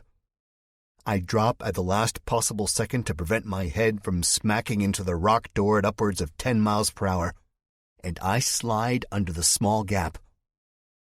And boy, is there a lot of pain. My ass feels like it's on fire. Rough, packed sand is nothing like a musical stage at all. But it works. I go sliding into the building. Yeah, that's great and all, but what isn't is the momentum I've built up, which is only slightly slowed down by my ass running along the ground. I don't hit the door. I hit the wall, and I hit the wall hard. I'm only down for about a second before I spring back up into a crouch with my weapon raised. There's no one. The corridor in front of me is empty. The walls are like the inside of a cave. It makes sense, I guess, since we are inside of a mountain. I smell wetness, old earth, worms, dirt. Makes me think of my childhood and playing outside all day in the summer before my crippling social anxiety and love of all things nerdy kept me indoors for much of my teenage years. Outside of the building, I hear Abby's footfalls and her breathing. "Jack," she shouts. "Jack, are you okay?" "Yeah," I answer. It's quiet in here. Too quiet. I don't like it. With the quietness, I can hear my heartbeat and my blood pounding in my ears. "What happened?" she asks. She emerges from under the door a few seconds later. She points her carbine down the hallway, which is dimly lit by a stream of lights hanging on the walls. I'm reminded of coal mines. I'm reminded of claustrophobia. Then she takes one look at me, and I don't have to answer. "Where is he?" she asks. I shake my head. We creep down the corridor. I want nothing more than to run, but I don't think it would be smart. The hallway stretches on for what feels like a mile. I can hear lurches and groans from deep within the mountain. Sounds of the world, I think. Sounds we probably won't ever hear again if I don't catch that rat bastard son of a bitch. The corridor bends until we come upon a stairwell. The stairs are not lit like the corridor, and the only light that hits them comes from the top. And it's just a pinprick of light up there, like looking at the stars from the earth. Abby and I exchange glances. She has a look on her face that tells me she wants to stop. "You don't have to go," I say. "You can stay here and guard my back in case they try to flank us." We both know that's a lie. They won't try to do that. They're in the safety of their mountain, and it's so quiet in the corridor, we'd hear them coming a mile away. Abby shakes her head and rolls her eyes, but there's no enthusiasm in the gesture. "I'm going. Watch me." And she steps right by me and mounts the steps. She takes them at a light jog. "Pace yourself," I say. "Looks like we got a long way to go." Abby stops and looks down at me. I can barely see her face, but from what I can see, she looks confused. "What?" "Shh," I say, my finger up to my lips. Up above, I hear something. It's a faint tinkling noise. Footsteps on metal. Abby's eyes dawn with realization. "Klein," she says. And I swear the footsteps and the tinkling get faster. He hears us just as we hear him. Abby turns and takes off up the steps. Now I follow her. 61. We race up the steps until my legs burn worse than my lungs. Just as we hit the top, I hear a loud thud of a door slamming shut. Not a wooden door, not a normal door at all. It sounds like iron, like a casket even. "It's too late," Klein says. "It's too late. You're going to hell. You're all going to hell now. I gave you a chance, Jack. I did." We run down the corridor, our footsteps splashing in the puddles on the ground. There's a constant dripping coming from somewhere. The smell is musty like an old basement, which is the weirdest thing considering we are God knows how many feet from the ground now. I break into a sprint, urging myself forward. Darlene, I'm thinking. I have to run for Darlene. I don't know if there's an afterlife. I don't know where we'll end up. It's all uncertain. Thinking about it scares me so much that I don't even want to. But what scares me worse than all of the thoughts of God and the devil are an eternity without Darlene. I hit the door hard, only letting up at the last moment. I'm not the Incredible Hulk, not Superman. I'm not going to bust this door down with my brute strength, because I have none. I'm going to bust it down with my brains. Abby's footsteps rush up behind me. She's out of breath. Her face is hopeless, eyes drooping low, mouth a grim line. "Now what?" she asks. I take the carbine from her. I push her back as I back up myself, aiming the gun. I'm going to shoot it down. Abby grabs my arm, dropping her own gun. "What? Are you crazy? The bullets are going to ricochet, and then we'll really be done for." I blink once, twice. She's right. I laugh. It's the laughter of a madman. And I was going to get us out of this with my brains. All of a sudden, I want to collapse onto the rock floor. Too late. Too late. I don't know, I find myself saying. I must look pretty dejected because Abby turns away from me and starts scanning the rock corridor we're in. I don't hear Klein's voice. I don't hear much of anything anymore except for the constant dripping.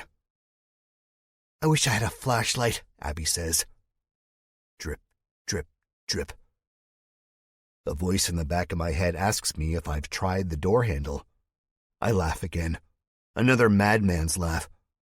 I really am losing it. But I try the handle anyway, and unsurprisingly, the door doesn't budge. I let go and start pacing. I'm not looking for anything because I don't think there's anything to look for. We're trapped in here. The only way we can go is backward, and I've never been a big fan of doing that. Not lately. Drip, drip, drip. It makes me want to tear my hair out or bring the barrel of the carbine up to my face and... A drop of water splashes down on me. It's very cold. It sends shivers up my spine. Then another one. I look up. All I see is darkness. There's no telling how high the ceiling stretches for. It could be 2 feet or 200 feet. "What?" Abby asks, looking at me like I really am crazy. "Come here," I say. She does. I position her to almost the exact spot I was standing at. "Jack!" she shrieks, cutting her off. "What the hell, man? Water? What, are you thirsty or something? I don't think you realize, but every second we spend in here playing with water is another second closer we get to losing our lives. We have to find another way.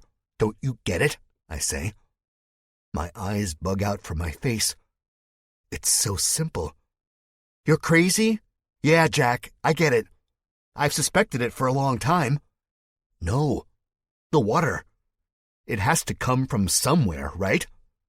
"Yeah," she says. She has stepped out of the spot and put her hand on one hip. "We're in a mountain, man.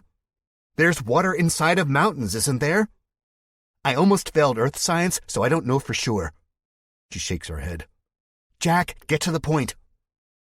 "Pipes." She narrows her eyes at me as if I've just revealed the secrets of the universe to her, and it's impossible to understand. "Pipes," I say again. "Plumbing. This is a building as much as it is a mountain." I keep my voice low. I don't know who could be listening.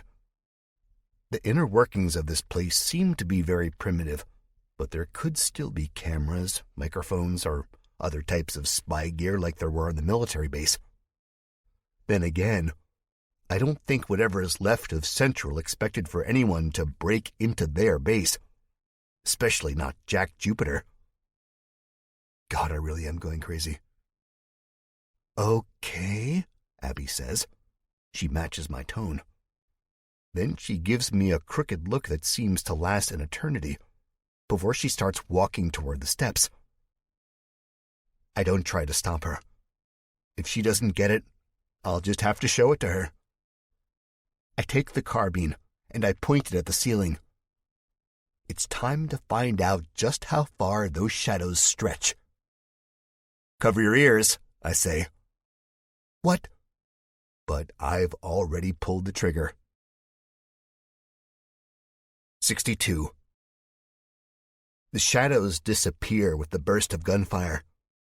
I see the jagged edges of rock above, the stalactites, the knobs, the gnarled-looking faces within, and most importantly, the metallic vent just below the line where the roof and wall meet to form a 90-degree angle. Jesus Christ, Abby says. I barely hear her over the ringing in my ears. Did you see? I try to match the same tone, but if I am, I have no fucking idea. Realization dawns on her face again. Yeah, she did see. Pipes, I say. Now I can hear myself. All the reverberations come from inside of my head. The vent is only about 8 feet up. I can probably reach it if by combination of running and a boost from Abby. If we were normal people, I'd give her a boost because she's undoubtedly lighter and more spry than me. But alas, we aren't normal. She's a hand short and wouldn't be able to climb with just one hand. How do you suggest we get up there? She asks. Jump, I say. She shakes her head. There's no way. But I'm desperate. Jack, if you... I cut her off again. Actually, I don't. My gun does. I spray shots into the general vicinity of the grate. Bullets whine off the rock. Dust and debris crumbles and falls onto the ground below us. The corridor takes on this smoky quality. It smells like gunpowder and fire. When the shot's impact stops sounding muted by the rock and starts sounding like bullets hitting metal, I know I've hit the right spot. Little flashes show me intermittent glimpses of the grate, and I shoot until the clip empties and the metal grate is non-existent. Stupid, but effective. Abby covers her left ear with her stump and plugs up her right ear with her finger. Me, well, I just take it. I've come to terms with the fact that I'll need a hearing aid pretty soon. It beats the hell out of going on without Darlene. As the shots hang in the air and what's left of the metal grate falls from the rock wall and onto the ground with a large clank, I hear a deep ringing in my head. Looks like I'm going deaf sooner than I intended. Jesus Christ, Abby shouts. I barely hear her, but I know she's shouting because of how red her face gets. What? What? Are you stupid? She asks. What if you hit a gas line or something? She talks like she doesn't really know what it is exactly that she's talking about. Gas line, Abby? She rolls her eyes at me. Right now is not the time I want to see that gesture. I'm not stupid, I say, walking over to the hole-riddled wall.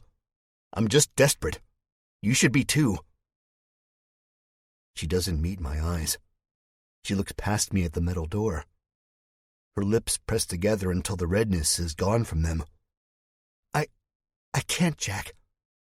I'm scared. And this surprises me. I walk away from the wall and toward her.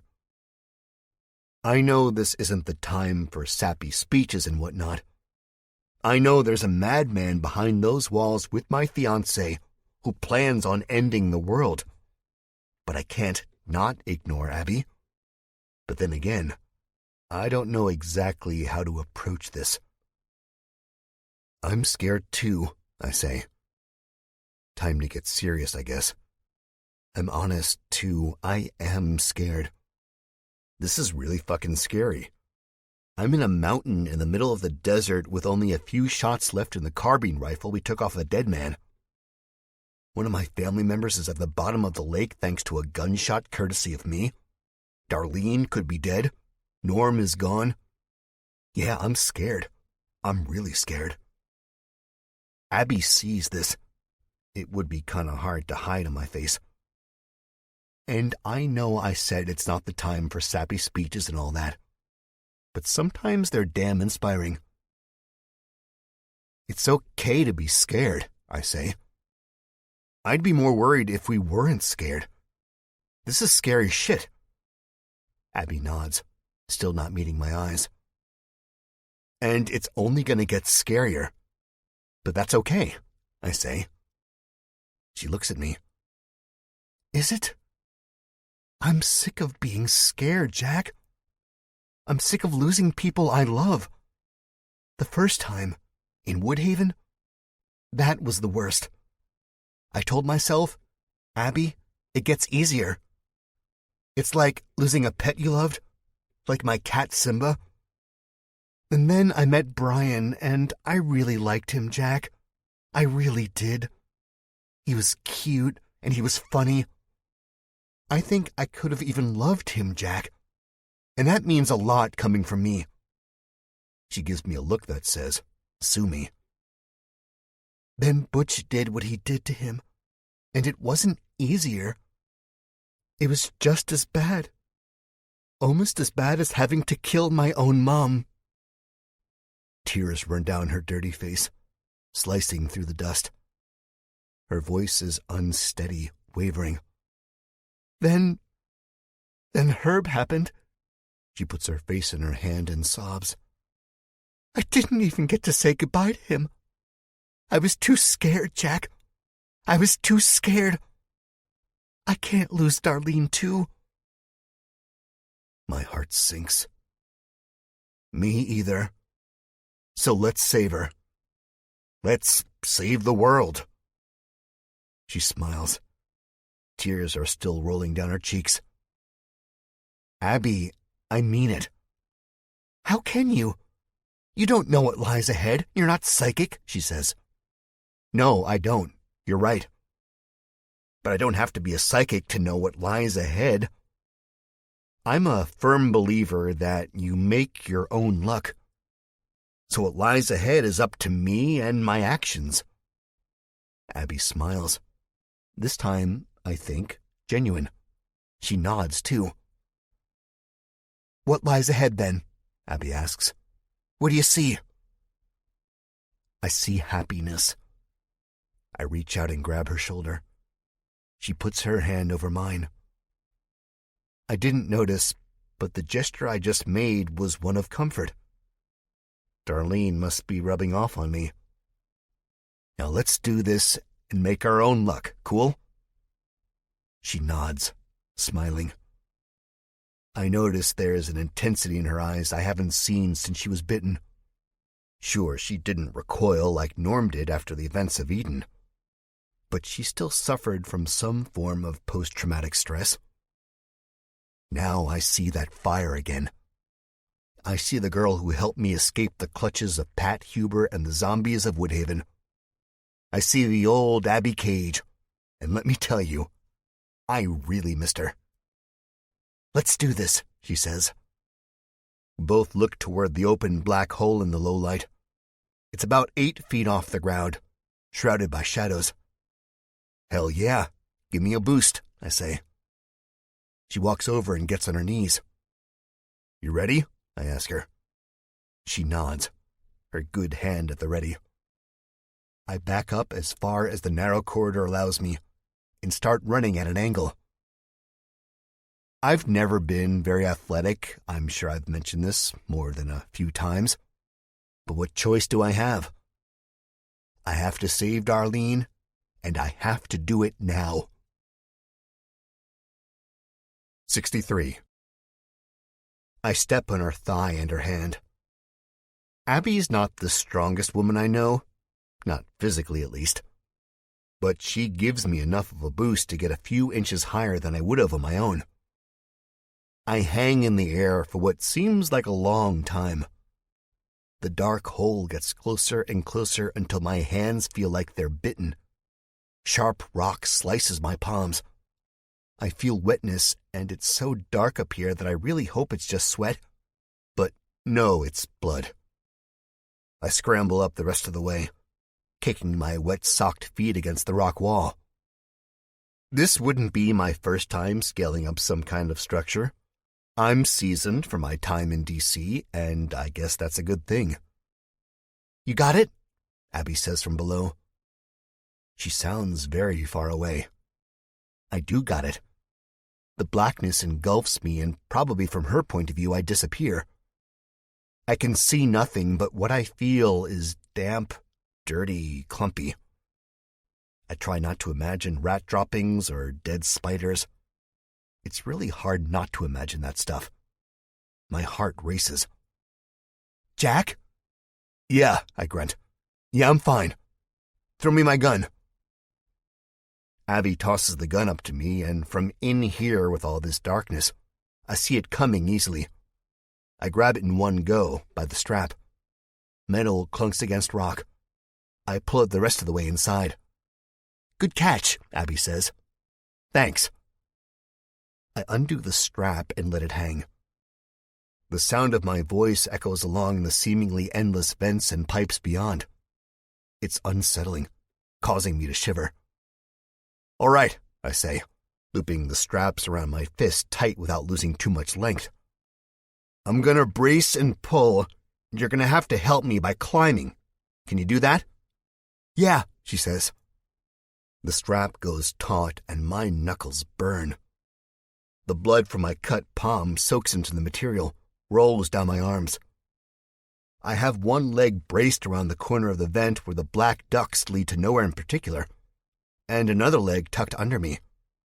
It's a pretty uncomfortable position, but Abby can't weigh that much. "Be careful," I shout. She's automatically at a disadvantage because of her missing hand. I'd hate for her to drop and bust an ankle or reopen her cauterized wound. That'd be pretty bad timing. I grunt. I pull. Abby grunts too. Her breathing gets heavy. But she makes it. When she's within reach, I grab her by the shirt, then the shoulder and arm, and then the waist. She's in. I'm sweating. I'm bleeding. I'm out of breath. I lean up against the cold wall inside of the vent, my eyes closed. As if it would make a difference. I can barely make out anything in this darkness anyway. "We go that way," I say, pointing down the tunnel. My throat feels like it's closing up to the size of a pinhole. I can't show this, though. I can't show my fear anyway. I told Abby we have to stop being scared. We have to do what we have to do, and we have to keep going forward. So I crawl on the rough surface, past Abby, and toward the unknown, toward Darlene. 64. Not long after we start moving, I hear voices. 2 of them at first. One is Klein's, the other is a woman, then one more. My heart leaps. I stop moving, Abby bumping into me. It's Darlene. "Don't touch me, you asshole," she says. Oh, thank you, God. "Darlene," Abby says. "Be careful what you call me," Klein says. I'm excited and petrified. What if I've stumbled upon her execution? "If you're going to kill me, then do it," Darlene says. Klein chuckles. "You're much too pretty to be killed. Your looks and brains can be useful to our future." The other woman cackles. Chills go up my spine. "What do you say about becoming a breeder for the New World Nation? You certainly have the hips." "Fuck you," Darlene says. Faintly, I hear her spit, and Klein makes a sound of disgust. I need to find a way into there. I need to find a way to Darlene. God, I'm freaking out. The walls are closing in. Abby seems to get farther and farther away from me. "You don't have much of a choice," Klein says. The other woman laughs again. Then she says, "Start the process, Robert. Start it before that pesky Jupiter finds us." She sounds distinguished, Like maybe she had some well upbringing where dinner was escargot and champagne every night, and the kids got whatever they wanted, including that jaguar on their 16th birthday. Then again, there's an edge to her voice. She sounds like she eats people and spits out their bones. No way he can get through that door. And in 30 minutes, it won't matter. He'll be turned to ash, Klein says. Then Darlene and I can work on repopulating. The rage sizzles inside of me. We'll see about that, I think. Abby reaches out, and I see her hand pressing up against the tunnel's wall, like she's searching for something. The paleness of her hand bobs in the darkness. She gasps. My heart does a flip. Here, she says. It's rotten. Feel it.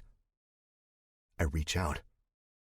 The wall is slimy with moisture, but whatever the structure is made out of is softer than its surroundings. Rotten. Fuck yes. No, Robert, I can't wait. These things are meant to act on a moment's notice. They were built for war. War doesn't allow the taking of time, the woman says. You don't understand, Klein says. Their voices are echoey, almost tinny. With the spread of the disease, no one was there to keep them up and running. I'm sure you heard all about the reactor meltdown in California, right?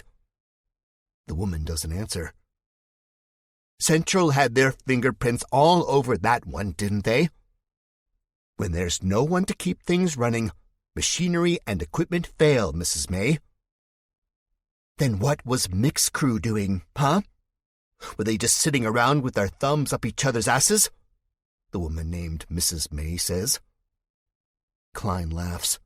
No humor in it. I'd love to ask Mick, but I can't because he's dead. Because you killed him. What do you know? Spare me your sarcasm, Robert. I'm not above killing you either, she says. Klein laughs again. This time there is humor in it. You wouldn't survive without me. You want to see if that's true, Robert? Do you want to see if that's really true? Oh, man. There's something in her voice worse than the edge. It's the recklessness, I think. It's the fact that she knows she's wrong. She couldn't survive without Klein, yet she's willing to kill him just to prove a point. My grandmother would have called this cutting your nose off to spite your face. I press the rotten wall again. I need to find a way inside before I'm too late. Klein doesn't speak for a long time, it seems. I feel Abby closer to me, the warmth radiating off of her flesh in waves. Then Klein talks, and his voice is about as flat as every bottle of soda out in the wasteland that is our world. It will take some time. I'm sorry, Margot. That's the way it has to be. Surely you can wait 30 minutes. Mrs. May, or apparently Margot, shrieks. Something clunks off of something else. I'm hoping it's a ballpoint hammer to Klein's head. Then again, I want to be the one that gets him. More objects fall over. Glass shatters. I'm thinking computer monitor or television. There's 300 people waiting for you to hit the button, Klein. I will hit the button when I'm ready to, Klein says. Hit it now. More objects crashing. A temper tantrum isn't going to get you any...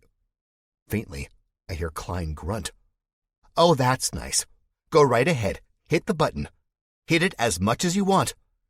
It's not going to do anything until it's ready. Mrs. May shrieks. That's it. You're not allowed inside. Your membership has been revoked, she says. And I'm killing your friend. Darlene, no. I pick up the gun. My hand shakes so bad I almost can't do it.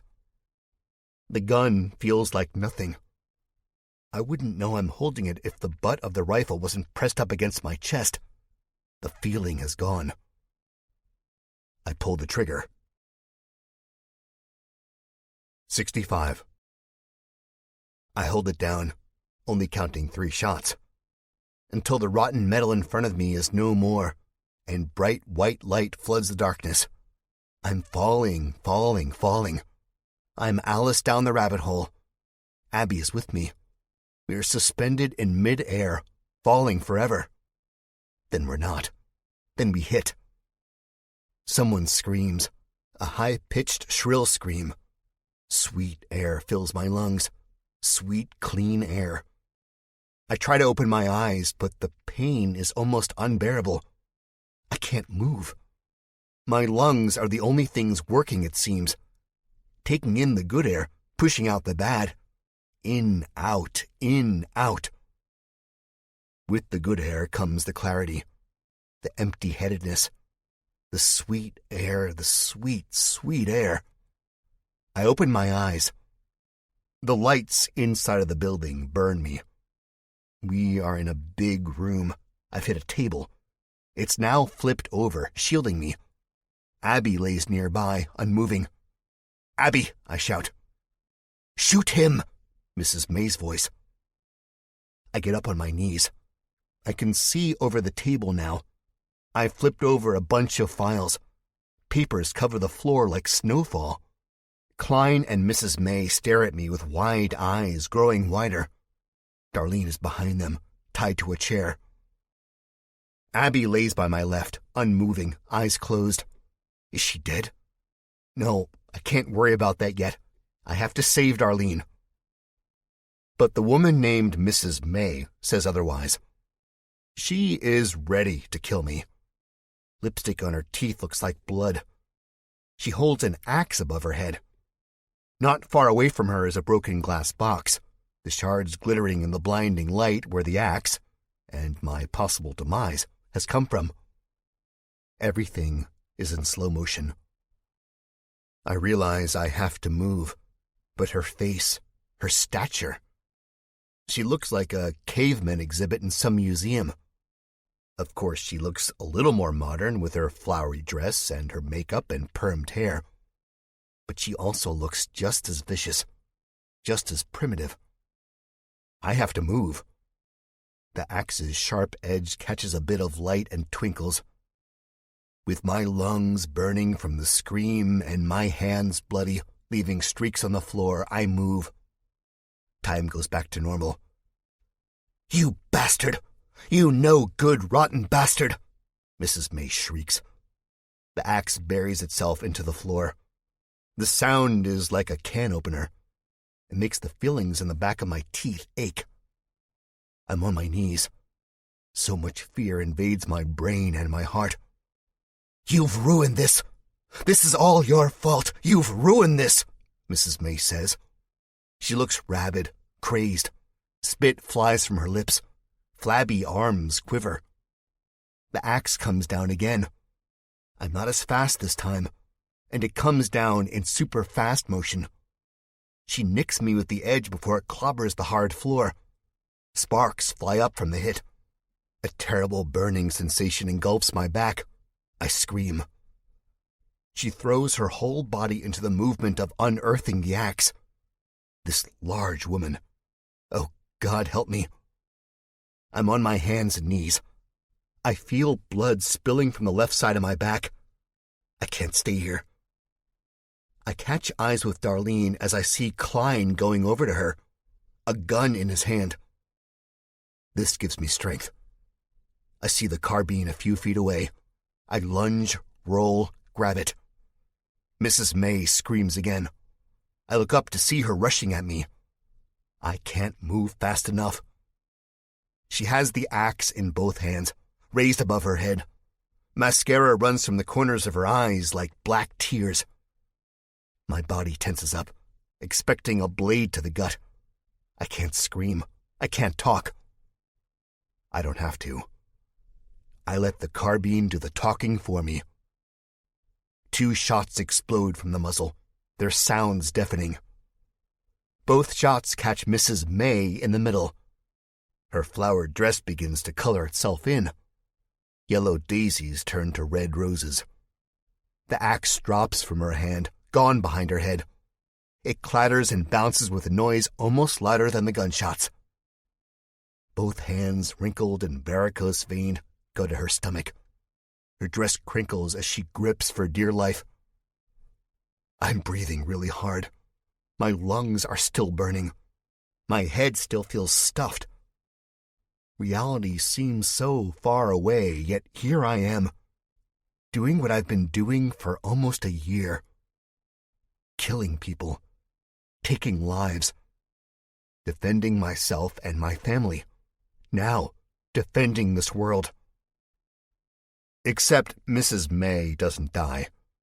Despite the grimace on her face and the blood seeping through her laced fingers, she's still up. But not for long.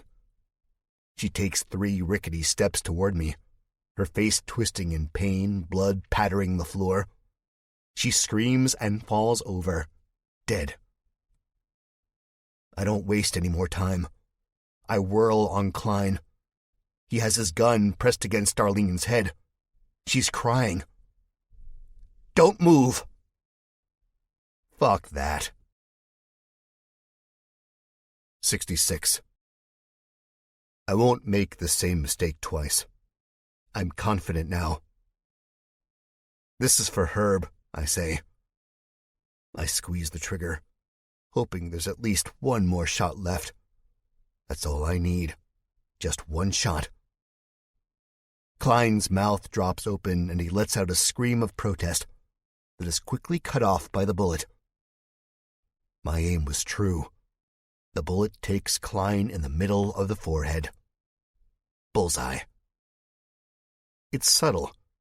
His scalp doesn't peel off. His brains don't spray to the ceiling. None of that. Just one single red hole slightly above his left eye.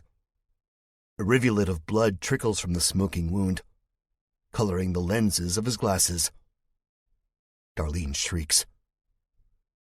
Klein's dead hand goes limp and his pistol clatters on the floor. He follows it soon after.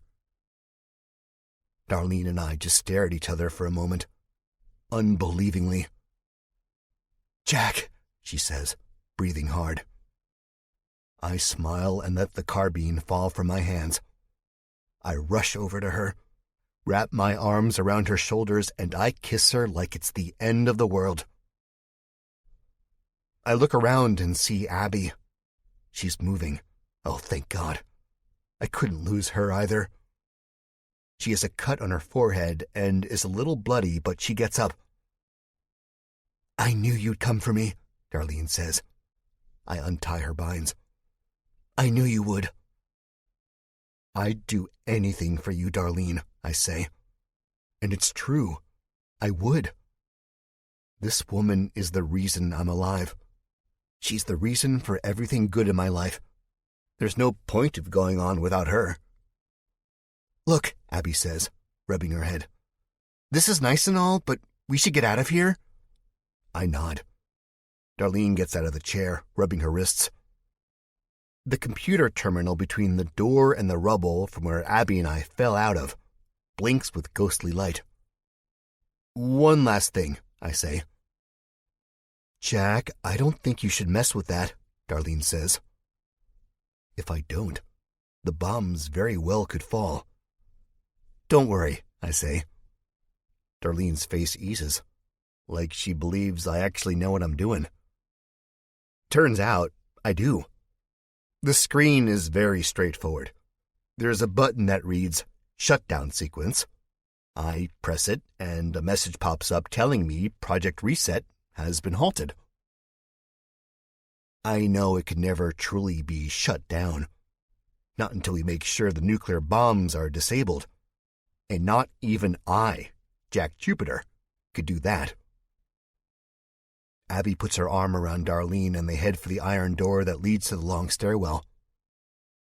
But this is good enough.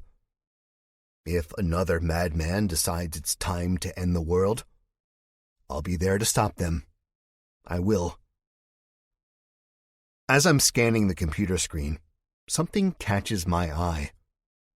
"Cleanse," the button reads. I hover the mouse over it. A brief description tells me what it is. In the event of this facility being compromised, we must prevent the information and weapons from winding up in the wrong hands. Self-destruct sequence will be initiated in 10 minutes. I look up from the screen at Abby and Darlene. This can buy us more time, I think.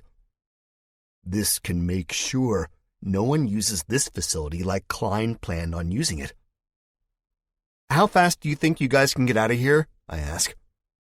Abby shakes her head. What? Darlene asks. I hit the button. A klaxon blares. Its eardrum shattering. We run through the door as red lights bathe us and a siren spurs us forward. I feel the very foundation of the mountain shaking. Pebbles fall from the ceiling. Dust drifts from new fissures in the rock. We go down the stairs as fast as we can. Darlene's hand is in mine. Abby's hand is in Darlene's. The air begins to taste sweeter. I smell the water. But I also smell the death. An explosion rattles the stairwell. Darlene screams and we have to jump the last few steps onto the shaky ground. Come on, I shout, looking at the door still halfway open. The air behind us grows hot. Fire. The alarm wails and wails. I usher Darlene and Abby onto the beach. They go through. I risk a last glance at the destruction. See the flames billowing out from high in the mountain. And I nod. Fuck you, Klein, and fuck you, Central. The mountain makes a sound like the earth is splitting open. Glass built into its facade shatters and falls a long way onto the beach. We keep sprinting, never looking back. The boat is still beached. Darlene and Abby get in, and I push them out into the lake. The cold water invades my body. It feels good compared to the heat emanating from the destruction behind. Then I jump into the boat. We paddle with our hands toward the other side where the zombies amble about, yellow eyes bobbing in the distance. Where's Herb and Norm? Darlene asks once we are safe and the heat no longer reaches us. I can only shake my head. She brings a hand up to her mouth. Norm is still out there, Abby says. She sits near the prow. Darlene is in my arms. But Herb... Darlene starts to sob, her body shaking against mine. I stroke her hair. I kiss her. I try to make her feel all right, but I know we never will. The boat floats lazily, though it floats toward the beach. I have Klein's pistol. There's not many shots left. We will have to make a run for it. I hope Norm is okay, I say, thinking of my brother. We are already down one. Darlene squeezes my arm. My body starts to hurt. Stiffening from the running and fighting, the lack of sleep and a good meal. It seems there's never any rest for us, for our little group. He will be, Abby says. If we can make it, Norm can too. I nod, smiling. The zombies don't seem to notice us until we are a few feet from the shore. Darlene quivers, but she won't scream. We are deathly quiet. I still see the dark stain of Herb's blood in the sand. I wish I hadn't noticed it. It's impossible not to. The fight's not over yet, I whisper. Abby nods. Darlene does nothing. I raise the gun, ready to fire if a zombie should get too close. They walk toward us as we splash up onto the shore. There's about 20 of them. We'll have to make a run for it, I say. I look to Darlene. She is very pale in the moonlight. You two go. I'll cover you. Now Darlene looks as if I've hit her. No, Jack. I'm not splitting up again. I'm not going to be without you. I'll be right behind you, I say. Abby grabs Darlene's arm and pulls. Her heels dig down into the wet sand. Go, I say. Then I start to shout at the zombies. "Come on, uglies! Come on, you bastards!" They turn their dripping faces toward me. I feel coldness throughout my body. They walk jerkily. "Yeah, that's right. Come on, assholes!" I start to sing at the top of my lungs. "Oh, beautiful for spacious skies!" Darlene and Abby crest the small rise. Safe. I walk backward, still singing. "Above the fruited plains!" Really hitting that high note. I trip, land on my ass with a grunt. That's the end of my song. By this time, they're surrounding me. Damn it. I pull the trigger, really hoping it wouldn't have come down to this. I blow the face off an emaciated man in a straitjacket. More reach out. The moon's light dims as their shadows engulf me. Fuck. This is it. This is how I die. I shoot again, buying myself more time. "Jack!" Darlene screams. She sounds far away. "Jack! Jack!" Then a car horn blares. I hear tires eating the ground, a revving engine. A sleek black car, one of Central's cars, flies over the small hill and smashes into the remaining zombies. There's a sickening crunch of bodies devoured by steel and rubber. Blink and you miss it. My haggard reflection shows in the tinted windows. I raise my gun, finger resting on the trigger, thinking, it just keeps getting worse and worse. The window rolls down. It's not one of the suits I see smiling at me with blood on his face. And I'd bet any amount of money it's not his blood. But it's Norm. "You need a ride, little brother?" I drop the gun and start crying. Tears of happiness, sadness, and relief. "I can't believe you had to do that," Norm says to me. We are driving across the desert. I'm in the back with Darlene. Abby sits in the front seat. There are tears still on my face. I've been shaking for the past few minutes. Darlene's face rests on my chest. She strokes my forearm. "Herb," Norm says, shaking his head. He slaps the wheel and screams, "Damn it!" The car slows. We are far enough away from the zombies and the burning mountain that I don't feel scared. Norm starts to sob. We all cry with him. We have talked about Herb for the past hour. How he saved my life in Eden. How he loved his music, his auntie, and, most of all, his sweets. But he did more than save my life.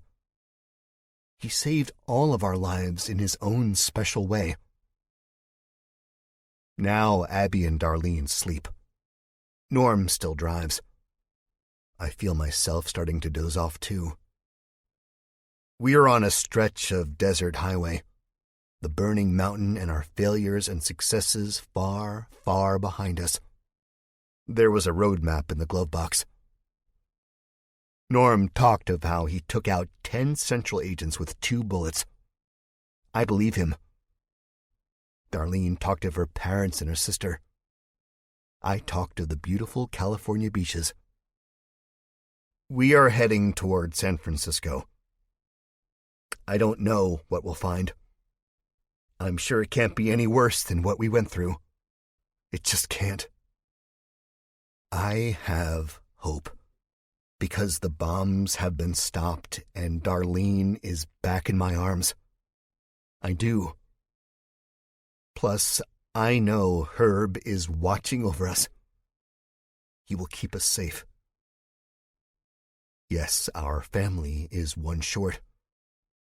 But for those that remain, we continue to be strong. Because we have to. This concludes Dead Coast by Flint Maxwell. Narrated by Neil Helligers, member of SAG-AFTRA. Copyright 2017 by Flint Maxwell. This unabridged audiobook is published by arrangement with Flint Maxwell, care of Hirschman Rights Management, LLC, and was produced in the year 2018 by Tantor Media Incorporated, a division of Recorded Books, which holds the copyright thereto. Please visit Tantor.com for more information on our growing library of unabridged audiobooks. 62. The shadows disappear with the burst of gunfire.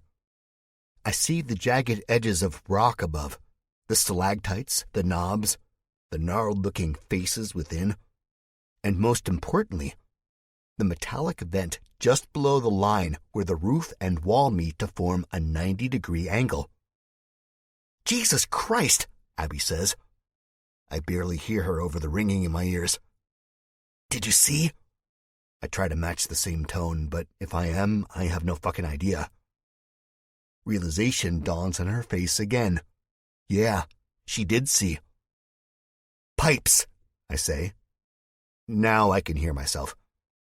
All the reverberations come from inside of my head.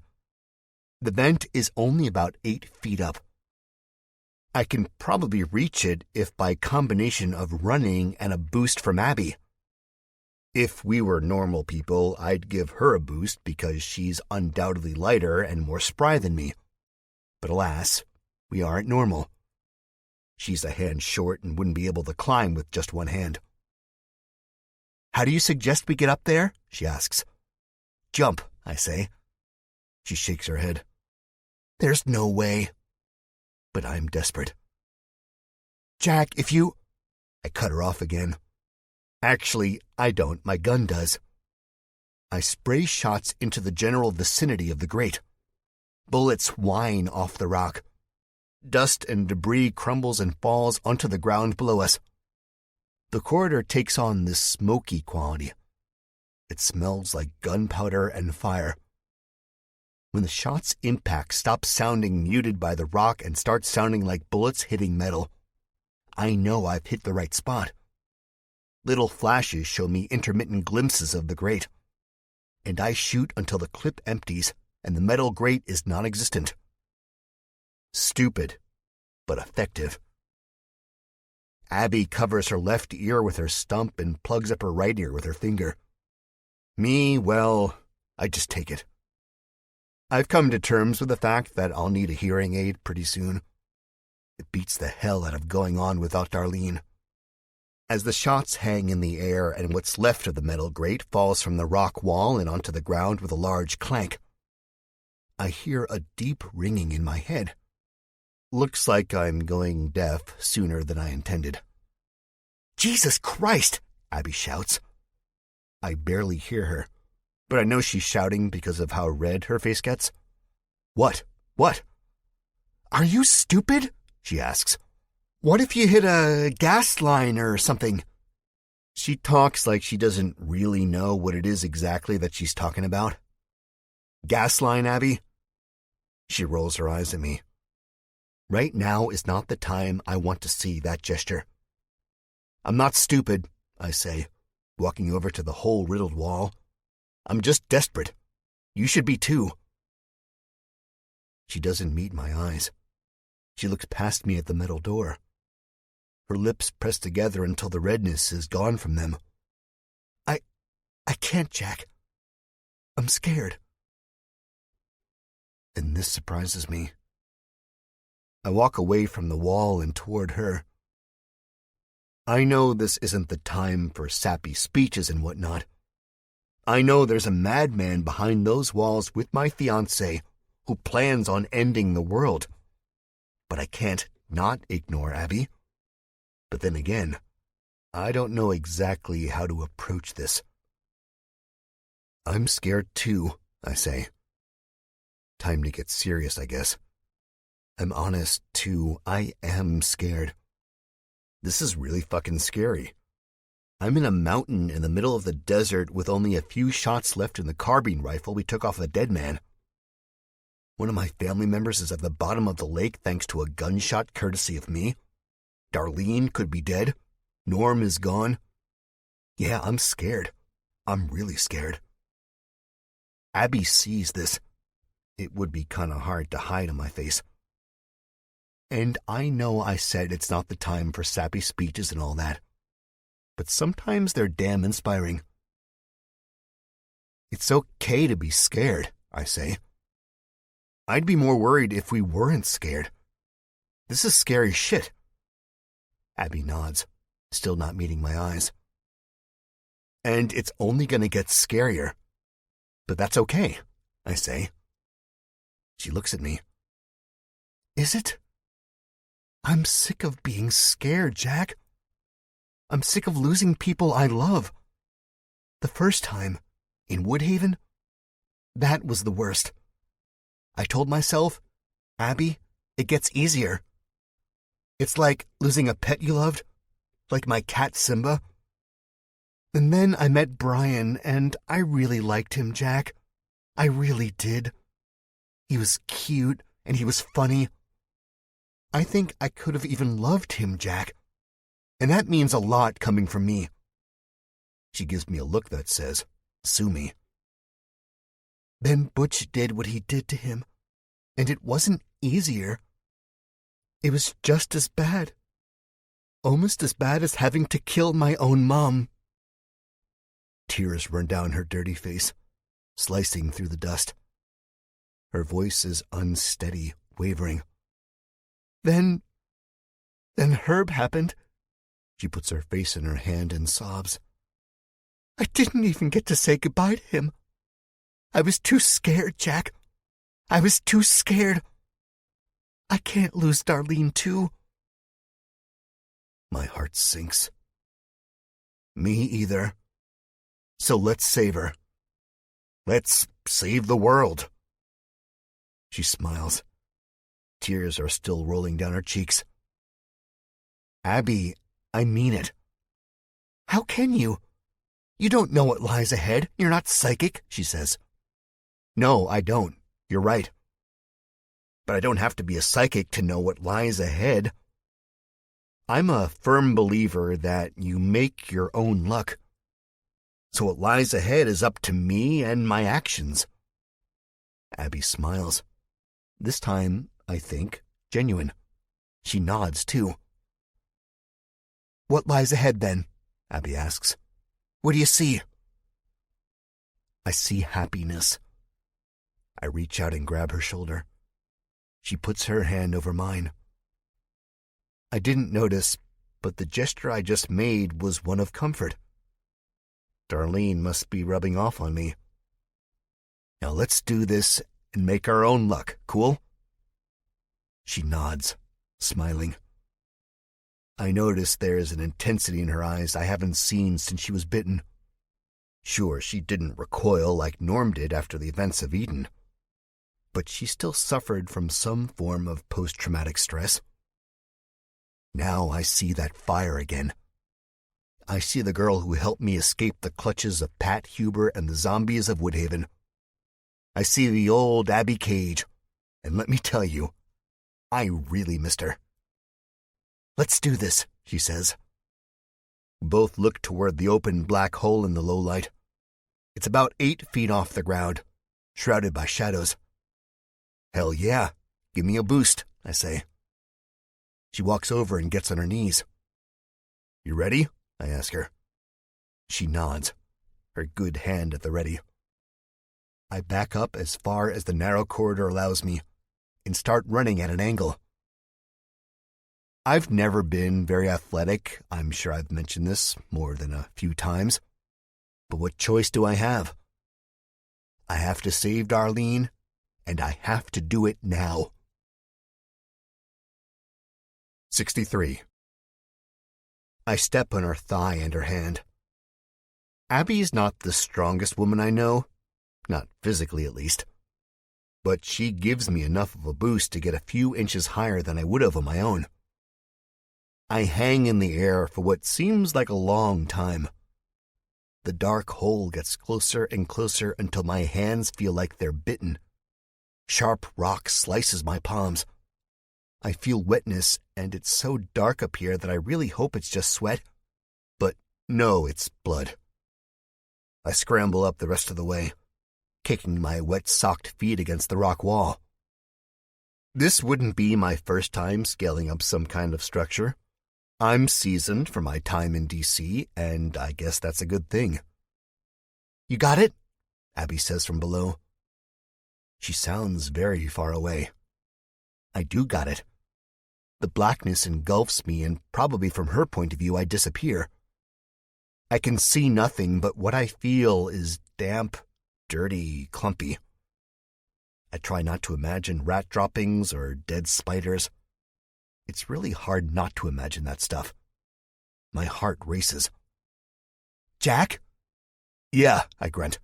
"Yeah, I'm fine. Throw me my gun." Abby tosses the gun up to me, and from in here with all this darkness, I see it coming easily. I grab it in one go, by the strap. Metal clunks against rock. I pull it the rest of the way inside. "Good catch," Abby says. "Thanks." I undo the strap and let it hang. The sound of my voice echoes along the seemingly endless vents and pipes beyond. It's unsettling, causing me to shiver. "All right," I say, looping the straps around my fist tight without losing too much length. "I'm gonna brace and pull, and you're gonna have to help me by climbing. Can you do that?" "Yeah," she says.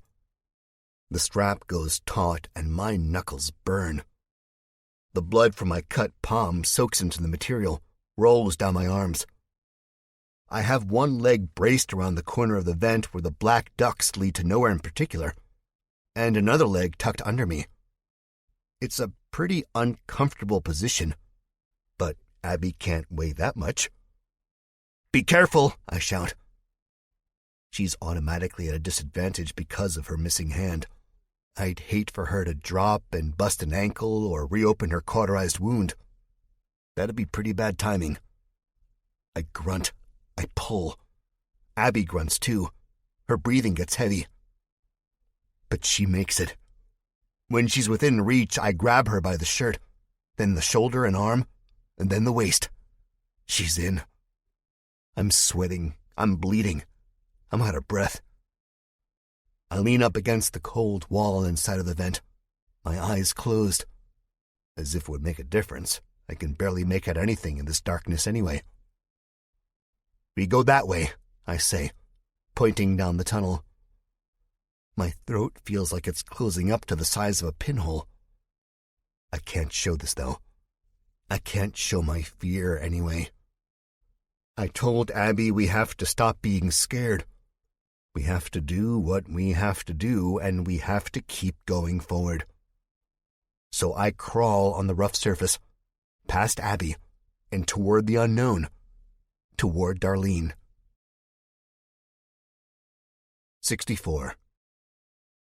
Not long after we start moving, I hear voices.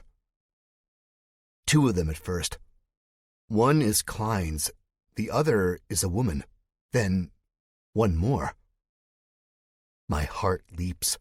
I stop moving, Abby bumping into me. It's Darlene. "Don't touch me, you asshole," she says. Oh, thank you, God. "Darlene," Abby says. "Be careful what you call me," Klein says. I'm excited and petrified. What if I've stumbled upon her execution? "If you're going to kill me, then do it," Darlene says. Klein chuckles. "You're much too pretty to be killed. Your looks and brains can be useful to our future." The other woman cackles. Chills go up my spine. "What do you say about becoming a breeder for the New World Nation? You certainly have the hips." "Fuck you," Darlene says. Faintly, I hear her spit, and Klein makes a sound of disgust. I need to find a way into there. I need to find a way to Darlene. God, I'm freaking out. The walls are closing in. Abby seems to get farther and farther away from me. "You don't have much of a choice," Klein says. The other woman laughs again. Then she says, "Start the process, Robert. Start it before that pesky Jupiter finds us." She sounds distinguished. Like maybe she had some well upbringing where dinner was escargot and champagne every night, and the kids got whatever they wanted, including that jaguar on their 16th birthday. Then again, there's an edge to her voice. She sounds like she eats people and spits out their bones. No way he can get through that door. And in 30 minutes, it won't matter. He'll be turned to ash, Klein says. Then Darlene and I can work on repopulating. The rage sizzles inside of me. We'll see about that, I think. Abby reaches out, and I see her hand pressing up against the tunnel's wall, like she's searching for something. The paleness of her hand bobs in the darkness. She gasps. My heart does a flip. Here, she says. It's rotten. Feel it. I reach out. The wall is slimy with moisture, but whatever the structure is made out of is softer than its surroundings. Rotten. Fuck yes. No, Robert, I can't wait. These things are meant to act on a moment's notice. They were built for war. War doesn't allow the taking of time, the woman says. You don't understand, Klein says. Their voices are echoey, almost tinny. With the spread of the disease, no one was there to keep them up and running. I'm sure you heard all about the reactor meltdown in California, right? The woman doesn't answer.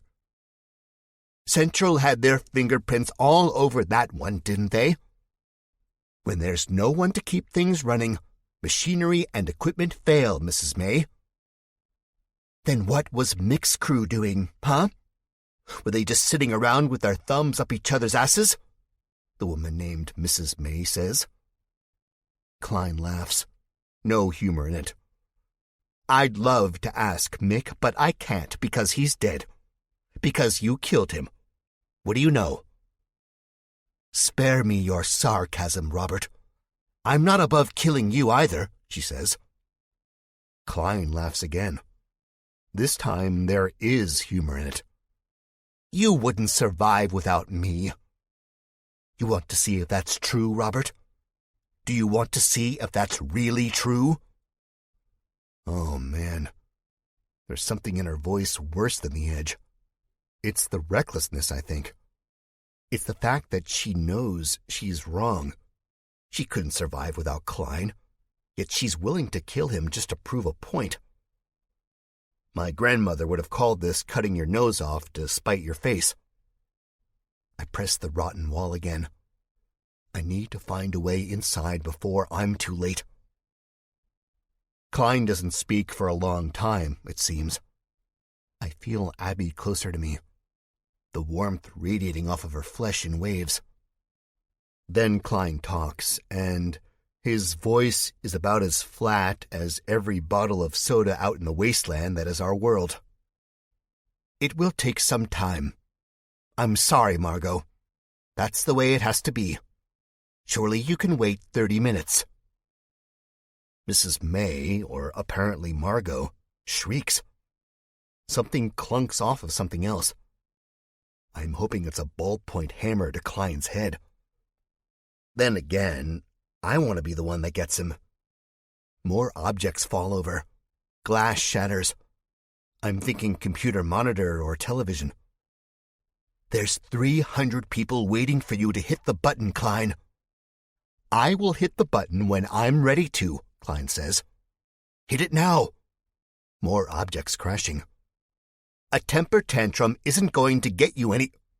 Faintly, I hear Klein grunt. Oh, that's nice. Go right ahead. Hit the button. Hit it as much as you want. It's not going to do anything until it's ready. Mrs. May shrieks.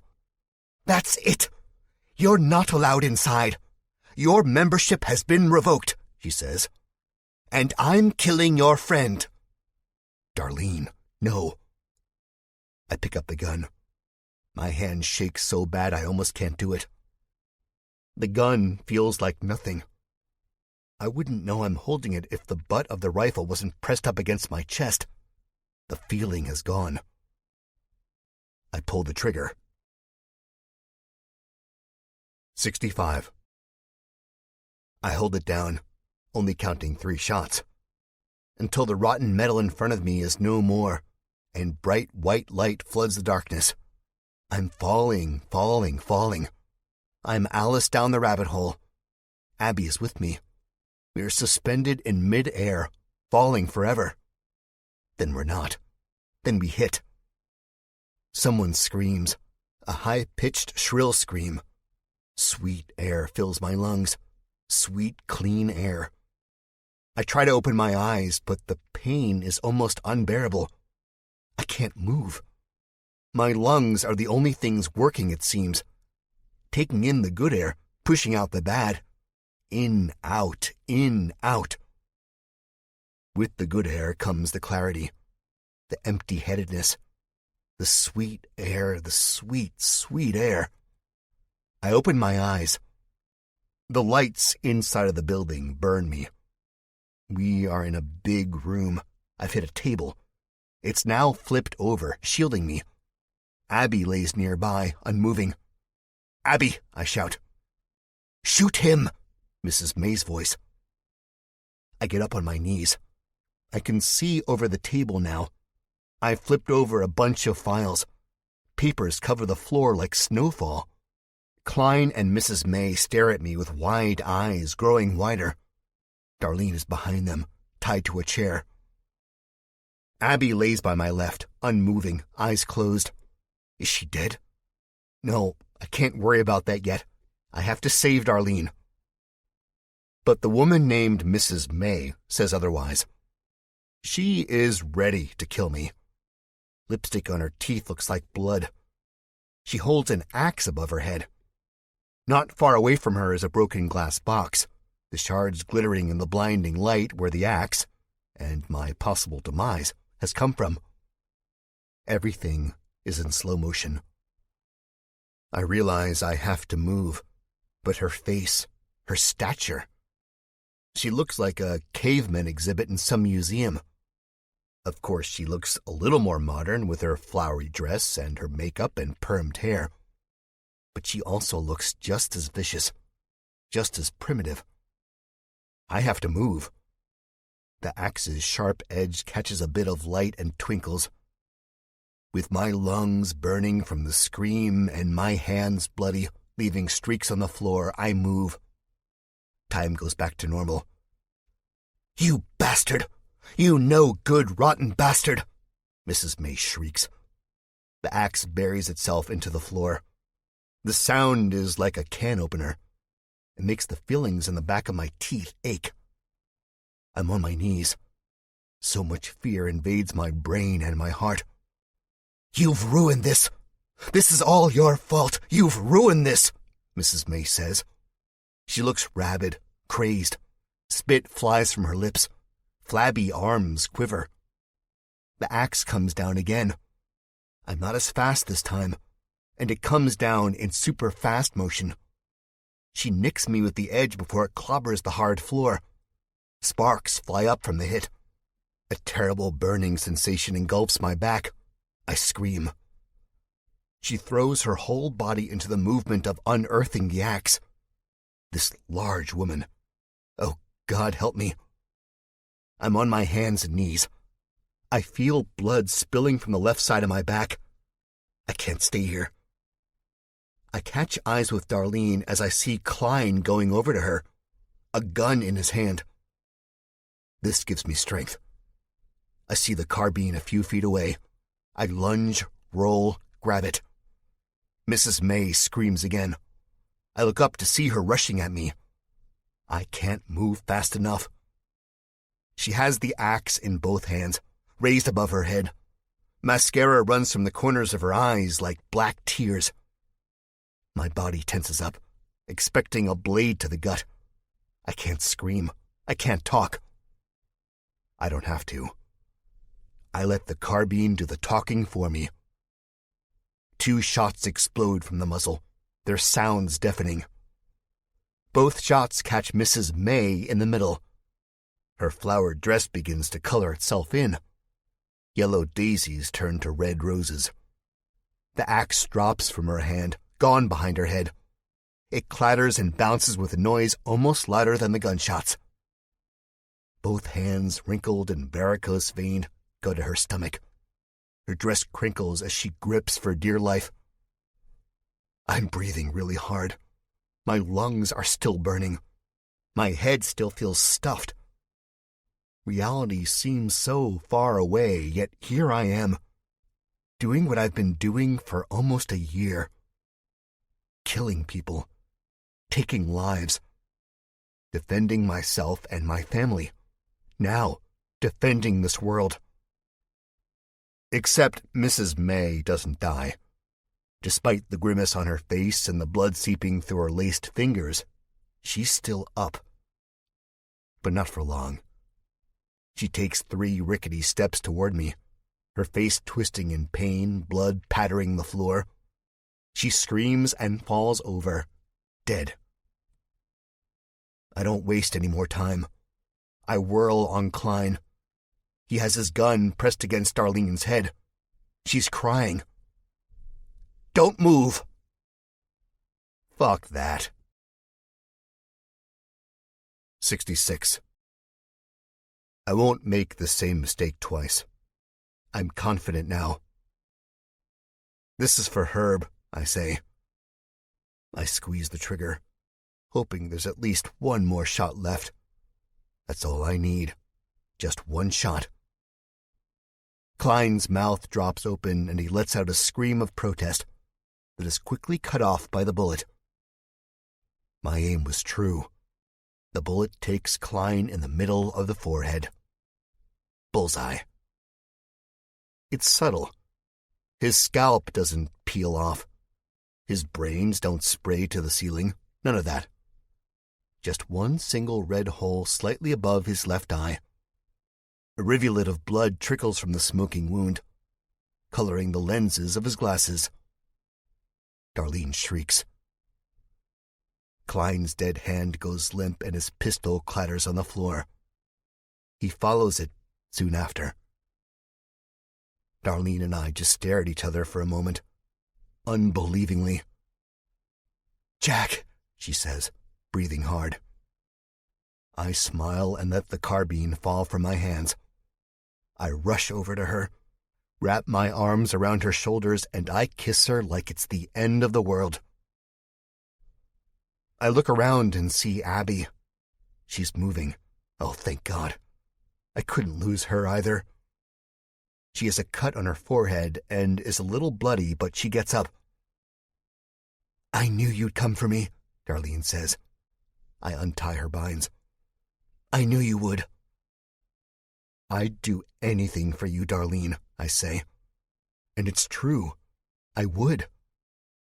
This woman is the reason I'm alive. She's the reason for everything good in my life. There's no point of going on without her. "Look," Abby says, rubbing her head. "This is nice and all, but we should get out of here." I nod. Darlene gets out of the chair, rubbing her wrists.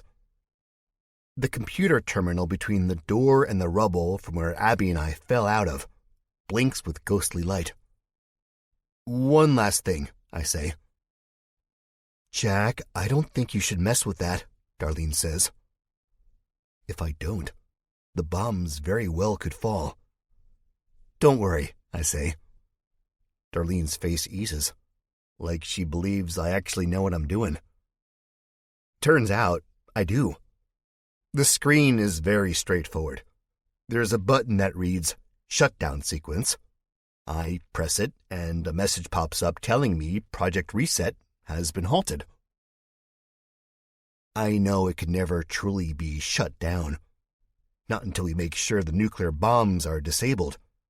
And not even I, Jack Jupiter, could do that. Abby puts her arm around Darlene and they head for the iron door that leads to the long stairwell. But this is good enough. If another madman decides it's time to end the world, I'll be there to stop them. I will. As I'm scanning the computer screen, something catches my eye. Cleanse the button reads. I hover the mouse over it. A brief description tells me what it is. In the event of this facility being compromised, we must prevent the information and weapons from winding up in the wrong hands. Self-destruct sequence will be initiated in 10 minutes. I look up from the screen at Abby and Darlene. This can buy us more time, I think. This can make sure no one uses this facility like Klein planned on using it. How fast do you think you guys can get out of here? I ask. Abby shakes her head. What? Darlene asks. I hit the button. A klaxon blares. It's eardrum shattering. We run through the door as red lights bathe us and a siren spurs us forward. I feel the very foundation of the mountain shaking. Pebbles fall from the ceiling. Dust drifts from new fissures in the rock. We go down the stairs as fast as we can. Darlene's hand is in mine. Abby's hand is in Darlene's. The air begins to taste sweeter. I smell the water. But I also smell the death. An explosion rattles the stairwell. Darlene screams and we have to jump the last few steps onto the shaky ground. Come on, I shout, looking at the door still halfway open. The air behind us grows hot. Fire. The alarm wails and wails. I usher Darlene and Abby onto the beach. They go through. I risk a last glance at the destruction. See the flames billowing out from high in the mountain. And I nod. Fuck you, Klein, and fuck you, Central. The mountain makes a sound like the earth is splitting open. Glass built into its facade shatters and falls a long way onto the beach. We keep sprinting, never looking back. The boat is still beached. Darlene and Abby get in and I push them out into the lake. The cold water invades my body. It feels good compared to the heat emanating from the destruction behind. Then I jump into the boat. We paddle with our hands toward the other side where the zombies amble about, yellow eyes bobbing in the distance. Where's Herb and Norm? Darlene asks once we are safe and the heat no longer reaches us. I can only shake my head. She brings a hand up to her mouth. Norm is still out there, Abby says. She sits near the prow. Darlene is in my arms. But Herb... Darlene starts to sob, her body shaking against mine. I stroke her hair. I kiss her. I try to make her feel all right, but I know we never will. The boat floats lazily, though it floats toward the beach. I have Klein's pistol. There's not many shots left. We will have to make a run for it. I hope Norm is okay, I say, thinking of my brother. We are already down one. Darlene squeezes my arm. My body starts to hurt. Stiffening from the running and fighting, the lack of sleep and a good meal. It seems there's never any rest for us, for our little group. He will be, Abby says. If we can make it, Norm can too. I nod, smiling. The zombies don't seem to notice us until we are a few feet from the shore. Darlene quivers, but she won't scream. We are deathly quiet. I still see the dark stain of Herb's blood in the sand. I wish I hadn't noticed it. It's impossible not to. The fight's not over yet, I whisper. Abby nods. Darlene does nothing. I raise the gun, ready to fire if a zombie should get too close. They walk toward us as we splash up onto the shore. There's about 20 of them. We'll have to make a run for it, I say. I look to Darlene. She is very pale in the moonlight. You two go. I'll cover you. Now Darlene looks as if I've hit her. No, Jack. I'm not splitting up again. I'm not going to be without you. I'll be right behind you, I say. Abby grabs Darlene's arm and pulls. Her heels dig down into the wet sand. Go, I say. Then I start to shout at the zombies. Come on, uglies! Come on, you bastards! They turn their dripping faces toward me. I feel coldness throughout my body. They walk jerkily. Yeah, that's right. Come on, assholes! I start to sing at the top of my lungs. Oh, beautiful for spacious skies! Darlene and Abby crest the small rise. Safe. I walk backward, still singing. Above the fruited plains! Really hitting that high note. I trip, land on my ass with a grunt. That's the end of my song. By this time, they're surrounding me. Damn it.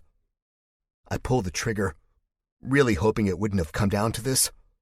I blow the face off an emaciated man in a straitjacket. More reach out. The moon's light dims as their shadows engulf me. Fuck. This is it. This is how I die. I shoot again, buying myself more time. Jack! Darlene screams. She sounds far away. Jack! Jack! Then a car horn blares. I hear tires eating the ground, a revving engine. A sleek black car, one of Central's cars, flies over the small hill and smashes into the remaining zombies. There's a sickening crunch of bodies devoured by steel and rubber. Blink and you miss it. My haggard reflection shows in the tinted windows. I raise my gun, finger resting on the trigger, thinking, it just keeps getting worse and worse. The window rolls down. It's not one of the suits I see smiling at me with blood on his face. And I'd bet any amount of money it's not his blood. But it's Norm. You need a ride, little brother? I drop the gun and start crying. Tears of happiness, sadness, and relief. I can't believe you had to do that, Norm says to me. We are driving across the desert. I'm in the back with Darlene. Abby sits in the front seat. There are tears still on my face. I've been shaking for the past few minutes. Darlene's face rests on my chest. She strokes my forearm. Herb, Norm says, shaking his head. He slaps the wheel and screams, Damn it! The car slows. We are far enough away from the zombies and the burning mountain that I don't feel scared. Norm starts to sob. We all cry with him. We have talked about Herb for the past hour. How he saved my life in Eden. How he loved his music, his auntie, and, most of all, his sweets. But he did more than save my life. He saved all of our lives in his own special way. Now Abby and Darlene sleep. Norm still drives. I feel myself starting to doze off too. We are on a stretch of desert highway, the burning mountain and our failures and successes far, far behind us. There was a road map in the glove box. Norm talked of how he took out 10 Central agents with 2 bullets. I believe him. Darlene talked of her parents and her sister. I talked of the beautiful California beaches. We are heading toward San Francisco. I don't know what we'll find. I'm sure it can't be any worse than what we went through. It just can't. I have hope, because the bombs have been stopped and Darlene is back in my arms. I do. Plus, I know Herb is watching over us. He will keep us safe. Yes, our family is one short. But for those that remain, we continue to be strong.